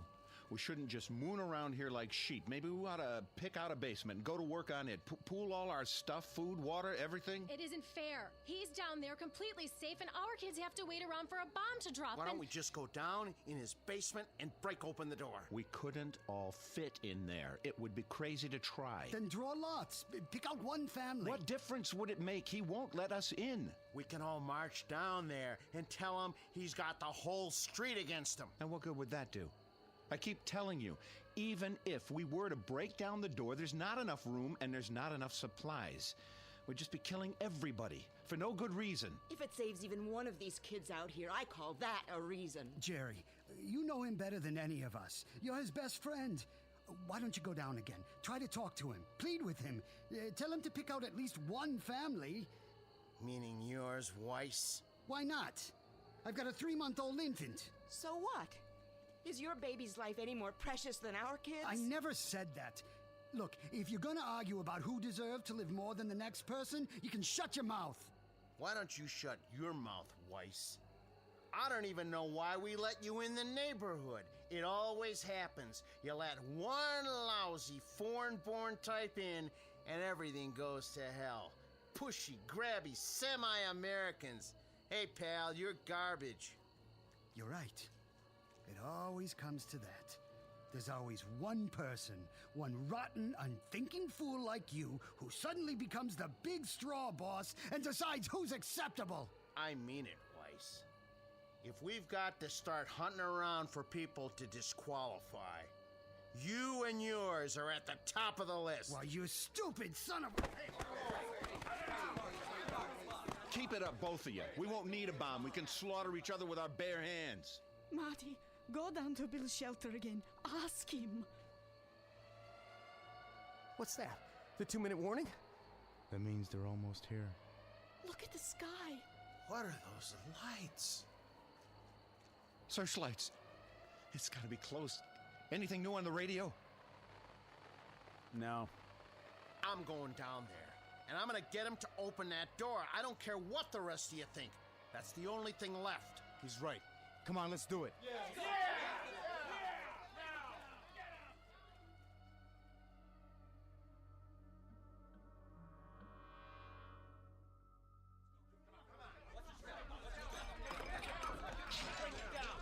Where's the stairway? Over here.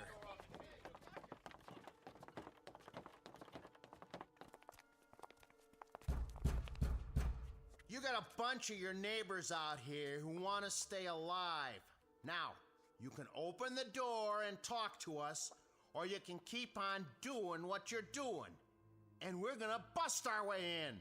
Bill, they mean business out here. And I mean business in here. I've already told you, Jerry. You're wasting your time. You're wasting precious time that could be used for something else, like planning how to survive. Get some kind of battering ram. Over on Bennett Avenue, Phil Klein has some heavy pipe in his yard. I've seen it. Nah, that would get Klein into the act. Who cares about saving him? The minute we do that, we let all those people know that there's a shelter on this street. Then we'll have a whole lot of outsiders to contend with. Sure. And what right have they got to come here? This isn't their street. This isn't their shelter. So this is our shelter now, is it? And on the next street, that's what, a different country? Damn fools, you've all gone insane, every one of you. Maybe you don't want to live, Jerry. Maybe you don't care. Oh, I care. Believe me, I care. I'd like to see the morning sun too, but you're turning into a mob, and a mob doesn't have any brains, which is exactly what you're proving. Well, I say let's get the battering ram, and we'll just tell Klein to keep his mouth shut. And if he doesn't keep his mouth shut, what? Will you shut it for him? I agree with Jerry. Let's get hold of ourselves. Stop and think for a minute. Hey, nobody cares what you think, you or your kind. I thought I made that clear. I think the first order of business is to get you out of here. Why did you have to hit him? Marty, are you all right? Easy, Marty. I'll help you up. You had your chance, Bill. Just remember that. You had your chance. Now, come on. Let's get something to smash this door down. Yeah.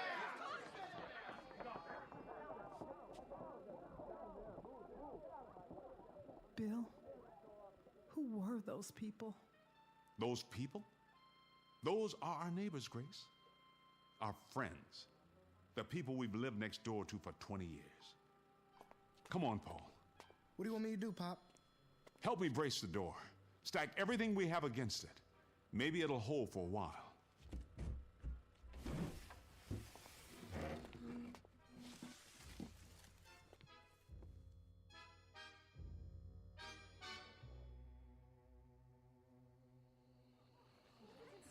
All citizens are reminded to stay off the streets.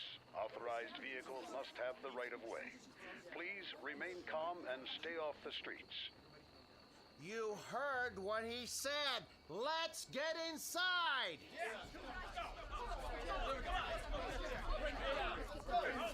This way. Come on now.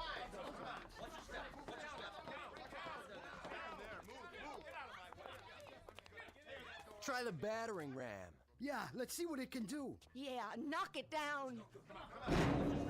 Who told you, Butler? You should have opened up. Yeah, you should have listened to us. I really don't think it's gonna hold, Bill. Put your back into it, Paul. The hinges are breaking. Move aside, Butler. We're coming in. Remain tuned for an important message. The President of the United States has just announced that the unidentified objects are radar anomalies caused by the breakup of a satellite re-entering the Earth's atmosphere. There is no cause for alarm. There are no enemy missiles approaching. There is no danger. We are not under attack. The state of emergency has been officially lifted.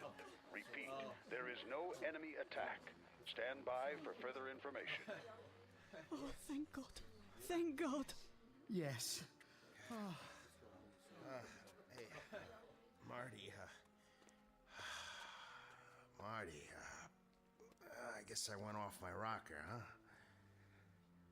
You understand, don't you? I just kind of went off my rocker. I didn't mean all those things I said. No? No, come on, you know that. All of us were just so scared, so confused. It's no wonder, right? I mean, you can understand why we blew our tops a little, can't you? It's normal. Yeah. Hey, I don't think Marty's going to hold it against you. Just as I hope Bill won't hold this against us. We'll pay for the damage. We'll take up a collection right away. Why don't we have some kind of a block party or something? Tomorrow night, a big celebration, just like old times. So we can all get back to normal? How about it, Bill? Hey, Bill, I told you we'd pay for the damages. Yeah, I'll put it in writing if you want. That's all it takes. Marty, you want a block party and you want things back to normal. And Bob, you just want to forget all about it. And Jerry, you pay for the damages, huh? You'll even put it in writing. You pay for the damages. The damages. I wonder if any one of us has any idea of what those damages really are. Maybe part of it is finding out what we're really like when we're normal. The kind of people we are, just under the skin. I mean, all of us. A lot of naked, wild animals who put such a price on staying alive that we claw our neighbors to death just for the privilege. We were spared a bomb, but I wonder if we weren't destroyed just the same, without a shot being fired. Come on, Grace. Paul, you can come out now. We're safe.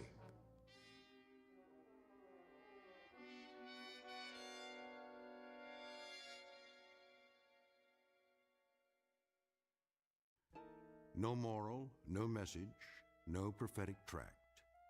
Just a simple statement of fact. For civilization to survive, the human race has to remain civilized. One very small exercise in logic from the Twilight Zone.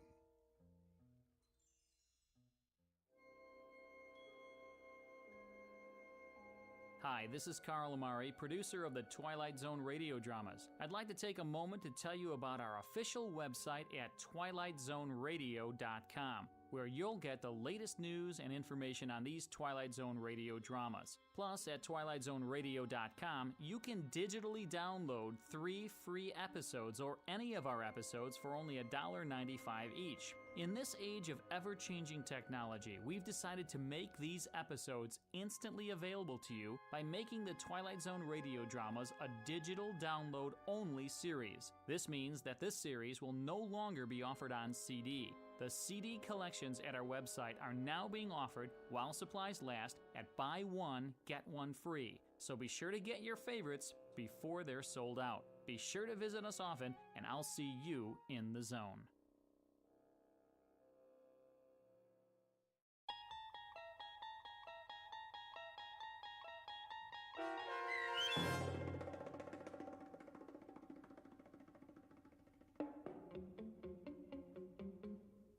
The Shelter, starring Ernie Hudson with Stacy Keach as your narrator, was adapted for radio by Dennis Etchison and written for The Twilight Zone by Rod Serling.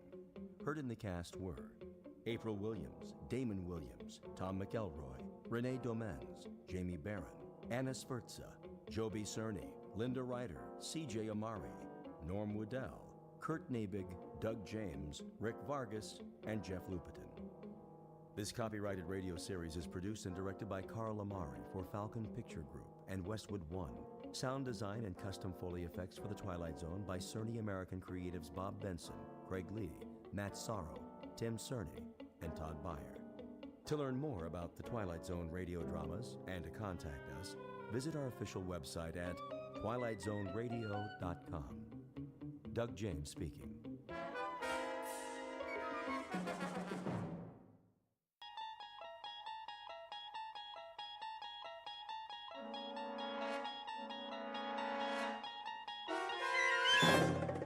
You unlock this door with the key of imagination. Beyond it is another dimension, a dimension of sound, a dimension of sight, a dimension of mind.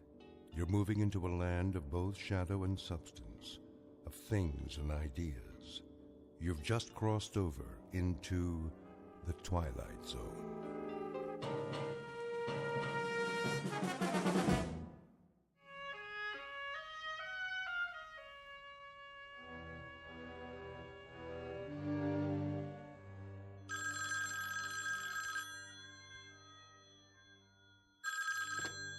Yes? Oh, hello, Bill. Not really asleep, just sort of dozing, waiting. What time is it? 4:30 already. How is he? Mommy, who's that? Colonel Conacher, honey. Good. Well, Bill, tell him I wish him... But that's crazy, isn't it? That's gibberish. Just tell him we'll be waiting for him. Thanks, Bill. Yes. Yes, we'll be watching. That was Colonel Conacher, honey. He said Daddy's just fine. Is he going up soon? Probably within an hour, honey. That's what Colonel Conacher said. Do you want to go back to bed? No. I don't blame you. I can't sleep either. I'll tell you what. I'll make some coffee for me and some cocoa for you, and you get dressed in the meantime, okay? Then we'll turn on the television set. Okay, Mommy.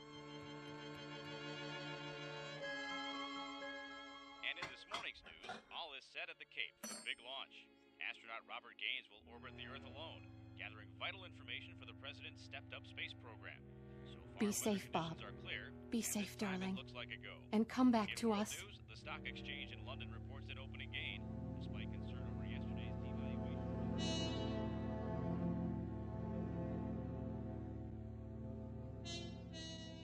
The year is 1963.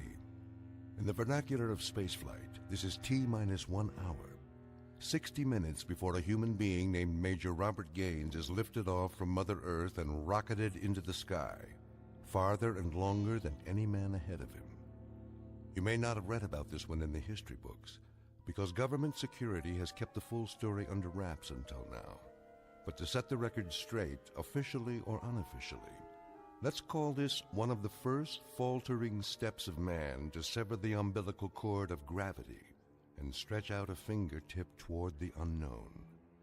In a moment, we'll join this astronaut named Gaines and embark on an unscheduled adventure, because the environs overhead, the stars, the sky, the infinity of space, are all part of a vast question mark known as the Twilight Zone. We now continue with The Twilight Zone and our story, The Parallel, starring Lou Diamond Phillips, with Stacy Keach as your narrator.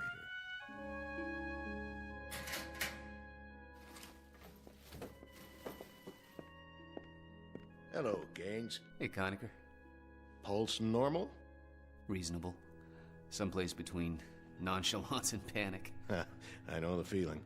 I talked to Helen. She's fine. Says to tell you they'll be waiting. Bless you for that. Any messages for the angels? Well, you could give them a kiss for me. Any that you happen to meet. Well, on my last orbit around, I'll lasso a pair of gossamer wings and I'll ship them down to you Air Express. Collect.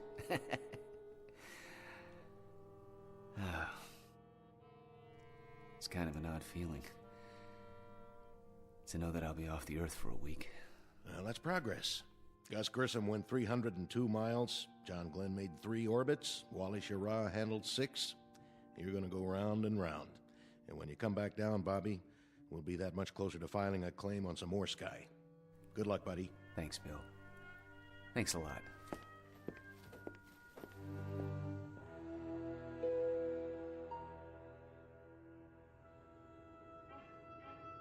This is Capcom. The countdown for the MX-10 launch is T-minus 19 seconds. T-minus 19 seconds and holding.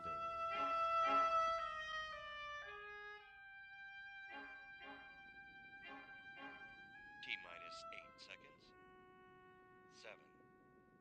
7. Is that Daddy's rocket ship? 5. Yes, Maggie. 4, don't worry, honey. He's going to be all right. 2, 1, 0. Ignition. Main stage. Liftoff. Godspeed, darling. Godspeed.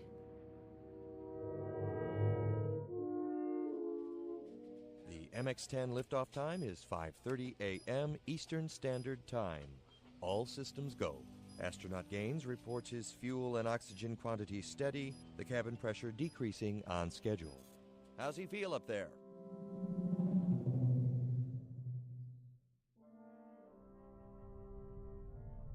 Go ahead, 10. We hear you loud and clear. 0G, and I feel fine. Spacecraft is turning around. The view is tremendous. Roger. Turnaround has started. Roger. The spacecraft is turning around, and I can see the booster just a couple of yards behind me. It's beautiful. Roger, 10. You have a go. At least 40 orbits. Roger, this is Phoebus 10. Understand, go for 40 orbits. Can see clear back across the Cape. Quite a sight. Roger. Still reading you loud and clear. Next transmission, Bermuda. Roger, understand. Next transmission, Bermuda. Spacecraft did damp okay and turned around. Scoping is extended okay. Phoebus 10, Bermuda. Capcom Tech on HF. Phoebus 10. Phoebus 10. This is Canary, Capcom. Read you loud and clear. Over. Phoebus 10, this is Zanzibar Captech. We have solid telemetry contact. Report your status. Over. Phoebus 10, this is Kano, Capcom. I read you loud and clear. How do you read me?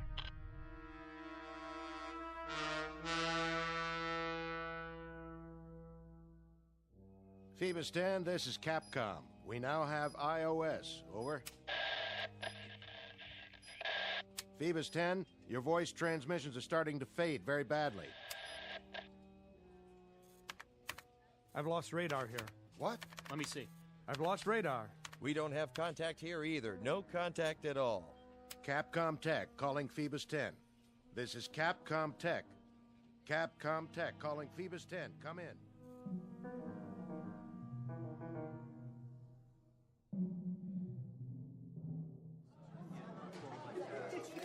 General Eaton, is there anything new to report?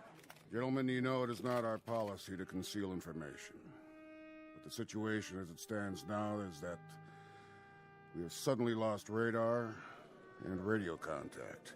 Until we discover the cause of the sudden loss, possible explanations are not available at this time. General, you've lost complete touch with Gaines. There's no contact whatsoever. Unfortunately, that's true. We hope that something had just gone wrong with this tracking signal transmitter. But the optical trackers tell us that they haven't locked on since the 15th pass. The 15th pass? I mean, they haven't been able to pick it up with their optical equipment. In the hour before the signal went dead, we established it. Then it just disappeared. There's been nothing on radar. And even the solar cells, which should supply power for tracking for years, if necessary, have failed somehow. The batteries are obviously gone. But even assuming that the solar cells could have failed somehow, the optical sighting should have continued. But they haven't. Any other hypothesis? How about a meteor? The statistical possibility of a meteor hitting a satellite is fairly low. Very improbable.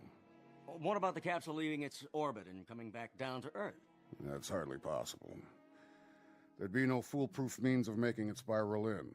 The trick, once it reaches denser layers of atmosphere, is to slow it up enough so that it wouldn't burn like a meteor, and then have some means of depositing it on the ground. I don't think I'm violating any security by saying that Major Gaines's craft had no such equipment. You'll have to excuse me.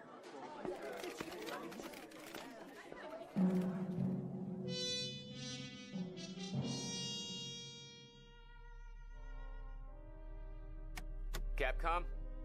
Capcom, this is Phoebus 10. I've lost contact with you.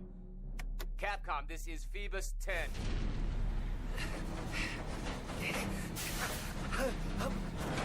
I'm blacking out.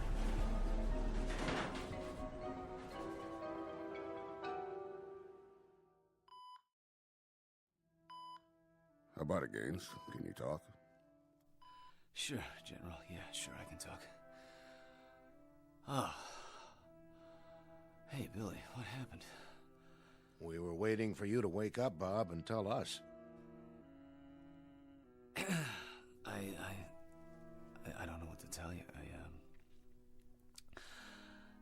out. We lost you on radar and radio. We had no contact at all. It boils down to this, Gaines.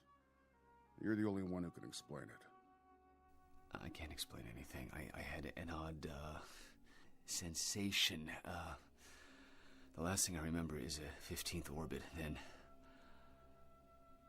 I don't remember anything except this bed. I couldn't reach the Cape at all. I kept trying. Why don't you let him sleep? I think he'll be a little clearer later on. I won't be any clearer than I am right now. Bill, how could you lose me on radar? You mean to say that every single tracking station blacked out? Really, gentlemen, I think he ought Just to... one last question, Bob.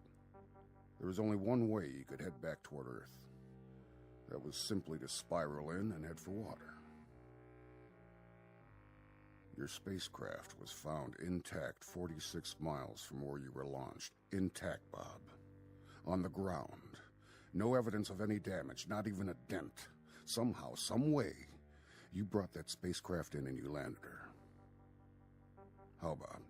Explain to me how you did an absolutely impossible act. I didn't. I had nothing to do with it. I blacked out, General. I simply blacked out. There was some factor up there, something that I had no control over, something that must have taken over for me. We'll talk about it later on. This entire thing is temporarily classified, gentlemen. I mean everything about it. Simply say that he regained entry and landed. That he's shaken up, but not seriously hurt. That's the feed. No enlargements, no extensions beyond that simple statement. After we probe this thing a little while, we may come up with some answers that we can let out. But for the time being, it's a one-sentence release. Quote, he came back down. Unquote. Yes, sir. Yes, sir. Now get some rest, Gaines. Sleep it off, buddy. There's an explanation for everything. Oh, I've called Helen. Told her you were all right, so there's no worry there. Yeah, well, you've talked to her more than I have in the past week. Hmm? Yeah, 2 phone calls. That's 2 more than I've made. What do you mean, 2? Well, you talked to her once before the blast, and then now. You know, I feel like you're my proxy. I didn't call her before, Bob. I didn't have a chance. But I'm sure that she knows that you're all right. What's the matter? Just before I went up, we were talking in the locker room. You said you phoned her. I didn't phone her, Bob. I never told you I did. I guess you dreamed it. No, I didn't dream it. I remember you telling me that, okay? That's just part of a delusion. Maybe it's part of the whole pattern here. But why worry about it now? You're all doped up and you're also dead tired. Sleep it off, and I'll see what I can do about getting you a leave to go home. Rest easy, pal.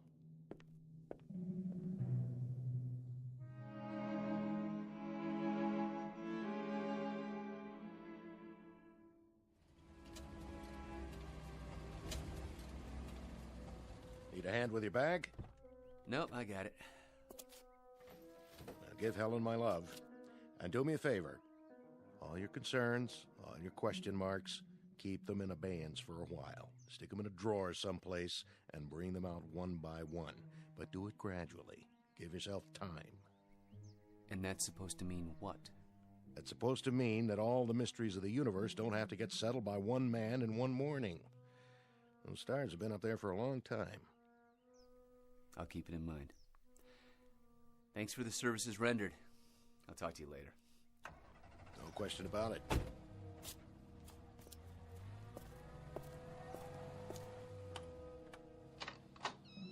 Daddy! Hi, sweetie. Guess who? Welcome home. What's the matter, Bob?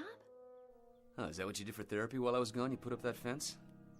What do you mean? That fence. It wasn't there when I left last week. Are you kidding me? That fence was there when we bought the house. I guess outer space does things to memories, huh? Yeah, I guess so.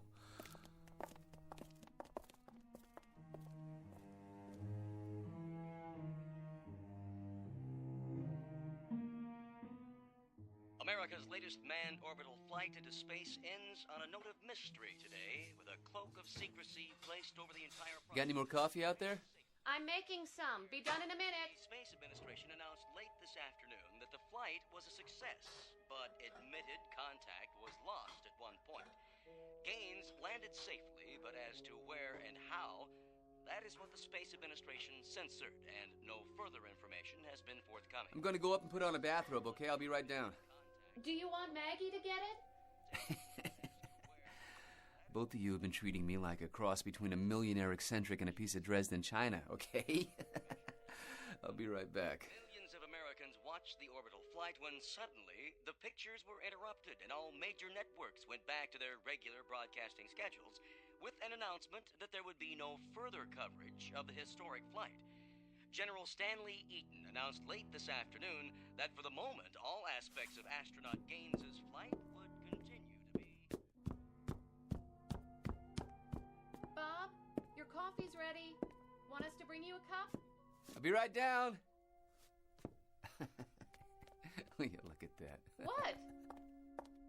Here's your coffee. Thanks. What are you laughing about? Oh, there's gonna be a chicken colonel back at the base running around in his undershirt. What do you mean? Look at this collar. The insignia. I walked off with somebody's shirt.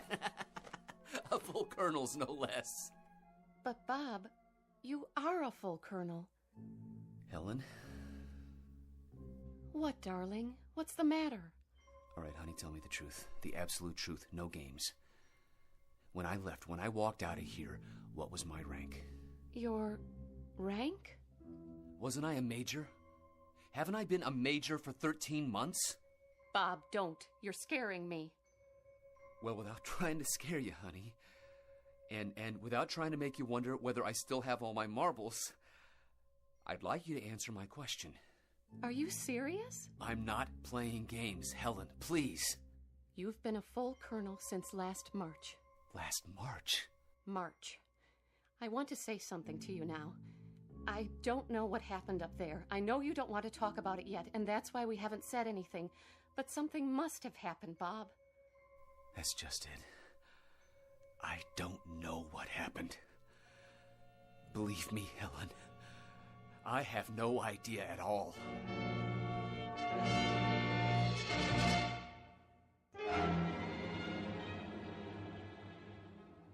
Listen, darling. You told me once that there were whole areas of space medicine that had only been touched upon, phenomena and reaction patterns that could only be guessed at. I'm sure this is one of them. I'm sure that there isn't anything wrong with you except a couple of odd fixations that will go away with time. I don't know what happened, but I do know that I'm rational, Helen. I do know that I haven't changed at all, but in some crazy, unexplainable way, the things around me have. Nothing's changed. You've gone through some kind of trauma, and somewhere along the line, Bob, you've gotten a hold of some delusions? Huh? Some distortions?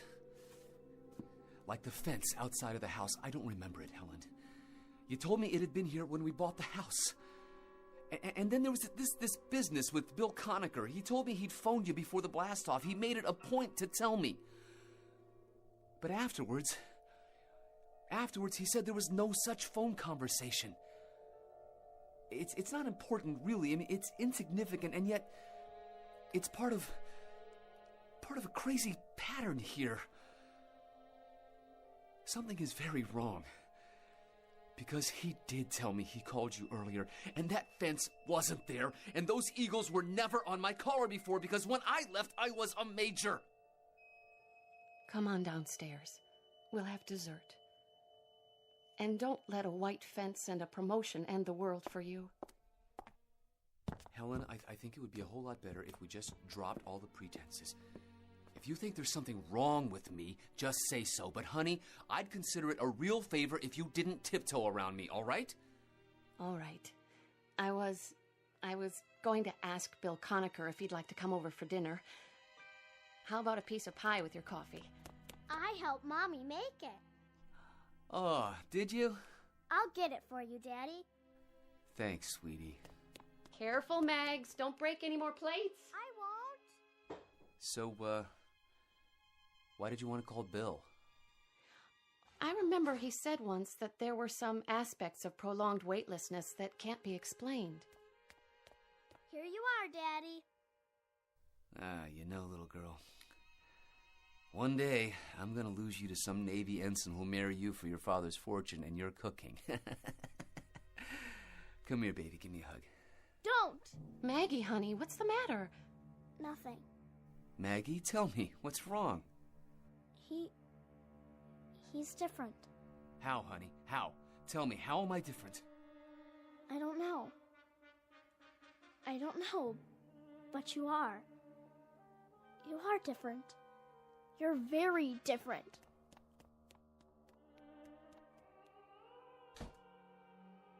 What does she mean? I don't know. Yes, you do. What does she mean I'm different? Am I? Am I, Helen? Have I changed that much? I can't explain it, Bob. I don't know how. But I have changed, haven't I? There's something different about me. The child sensed it, and you've sensed it too, Helen. Yes, I have. How? I don't know. It's just that you're not the same somehow. You didn't have to call Bill Conacher. That wasn't necessary. Tomorrow I'll report in, for psychiatric help. I don't know what it is that's happened, but something did. Something that's tearing us all apart, and until we find out what it is, it's going to keep on doing that.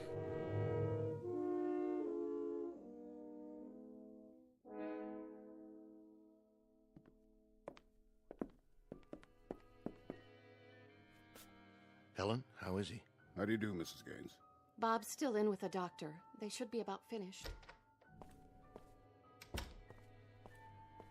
Well, Doctor? If you're looking for a very specific label, I'm afraid I'll have to disappoint you, sir. We're looking, Doctor, for some memory that might explain a re-entry and landing of a spacecraft that absolutely defies physical laws. I can't help you there, sir. That's physics. This is psychiatry. Mrs. Gaines. Yes? Your husband is suffering from a collection of very odd fixations. I say odd because there seems to be no pattern. The conversations he recollects that never occurred. The idea that he's a major and not a colonel. The fence around the house that he claims was never built. You put all these things together and they don't add up. They're totally unrelated, at least after a fairly perfunctory examination. I'll need more time with the patient, General. There was nothing he could tell you about what happened up there? Nothing that he could relate to me. Then we're back to where we started. I don't mean to sound callous, Mrs. Gaines. He's an exceptional officer, that husband of yours. I think he'll be out of the woods in no time. My concern happens to be the space program. I understand, sir. Come on, Helen. I'll walk you out. Mrs. Gaines, what about that fence? It was there when we bought the house. And when did he seem surprised that it was there? The moment he came back. Yesterday morning. Really? A very strange collection of delusions. A white picket fence, his rank, and the last thing he said was he doubted very much if President Kennedy would pin any medals on him. President who? Someone named John Kennedy. Who's John Kennedy? Someone who Colonel Gaines has decided is the President of the United States. And I share your bewilderment. I never heard of him either.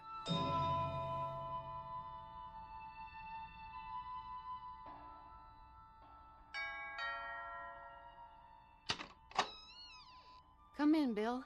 How is he? He's fine. He's perfect. A picture of health except for a couple of almost invisible flaws. In fact, he's upstairs right now, studying a set of encyclopedias and taking notes as if he were cramming for an exam. He says they've got some of the facts wrong. Names and dates and world events. Either they do or he does. Still the fixations. More of them now. This afternoon, he got into an argument with Lieutenant Hempstead's wife. About what? Not an argument, really. Just a mild exchange. He claimed that Joe was Air Force. Said he'd flown with him at Wright-Patterson Air Force Base. Joe Hempstead has always been armored infantry. Bob met him at Fort Riley at command school.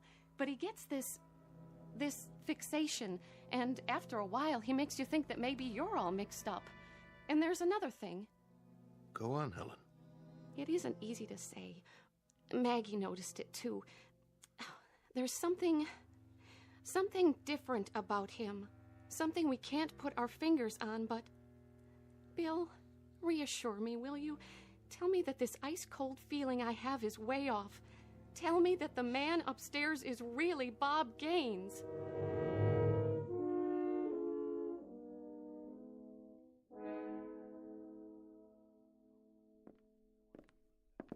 I'm sorry, General, but that's what we came up with. And you expect me to believe it? What you've told me is fantastic, incredible. How in the name of... I can't answer you how, General. This hypothesis will have to come from someone else. I'm only the project manager. But I can tell you what we've just seen. And it's not the same capsule that we sent off. It's almost a twin to it, down to the very last nut and bolt. But it's simply not the same spacecraft. It's a different vehicle. It's made as if it came out of the same mold. But every now and then in the wiring, in the control panel, in the structure, you come up with one very irrevocable fact. Colonel Gaines went up in one spacecraft, but he came back in another. Which leaves us with two alternatives. One, Colonel Gaines actually blacked out and has no knowledge of what occurred. Or two, that Colonel Gaines is not who we think he is. But then, General, who is he?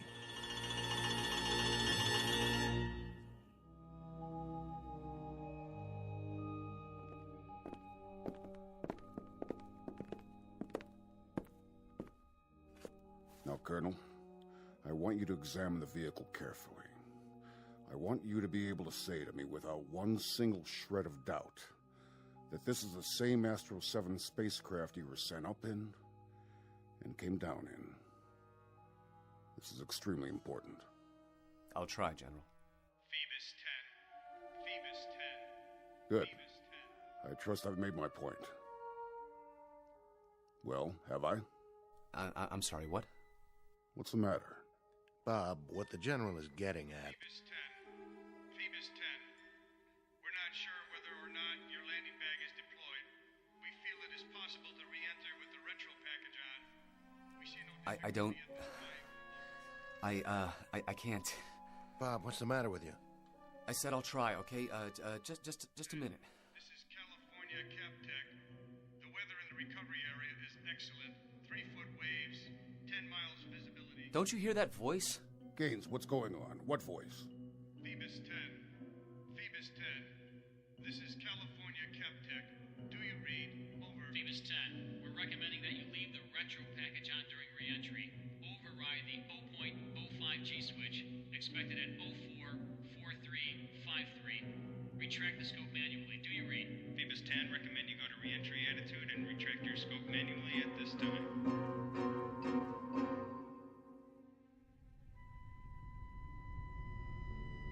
We have you on that. We'll give you the countdown for retro sequence time, Bob. You're looking good. We have only 50 seconds to retrograde. I'll give you a mark. 45. Mark. I'm on ASCS and backing it up manual. Good, Bob. Leave your retro pack on through your pass over Texas. Do you read? Roger. 15 seconds to sequence. 5, 4, 3, 2, 1, fire. Roger, retros are firing. I am starting my re-entry now. I'm going to fly by wire, down to about 50% on manual. There's a real fireball outside. How are you doing? What's your condition? I'm feeling fine. Condition is good. But listen, there's a lot of fire out there, an awful lot. Capcom, just one question. Go ahead, Bob. Who is the President of the United States? Say again, Bob. We don't think we got that. Who is the President of the United States? Sounds like you're asking who the President is. Roger, that's the question. Bob, the President of the United States is... I sure hope you said Kennedy.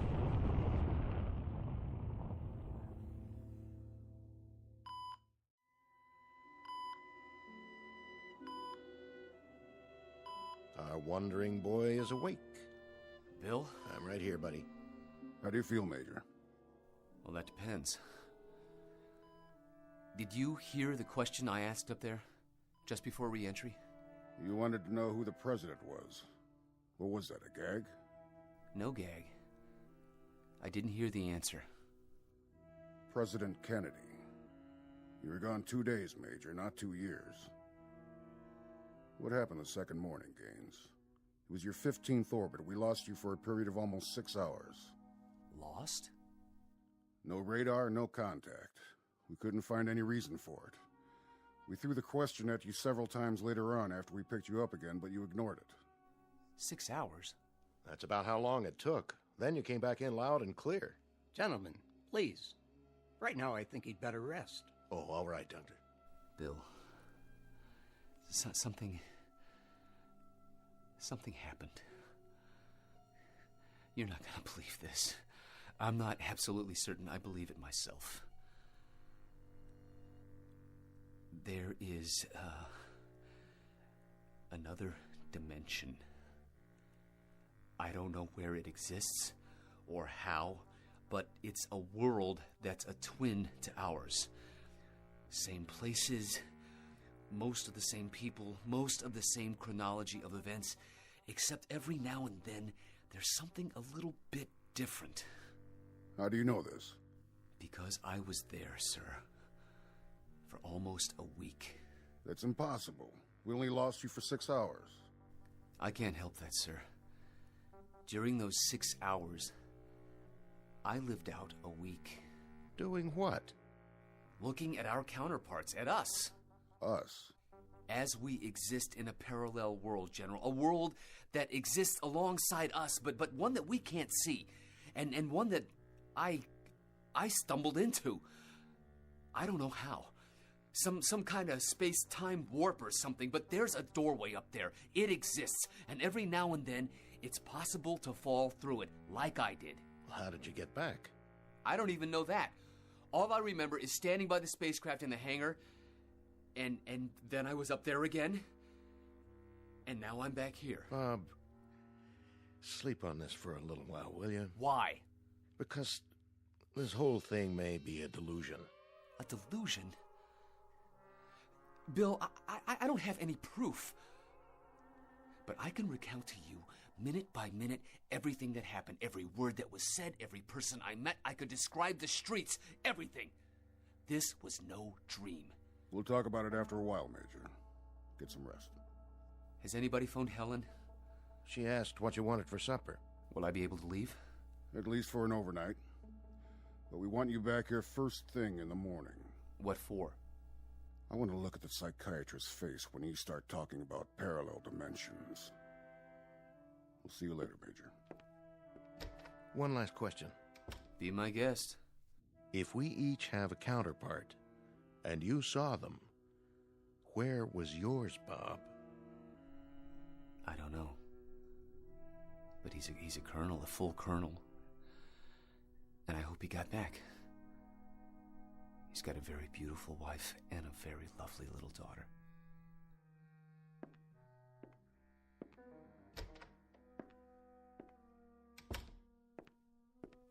What do you think? I don't think. Not on this one, sir. Some kind of trauma. What else? Another dimension? Another world that's parallel to ours? Does that sound rational to you? Up there, who knows what's rational and what isn't? We don't even know the rules, sir, let alone the facts. We're little ants that have just made it to the desert, and now we say we've conquered the Sahara. But we haven't conquered anything. We're only starting to find the mysteries, General. We haven't even begun to solve them. We're going to do a lot of groping through a lot of dark nights, through a lot of space, before we find the answers. We've got a long way to go, sir. Sir. Yes? There's a message from Capcom, sir. It doesn't make much sense. I'll judge that. Capcom reports telemetry with an unidentified space vehicle. What? They had voice communication for about a minute and a half. The spacecraft identified itself as the Astro 7, and the person in it said... Said what? He identified himself as a Colonel Robert Gaines. He asked for re-entry data. Colonel Robert Gaines. Yes, sir. Then we got some garbled stuff, and then nothing. Then what? Well, then nothing, sir. We lost the visual sighting, and we lost all voice. The thing just disappeared. Get a transcript of everything that was said. Have it brought over to my office. Keep trying to raise whoever it was. Yes, sir.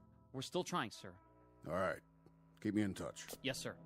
You're so right, Colonel Conacher, when you say that we've got a long way to go. A lot of questions to answer.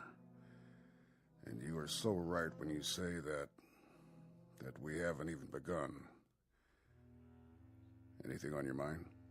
One thing. I'd like to tell astronaut Gaines that his proof just showed up on a radar screen, however briefly. Be my guest. Yes, sir.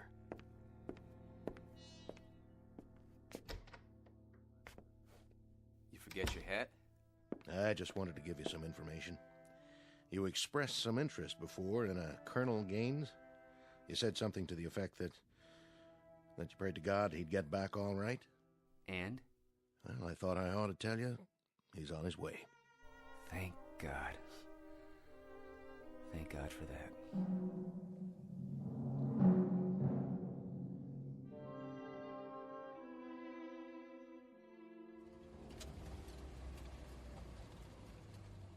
Hey, thanks for the ride. My pleasure, Bobby. I really mean that, you know. I do. I do know it, Bill. Daddy! Hey, sweetie. Do me a favor. What? Who am I? Why, you're my daddy, silly. Thank you, honey. That's all I wanted to know. Hey, where's... Mommy, come here. Bob? Yes. Oh, Bob, darling, welcome back. You don't know how glad I am to be back.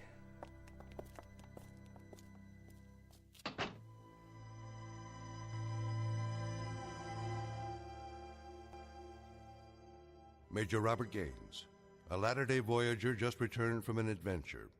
Submitted to you without any recommendations as to belief or disbelief. You can accept or reject. He pays your money and takes your choice.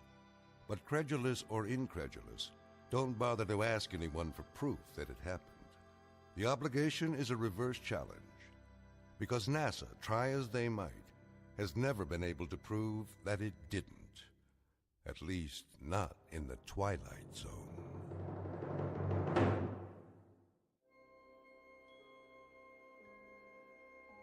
Hi, this is Carl Amari, producer of the Twilight Zone Radio Dramas. I'd like to take a moment to tell you about our official website at twilightzoneradio.com, where you'll get the latest news and information on these Twilight Zone Radio dramas. Plus, at twilightzoneradio.com, you can digitally download 3 free episodes or any of our episodes for only $1.95 each. In this age of ever-changing technology, we've decided to make these episodes instantly available to you by making the Twilight Zone Radio Dramas a digital download-only series. This means that this series will no longer be offered on CD. The CD collections at our website are now being offered while supplies last at buy one, get one free. So be sure to get your favorites before they're sold out. Be sure to visit us often, and I'll see you in the zone.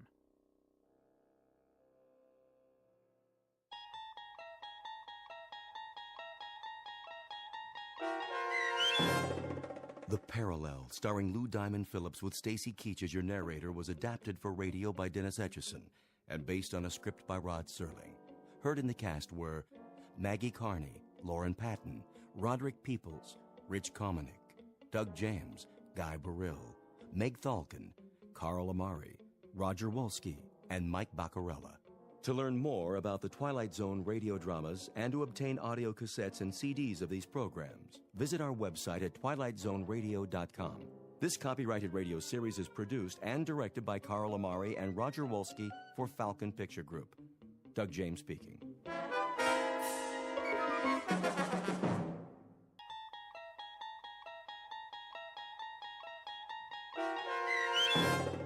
The Silence, starring Chris McDonald with Stacy Keach as your narrator, was adapted for radio by Dennis Etchison and written for The Twilight Zone by Rod Serling. Heard in the cast were Craig Brawley, Christian Stolte, Jeff Lupetin, James Schneider, Derek Purcell, Turk Muller, Kurt Nabig, Carl Amari, Roger Wolski, and Vince Amari. To learn more about the Twilight Zone radio dramas and to obtain audio cassettes and CDs of these programs, visit our website at twilightzoneradio.com. The producers of The Twilight Zone wish to thank CBS Enterprises, Carol Serling, Dennis Etchison, Dick Brescia Associates, Claire Simon Casting, Terry Jennings, XM Satellite Radio, Sirius Satellite Radio, our sponsors, and our radio affiliates for helping make this series possible. This copyrighted radio series is produced and directed by Carl Amari and Jason Mallow for Falcon Picture Group. Doug James speaking.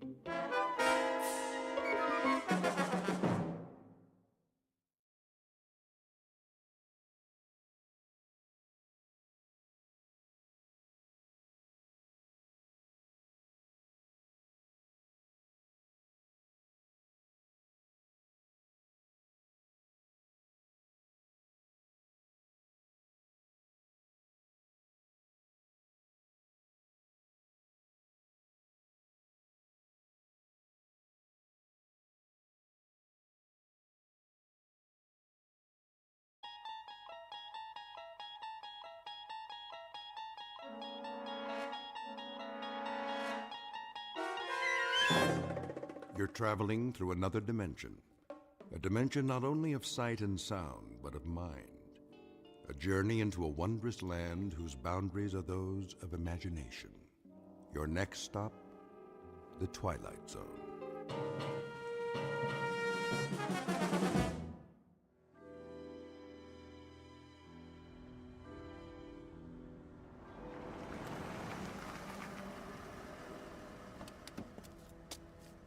Good evening, Colonel Taylor. Evening, Patrick. Has Mr. Alfred arrived? Not yet, sir. Warm for this time of year, would you say?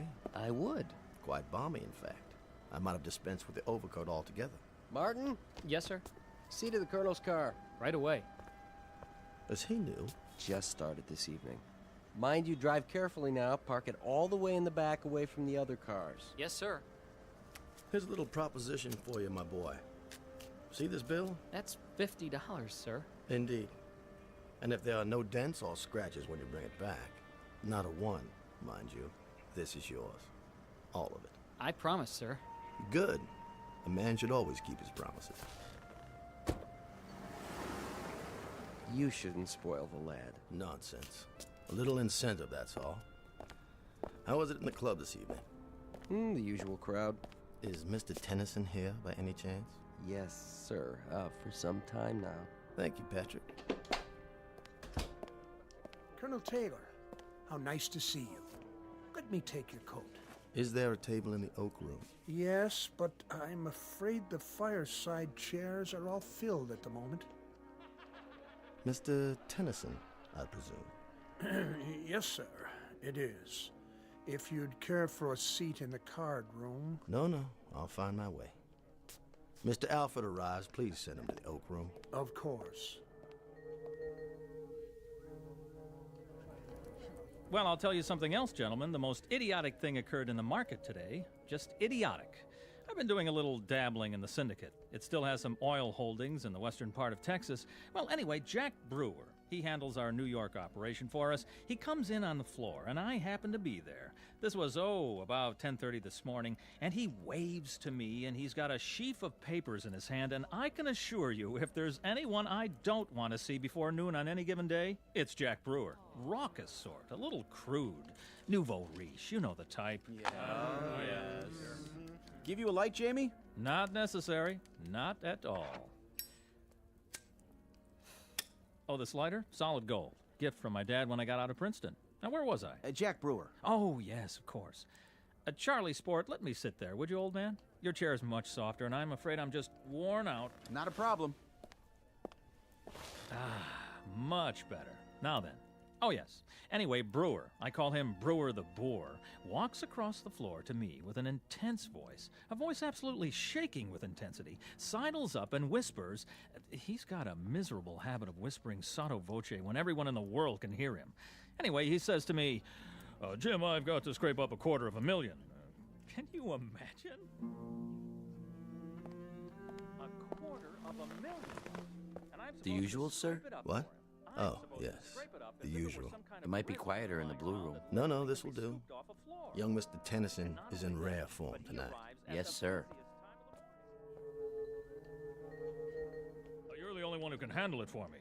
This is Brewer speaking. To me. Well, anyway, to make a long story short. Mr. Jamie Tennyson, who at best is a dapper, albeit articulate ne'er-do-well. He is glib but shallow, well-groomed but worthless. His every gesture is studied, obvious, planned. He is a mannered dandy, devoid of character, and his presence in this gentleman's club is a social condescension on the part of the members. For this man's credentials are an accident of birth and nothing more. And across the room, a gray-haired ramrod of an ex-army officer, rock-hewn and coldly unemotional in his appraisal of others, but who was no longer able to conceal his distaste in an altogether gentlemanly fashion. And that distaste is about to take the form of a proposed wager. But it's the kind of wager that comes without precedent. It stands alone in the annals of bet-making as the strangest game of chance ever offered by one man to another. In just a moment, we'll learn the terms of the wager and what Mr. Tennyson does about it. And in the process, we'll witness all parties spinning the wheel of chance in a very bizarre casino called the Twilight Zone. And now, the Twilight Zone and our story, The Silence, starring Chris McDonald with Stacy Keach as your narrator.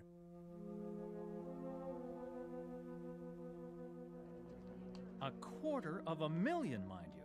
And I'm supposed to scrape it up for him. I'm supposed to scrape it up as if it were some kind of residue lying around that literally can be scooped off a floor. There you are, Alfred. I just got your letter. Sit down, please. Look, Archie. Shh. Our young friend is discoursing again. The opening salvo and then the attack. That may well be. The only thing worse than his loquaciousness is his transparency. In about 30 seconds, Alfred, he'll very nonchalantly request a loan, a sizable loan, from anyone within earshot. Mark my words. The letter you sent me is the most incredible thing I've ever read. Is it? You must be out of your mind. Not at all, but that's a medical appraisal. What I'm looking for from you is legal advice. Archie, we're old friends, but I must tell you. My communication to you, Alfred, was not as an old friend. It was directed to you as my lawyer.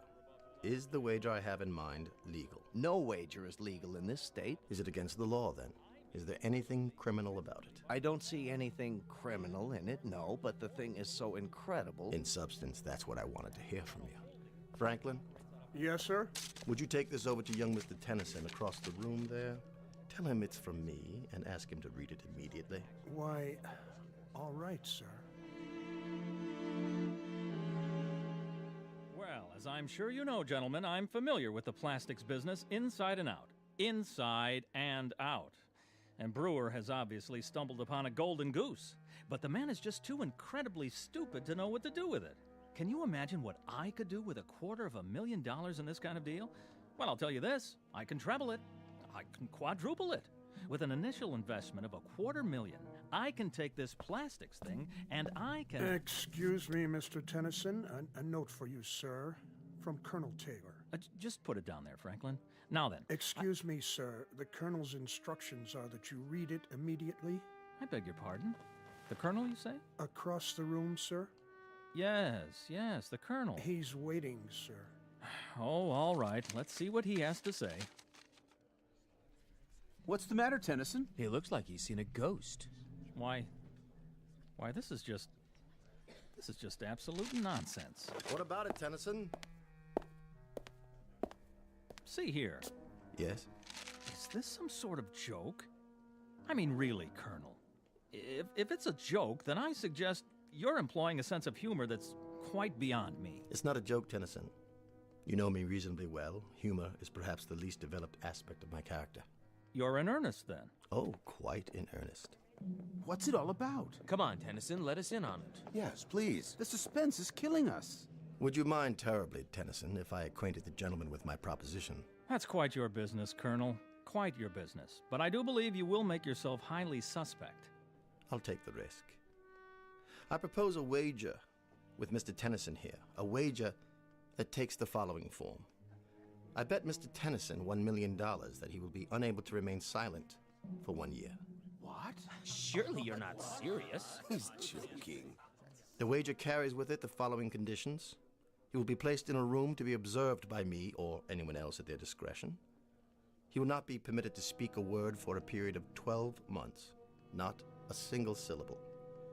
He will be supplied with food, television, books, anything he wants by way of diversion, but he will make his wants known by pen and paper, not by voice. Incredible. Are you pulling our legs? $1 million?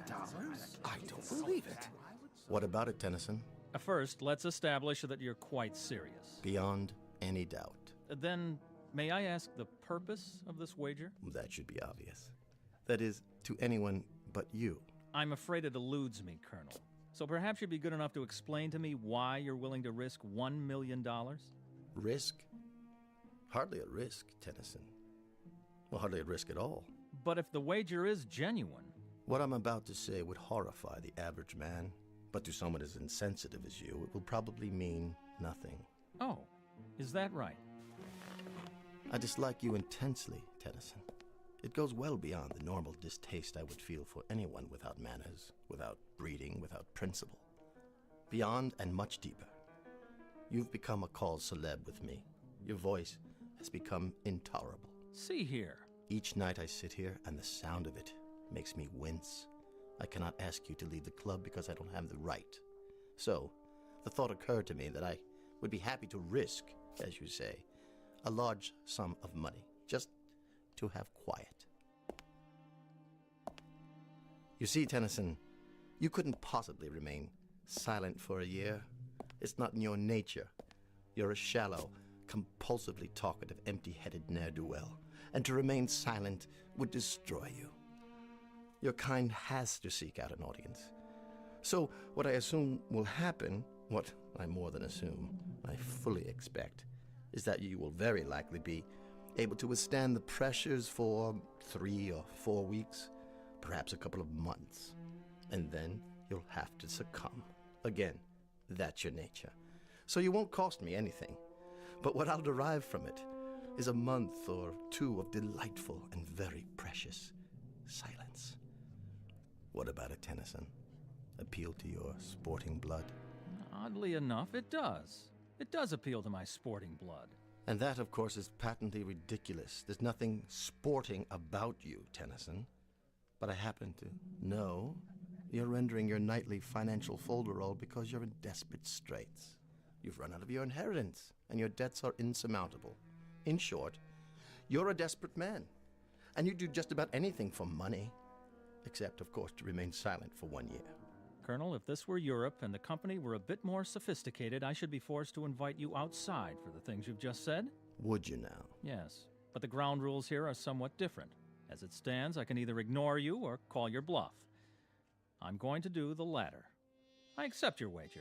Careful, Tennyson. Surely not. Watch what you're agreeing to. Just a few more questions. Where am I to be incarcerated? In the solarium upstairs. It's no longer being used. With the permission of the Board of Governors, I'll have some work done on it.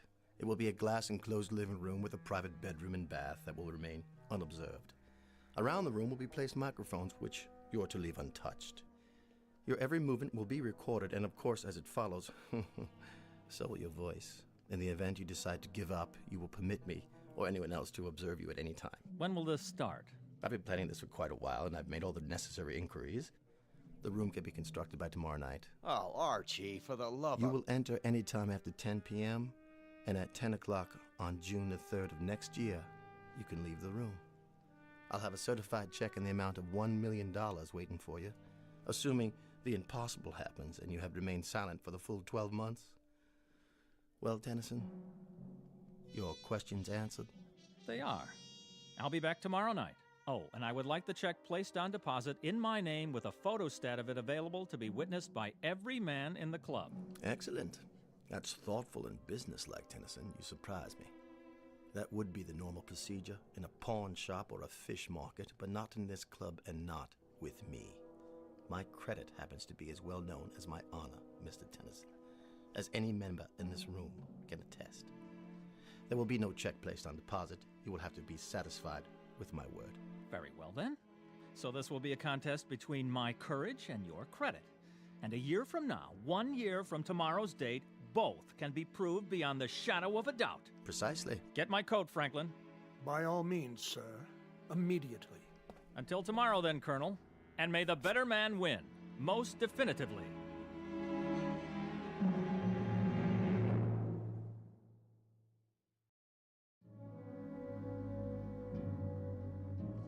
Listen, Tennyson.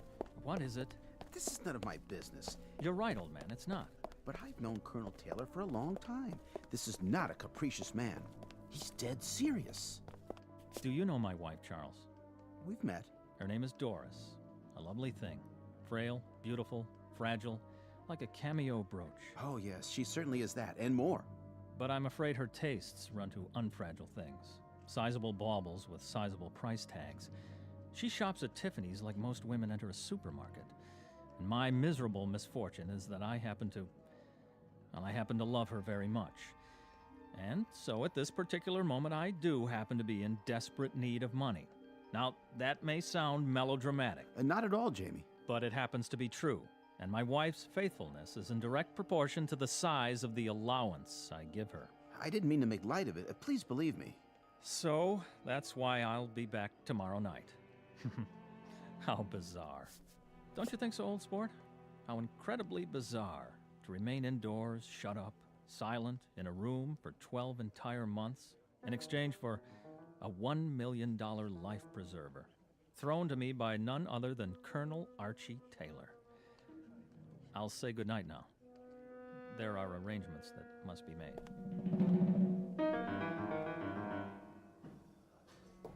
How's it coming, gentlemen? Right on schedule, Mr. Taylor. Almost finished. On the plumbing, the electrical outlets.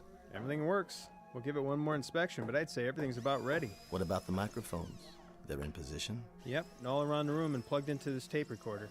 If he says one word, we'll know about it. You turn it on like this. Test 1, 2, test 1, 2. In that case, give the crew my thanks and my check for the agreed upon amount. Thanks, Mr. Taylor. Will do. Anytime now, Mr. Tennyson. Anytime.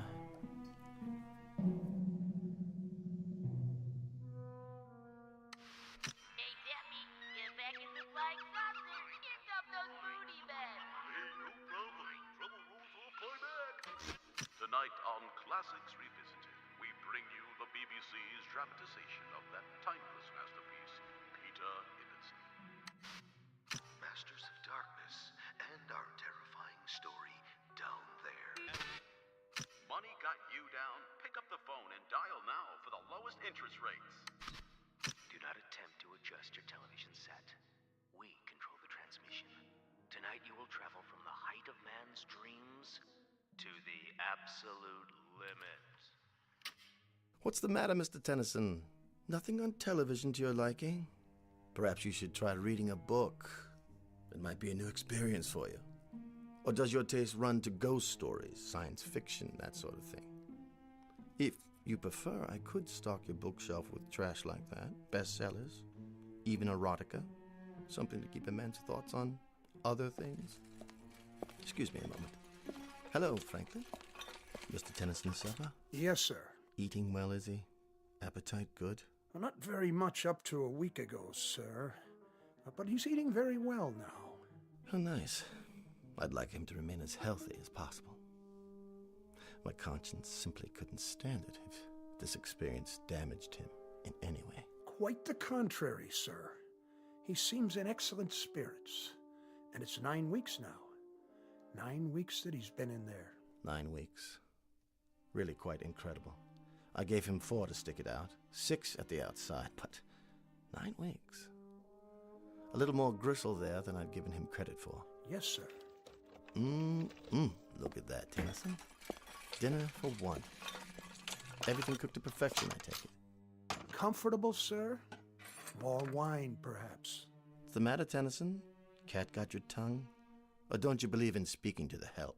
Will there be anything else, Mr. Tennyson? I'll be back when you're finished, sir.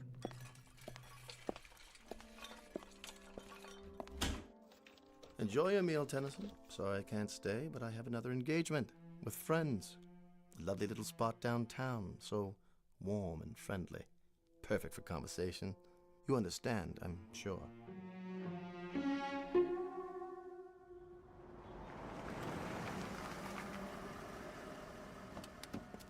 Good afternoon, Colonel. Patrick. I'll take care of your car, sir. I know you will, boy. Mr. Alfred inside, is he? Yes, sir. Have a nice lunch, sir.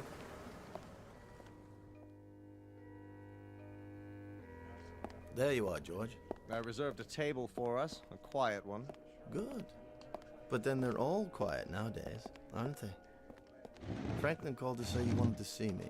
Only to pose a question to you. What sort of question? Very succinct, Archie. Very brief. Yes? How long? How long what? How long are you going to keep this up, this prolonged practical joke? Not much longer. What exactly does that mean? You should see our boy up there. 4.5 months and not a sound from him. That's what I wanted to talk to you about. Incredible. I've just been wondering how my fortune might accommodate the loss of a cool million. For the sake of argument, of course, quite theoretical. That fop couldn't take it another month. This, I'm certain of. For your sake, I hope that's the case. My sake? You have the money, of course. I find that insulting. I'm sorry if it is, but I think he's going to beat you, Arch. Especially from you, George. I'd say you owe me an apology. How are your holdings? What are you talking about? It's no longer theoretical. You might want to double-check your holdings now in preparation. My holdings? They're solid, dependable, 100-year-old firms. Why should I rearrange anything? You're insane. Merely careful. Look here. There isn't one chance in a million he'll last out the year. Not one in a million. I've watched him every day. He's beside himself. He's becoming bored to the point of irrationality. A week longer, 2 weeks, 3 at the most, he'll be crawling up the walls, screaming for us to let him out. I hope so. I sincerely hope so, but I think that boy up there will remain silent for the entire year. And I think you're going to owe him that cool million. Nonsense. I just hope you've got it. That's all.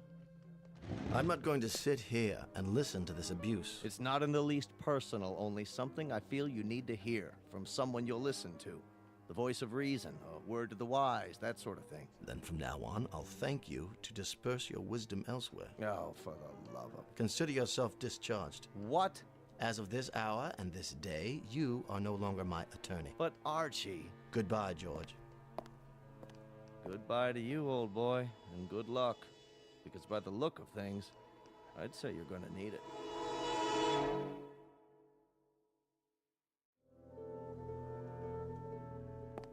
How are we doing today, Tennyson? Read any good books lately? Or are you meditating on the calendar? Thoughtful of me to get you a calendar, wasn't it? What is it you're pointing to? Oh, yes, March already. So it is. In like a lion, as they say. Speak up. I can't hear you. What's that? A note? Well, bring it over to the glass so I can read it. Yes, I see it. 3 months to go, Colonel. The bet stands. Does it, Tennyson? Does it really? It's an early spring this year. Did you know that? You ought to see it. It's incredibly lovely out. Warm with the flowers starting already. All over the city. You really must see it. You don't know what you're missing. Why are you looking so smug? Well, you won't be so smug after I've given you something else to think about. It's the time of year when a young man's fancy gently turns to... You know the rest. And the young ladies, too. Your wife, for example. She must be desperately lonely for you. Desperately lonely. Why? Well, what's that pained expression? I was simply going to tell you that, as a matter of fact, she's been seen in the company of your friend. What was his name? Charlie, that's it. And other young men. Odd that she hasn't visited you, Tennyson. Don't you think it's odd? I happen to know you've sent her notes requesting a visit. And she doesn't even respond to the notes, does she? Tennyson, you may lose your wife. You're well aware of that, aren't you? While you sit doing nothing behind that glass, the very reason for all your agony may be slipping away from you. Tennyson, why don't you leave? Why don't you leave right now? It still might be possible to save your marriage if you act without further delay. Don't you walk away from me, you fool!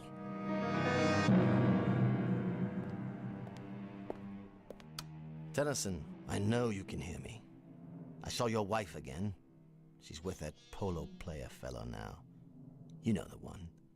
The tall, attractive, blonde youngster. It's incredibly beautiful out today, Tennyson. Oh, it's incredibly beautiful. Birds and flowers and color. Absolutely lovely. And by the way, I saw your wife. She was getting into a little European sports car. Some young man was driving it. And here's Franklin with yet another meal. You must be quite bored with the club's menu by now, aren't you, Tennyson? Oh, Franklin? Yes, sir? Chilly up here, isn't it? I hadn't noticed, sir.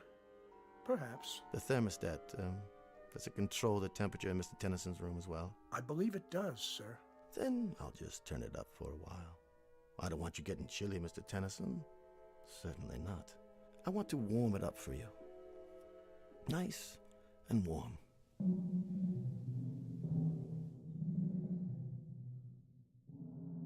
It's April Fool's Day, Tennyson. You remember April Fool's Day? I think it was named after you. Because only a fool would stay in there as long as you have, knowing precisely what's happening on the outside. Your wife, Tennyson. Your wife. She hasn't written to you, has she? Not a line. Not so much as a single response to any of your letters. What are you doing now? Writing another note? Why bother? I see you sweating.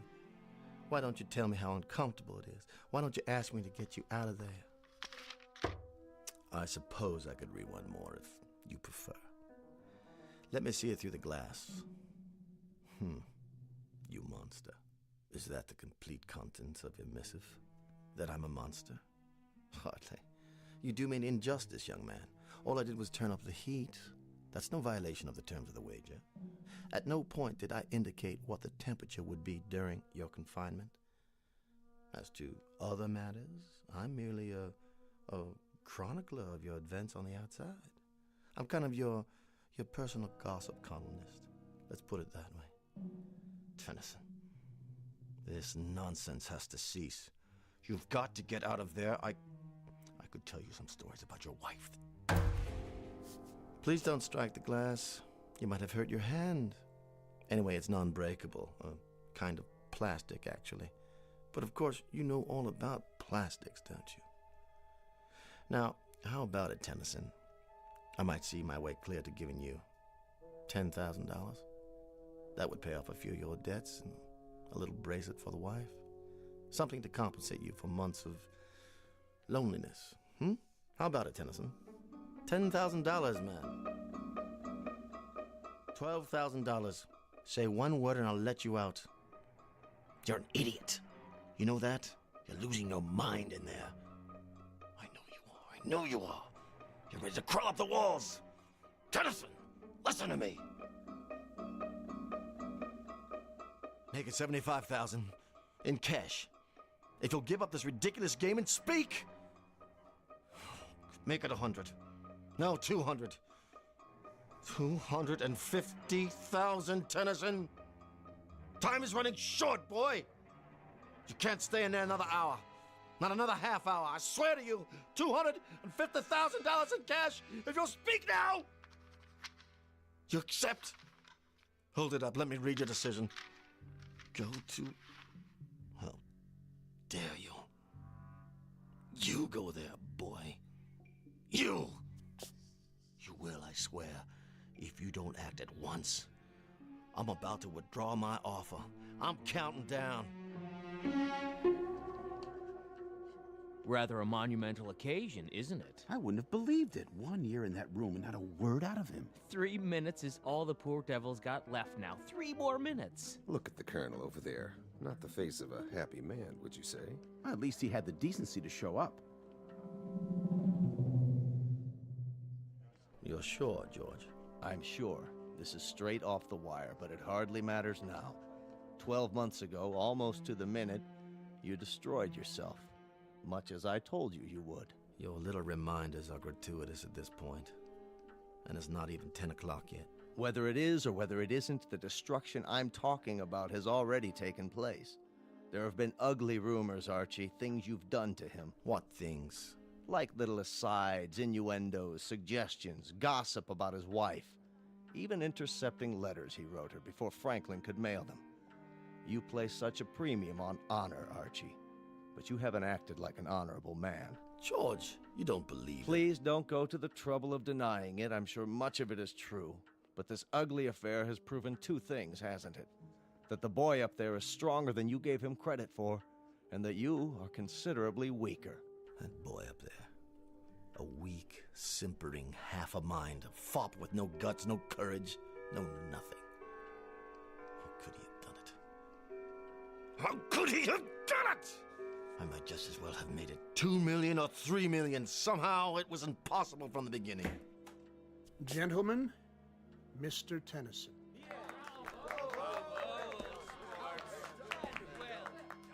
He's so pale, thin as a rail. But he's done it. You hold out your hand to me, Mr. Tennyson. Not to shake it, I presume, but to receive payment. Well, sir, you have me at a disadvantage, a rather compromising situation. You forced me into a position of rather unpleasant candor, because it happens to be a fact that I'm a fraud. I don't have any money. I offered you $10,000 and then 12. The truth is, I would have had to go out on the streets to beg even that amount, let alone $1 million. I received a cable from London. Both the Birmingham Tool Company and Edinburgh Motors have filed suit for bankruptcy. Blue chip companies. Every nickel I had was invested with them, and they no longer exist. In short, I'm busted. Broke. Yes, it happens also to be a fact that I have pride, bearing, taste, and exceptional breeding. But I've lost. Proving, Mr. Tennyson, proving that you are by far the more substantial of the two of us. I will naturally resign. You have both my resignation and my apologies. I will not ask you to suffer my presence any longer. Look at Tennyson. They won't let him walk out like this. He'll demand satisfaction. Talk to him, Tennyson. Tell him whatever you like. Your time's up. You can talk, gurgle, sing, chortle, anything you want. You've won the bet, son. What's he doing? Writing another note? But why? What is it, Colonel? What did he write? Why doesn't he speak? Let me see. It says, 1 year ago, I had the nerves to my vocal cords severed. Good Lord. He's opening his collar to show you, Archie. There are the scars on his throat. I underwent this surgery because I knew I'd never be able to keep my part of the bargain. For the love of God, man. For the love of God.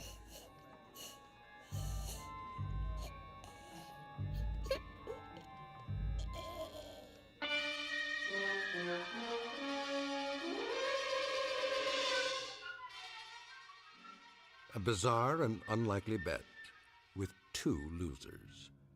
Mr. Jamie Tennyson, who will go through life as a silent shell, the price to be paid for his weakness.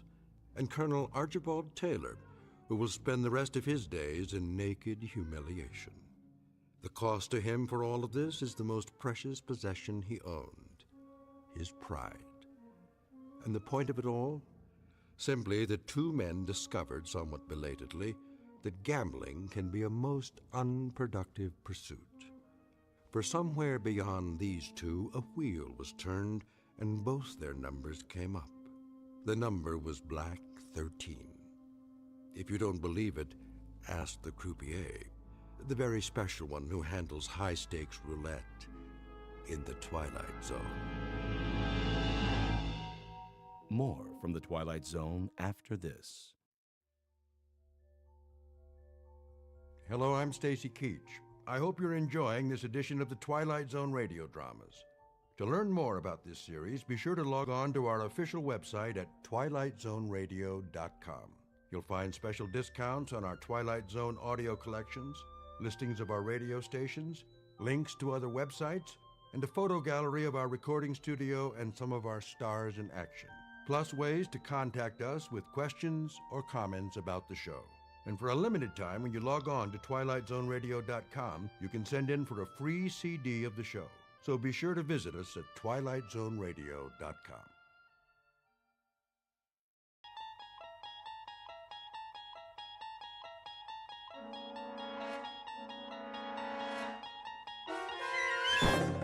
You're traveling through another dimension. A dimension not only of sight and sound, but of mind. A journey into a wondrous land whose boundaries are those of imagination. Your next stop, the Twilight Zone.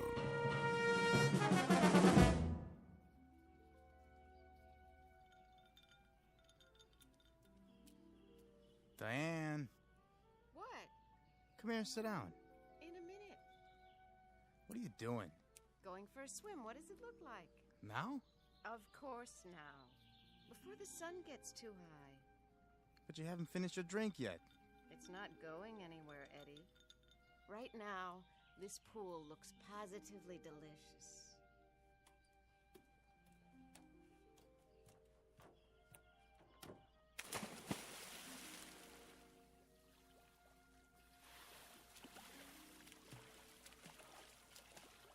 Nice form.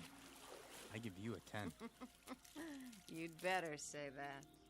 Nice bathing suit, too. Come on in, the water's fine. I don't want to get wet. Why? I gave you some trunks. They're a little on the large side, don't you think? They might come off. Promises, promises.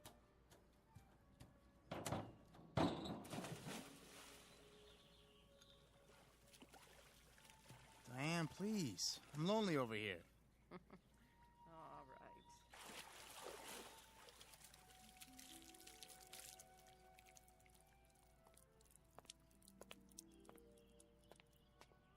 All right. I brought you a towel, Mrs. Templeton. Thank you, Marty. Can I get you anything else? Not just now. I came down to join Mr. Page for a swim. Yes, ma'am. So I see. Has Mr. Templeton left yet? In another few minutes. Good. I mean, that's fine. Tell him I'll see him when he gets back. Very good. Oh, Marty. Is that your name? Yes, sir. Would you mind mixing up another one of these? What do you call it? Mimosa. Yeah, another mimosa, s'il vous plaît. Make it two. One for the lady. Certainly, sir.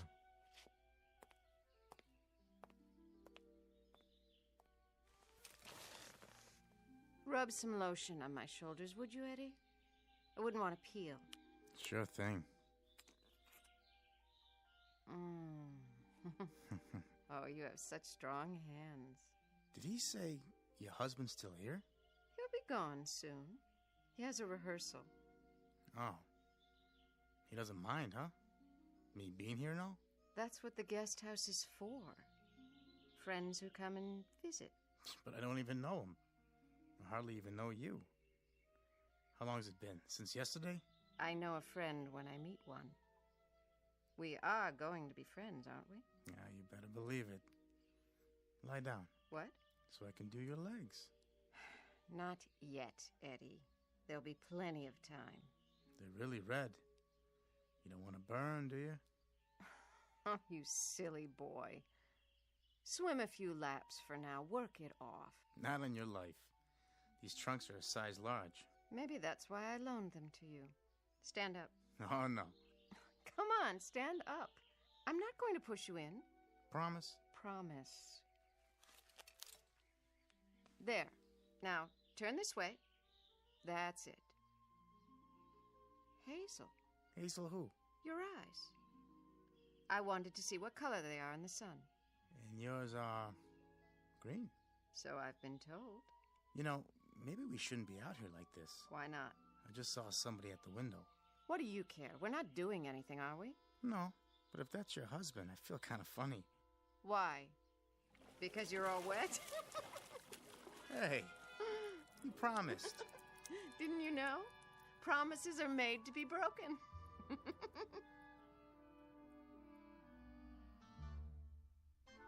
The young woman is Diane Templeton, the wife of Booth Templeton. In a moment, you'll meet Mr. Templeton himself, the subject of our story, who, up to this point, has remained offstage.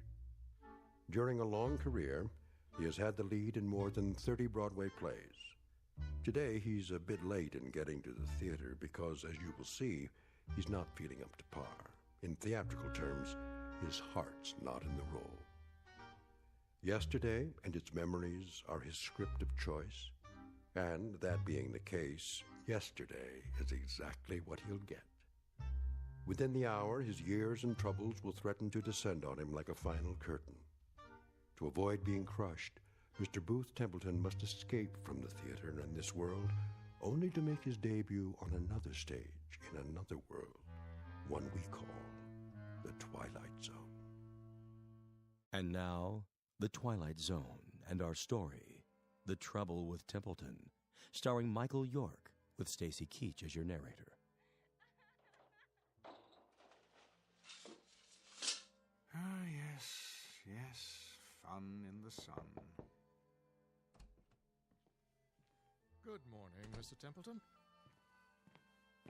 Oh, hello, Marty. Ready to pick out a necktie? I suppose. Let's see.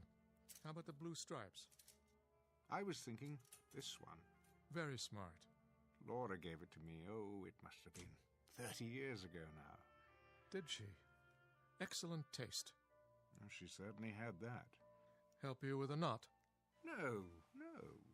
I can still manage to tie a Windsor, even with these hands. I had your jacket pressed. Thank you. Say, Marty? Yes, sir? Our new guest at poolside. His name is what? Page, I believe, sir. Mr. Edward Page. Page. Has he been here before? No, sir. He's new.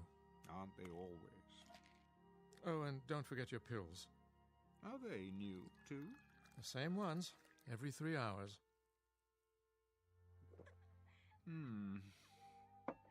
Mrs. Templeton is not very discreet these days, is she? I'm sure I couldn't say. Well, her discretion was an early casualty. It didn't last long. And now, perhaps she's waiting for the day when these pills won't, do what they're designed to do. Perhaps I'm waiting for that day, too. Mr. Templeton, you shouldn't say that. Oh, don't distress yourself, my friend. When a man my age marries a woman her age, she gets exactly what he deserves. Come now. I'm ready for my jacket. Here you are. Glad you're here. I'm old, Marty. Mr. Templeton, you'll never be old. Old, and getting older every minute we stand here. They say, or at least the authors said it in most of my plays, that when a man achieves a certain number of years, he achieves reason and contentment, a reassuring sentiment, only I haven't quite accomplished that yet. Wonder if I ever will. Mr. Templeton, may I make a suggestion? Well, perhaps this isn't a good day for you to go down to the theater. They're only just beginning rehearsals. I could telephone and explain that you can't start today. Thank you, Marty, but I'll go there. I shall rehearse this play, and it will open on schedule. I shall cover the years with makeup, and I shall stand in the right place and hope to say the right lines. And when it is over, they'll say to me, "You were wonderful, Mr. Templeton, as usual." And the stage manager will see to it that I'm properly delivered to you, so that you can properly deliver me back here, and I can prepare to do it all over again the following night. I won't see or particularly care about what's going on out there, or in the guest house, or in this house. All I'll want will be to go to bed, Marty, alone. That's the best place for me. Sleep. Oblivion. Now, sir, you mustn't talk like that. Oh, it doesn't matter. I don't love her anymore. I don't remember when I did. You know, I can't recall one single contented moment with Diane. I haven't had many contented moments in my life, though I do recall a few long ago with Laura. Did you know that this was her music box? Please, Mr. Templeton. She was the freshest, most radiant creature God ever created. 18 when I married her, Marty. 24 when she died. We didn't have long together, my first wife and I. But I'm forever grateful for those years. Sir, don't do this to yourself. You know, there are some moments in life that have an indescribable loveliness to them. The world is transformed. The sky, the sun, a single blade of grass. The simple act of waking up, knowing that each day is full of treasures beyond compare, such as those moments with Laura. They're all I have now. You understand that, Marty? Yes, Mr. Templeton, I believe I do. But that was... Don't distress yourself, old friend. I'm all right. I'm quite all right. Now, where's my scarf? Here, sir. I'll go downstairs and bring the car around. You do that. Hi-ho, it's off to work I go.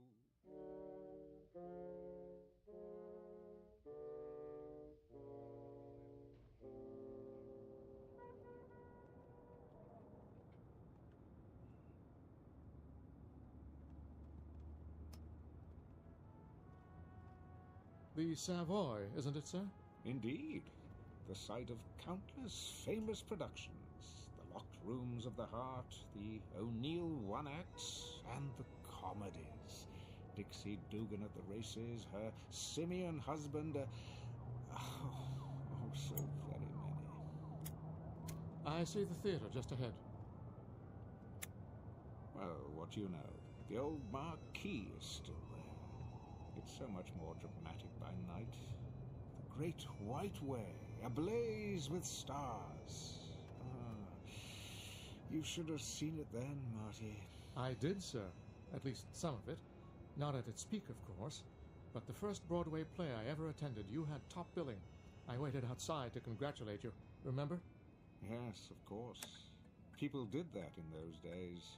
Fans, autograph hounds, gathered at the stage door. Here we are, sir. I'll wait for you in the loading zone. I might be a while. Never a problem, Mr. Templeton. I brought my book to read. Unless a policeman comes along, in which case I can circle the block and find a place at the corner or in the alley. I'll keep an eye out for you. Actually, it shouldn't take long today. First rehearsals are a simple read-through. If you care to go to lunch... I'll be fine, sir. All part of my job. Thank you, my friend. Ever loyal. Not at all.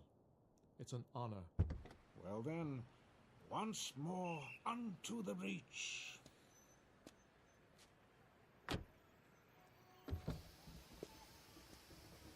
Oh, and sir... Yes? Do break a leg, so to speak. Very kind of you. I will. I will.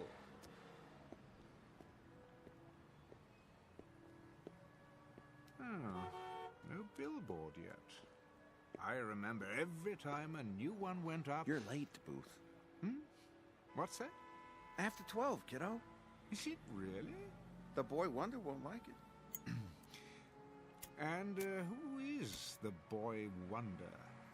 Why, Arthur Willis. Willis. The director. No. You must be mistaken. Duff Mead is our director, a dear friend of mine. Was. Canned him last night. Surely not. We need someone with more pep, zip. Not my racket, but I know what's good and what's bad as well as the next guy. I wanted to drop by this morning and let everybody know that I'm personally interested in this thing. Art Willis is okay with you, isn't he? Well, I've heard the name, of course, but I don't actually know him. Mr. I'm Sid Sperry. Remember that name? Why, I believe I'm your angel. Beg pardon? That's what they call them, isn't it? My money's backing this play. Oh, yes, Mr. Sperry. I'm rather forgetful about names. Always have been. Okay by me, just as long as you don't forget your lines. I'll do my best. Come on, I'll walk you in. Just stepped outside to have a smoke myself. Yes, of course. I can hardly wait. Always a pleasure to begin rehearsals.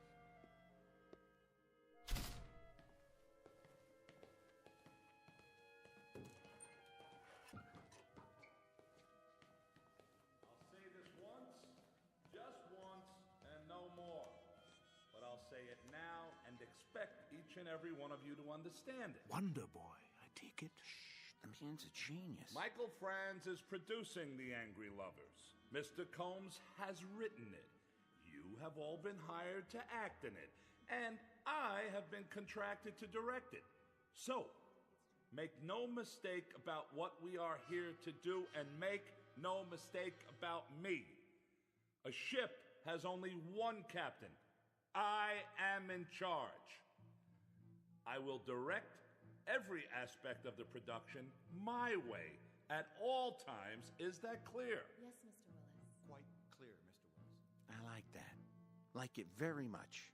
In control, that boy, right from the start. We're in good hands. We, Mr. Sperry, Templeton, Sperry. Oh, yes, Mr. Sperry. I apologize. How impolite of me. I won't forget again. I'm sure you won't. So, now that we're all here... Almost all of us. The elder member of the cast. Call us home. Yes, Mr. Willis. Call him and tell him that if he's not here, I'll have no choice but... That won't be necessary. Well. Booth Templeton, Mr. Willis, is it? Never mind, Janine. Yes, sir. So, you finally decided to put in an appearance. No offense intended. How do you do? Hello. Welcome. It's a pleasure, sir. Thank you. Some members of this company are young. Some are old. But neither condition precludes any of us, young or old, from ignoring the basics. Cooperation is what is required in my plays. When I direct, there is no cult of personality. But there are 3 significant dates in the life of any play: the first day of rehearsal, opening night, and closing night. The last 2 are intimately related to and dependent upon the first. Therefore, the first day of rehearsal is an extremely important day, the bedrock of any production. Of course, my mistake. But now that When I call rehearsal for 12 o'clock, Templeton, I mean 12 o'clock for everyone, young and old. Everyone in his place and ready to work. Are you ready to work with us, Templeton? Why, I asked you a question. I expect an answer. Speak up, Templeton. Templeton, speak up, man. No, I'm... Where does he think he's going? The stage door. Come back here. Both, come back. Templeton, you come back here right now. There he is. Is it really him? Booth Templeton. Yeah, Mr. Templeton. You were really wonderful. May I have your autograph? But Please, Mr. Templeton, sign my product. Oh, mine too. You don't understand. Yeah, did you sign my program? What's all this?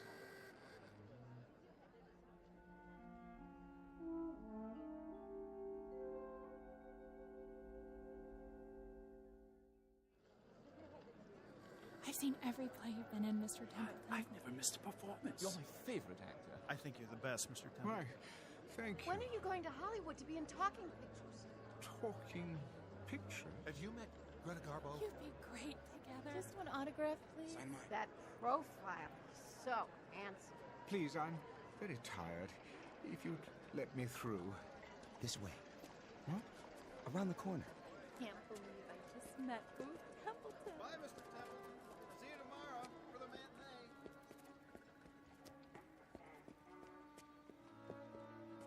They won't follow you. Don't worry. You're a star. Am I? I was once. Where's Marty? Who? May I ask what is going on? Huh? Those taxi cabs. Why are they all so ancient? Look new to me.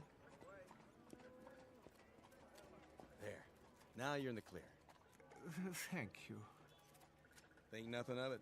Always glad to help. You know that. You look familiar. Have we met? Now you're ribbing me, Mr. Templeton. You know my name. Anderson, the stage manager. Anderson. Oh, yes. Wait a minute, what's this? What's what? This billboard. How long has it been here? Oh, a few days, I guess. Since they started previews. What's the matter? Don't you like it? I do. But it's a collector's item. Will be, I guess, if you sign it. Hold on. Why is it on the side of the building? Savoy Theatre, Booth Templeton in The Great Seed, 1927's biggest hit. Yep. I never read reviews so good. You're going to get an award for this one. 1927? That's 35 years ago. Written and directed by Barney Pfluger. Barney? He sure is good, huh, Mr. Templeton? Another winner for both of you. What year is this?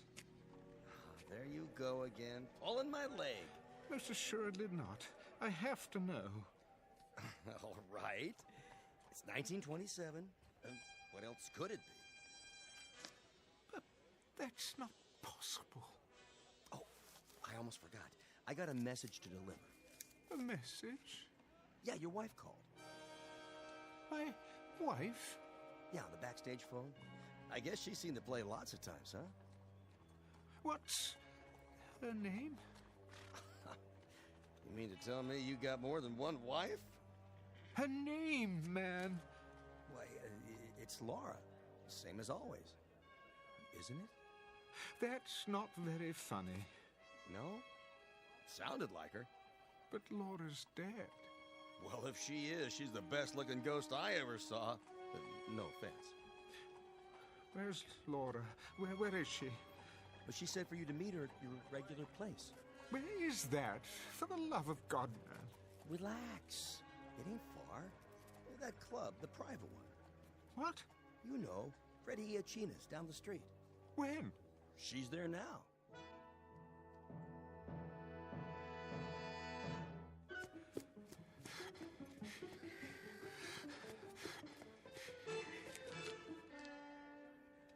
Oh, it isn't possible. Freddie Iachina's the way it used to be. Unmarked because of the prohibition. I'd know this store anywhere. Yeah? Freddie.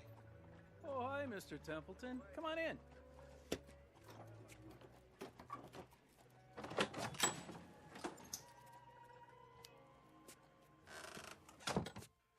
Freddie, it is you. What'd you expect? But I'd swear this is your old speakeasy. Can't be too careful these days. Always expecting a raid or something. Why, this is fantastic. Where the elite meet to eat. Nick! Make my friend a drink. What'll it be? Nothing right now. Suit yourself.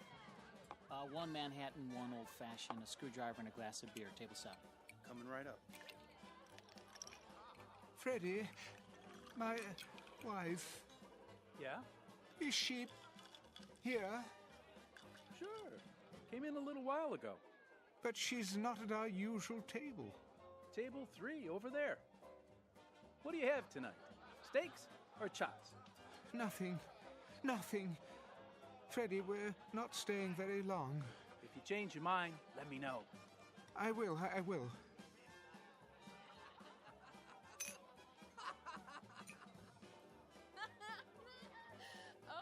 Barney, you're a scream. Laura? Is it you? Hi! Hey, Booth! We didn't wait, as you can see. Barney? Barney Pfluger? The same, to know him as to love him. But I haven't seen you in years. It only seems that long. How soon they forget. Sit down, old man. I'll be right back. Laura, darling. My goodness. Relax. The Kansas City steak's great tonight. So juicy. Right? Laura? What's the matter, honey? You look worried. I hurried over as soon as I heard. Heard of what? Ugh, Booth. How many times have I told you to take off your makeup before you come in here? Makeup? This isn't the green room. It makes you look old.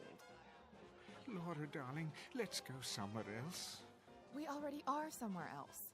I mean, where it's quieter, where there aren't so many people. Well, I happen to like people. The more the merrier. I want to talk to you. Why? Well, about several things. Very important things. Well, I want to have a good time. Oh, yoo-hoo! Yes? Could you get me another one of these, please? And make it the good stuff, not that watered-down hooch. Coming right up, Mrs. Templeton. But I have to talk to you. So go ahead. I'm all ears. Oh, Laura, darling, where do I begin? I don't know why I'm here or for how long. All I know is I'm here. Do tell. And I want to make good use of the time. I want to have you alone to myself. Oh, Booth, don't be dull. I'm back. Miss me? Not particularly. You gonna eat, old chap? What? If you are, better get your order in now. The new band's swell. Laura, Barney. So are the steaks. The chops are a bit chewy, though. He's right, honey. Now listen to me, you two. I have something important to say. So do I. Barney, do you have those pages with you? Pages? The script you were working on. Let me see it. I don't think that's a good idea. I need something to fan myself with. It's so hot tonight. Oh! Yeah, it certainly is. Be my guest. Your drink. Thanks, Toots. Laura, we need to talk now before anything else happens. What could happen, old boy? The police won't come in here. Hey, George! Bring me another. And one for the gentleman, too. Coming right up. I'd be glad to get into a cold tub. Laura, please, put that down. Give it here. Look at you, Booth. You're ridiculous. Will you tell me one thing? But that's what I'm trying to... Why on this glad green earth are you wearing an overcoat on a night like this? I mean, really. You look like Rudy Valley. I'm not so sure that it is a glad green earth. Oh, Laura, darling, Barney, I'm not so certain of this earth or anything else right now. Please, listen to me, won't you? Don't be such a wet blanket. Listen! Something's happened. Something very strange. Please, try to understand. This isn't makeup. I have grown older, darling. In another world for many, many lonely years. I've had only a memory of you to live on. You too, Barney. Why, you were my best friend. But both of you have been only memories for a long time. And now, tonight, or today, or whatever it is, wherever I am in space and time, I have you back again. You're alive. You didn't die. Life is going on here. It's as if you never died, either of you. You do understand, don't you? Oh, sure. Laura, do you understand? Come on, let's have a good time, huh? Laura, why are you so different? I don't remember you drinking like this. Well, that's the kind of hairpin I am, Booth. That's just the way it is. I mean, what did you expect? Yes, old chap, what did you expect? I don't know. But you are my love, Laura. Everywhere, at all times. Why, we couldn't walk down a street or sit in a restaurant without everyone knowing that we were in love. Are you finished? I don't like what you've become. Oh, really, Booth? He's having us on, that's it. Shut up. Shut up, both of you. You silly old fool of a man. Laura, come away from here. That's for me. Who wants to dance? Laura, come with me now. Hey, take your hands off. Stop it. Stop it. Leave me alone. Why don't you go back where you came from? We don't want you here.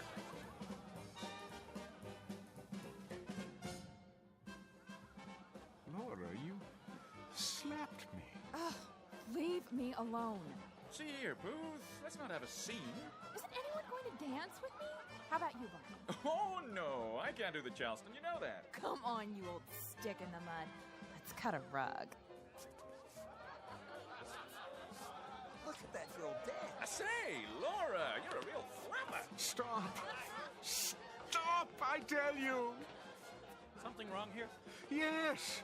It's all wrong. She won't listen. Take it easy, Mr. Templeton. Have a good time. That's the problem. Time. Who knows how long this will last? It's a gift. Every moment of it, every second. I can't let her squander it. Have a round on the house. No, you don't understand. I'd say you're the one who doesn't understand, old boy. This place is for the young. If you can't get with it, perhaps you should go somewhere else.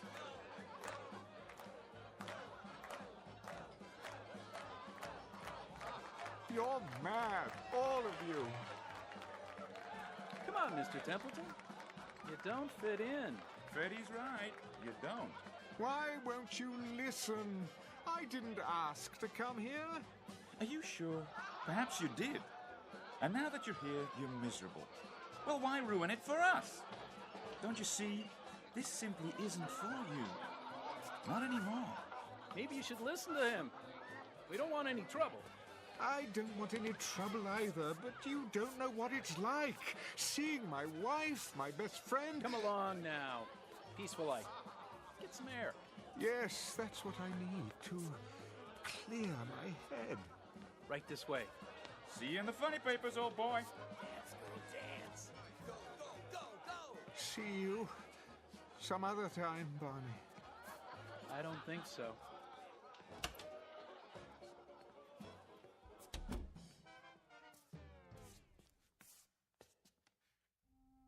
Oh, Barney. What have we done? What we had to do. I miss him. Me too. Do you think he knows? If not right away, then later. He'll figure it out. But when, Barney? It's for his own good. You love him, don't you? I do. Then try to remember that. Hold on to it. For his sake.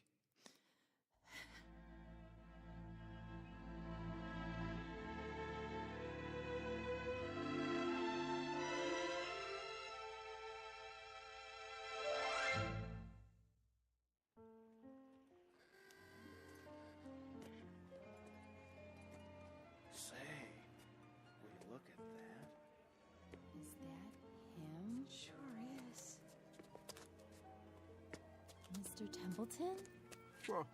What do you want? My wife's your biggest fan. We just saw the great seed. You were brilliant. Great show. I'm sorry, May I have your autograph? Not now, please. What are you? Stuck up? All we want's an autograph. Very well, then. There. Now, I'm afraid I must be going. It's fantastic. The cars, the clothing, just as they were. The lights, the marquees. Find her all right, Mr. Templeton? What? Your wife. Oh, yes. Yes, Harvey. I suppose I should thank you. Where you headed now? I honestly don't know. Need a cab? Yes. No.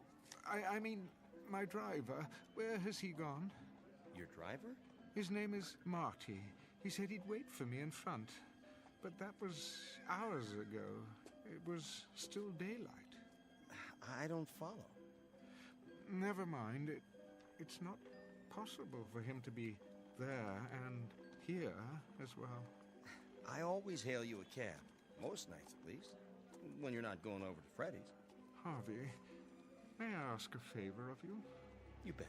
Just listen to me for a moment. Don't say anything. I want to confirm something. Shoot. Well, you see, I seem to be having a problem with my memory.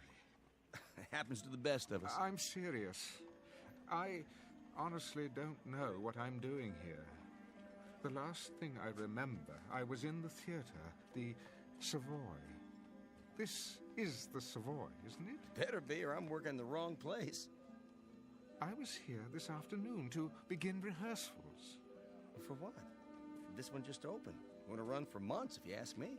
A director named Willis, the boy wonder of Broadway. Never heard of him. The play was called The Angry Lovers. Yeah? What were they angry about? It doesn't matter. Well, that's where I beg to differ. My wife and me, we never go to bed mad. Do that and you drive yourself crazy. Whatever happened, that's that. The past is the past. Future lies ahead. You know what I mean? I think I see your point. Take it from me. Let sleeping dogs lie. Keep moving. Don't let the grass grow. Am I right or am I right? Quite right, I should say. Well, if you don't need me, I better go back inside. You sure you're okay? No, but I suppose that's okay too. It'll have to be. And take off your overcoat. What? It's too hot tonight. You'll get heat prostration. Oh, thank you, Harvey. I'll do that. Don't mention it. See you tomorrow, Mr. Templeton.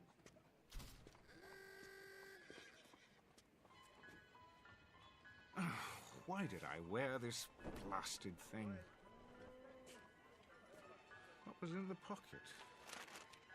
Oh, Barney's latest play. Not a very long one. Looks like a rough draft. What to do when Booth comes back? Setting, table in speakeasy. Enter Booth as Laura throws back her head and laughs too shrilly. Laura. Oh, Barney, you're a scream. Booth. Laura, is it you? Barney. Hi, Booth. We didn't wait, as you can see. Booth? Barney? Barney Pfluger? Barney? The same. To know him is to love him. Sit down, old chap. I don't believe this. It is a script, but for what? Laura, why don't you go back where you came from? We don't want you here. They were acting the whole time. But why? For me? Yes. Yes, that's it. They wanted to tell me something, to leave them here, in the past, to go back to my own life and live it. That's what they wanted me to understand.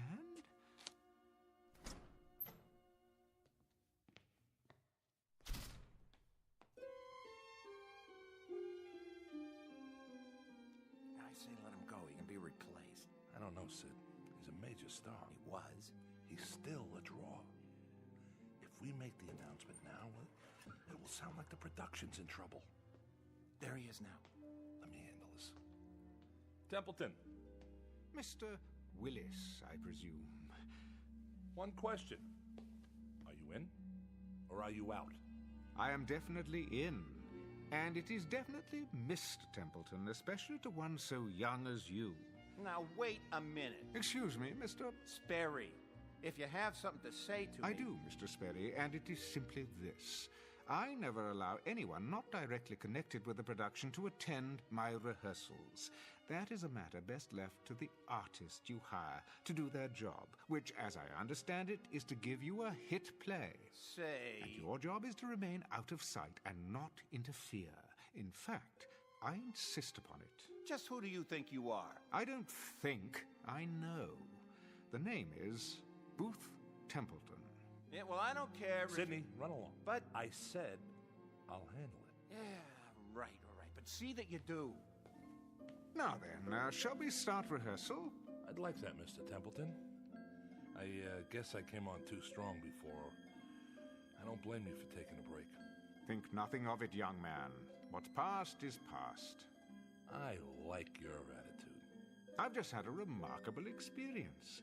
For a moment, I almost forgot who I am and when. I couldn't possibly expect you to comprehend. Perhaps I'll tell you about it someday. I look forward to it. Booth Templeton. Is that you? I don't believe I... Harvey? Yes, sir. Good to see you, sir. Harvey Anderson, you're still stage manager at the Savoy after all these years? Wouldn't miss it for the world. Like I always say, the future lies ahead. Everyone, break time's over. Do you know, Mr. Willis, you were right. The first day of rehearsal is the most important date in the life of a play. And this will be our first day to begin anew. How do you do, Mr. Templeton? My pleasure. An honor to be working with you, sir. The honor is mine. I admire you so much. Me too, sir. No, not at all, not at all. Now, let's roll up our sleeves and get to work, shall we? We have a play to put on.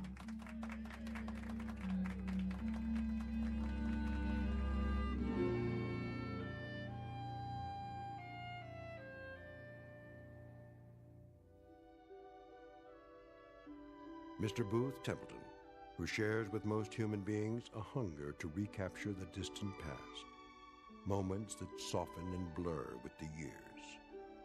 But in this case, the characters from his past blocked his return and sent him back to his own time, because for the living, the future always lies ahead. Mr. Booth Templeton, who discovered in his pocket a round-trip ticket to the Twilight Zone.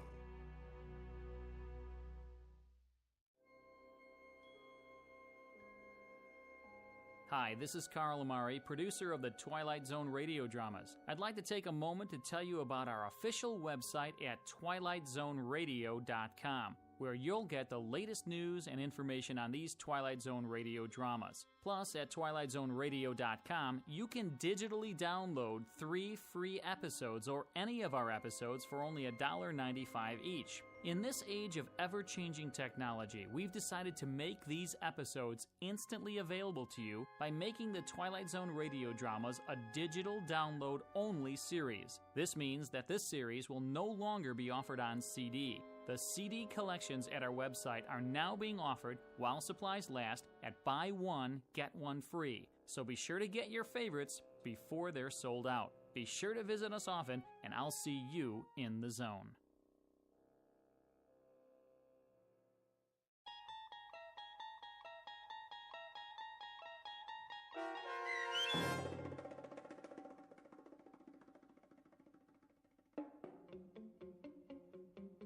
The Trouble with Templeton, starring Michael York, with Stacy Keach as your narrator, was adapted for radio by Dennis Etchison and written for The Twilight Zone by E. Jack Newman.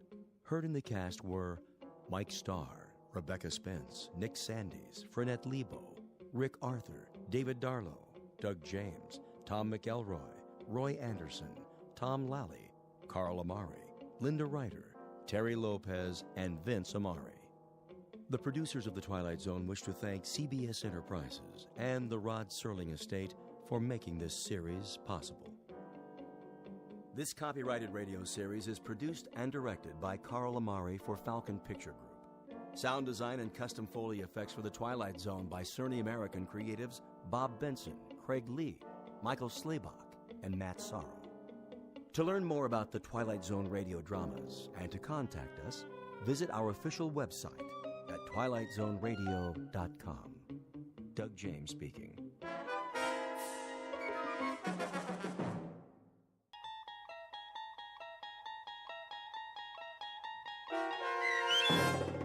The Self-Improvement of Salvador Ross, starring Luke Perry with Stacy Keach as your narrator, was adapted for radio by Dennis Etchison and written for The Twilight Zone by Jerry McNeely from a story by Henry Slesser. Heard in the cast were Alyssa Fraden, David Darlow, Doug James, Jeff Lupetin, Joseph Minoso, Ivan Vega, Tim Rose, Meg Thalken, and Mike Castle. To learn more about the Twilight Zone radio dramas and to obtain audio cassettes and CDs of these programs, visit our website at twilightzoneradio.com. The producers of The Twilight Zone wish to thank CBS Enterprises, Carol Serling, Dennis Etchison, Dick Brescia Associates, Claire Simon Casting, Terry Jennings, XM Satellite Radio, Sirius Satellite Radio, our sponsors and our radio affiliates for helping make this series possible. This copyrighted radio series is produced and directed by Carl Amari and Roger Wolski for Falcon Picture Group. Doug James speaking.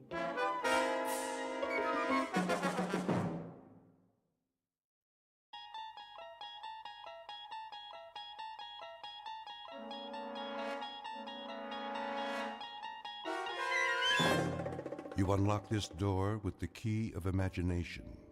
Beyond it is another dimension. A dimension of sound, a dimension of sight, a dimension of mind. You're moving into a land of both shadow and substance, of things and ideas. You've just crossed over into the Twilight Zone.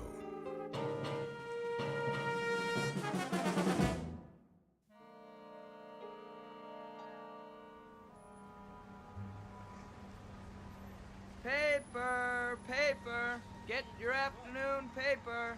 Many are dying and many are dead. Oh, hi, Miss Maitland. Hello, Vincent. How are you today? Can't complain. Paper? Of course a paper. What would Daddy say? Well, maybe he'd be better off. Not much good news today. Oh, I'm sure you're mistaken about that. Take a look around. Isn't it a beautiful day? If you say so, Miss Maitland. Paper! Get your paper here! Hey! Hey, you with the rich boyfriend. Don't be so stuck up. Sal? Come on. Just because I'm a big success now, that don't make me stuck up. Whose convertible is that? Oh, it couldn't be mine, huh? Just like that? I asked you a question, Sal. Whose is it? A guy named Halpert. Halpert. He's about 174 years old and he owns half of Connecticut. Can you imagine wheels like this, wasted on a creep who's all ready to get planted? How do you know him? I got me a new job, washing cars in his building, and I noticed this gadget was getting anxious for some action. I'm serious. The battery could have run down. He doesn't know you have it. What's the difference? He wants to go somewhere, he's got a chauffeur. Drives him around in a big black battleship. He doesn't use this baby once a month. So you took it? I borrowed it. It's okay, honest. He digs me. I've been doing little favors for him. He wouldn't care. Come on, get in. Thanks anyway, Sal. I'm not lying. The only time old man Halpert uses this is to go to try to pick up chicks. Reminds him of when he was a kid or something. Sal, I'm tired. I've been at work all day. So what? And I promised Dad I'd stay home with him tonight. Ah, for the love of... Bye, Sal. Okay. Watch how I can make nice. Gee, that's too bad. So, I'll borrow the wheels again Friday night and pick you up, okay? Now, wasn't that polite? Just like one of those college boys? Sal, I meant what I said last time. No, you didn't. I don't think we should see each other anymore. What's that supposed to mean? I shouldn't have let it get started in the first place. Yeah, so long as you're the saintly social worker and I'm one of the crumbs, then it's okay, ain't it? It's only when we get real close. You notice I got dirt on my hands. hands. You know that has nothing to do with it. Plus, I don't talk like your old man. I've tried to explain. We're just not two people who... Two people who could ever get along. With all the education you got, you ought to be able to swing a better Dear John than that. I'm sorry, Sal. Listen, I ain't always gonna have dirt on my hands. And I don't need books to tell me which way is up. I know the map, and I'll get there. You'll see. Is anything wrong, Leah? No, nothing, Dad. Nothing at all, Dad. I heard your voices. Hello, Sal. I'll wheel you back in. That won't be necessary. I can do it. Feel better? Now that you finally convinced her she's too good for a bum like me? Sal, I won't pretend that I'd pick you for my daughter. I wouldn't. But ultimately, it's not my decision. It's hers. I'm willing to admit I may have been wrong about you. She's obviously seen you quite differently from the way I have. Not anymore. Come on, Daddy. I'm sorry, Sal. Just once in my life, why can't I want something and get it? Just once. Ow! My hand! My hand!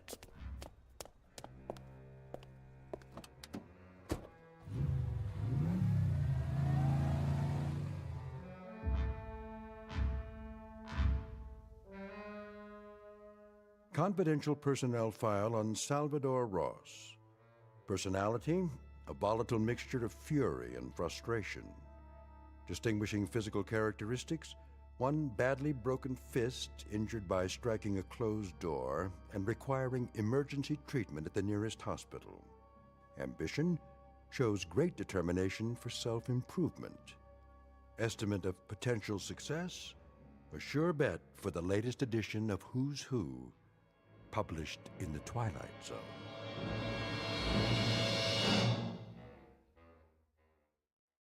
And now, The Twilight Zone and our story, The Self-Improvement of Salvador Ross, starring Luke Perry with Stacy Keach as your narrator.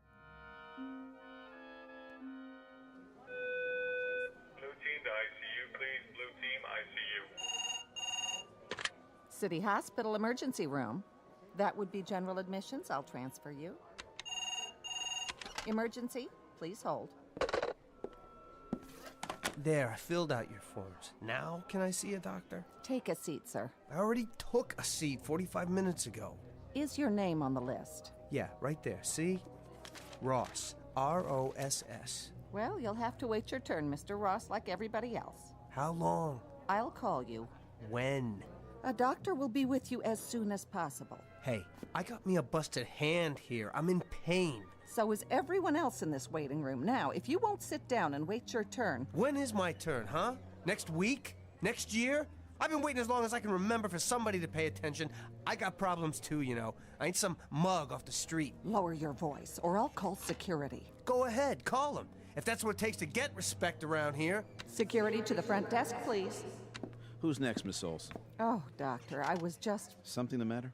This patient doesn't want to follow procedure. Damn right I don't.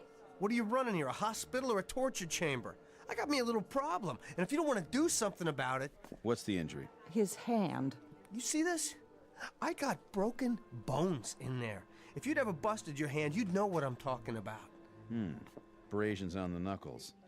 In a fight, were you? Forget it, I'm getting out of here. Hold on. I said don't worry about it. Are you in serious pain? Oh, you don't think I can take it? I ain't some wimp. All right, clean up the abrasions, then send him down for an x-ray. Yes, doctor. This way, Mr. Ross. Now, who's next? Miller?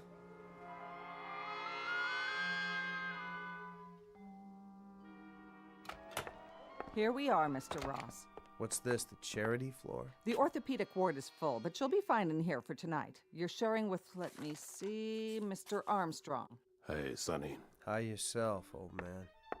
I'll put your clothing bag in the closet. Bet if I was some rich guy, I'd have my own private room, right? It's just for one night.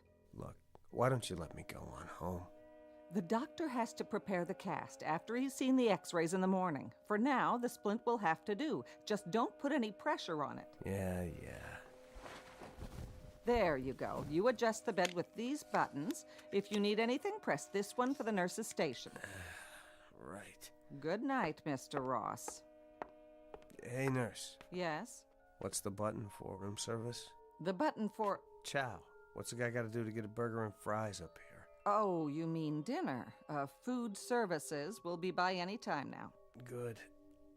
That's okay, then. Good night again. Mind if I watch my program? Be my guest. Do something to your hand? No, I just stopped in for a good night's sleep. The Waldorf was getting on my nerves. I bet it hurts. You got that right. Don't worry.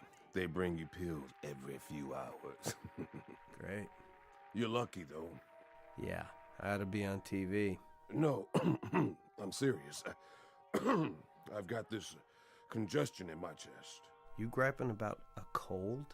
At your age, it might be just a cold. At mine, it could turn into pneumonia. Excuse me while I turn on the tears. You should appreciate what you got. Know something, boy?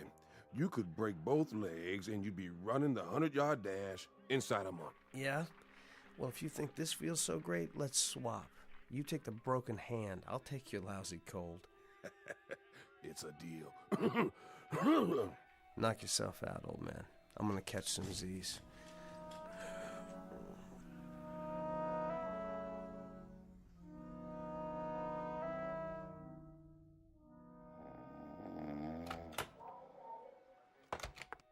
Mr. Ross, are you awake?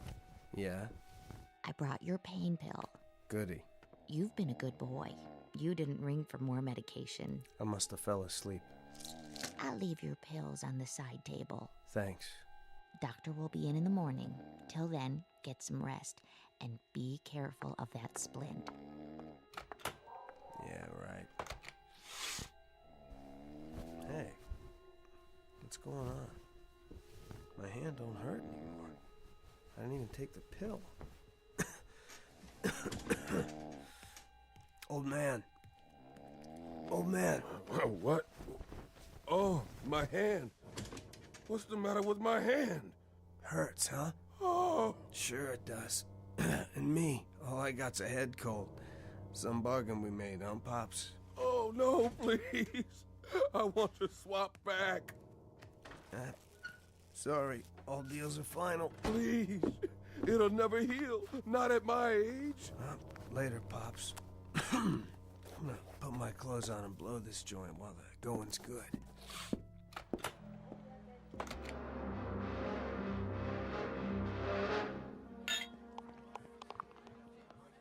Here you go. One draft. Thanks, Dan. Can you put it on my tab? Afraid not, Billy. Cash on the barrelhead. But you know I'm good for it. Sure you are. And I'm on Donald Trump's payroll. Can't do it, Billy boy. Been a slow night. All right. Hey, how you doing, Sal? 5 by 5 all the way. Say, Stan, I want you to help me try something. What's that? Excuse me. How much money you got in the till? Sorry, Sal. No touches today. That's a pretty bad cough. Don't worry. It's getting better already. And I don't want no loan. That's a relief. So, how much you got? I don't know, $1.5 billion, maybe? $1.5 billion. Okay. It'd be worth $150 for you to have, I don't know, say, to have hair again? To have what? You heard me. Hair. A big old thick head of hair, like mine. Sal, whatever you've been drinking, you didn't get it here. Listen to me. I'm just asking you a question. If this is a rib, I don't like it. I know. But this is no joke. Let's say I could give you a full head of hair again. Would you pay me what's in the drawer? Sure, Sal. And if you get me in the movies while you're at it, I'll give you a bonus. That's a good one. Okay. Now you agreed to it. The deal's set. So when do I collect the fur? I don't know exactly, but I swear, you'll get it.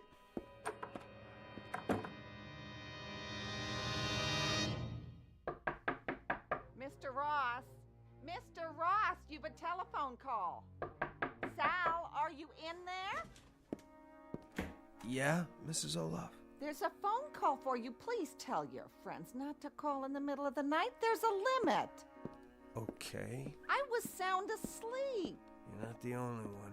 Why, Sal, what happened to your... Hello? Yeah, this is me. Stan? I know. Never mind, Hal. You got what you wanted, didn't you? I said it ain't your business, Hal. Good. Well, tell her to run her fingers through it. I'll be by in the morning to collect. Bye. From now on, no calls after 10 o'clock, and... Sal, what have you done to yourself? Shaving your head like one of those gang boys. If you only knew how ridiculous you look that way. Why, where are you going? Do you know what time it is? I gotta go out.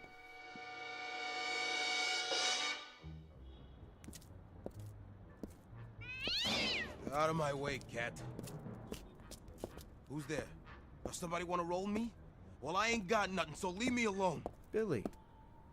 I thought that was you. What are you doing here, Sal? To tell the truth, I was looking for you. What for? How's Stan doing? Oh, Stan? He's great. Oh, you should have seen him. Once it happened, he called free drinks all around. You mean his hair? That's right. I took me a little nap, and when I woke up, he must have had a wig or something. So happy to have hair he could spit. How'd he look? Like a new man. Hey, Sal, what happened to you? Is something wrong with your head? It looks like you shaved yours. You like the way Stan looked, Billy? No, you wouldn't. You got yourself a nice full head of hair, thick and black. Same as mine used to be. Of course, it could use a good washing, but that's no problem. What are you talking about? Oh, nothing much. Just a little deal between you and me. Strictly business. Could you use some extra money, Billy? Sure. Because I'm about to come into some cash as soon as I see Stan. If you want, I could see my way clear to let you have, say, 75? How does $75 sound? In exchange for something you won't even miss. Just think. You won't have to worry about combing it or anything anymore. Say what?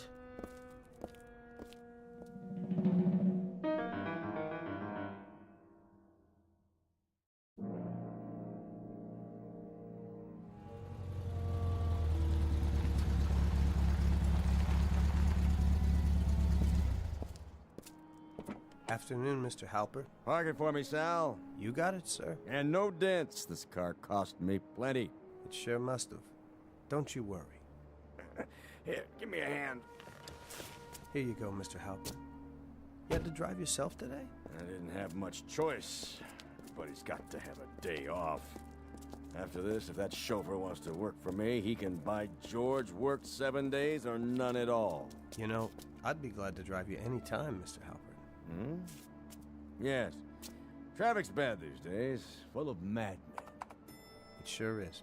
Here's the elevator. I was hoping for a chance to talk to you. About what?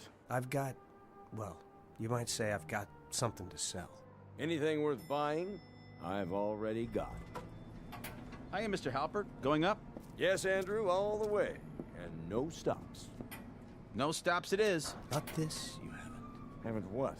Hold the door for me, Andrew. Yes, sir. You haven't got what I'm selling. Well, what is it? Something you can't buy anywhere else in the world, from anyone else but me. You'll say it's the best purchase you have ever made in your life. The best, Mr. Halpert. Get in, we'll talk. No problem. The penthouse, Andrew. That's what I figured, sir. Now, as to this item you mentioned.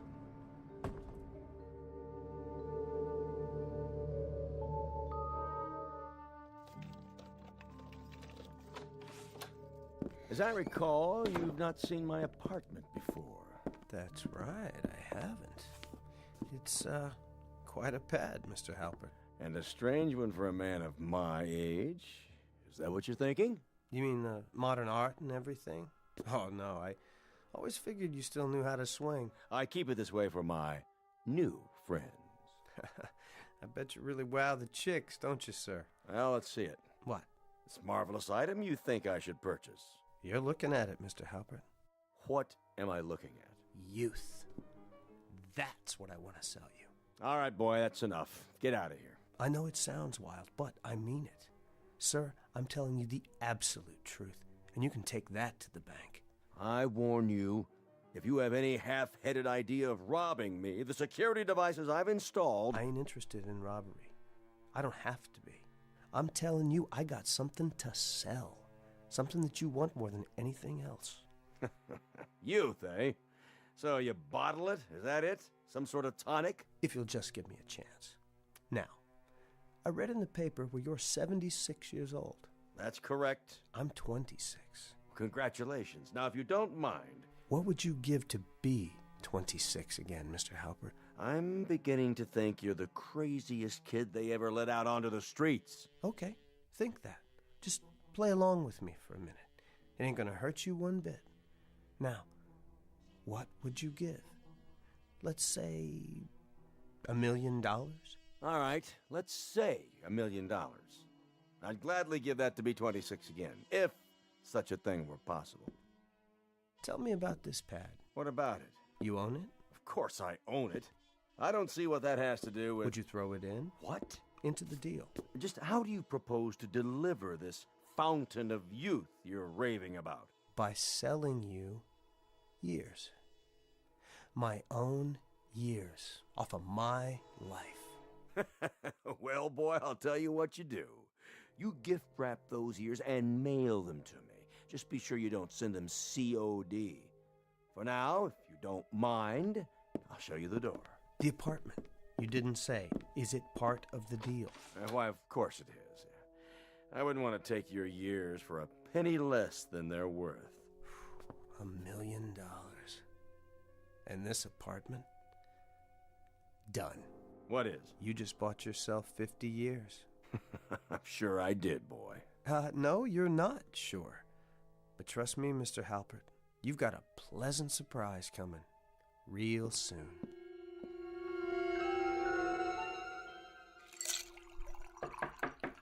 It's open. Here's that newspaper you ordered. Come in, Andrew. You know my name? Sure. Sure I do. Mr. Halpert told me about you. He did, huh? Oh, you must be the new owner of this place. That's right. Did we ever meet before? I don't think so. Funny, you look kind of familiar. Oh, I've been staying in, but I know you run the elevator. Yep, that's me. Hey, what happened to old man Halpert? I mean, Mr. Halpert. He decided to take a long cruise. Oh. With some young friends of his. And since he planned to be away for a long time, he agreed to lease me this place. Yeah, that sounds like Mr. Halpert. How do you mean? Well, he sure knows how to spend money. Except when it comes to tipping, that is. And you need your tips, don't you? You're not kidding. Nobody could make it in this building without them. Drink? No thanks. I'm working. How much do you make a week? Well, I'd be embarrassed to tell you, but it's sure not that much. Without tips, it doesn't go very far. This should help, then. A picture of Andrew Jackson, just for bringing the paper? Mister, I have a feeling you're going to get good service around here. Real good. Hey, if there's anything you ever need, just ask for me. Wait a minute. Yeah? How'd you like to make some more money? Quite a bit more. Sure, as long as it's legal. How old are you? 19. Would you like to be 20? Huh?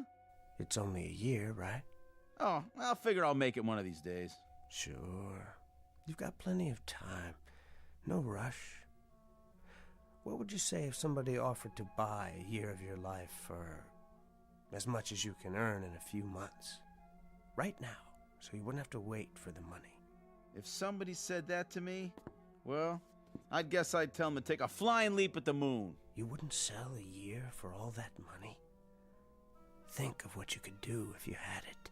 Well, it's like this. I guess I enjoy being this age. They say you only go around once. True. The days can get pretty boring, but there are some nights I wouldn't swap for anything. Know what I mean? Yeah. Yeah, I do. Nice talking to you, sir. Be seeing you. Wait. Yeah? Come back for a minute. Yes, sir. Come in.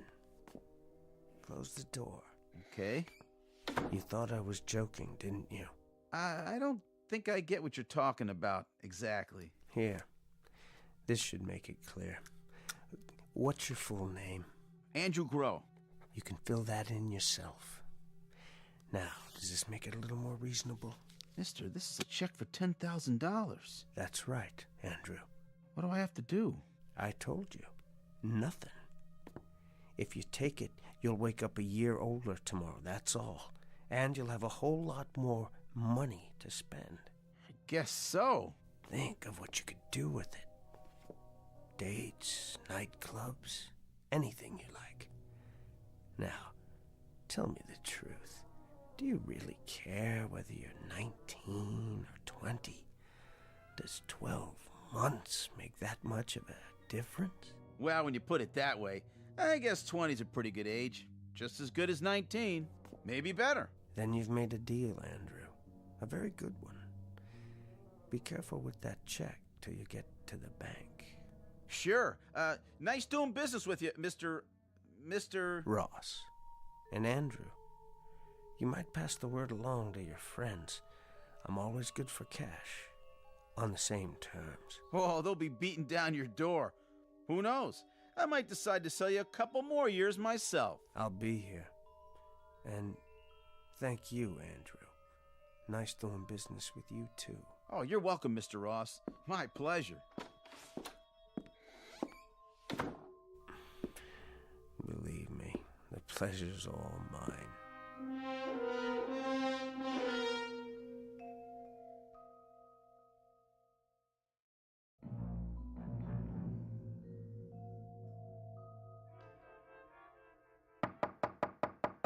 Yes? Who is it? Give me a moment. Sal. Hello, Mr. Maitland. Is Leah home yet? No, she isn't. What are you... You don't mind if I wait, do you? You're certainly looking successful.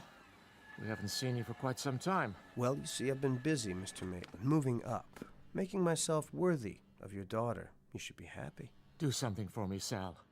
As a favor, please, leave her alone. Come on, look. The fingernails are clean now. Manicured, even. I've got the right shoes, the right clothes. Yes, you certainly do. I told you I was going to improve myself, and I always keep my word. You're obviously doing very well, Sal, and I applaud that. I'm glad for you. Well, then, don't ask me to leave her alone anymore. I'm a catch, Mr. Maitland, a real catch. Not for Leah. Well, we'll just see about that, won't we? Sal, I don't want to play on your pity, but the truth is, I'm going to die soon, and when that happens, Leah will have no one. Now, don't you worry, Mr. Maitland. She'll have someone to take care of her from now on. You've got my word on it. Not you. It mustn't be you. Yes, as a matter of fact, it must be me. I don't know what made you so superior. I just don't get it. What have you ever done that's so great? Teaching in that rat trap school all your life? No, not even teaching, just babysitting. I think I've heard enough. Even in the war, what did you get? A gimpy leg and a few souvenirs. A couple of crummy guns to hang on the wall. Old, same as you. You're a loser, you know that. Even worse than I used to be. I suppose you want Leah to marry someone just like you. I'll have to admit you're making some sense, Sal. Do you think you'd be a good husband to her? I can buy her anything if I want to. Anything. And do you love her? I want her, Mr. Maitland. Unfortunately, that isn't enough, Sal. She needs a man who can be... I picked up a few things for dinner on the way home. Daddy, how was your... Oh. Hello, Sal. Hello, Leah. Your father and I were just having a little chat. Were you? I should have gotten to know him better before. But back then, I couldn't have talked to him on this level. I can now, can't I, Mr. Maitland? I've spent a lot of time improving myself. You're certainly looking prosperous. Oh, you know how it is. I hit some luck, that's all. You even sound different. You noticed that. Well, I met this young fellow who was going to college. He needed some extra money, so we made a deal. He helped me out on the side, gave me lessons to improve the way I talk. You must have worked very hard at it. Oh, yeah. I've discovered some talents I never knew I had. Seems like I learn quickly. Very quickly. Just what is your new job? I can tell you all about it over dinner. Dinner? Any place you like. Oh, that's something else I've learned. Where to go, and how to act. I don't think I'd better this evening. I told my father I'd... But now that I've improved myself so much, not even your father has a reason to object. Do you, Mr. Maitland? You're a grown woman, Leah. I've never tried to tell you what to do. You know that. Well, I would like to hear all about what's happened. If you're sure. As you wish. Just give me a minute, Sal. Take your time. Don't worry, Mr. Maitland. I'll have your daughter home early. I promise.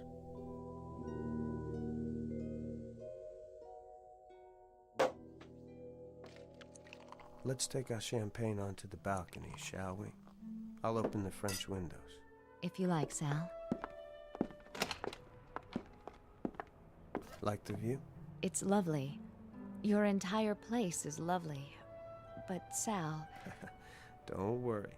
Every dime is not only legal, but honest. A businessman's well-earned reward. What sort of business? You're not getting all my secrets. Maybe someday I'll explain it to you, after we're married. What? You do know I'm going to marry you. It's getting cold. You might say I did it all for you.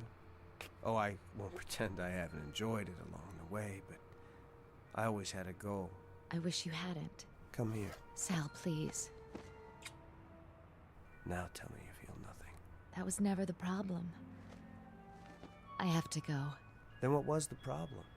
You broke off because I wasn't right for you. What kind of guy is right for you, Leah? Just tell me. I'll be that guy. It doesn't work that way. Well, I've got a surprise for you. It does with me. I can buy anything I want, and I can be anything I want. I wish I could explain it to you. It's not something you can buy. No? You name it. Sal, I'm talking about the kind of person you are. The way you feel about things and people. I'm not criticizing you. It's just the way you are. What way? The man I marry will have to be a kind man, gentle. He'll have to be... what word can I use? Compassionate. I couldn't love him otherwise. You mean a patsy? Like your father, always ready to get pushed around? I mean a man who cares about other people just because they're people. And since you brought it up, yes, I think my father's a compassionate man. So you see, it's not something you can buy. Not even if you had your own private mint. Don't be so sure.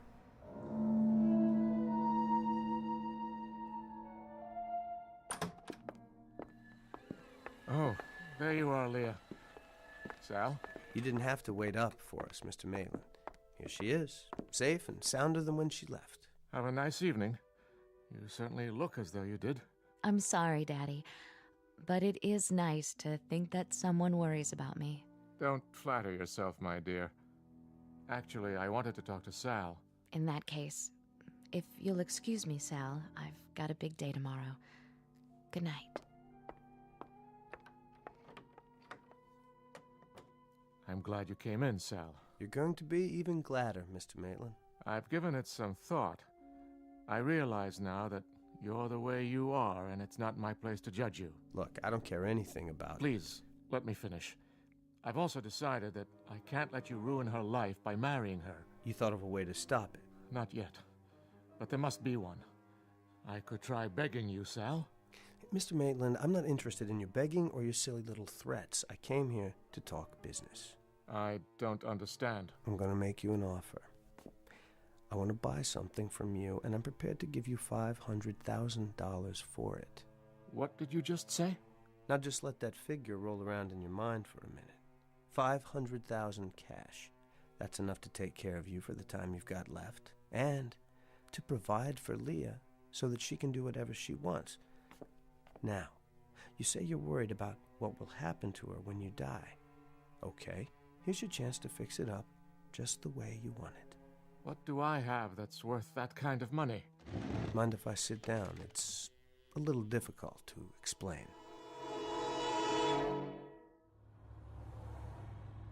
Something the matter, Sal? Oh, no, not at all. You seem so quiet. I was just thinking. About what? You. Oh, Sal. It must have been hard. For you, working, going to school, taking care of your father. Oh, I never really thought about it. Well, I have, since yesterday. I never understood you before, but I think I'm beginning to now. You're a wonderful person, Leah. You deserve the best from now on. And I'll do my best to see that you have it. Sal, honestly, what's gotten into you? I'm finally seeing things clearly. Is your father home? I want to tell him how I feel now so he won't be concerned. Don't worry about Daddy. He only wants what's good for me. But I'm a grown woman. Hold on. Let me get the door for you. I think I'm capable of getting out of a car. I'm sure you are, but I want to.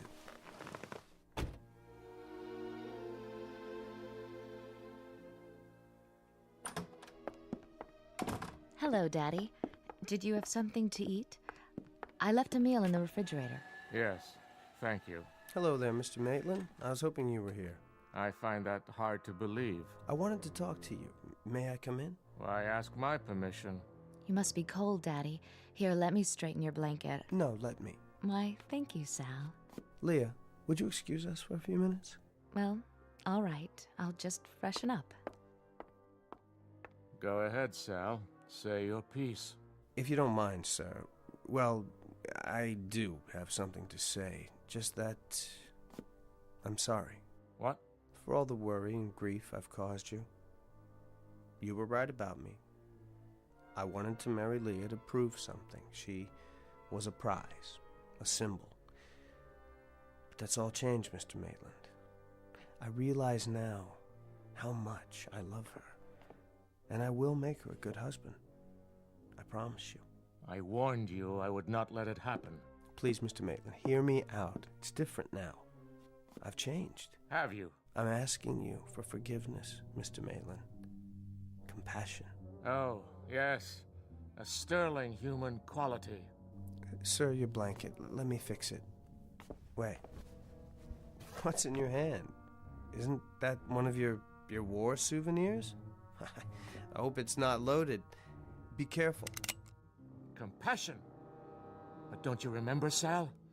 I don't have any left. I sold it to you yesterday. No, please. Wait! The Salvador Ross Program for Self-Improvement. The all-in-one, surefire course that lets you lick the bully, learn the language, dance the tango, and anything else you want or think you want to do. Oh, and there's a money-back guarantee. But the offer is strictly limited to the Twilight Zone. More from the Twilight Zone after this. You are about to enter another dimension. A dimension not only of sight and sound, but of mind. A journey into a wondrous land of imagination. Next stop, the Twilight Zone. Hi, this is Stacy Keach. I'd like to take a moment to tell you about our Twilight Zone website at twilightzoneradio.com. At twilightzoneradio.com, you'll find the latest information on these Twilight Zone radio dramas, including behind-the-scenes photographs, plus the newest product releases, trivia contests, ways to contact us, other Twilight Zone-related info and merchandise, plus links to other fascinating websites. So make your next stop twilightzoneradio.com. Visit twilightzoneradio.com to purchase these Twilight Zone radio dramas on cassette and CD, or call toll-free 1-866-989-ZONE.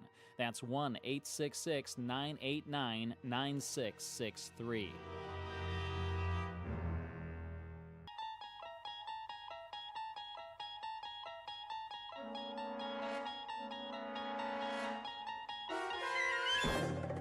There is a fifth dimension beyond that which is known to man. It is a dimension as vast as space and as timeless as infinity. It is the middle ground between light and shadow, and it lies between the pit of man's fears and the summit of his knowledge. This is the dimension of imagination. It is an area which we call the Twilight Zone.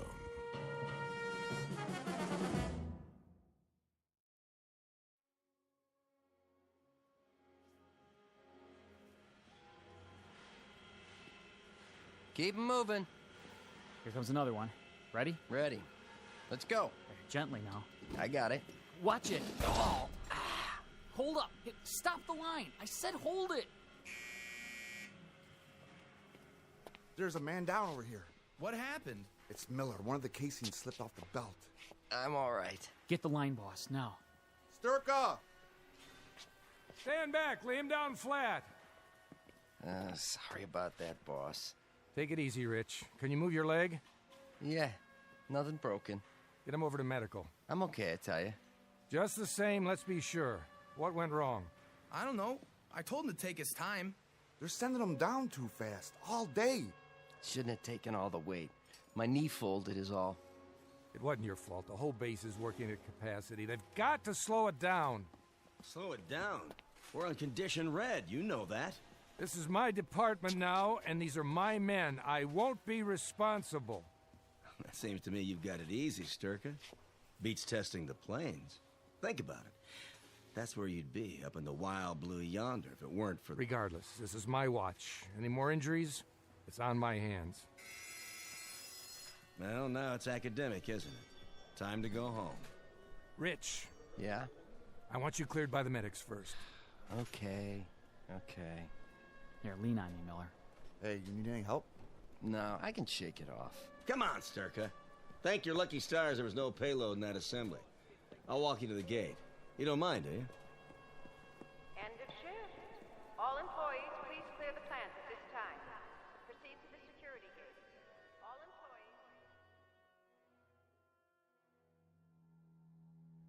employees... 5:30 p.m.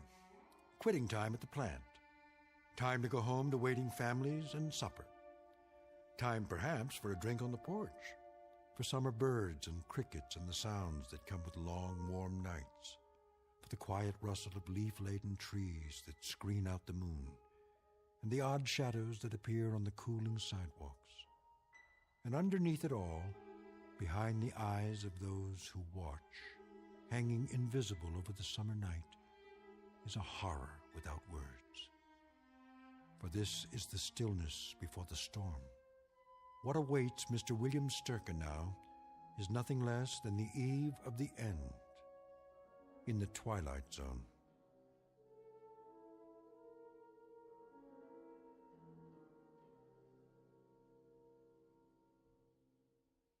And now, The Twilight Zone and our story, Third from the Sun, starring Fred Willard, with Stacy Keach as your narrator. Next. Parkinson, chemical warfare. Parkinson, right. Next. Amberley, hydrogen armament. Check, move along. Mills, chemical weapons research. Where's your badge, Mills? Oh, right here. Check. Sturka, missile assembly. Got it. Thought you were on flight testing. I was, but they need all the manpower they can get on the floor. Keeping you pretty busy, huh? Very. I hear assembly's going on double shifts. That's what they say. Carling missile components. Okay, keep moving. Hold the gate, would you, Sturka? Sure.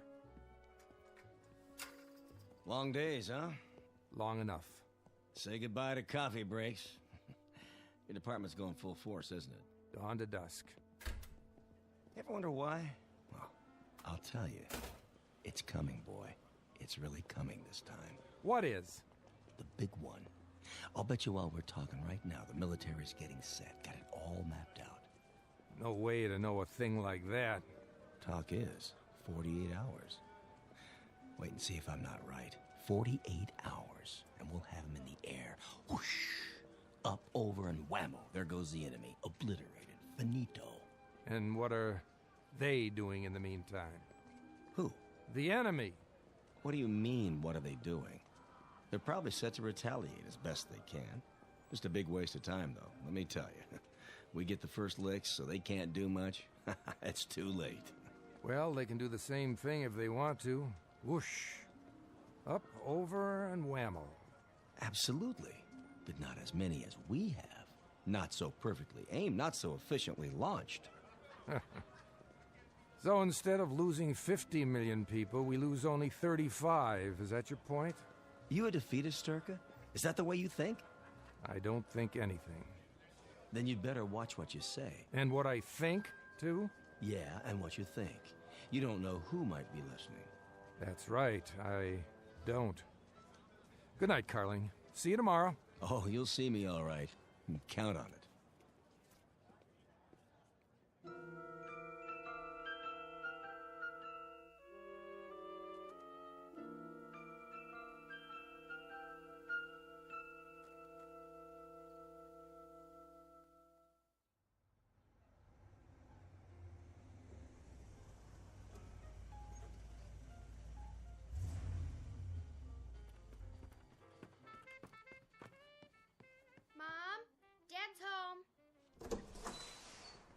Hi, Dad. Hello, baby. Where's your mom? Out in the backyard gardening or something. Pretty late for that. Yeah, I guess.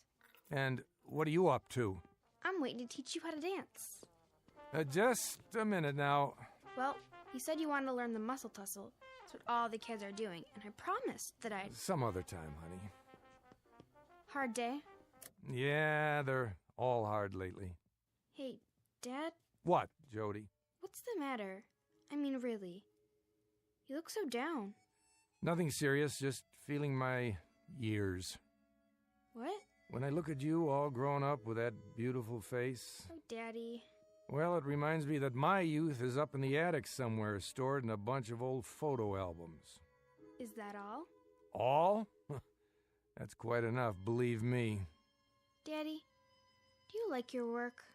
What a funny question. I mean, is that the problem? It's all right, it's a job. But yours is... different. A job is a job. None of them are great. That's why they have to pay people to do them. I mean, having to work on the kinds of things you do, fever bombs and hydrogen warheads and nerve gas and things like that. I'm only a cog in a wheel, Jody. Remember that. A very big wheel. Look at it this way. In one bomb, there are perhaps, 1,000 parts? And each part requires a team of 50, 60, 70 people. So when you consider it in that light, I'm actually not as responsible as the ones who... As the ones who what? Hello, Bill.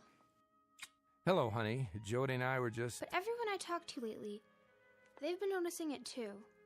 Noticing what, Joe? That something's wrong. It's in the air. What are you talking about? I don't know, but something's gonna happen, isn't it? You know how it feels in the air when there's gonna be a storm or an earthquake? The way all the dogs in the neighborhood get real quiet and then go off and hide somewhere. Nobody knows where they are until it's over. Because they're afraid. But they don't understand what it is they're afraid of. Well, lately it's like everyone's afraid. All my friends at school, everyone, Dad.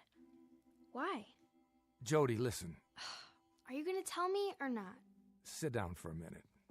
We'll both sit. I want to talk to you. About what? Jody, people can be afraid for a lot of reasons. Their jobs, money, what's going on in the world.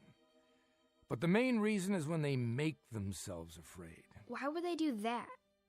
They don't realize they're doing it. It starts with what they hear on the news, with rumors, with things people say that aren't entirely true. People who play on their ignorance, their stupidity. And there are people who start these rumors, who seem bent on subverting every great advance, every fine idea ever thought up, every marvelous invention ever conceived by mankind. Subverting? That's right, Jody. They dirty it up. They take what they can't understand and make it sound crooked and devious and wrong. And then when they've ruined everything and it can't be fixed, they wonder what happened. And they ask why. Sitting in the rubble in their own tears, they ask the question why. But by then it's too late. Far too late for any of us. Bill! Daddy, are you all right? Eve. Yes? Invite Jerry Ryden and his wife over tonight. Well, we'll play some cards or something. Tonight? Yes. Call him up. Ask him to come over around 8 or so. But isn't Jerry out of town? Wasn't he testing some kind of aircraft up north? He got back this morning. I told him we'd phone them. If you like. You'll be here, won't you, Jody? They'd like to see you. Can't. Sorry, Dad. I've got a date. Oh, Jody, not tonight. Well, maybe I can get in early. But it's been set up for a long time. I told Mother. Break it, will you? Dad. I'd like you home tonight. But... Jody, listen to your father. He doesn't ask much of you. Oh, all right, I guess. If it means that much to you. Thanks, sweetie. It does. Bill, is there a particular reason why you want us to stay home tonight? No, it's just that Jerry has some interesting stories. You'll see, he has some real stories to tell, believe me. His job, it's really very interesting, and I just thought it'd be nice if we were all here tonight. Together. You don't have to explain.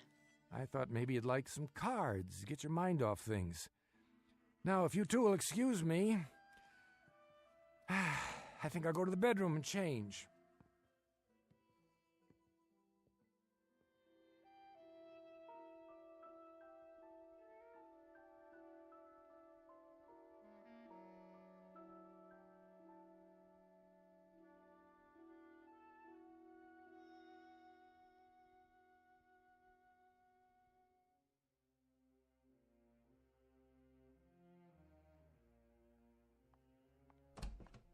Bill.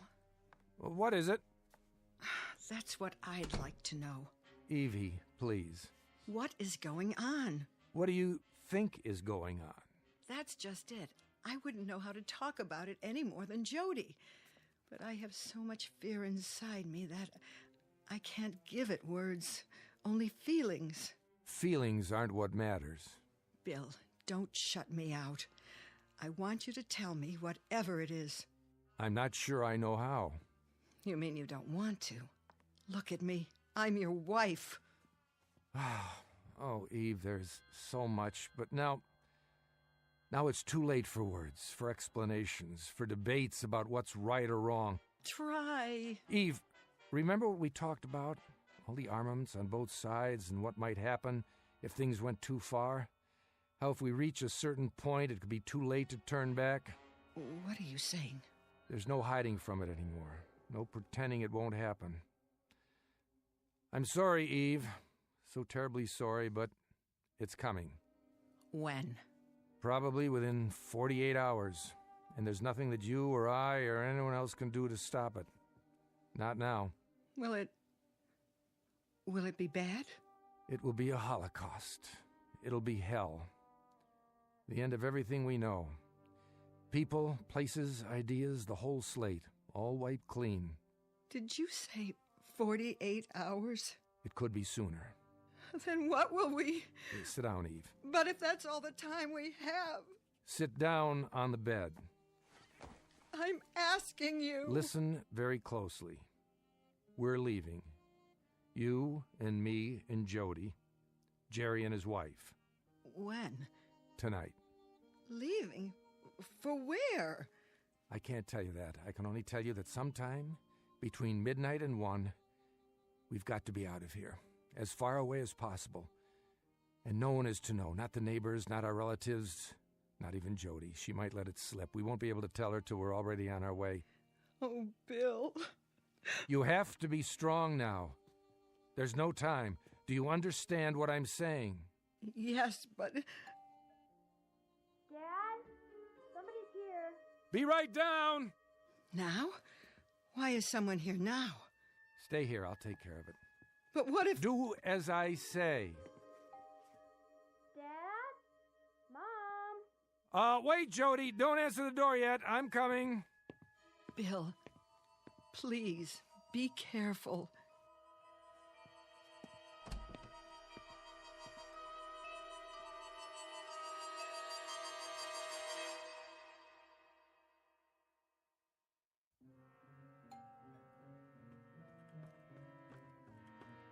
I'm here, Jody. Are you expecting someone? Not yet. Well, should I answer the door? I'll get it. Dad, what's the matter? Nothing at all. Hello, Bill. Oh. Hi, Jerry, you're early. I am? We were just going to give you a call. Oh, right. Cards.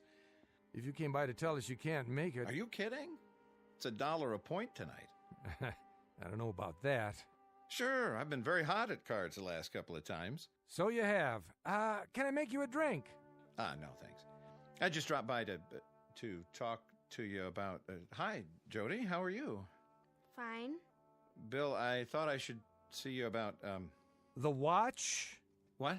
Your watch. Giving you trouble again, is it? Oh, yeah. It's losing time. Probably the battery. Remember, Jerry? Sure, I remember. I just put a new one in for you last month. Probably some corrosion on the contacts. Yeah, that must be it. Let's take a look at it. Out in the garage so I can get to my tools. Good idea, if you don't mind. It won't take a minute. Let's go. Nice seeing you, Jody. Sure, Mr. Redden. Hey, how's your mother these days? I'm fine, Jared. Just fine. Great. I'll see you later, then, with Ann. I hope so.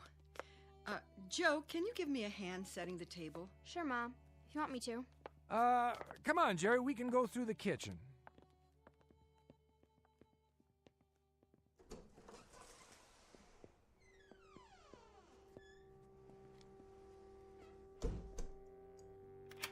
Here we are. Now then. Bill, Let's see that watch now. Take it off your wrist and I'll pop open the back. I've had to change the plan. Not now, not yet. Here's your trouble right here, Jerry. See that? I'll use the drill to buff it down. Now? Keep your voice down. You haven't told him? I told Eve. Jody doesn't know. Keep your head down and keep looking at the watch. And smile. Why? There's a window over there. You never know who's looking. Or listening. Oh, right. Lean in next to me. That's it. Now, what's the change? They've put a different guard on. For the 1 a.m. shift. The man I know, the one I paid off, he clocks out at 11. And we have to move it up to just before 11. Can we do that? It'll be a lot tougher. More personnel on the grounds then. That doesn't have to make a difference. We'll tell them the same story. Yeah, you're relatives of mine, and you've got clearance to look at the new ship. That's right. It'll still work. It has to. Did you explain it to Ann? Not everything.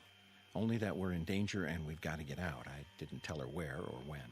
Better that way. Jody will stay home tonight. I told her you were coming over later. You and Ann. Can you make it around 8? Yeah. There you go. I think that does it, Jerry. Hey, thanks. Just a little build-up on the contact points. You might want to have it checked over by a jeweler. I couldn't get all the corrosion out. I appreciate it, Bill. Very much. The best part is, I'm not even going to charge you. What was that? A cat, probably, outside in the yard. I thought I saw something move at the window. Well, that's it, Jerry. You can put your watch on now. See you later. About 8?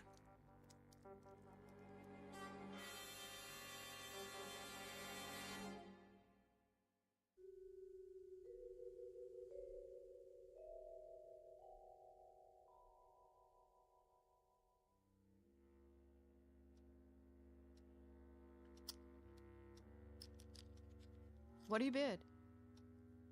Jerry? I said... Nothing. This hand's garbage. Well, you can't just throw it in again. Well, Jerry's got the right idea. I've got garbage, too. Well, who dealt this mess? You did. Whoa, she's got you there, Evie. Maybe we should give it a break. Yeah, fine with me. You okay, Jody? Sure, I'm just super. How about some lemonade and homemade cake? Sounds wonderful. I didn't give Jerry any dessert tonight. The rigors of a test pilot's wife. Oh, you. Let me help. I'll just get a tray. Jody? Yes, Mother? Will you give us a hand in the kitchen, please? Okay.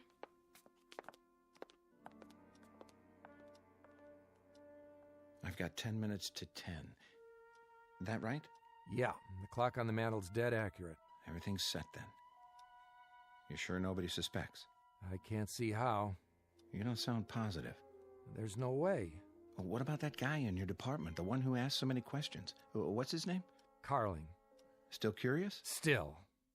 Not so much questions as hints and innuendos.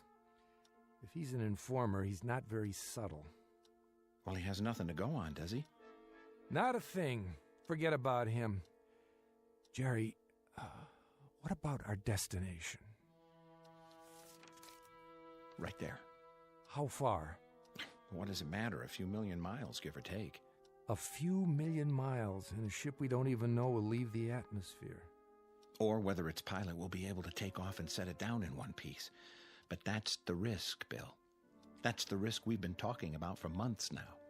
It's not a bad risk when you consider the alternatives. And the place we're going? It's populated. We've picked up radio waves, even some snatches of a language not dissimilar to ours. We've been able to decipher a lot of it.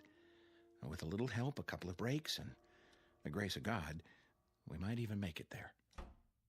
What? Who's here? Put the paper away. Let that be too obvious. Turn it over, at least. Bill? Look who's here. Well, how goes it, Sturka? And riding? Carling? What brings you... Oh, just taking a walk. Saw your house, thought I'd stop off, say hello. Wasn't sure if you were home with all the blinds drawn. So I went to the back door, knocked. Oh, you're welcome anytime, Mr. Carling. Why, thank you. A little game of cards tonight, huh? A little game of cards. We're about to cut into a cake. Care to join us? Just a little more lemonade for me. I was telling your wife that she makes wonderful lemonade. Not too sweet, a little tart, if you know what I mean. I think I do. Hot night, isn't it? A night for the front porch, or sleep. Not much else. How right you are. Jerry, what time's it getting to be? Whoops, that late.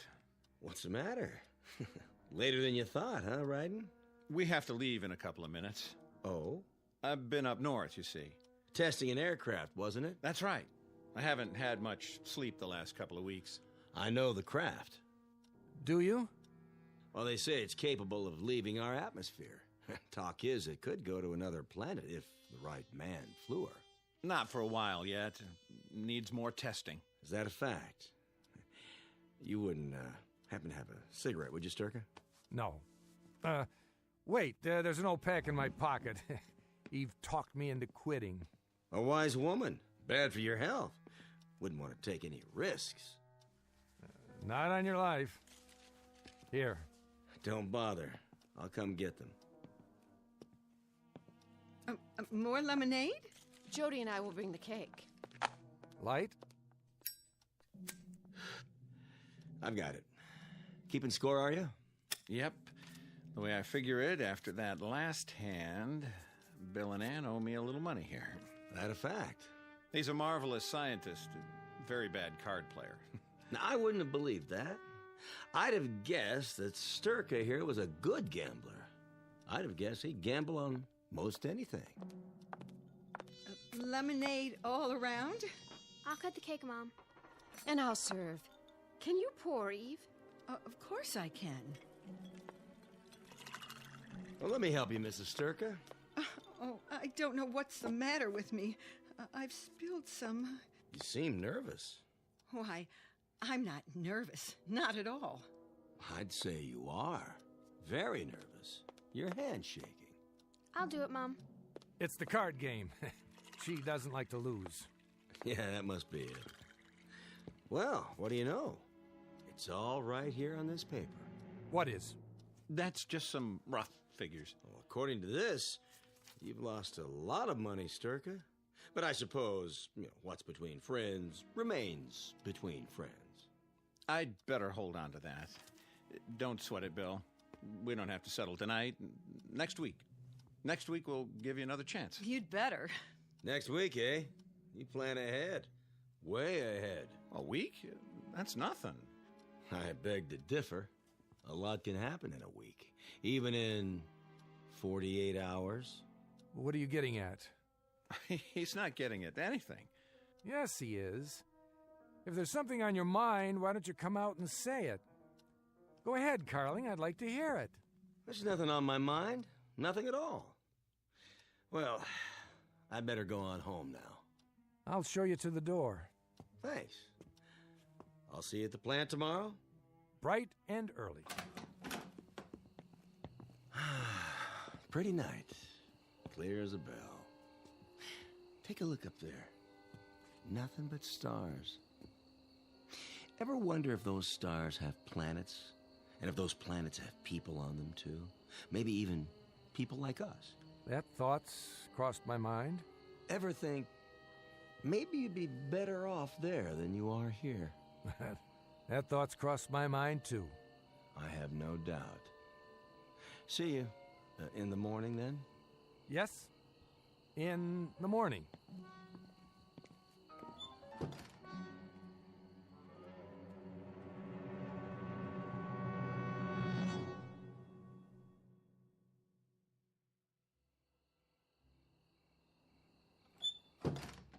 An odd man, didn't you think?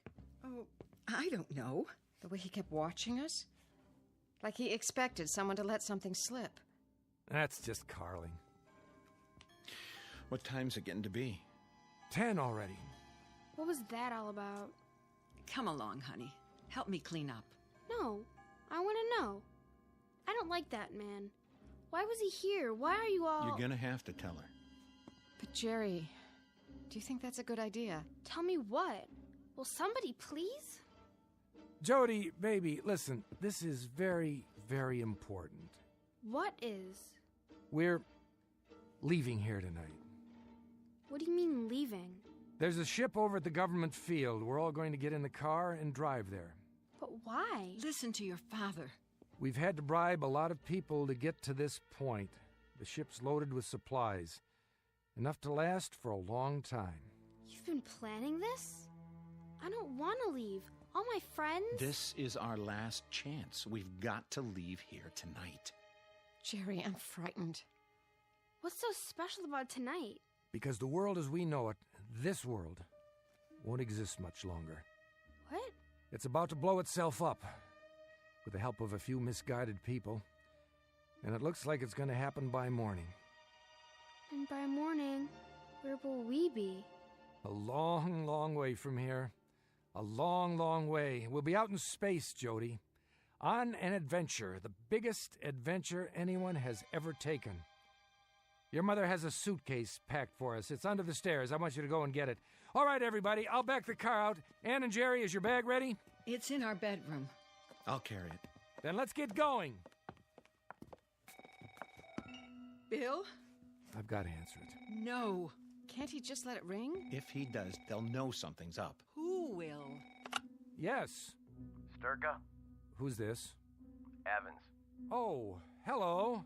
I'm afraid I'm gonna have to ask you to do something. And what's that? I need you back at the department. When? Tonight. That, might be difficult. I know, and I'm sorry, but something's happening. A new level of alert. We're asking all the crews to report in. I don't know how I can... We're sending a car for you. It's on the way now. I'm in bed. So was practically everyone else I called. Get out of bed and put your clothes on. You don't understand. I'm ill. How ill? Bad cold, fever.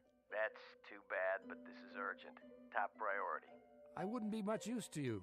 Nothing less than rigor mortis would excuse you tonight. The car will be there in a few minutes. Bill? That was my division head. They're working around the clock tonight. They're sending a car for me. I knew it. We'd better get out of here right now. I'll get the bag. And I'll get ours.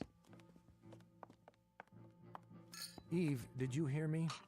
Yes, I heard. I just have to put these glasses away first. And the cake, so it won't spoil. And... Leave it! Leave it, honey. Just let it go. Everything. All right, if you say so, Bill. I suppose someone will wash them, won't they? Doesn't matter now. Do you hear me? Do you understand what I'm saying?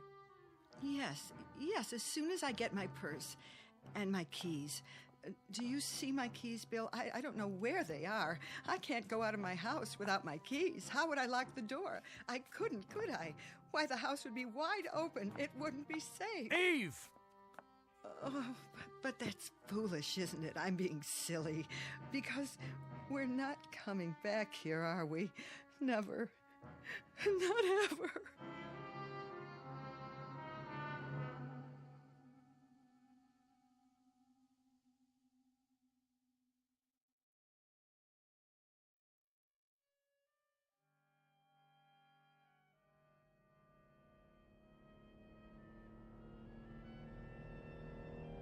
Won't this car go any faster?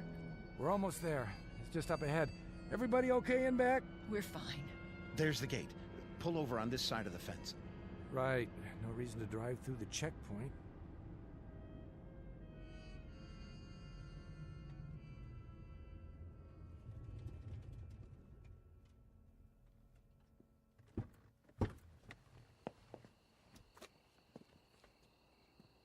Stay in the car for now. It's awfully dark. It won't be if they put on the searchlights.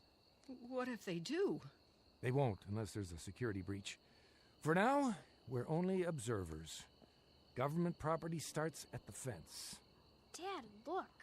Out there on the field. What is that thing? That's our transportation. Yep, that's it. But it doesn't even look like anything I've ever... I know. It's top secret. The craft I was testing. It's an experimental design, a prototype. Will it fly? It did up north. Bill, who's that? Oh, it must be our contact. That's him. It has to be. Why is he carrying a flashlight? Give him the signal. Eve, lean over and flash the headlights once. If you say so. Wait a minute. That's not... Good evening, Sturka. Fancy meeting you here? I could say the same. A long way from home, aren't you? It was my idea. I told him to drive out and see the ship. That's quite a story. You don't honestly think anyone will believe it, do you? Jerry, he's got a gun. Now take it easy, Carling. Just stand there quietly, you two. Very, very quietly. And don't make a move. Wouldn't want to set off any alarms. What do you want? Name it. Would you mind getting back in the car? Sure, Ed. Just do me a favor, huh? And put the gun down. In the car. The front seat, please. What for? We're going for a little ride to the checkpoint. And I'll be in the back seat. Is that necessary? Would you three ladies be so kind as to get out? The two gentlemen and I have an engagement with the authorities. They have nothing to do with this. In that case, they have nothing to worry about. Someone will be along for them in a moment. Now step out, please. If you insist. Careful with the door now. Slowly. No, Mr. Carling. You be careful. Oh! Get the gun! I got it! Give it to me. In 1 second. Sturka, you don't realize what you're doing. Don't I? Oh! Bill, is he... Get in the car, Jerry. The gate's open. We're going through.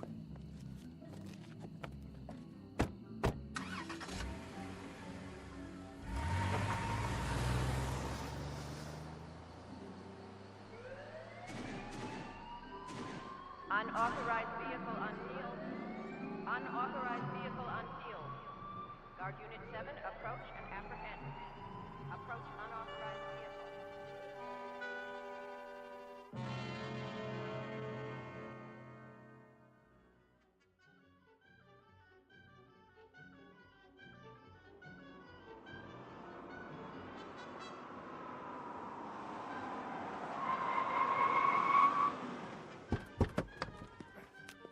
Get to the ship! Run!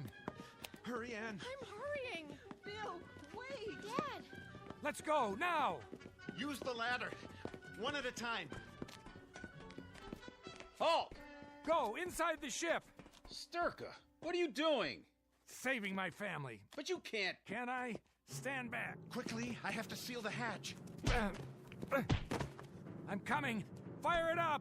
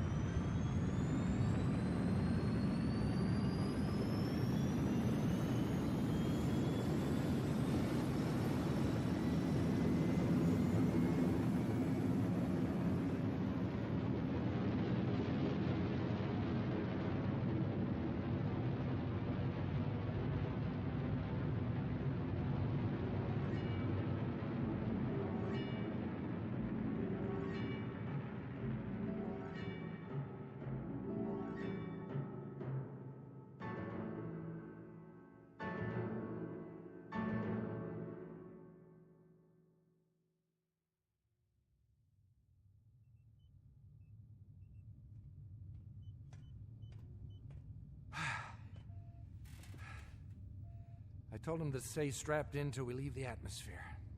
Everybody okay? 12 o'clock and all is well. Pressure's good.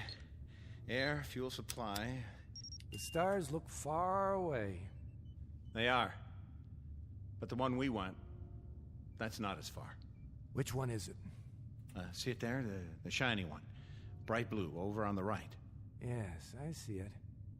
And are there people on it? People like us? People like us. It's the third planet from the sun, Bill. That's where we're going. To a place called Earth. Earth.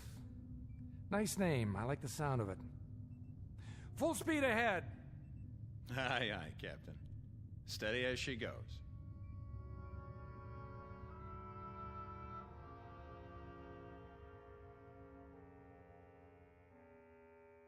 One tiny ship heading into space, and behind it, a doomed planet on the verge of suicide.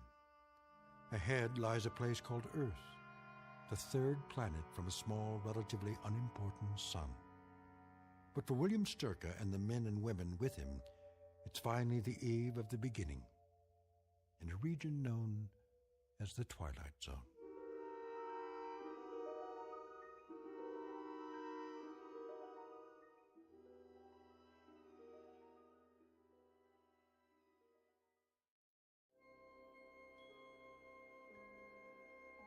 Hi, this is Carl Amari, producer of the Twilight Zone Radio Dramas. I'd like to take a moment to tell you about our official website at twilightzoneradio.com, where you'll get the latest news and information on these Twilight Zone Radio Dramas. Plus, at twilightzoneradio.com, you can digitally download 3 free episodes or any of our episodes for only $1.95 each. In this age of ever-changing technology, we've decided to make these episodes instantly available to you by making the Twilight Zone Radio Dramas a digital download-only series. This means that this series will no longer be offered on CD. The CD collections at our website are now being offered while supplies last at buy one, get one free. So be sure to get your favorites before they're sold out. Be sure to visit us often, and I'll see you in the zone.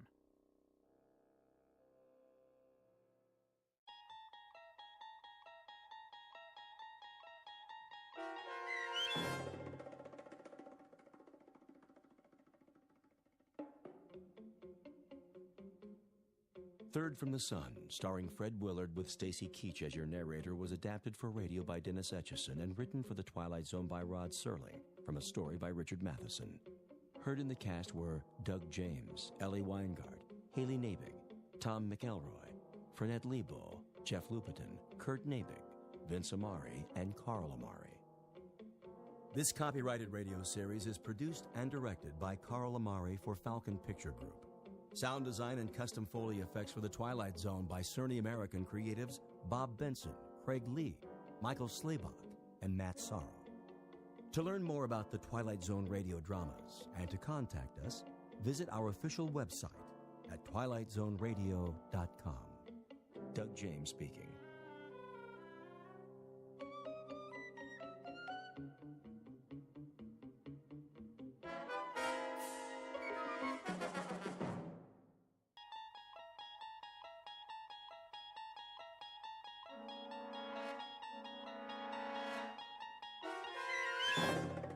You unlock this door with the key of imagination. Beyond it is another dimension, a dimension of sound, a dimension of sight, a dimension of mind. You're moving into a land of both shadow and substance, of things and ideas. You've just crossed over into the Twilight Zone.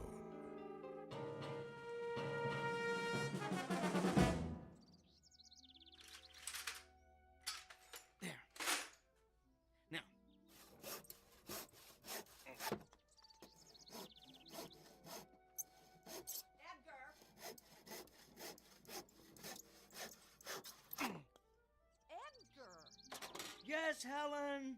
Come here, please. I'll be right there.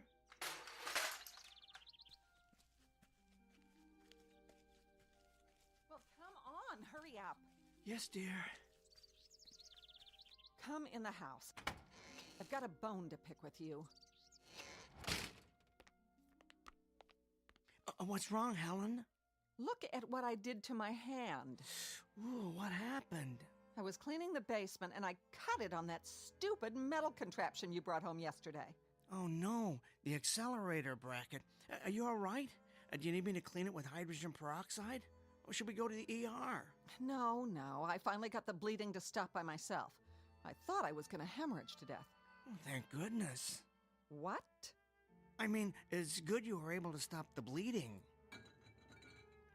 What is that stupid bracket doing down there anyway? Well, I needed to complete my experiments. Your experiments? That's all I ever hear about. I can't believe I gave up a successful modeling career to marry such a geek. Oh, this ridiculous hobby of yours is getting out of hand, Edgar. Well, it's more than a hobby, dear. Yes, you're right. It's an obsession. You're constantly down there tinkering with that pile of junk you built. How about spending some time fixing the problems we have in the house? How about repairing that leaky roof, Edgar, or the garbage disposal that keeps breaking down? Well, I'll get to all of that, Helen. I promise. It's just that I'm so close to a breakthrough. If I can just figure out how to break down the molecules into subatomic particles... The only breakdown around here is going to be mine unless you get rid of that oversized erector set. Do they know you're bringing all that equipment home from work? No, but they don't really need to. You see, it's all equipment they've discarded. They don't use it anymore. In other words, you're going garbage picking behind the lab and then dumping it in our basement. Why don't you just do these experiments at work? Because the facility isn't doing any more research with... With what, Edgar? Well, it's not important for you to know, Helen. I don't want to waste your time talking shop. You're one to talk about wasting time. Maybe if you'd put this much thought into your job, you'd be able to get a promotion. Well, the only kind of promotion available to someone at my level would be a project manager. What's wrong with that? Well, I'm not the managerial type, Helen. I'd be dealing with budgets, giving evaluations to personnel, writing reports for upper management. Yes, and that's why managers make the big money. But I'm an engineer. I'm good at working with equipment, not people. I like calculating formulas, not salaries. I'd be terrible in a managerial position, Helen. I'd be wasting my time. You don't seem to mind wasting your time outside while my life's fluid is gushing out of me. Where were you anyway? Across the street, meeting the new neighbors. They finally moved in? What's their name? Let me see if I remember how to pronounce it. Bhagavatula. Yeah, that's it. Bhagavatula. Oh, great. What is that, Korean? No, Helen. They're from India. India? Doesn't that real estate agent know how to sell to people like us? They're quite nice, really. He's a vice president at one of the banks downtown, and she's a professor at the university. Such a lovely woman. A real exotic beauty. Not as lovely as you, of course. Oh, and they have a 13-year-old boy. He'll be at the junior high in the fall.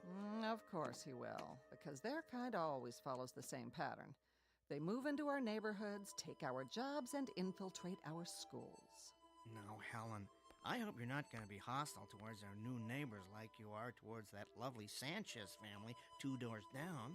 You can actually learn a lot from them. Mr. Bhagavatula was telling me about some of the fascinating customs in their country. Can you imagine coming from such a rich cultural heritage? The only thing I can imagine is the stench of curry casserole that's going to be wafting across the street. I'll tell you something, Edgar.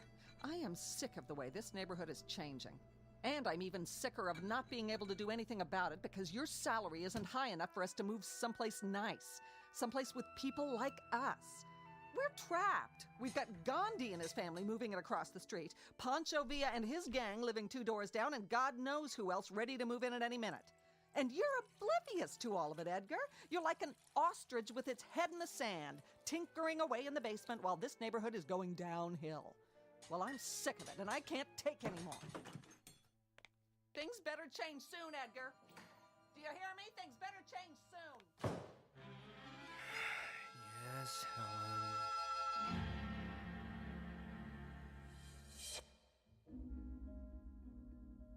Portrait of a tragically mismatched couple, Edgar and Helen Peabody, a textbook example of opposites attracting.